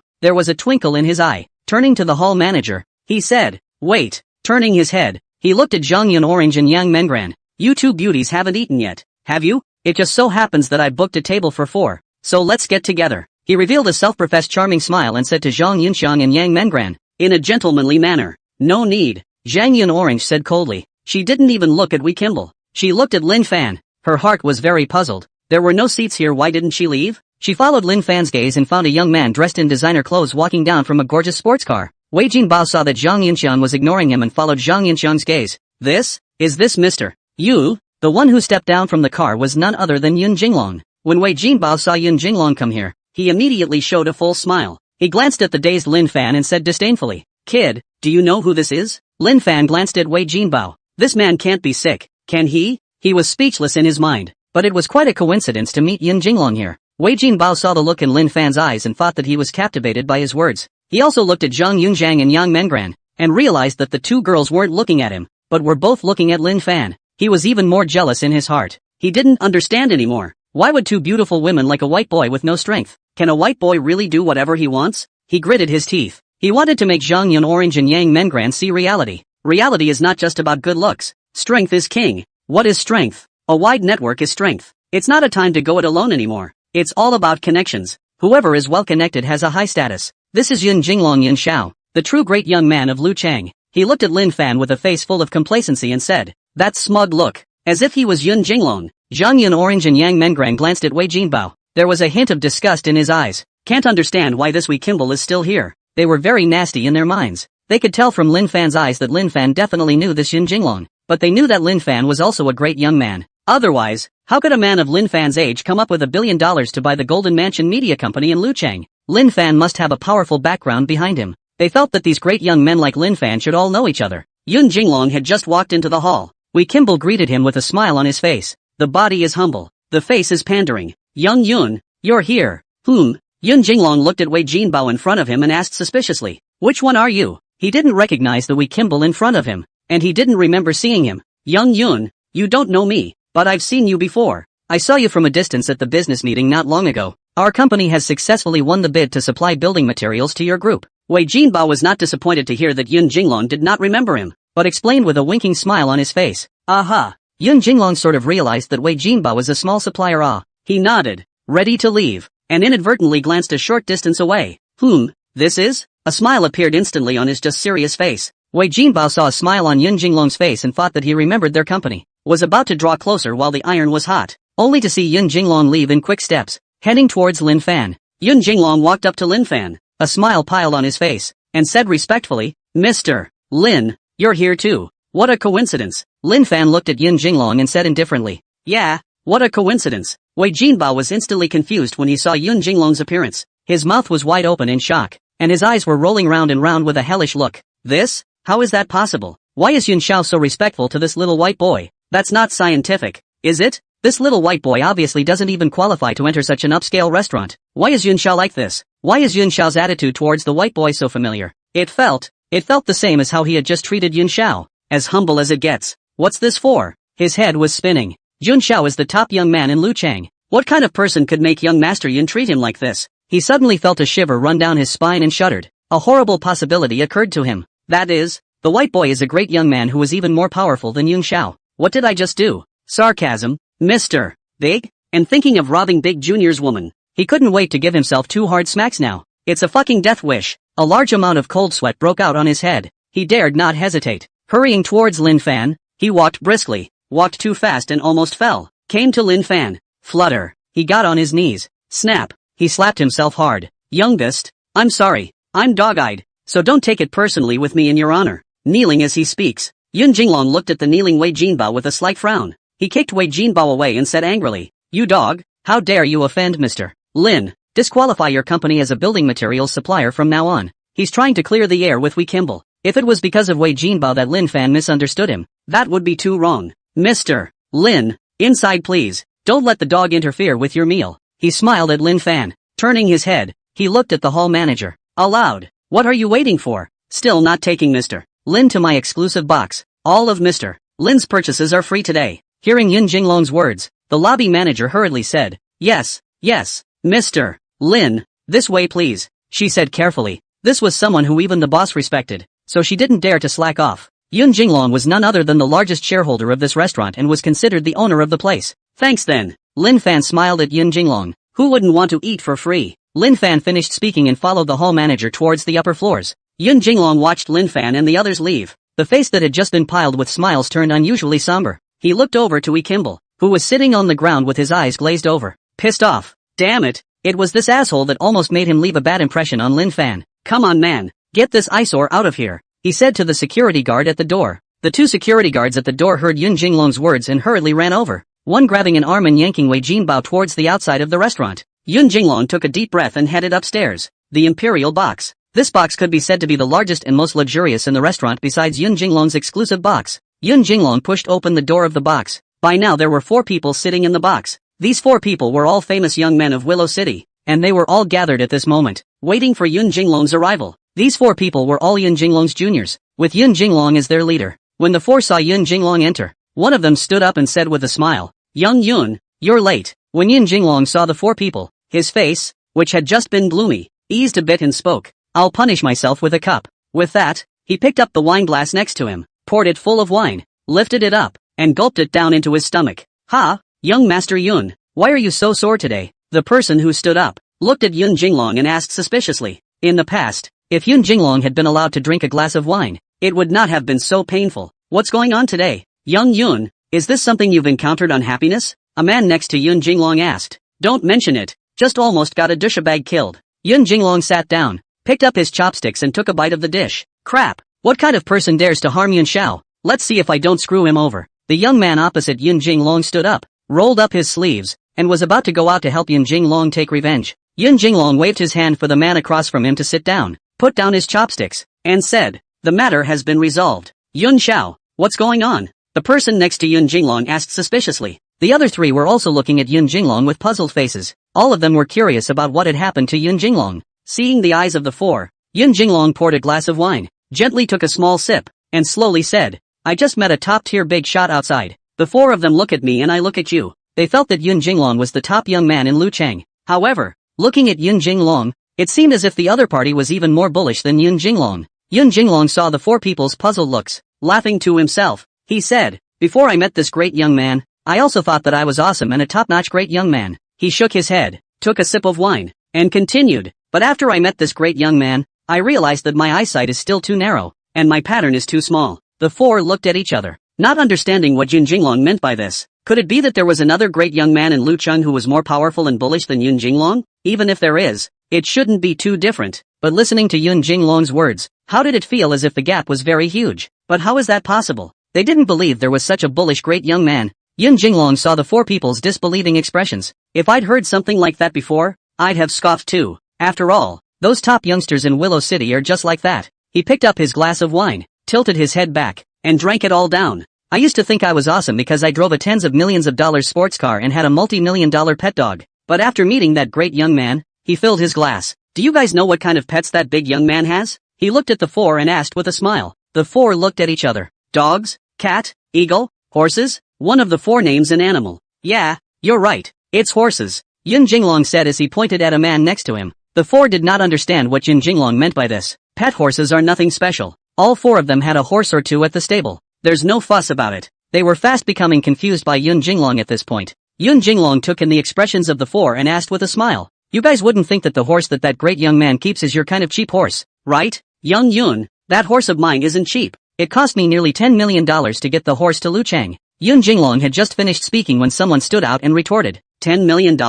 A lot? Yun Jinglong asked rhetorically as he looked at the four. He shook his head. Had he been there before he might have thought $10 million for a horse that was a bit extravagant. The four were instantly speechless when they heard Yun Jinglong's words. $10 million isn't much? That $10 million horse could very well be a total bust if it's not fed well. This horse breeding is more of a loser than buying a sports car. A horse is a living thing, and you can't tell when it gets sick and hangs up. Then the money is really gone. Get lucky with a sports car and it will go up in value. And even if it depreciates, you won't be left with nothing. $10 million for a horse. That's only for a great young man who really likes horses. The average big young man would never spend his money on a horse. Seeing the expressions of the four, Yun Jinglong smiled and said, maybe you guys think I'm exaggerating, but do you know what kind of horse that great young man has? That's a sweaty horse. The key is still a superb sweat-blooded horse. Yun Jinglong finished his sentence in one breath and drank all the wine in his cup to suppress the shock. Every time he thought of Lin Fan's superb sweat-blooded horse, he was unusually excited. That's a superb sweat-blooded horse worth $200 million.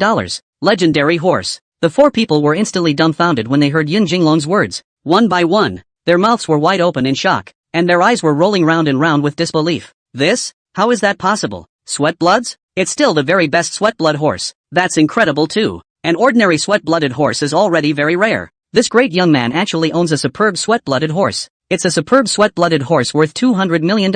What a horse they've dreamed of owning, but they can only think about it in their dreams. There was a bitter laugh in their hearts. No wonder young Master Yun asked if $10 million was a lot. A $10 million horse is nothing compared to a superb sweat-blooded horse worth $200 million. This great young man taking an extremely rare sweat-blooded BMW as a pet. This was too terrifying. Where is this great young man from? That's too scary. It took a while for the four to catch their breath. It was really that the shock of an extremely high-quality sweat-blooded horse as a pet was too great for them. Young Master Yun, are you saying that the great young man is eating at the restaurant? The person next to Yun Jinglong looked at Yun Jinglong with glowing eyes and asked excitedly. When the other three heard the man's question, they all looked at Yun Jinglong as well. Not bad. That great young man is dining in my exclusive box. Yun Jinglong nodded. How could he not know what was in the hearts of the four? How could such a great young man miss the opportunity to make his acquaintance? Exclusive box. TSK, TSK, TSK, TSK, TSK, TSK, TSK, TSK, TSK, TSK, TSK, TSK, TSK, TSK, TSK. It's really luxurious enough. Entering the box, Lin Fan surveyed the box inside in his heart. Zhang Yun Orange and Yang Mengran were directly dumbfounded when they entered the box. Is this the box?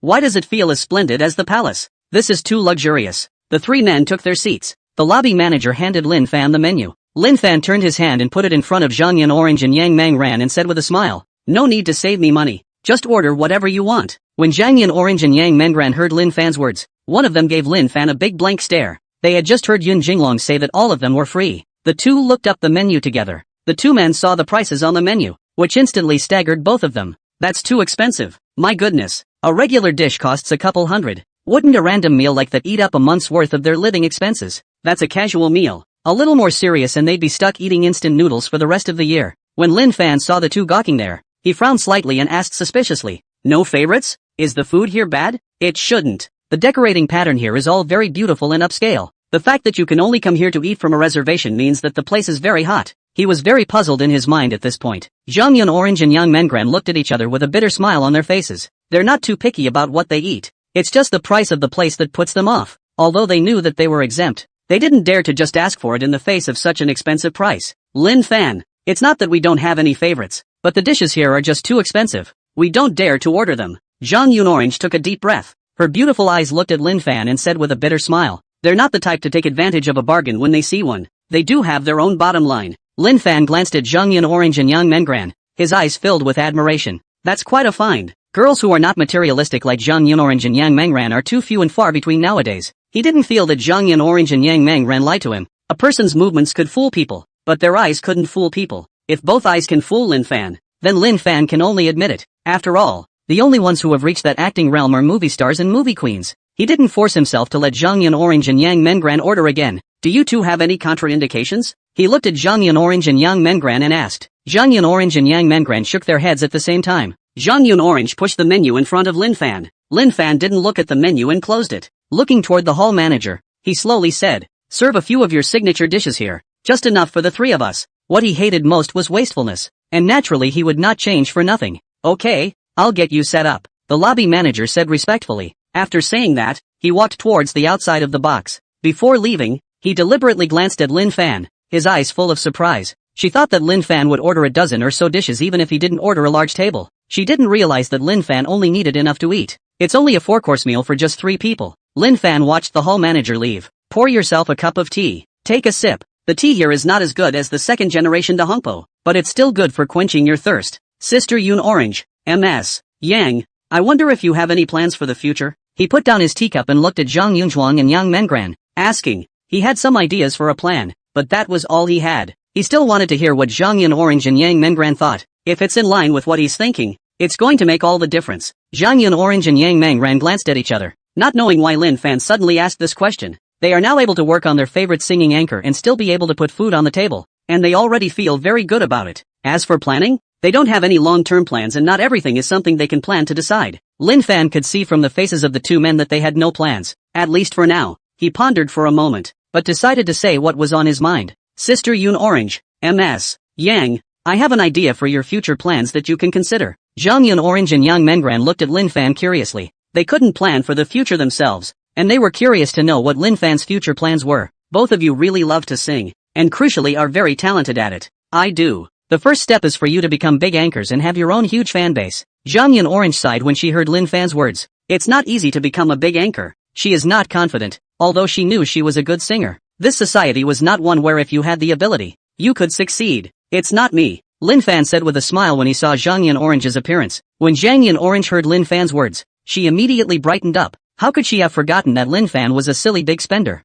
"When are you going to go to my live room and swipe $5 or $10 million too?" she asked with a narrow-eyed smile. Lin Fan was speechless for a moment when he heard Zhang Yunorange's words. Does he really think he's some kind of a fool? That was his mission. He didn't bother to swipe the gift without a mission, but he didn't care too much about the money. After all, he still had a 10 times cashback card. Mostly, it's just too much work for your hands. In the future, in order to avoid causing unnecessary trouble, your training will all be done by the company. When the time comes, I'll have Shin Jianyun help you guys develop a detailed cultivation plan, so that you can quickly accumulate a large number of fans to become big anchors. Zhang Yunorange nodded. What she had just said was just a joke. She didn't really want Lin Fan to swipe a gift for her. Just finished step 1. Now step 2. Lin Fan finished taking a sip of tea. Zhang Yunorange and Yang Mengran looked at Lin Fan curiously, curious to know what Lin Fan's second step was. The second step is that you enter the entertainment industry directly with the help of your huge fan base and become singers. Lin Fan said indifferently as he looked at the two. When Zhang Yunorange and Yang Mengran heard Lin Fan's words, the two of them instantly froze.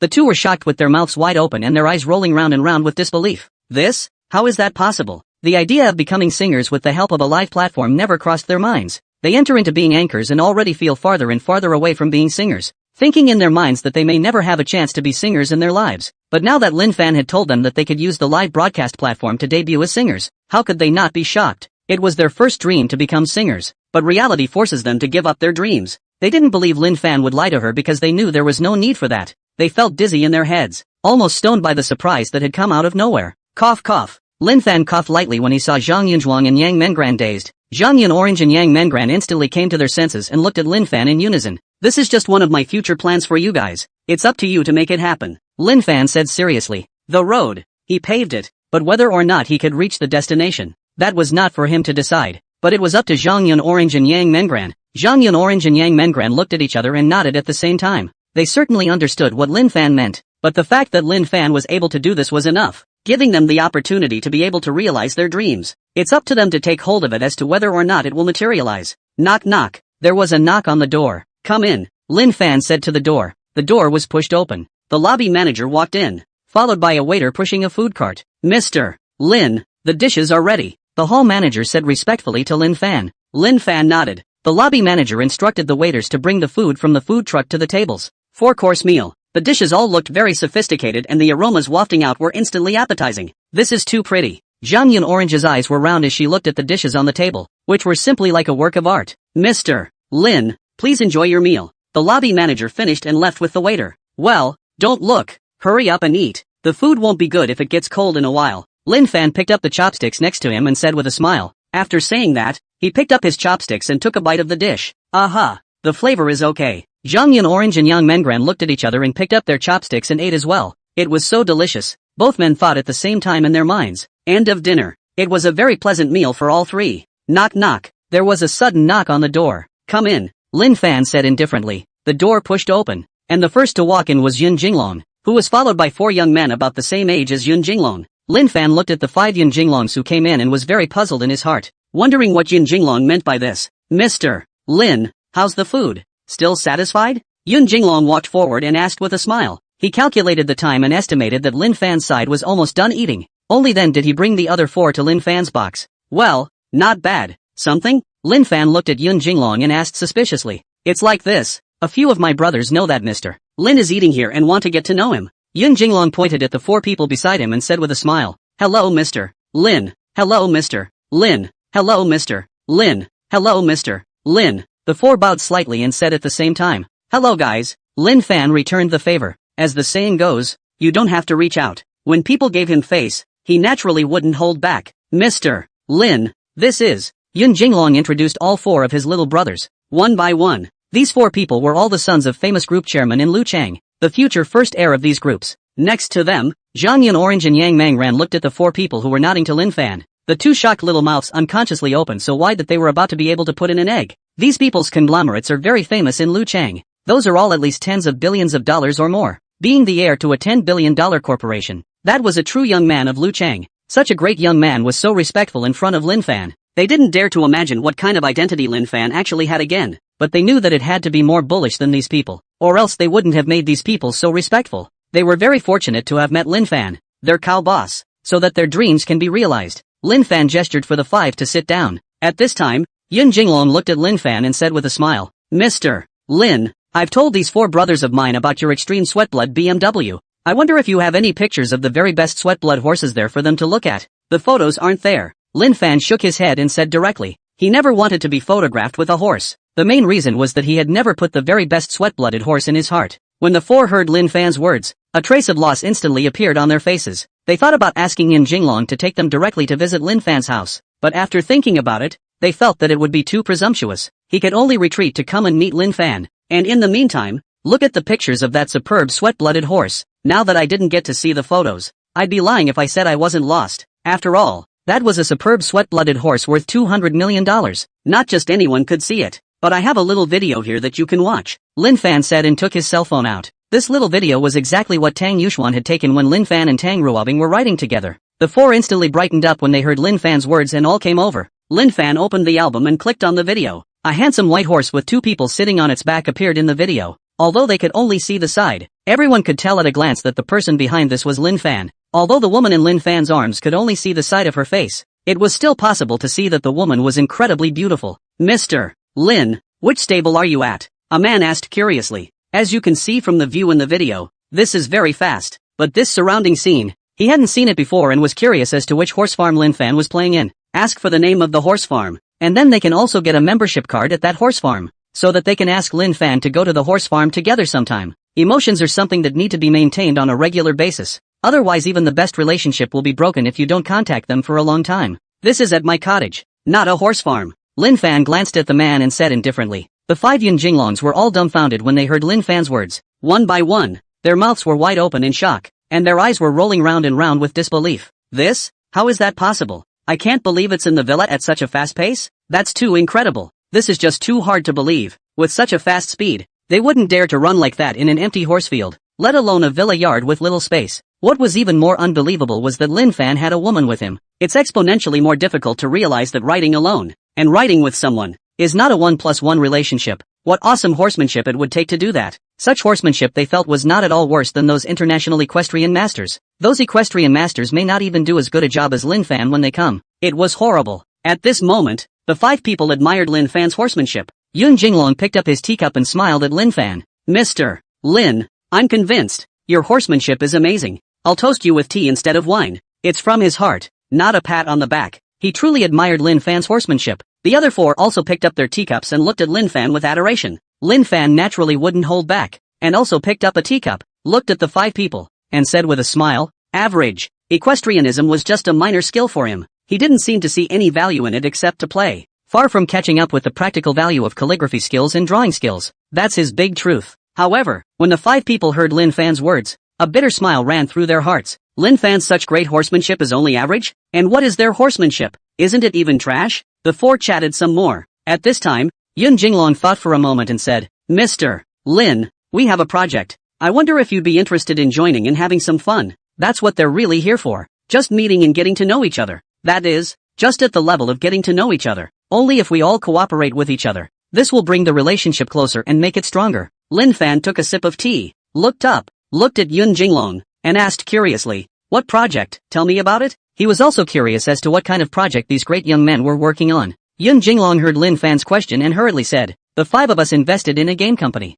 A game company? Lin Fan muttered. Games do make money, provided they are fun to play. You represent good gaming products? Lin Fan looked at the 5 Yun Jinglongs and asked indifferently. In his opinion, it should be that Yun Jinglong and the others had found a good game they were ready to represent, and that's why they opened the company. After all, the cycle of developing a game on your own is too long. Games like the ones that are popular now are probably not popular by the time you develop the same game. So it is usually a direct agent of mature game products. Just need to do a good job of promotion to make money. As long as the game isn't particularly crap, it's still good money. Yun Jinglong shook his head and asked in a deep voice, we have no intention of representing the game. Lin Fan involuntarily frowned slightly when he heard Yun Jinglong's reply. This is about developing your own game. If you're proxying a game, take a developed game and look at it. Test it to see the potential of the game. Can you make money? Can you make a lot of money? It can be predicted, but develop it yourself. And this is too much uncertainty. If it was a proxy game, it wouldn't matter if he invested in it and played it. After all, the game still makes money, so at least it won't make him lose money.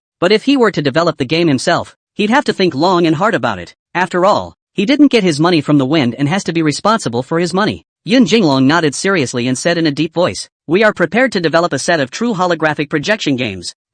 A real hologram game? Lin Fan fell into deep thought. There are some holographic projection games nowadays, but that's not really holographic projection at all. The technology of holographic projection is currently immature. Developing a true holographic projection game on immature technology is visibly very difficult. It wasn't that he didn't think highly of the holographic projection game. If a holographic projection game could really be developed, it would be 100% certain to make money. But would a holographic projection game be so well developed? Lin Fan shook his head. He wasn't optimistic about the holographic projection game development of Yun Jinglong and the others. One is that the technology simply isn't there, and the other is that the development cycle is too long. After all, none of the current holographic projection technology is mature. Yun Jinglong saw Lin Fan shaking his head and said confidently, we've already recruited the top technicians from all over the country. Development has now begun. I'm sure it won't take long to develop our game model. Lin Fan glanced at the confident Yun Jinglong. I really don't know who gave you so much confidence, he muttered in his mind. With such an unreliable program, he really wasn't interested in participating.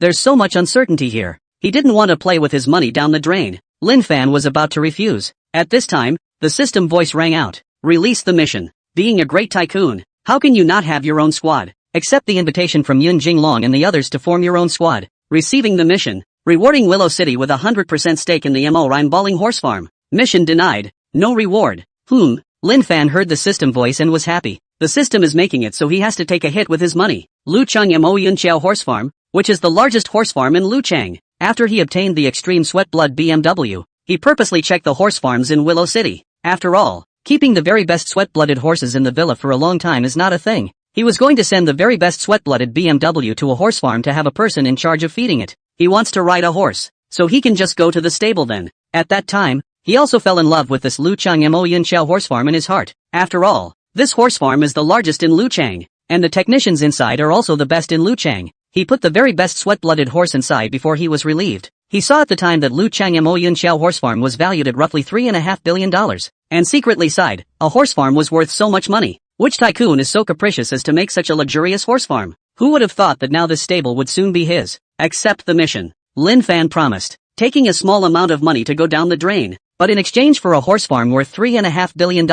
Anyone who wasn't a fool would know what to choose. How much do I need to invest if I want to join? Lin Fan looked at Yin Jinglong and asked directly. Since he had accepted the mission, what he naturally wanted was to join quickly. That's how quest rewards get there. The 5 of us invested $100 million initially. You're just like us. Yin Jinglong's heart rejoiced when he heard Lin Fan's question and hurriedly said, "That's fine. I'll invest $100 million as well." Lin Fan put down his teacup and said directly. Next to them, Zhang Yan Orange and Yang Meng Ran were instantly dumbfounded when they heard Lin Fan's words. The two were shocked with their mouths wide open, their eyes staring like bronze bells, full of incredulity. This? Just a simple investment of $100 million?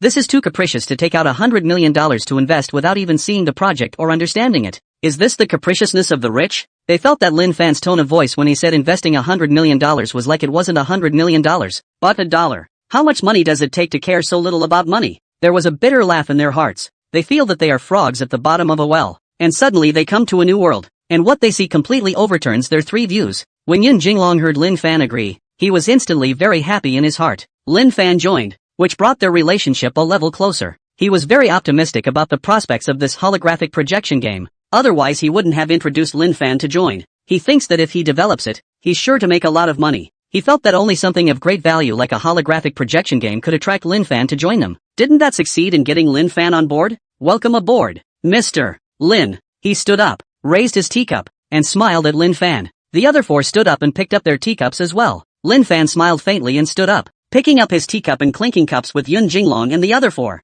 These people were already considered to be the top young men of Willow City, and having these people as his team members would only benefit him and do him no harm. He had just sat down after clinking glasses and drinking tea with the crowd. At this time, the system's voice suddenly rang in his head. Congratulations to the host for completing the mission. The documents related to Willow City's Mo Yin Xiao Horse Ranch have been placed on the desk of the host's Haitian No. 1 villa, gaining 50 system points. He just loved the system's pain-in-the-ass personality, arriving in seconds and never reneging. Another 50 points. There's no point in keeping it. In his mind, he said to the system, use 50 points to open the lucky carousel once. As his words fell, the points were deducted and the big wheel of fortune slowly turned. Stop, he murmured in his mind. The big wheel of fortune slowly came to a halt. Host's lucky break. Congratulations to the host for obtaining a set of holographic projection games. Congratulations to the host for acquiring the consummate level program development skill. Crap. He was shocked to hear the system's reward, and a nationalist phrase came directly from his heart. It was too hard for him to believe. Having just negotiated a cooperation with the 5 Yin Jinglongs, winning a set of holographic projection games in a lottery was like being possessed by the Emperor of Europe. System, come out of there. He didn't think he was lucky enough for that. Think what you want to come to the point. He had absolute reason to believe that this was the system's doing. Please trust the system. The system is absolutely fair and impartial. This is a big burst of luck for the host. I'll believe the hell out of you. He also knew it was futile to ask the system. He first absorbed the consummate level program development skills.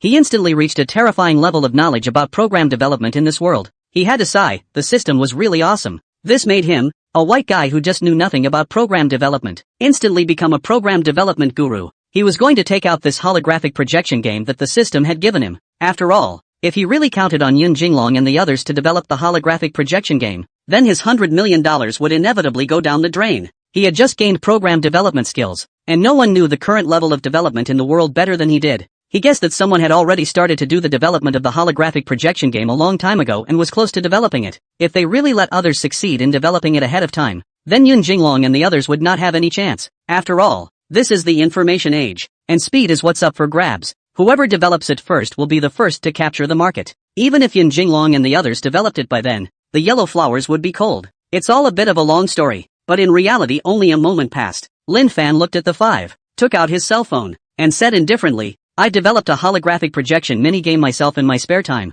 Will you guys see if it's useful to the company? He finished and started pretending to reach for his phone. Yin Jinglong and the other 4 looked at each other. How could they not have thought that Lin Fan himself would develop a game? And the key was a holographic projection game. They didn't think Lin Fan could develop any decent holographic projection games. Keep in mind that they got the top techs in the country, and none of those techs have developed a decent thing so far. They didn't believe that Lin Fan was even better than these top technicians. They thought Lin Fan had made a simple model at most. Their faces didn't change much for the sake of Lin Fan's face, but they didn't think from the bottom of their hearts that Lin Fan could come up with anything decent. When Zhang Yan Orange and Yang Mengran heard Lin Fan's words, they also looked over curiously. They hadn't thought that Lin Fan would even develop games, no matter what game is developed. For them, as long as they can develop a game, it's pretty awesome. Lin Fan took out his cell phone, got up, and went to the door. Click. He replaced the main switch for the lights and the room instantly became unbearably dark. Mr. Lin, what are you doing? Yun Jinglong hurriedly asked when he saw Lin Fan turn off the lights. Aren't we going to show the game? He didn't understand what Lin Fan was doing with the lights off. His words just fell. Only a curtain of light shone in Lin Fan's cell phone. It instantly illuminated the entire box, making people rush to close their eyes. Yun Jinglong slowly opened his eyes. He saw the scene of a lifetime. He was currently in a mountain forest, surrounded by tall trees. Every now and then there are birds chirping and insects singing. This? Where is this? Why am I here? A long list of questions popped up in his mind. At this time, the lights of the box suddenly turned on, and the scene just now all disappeared. Yun Jinglong looked around in disbelief and realized that the others were just like him. He seemed to have thought of something and looked at Lin Fan. His throat felt a little dry, and he was having trouble speaking. Lin, Mr. Lin, was that the game you developed just now? When the crowd heard Yun Jinglong's question, they all looked at Lin Fan. Lin Fan looked at the crowd, nodded with a smile, and spoke, yes. Although the crowd was prepared in their minds, they were still shocked to hear Lin Fan admit it in person. One by one, their mouths were wide open and their eyes were rolling round and round with disbelief. This turned out to really be a game developed by Lin Fan. How is that possible? That's too powerful. Yun Jinglong and the other four looked at each other. There was a bitter laugh in their hearts. They originally thought Lin Fan's game was a miniatures. Now it looks like a perfect hologram. What a shock. They felt that even if their game was developed, it wouldn't necessarily be as awesome as the one developed by Lin Fan. They were very glad that they had met Lin Fan today. If Lin Fan used this game for business, then their game company would simply go out of business. After all, it's not like their game is going to be developed overnight. Fan, did you just say you were going to take this game out? Yun Jinglong was so excited that he didn't even call Mr. Lin and directly called on Brother Fan. This holographic projection game developed by Lin Fan gave him too much of a shock, and Lin Fan just meant to take this game out. Aha! Lin Fan hemmed and nodded. This little game I developed isn't bad, is it? Lin Fan glanced at the other four and turned to Yun Jinglong, asking with a smile. He had to sigh in his heart at the same time. The system is the eternal god. He hadn't expected this holographic projection game to be so awesome. It's almost like being there. It was a great feeling. Yun Jinglong and the four looked at each other. Listen to this. Is this human language? You call this a little game? A game this awesome is called a minigame? Wouldn't that mean the games they're developing now can't be called games? You call that not bad? It's simply a much better game than they thought it would be. None of the games they're prepared to put a lot of money into developing are necessarily as good as this. The five spat madly in their minds. It was hard to hide the excitement in his eyes even though he was spitting. With this game, they just have to have the text test and tweak it. It won't take long to do the listing. They believe that there is simply no game on the market right now that can match this one. They will have the entire hologram gaming market to themselves. It was as if they saw the company's valuation skyrocket. 1 billion, 10 billion, 100 billion. They don't dare to imagine it anymore. It's really that this game has so much potential. Their company will be a minimum $100 billion valuation. How much is this going to cost? Even if they were top-tier second generation, this much money scared them. They were very excited in their hearts at this time. It was as if they saw their fathers recognizing them with appreciation. After the excitement, they unanimously looked at Lin Fan, because it was Lin Fan who brought this about. They feel very lucky to have met and befriended Lin Fan. They looked at each other and nodded in unison. At this time, Yun Jinglong said seriously, Brother Fan, since you're providing the technology, the funds don't need to come from you. Oh, Lin Fan glanced at Yun Jinglong, not expecting Yun Jinglong to say such a thing. Actually, 100 million is nothing to him. He hadn't expected Yun Jinglong to ask him to take a technical stake. Okay. He didn't make any bones about it and nodded in agreement. He also knew the value of this holographic projection game to Yun Jinglong and the others. Yun Jinglong heard Lin Fan agree and a smile appeared on his face. He went on to say, equity will have to be redistributed a bit as well, he said glancing at the other four. The other four nodded at Yun Jinglong. Lin Fan looked at Yun Jinglong curiously, wondering how Yun Jinglong wanted to adjust his stake. Brother Fan, you have 50% of the equity and the five of us have 10% each. Yun Jinglong looked at Lin Fan and said seriously, it was well thought out by him. After all, the fact that Lin Fan had come up with such an awesome game meant that Lin Fan's skills were very impressive. For them to truly tie Lin Fan to the same chariot, they had to give Lin Fan absolute power in the company. Don't think they're losing out. He is very optimistic about the holographic projection game, and the company will be at least $100 billion enterprise in the future. That 10% stake gives him at least $10 billion.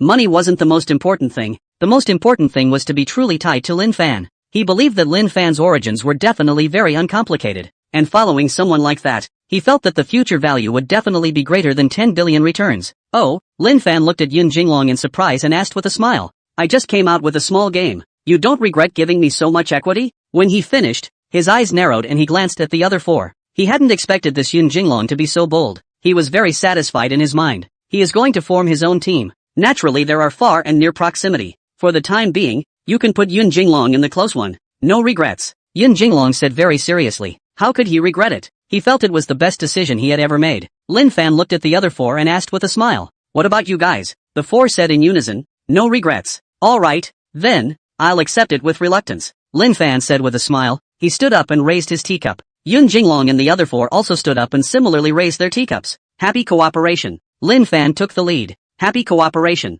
Yun Jinglong and the other four said at the same time. Clink glasses. Lin Fan sat down again. He sent Yun Jinglong the code of the small game in his phone. Now that he has become the person in charge of the company, he naturally wants to get the company's products out quickly. Of course the game code he gave to Yun Jinglong was also modified by him. There are some features that have been removed that are so simple that those technicians at the company were able to patch them in. He didn't want those techs doing nothing every day. Also the core code of the game code he encrypts. The key he chose was a string of characters in billions. To fully crack. Aha. At the rate computers run today, it would take almost a couple hundred years. Next to Zhang Yan Orange and Yang Mangran saw that in just a few minutes Lin Fan had turned Yun Jinglong's 5 People's Company into his own, earning $250 million. The two people were directly dumbfounded. The two were shocked with their little mouths wide open and their eyes rolling round and round with disbelief. This is too much. If they hadn't seen it with their own eyes, and someone had told them that whoever it was had made $200 million in a few minutes, they would have thought that person was bragging. That's a lot of money to make too fast. Although they didn't know how fast the world's richest man made money, they felt sure that it wasn't as fast as this Lin Fan. That's amazing. They feel like they're running out of brain capacity. Couldn't figure out why the 5 trusted Lin Fan so much and willingly handed over control of the company. Look, 5 people with smiles piled on their faces. Is this the legend of selling yourself and counting for others? But they knew these people weren't stupid, and there had to be a side to them that they didn't know about. But no matter what, it meant that Lin Fan was very powerful. It made the 5 feel that giving Lin Fan the $250 million was very much worth it. Yun Jinglong was very excited as he looked at the code in his cell phone. He looked at Lin Fan and asked out loud, Brother Fan, do you want to go to the company now? He felt that Lin Fan, as the person in charge of the company, should visit the company. Also he wants to get this game code to the techs for testing as soon as possible. When Lin Fan heard Yun Jinglong's words, he thought a little and nodded. He didn't really plan on meddling in the company's operations. Being a competent boss is about knowing the right people and not doing everything yourself. So many of his businesses, if he were to take on all of them himself, he'd be dead in the water. He didn't want that. He just needs to have a general overview. He turned his head to look at Zhang Yunjiang and Yang Mengran and asked with a smile, That's it for today. You guys go back first. He also saw that Zhang Yan Orange and Yang Mengran were sitting here very bored, and besides, what should be said was also right all finished. He had no intention of bringing Zhang Yan Orange and Yang Mengran to the game company. I'll have the people from the restaurant send the 2 sisters-in-law back. Yun Jinglong stood up and said with a smile, What's with the blind yelling? We're just ordinary friends. Lin Fan said without a trace of anger. A blush unconsciously appeared on the faces of Zhang Yan Orange and Yang Mengran when they heard Yun Jinglong's address. I'm sorry, I misunderstood. I'll arrange for a car to take you back. Yun Jinglong hurriedly apologized to Zhang Yan Orange and Yang Mengran. After he finished speaking, he quickly walked out of the box and arranged a car for Zhang Yan Orange and Yang Mengran to go. Go. Lin Fan stood up and said to Zhang Yan Orange and Yang Mengran. Zhang Yan Orange and Yang Mengran nodded, got up, and followed Lin Fan out of the box. Outside the restaurant, there was a business sedan parked. Yun Jinglong saw Lin Fan and the others come out and said with a smile, The car is ready. Thanks. Lin Fan said with a nod. You guys go back first. He turned his head to Zhang Yunzhuang and Yang Mengran who were next to him. Zhang Yan Orange and Yang Mengran nodded, knowing that Lin Fan had things to do next and didn't say anything more. Lin Fan watched the two get into the car and leave. Let's go too, he said to Yun Jinglong. He finished walking towards the downstairs parking lot of the Golden Mansion Media Company in Willow City. Lin Fan came to the parking lot, took out the car key, and pressed the switch. The lights on the Koenigsegg Ajurer next to it came on instantly. The 5 Yun Jinglongs each drove a sports car and quickly arrived in front of Lin Fan. The 5 Yun Jinglongs stepped down from the car and looked at the Koenigsegg Ajurer in front of them. Fan, you changed cars again? He looked at Lin Fan and asked in surprise. Last time he had seen Lin Fan driving a Ferrari Laffa. This time it was surprisingly replaced with a Koenigsegg Ajurer, and this one looks new at first glance. Well, this sports car has been in the garage too long. Bring it out for a spin, Lin Fan said casually. The 5 Yun Jinglongs were instantly speechless when they heard Lin Fan's words. The car obviously looked like it hadn't been driven. Are you buying a toy? Buy it, put it away, let it eat dust in a corner, and occasionally get it out and play with it when you think about it? Storing a sports car as a toy was something they felt only Lin Fan could do.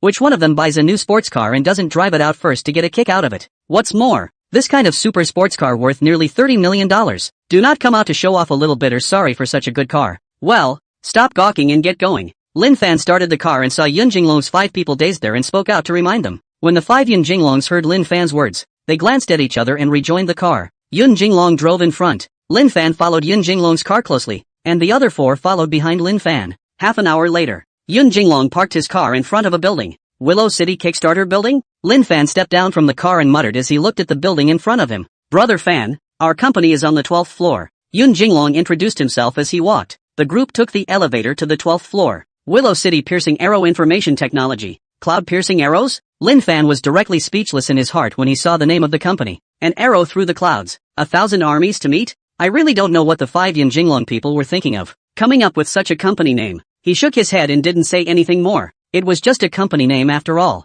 At this time, Yun Jinglong spoke. Yun Jinglong smiled and pointed at the name of the company, looking at Lin Fan and asking, Brother Fan, how about this company name? Isn't it very atmospheric? Lin Fan looked at Yun Jinglong suspiciously. That's it? It has nothing to do with the atmosphere. He spat in his mind. Did you come up with this company name? He guessed from Yun Jinglong's expression that the name should have been given by Yun Jinglong. Brother Fan, awesome. You guessed it all. Yun Jinglong gave Lin Fan a thumbs up. Lin Fan glanced at Yun Jinglong and was speechless for a moment. Is that even a guess? Look at that excited expression on your face. Anyone who isn't an idiot can tell. This was something he only thought about in his mind and naturally would not say it out loud. The group entered the company. Hello Mr. Yun. The receptionist was a young girl who looked like she had just graduated. May, this is Chairman Lin Fanlin of our company. Yun Jinglong introduced himself to the receptionist Li Haimei. May's name is Li Haimei and she has just graduated. How can that be when the company employees don't even know the chairman of their own company? Li Haimei was shocked to hear Yun Jinglong's introduction. She had just noticed Lin Fan as well, but she thought of him as Yun Jinglong's brother or something. After all, Lin Fan looked younger than her. How could she not expect this Lin Fan, who was even younger than her, to become the chairman of the company? Yun Jinglong saw Li Haimei dazed, and immediately reminded over. What are you still frozen for? Call someone. Li Haimei instantly woke up when she heard Yun Jinglong's words, hurrying to say, Lin Dong, hello. Lin Fan said with a slight smile, notify the development department manager, Ma Junjie, and have him come to my office. Yun Jinglong instructed Li Haimei. Okay, General.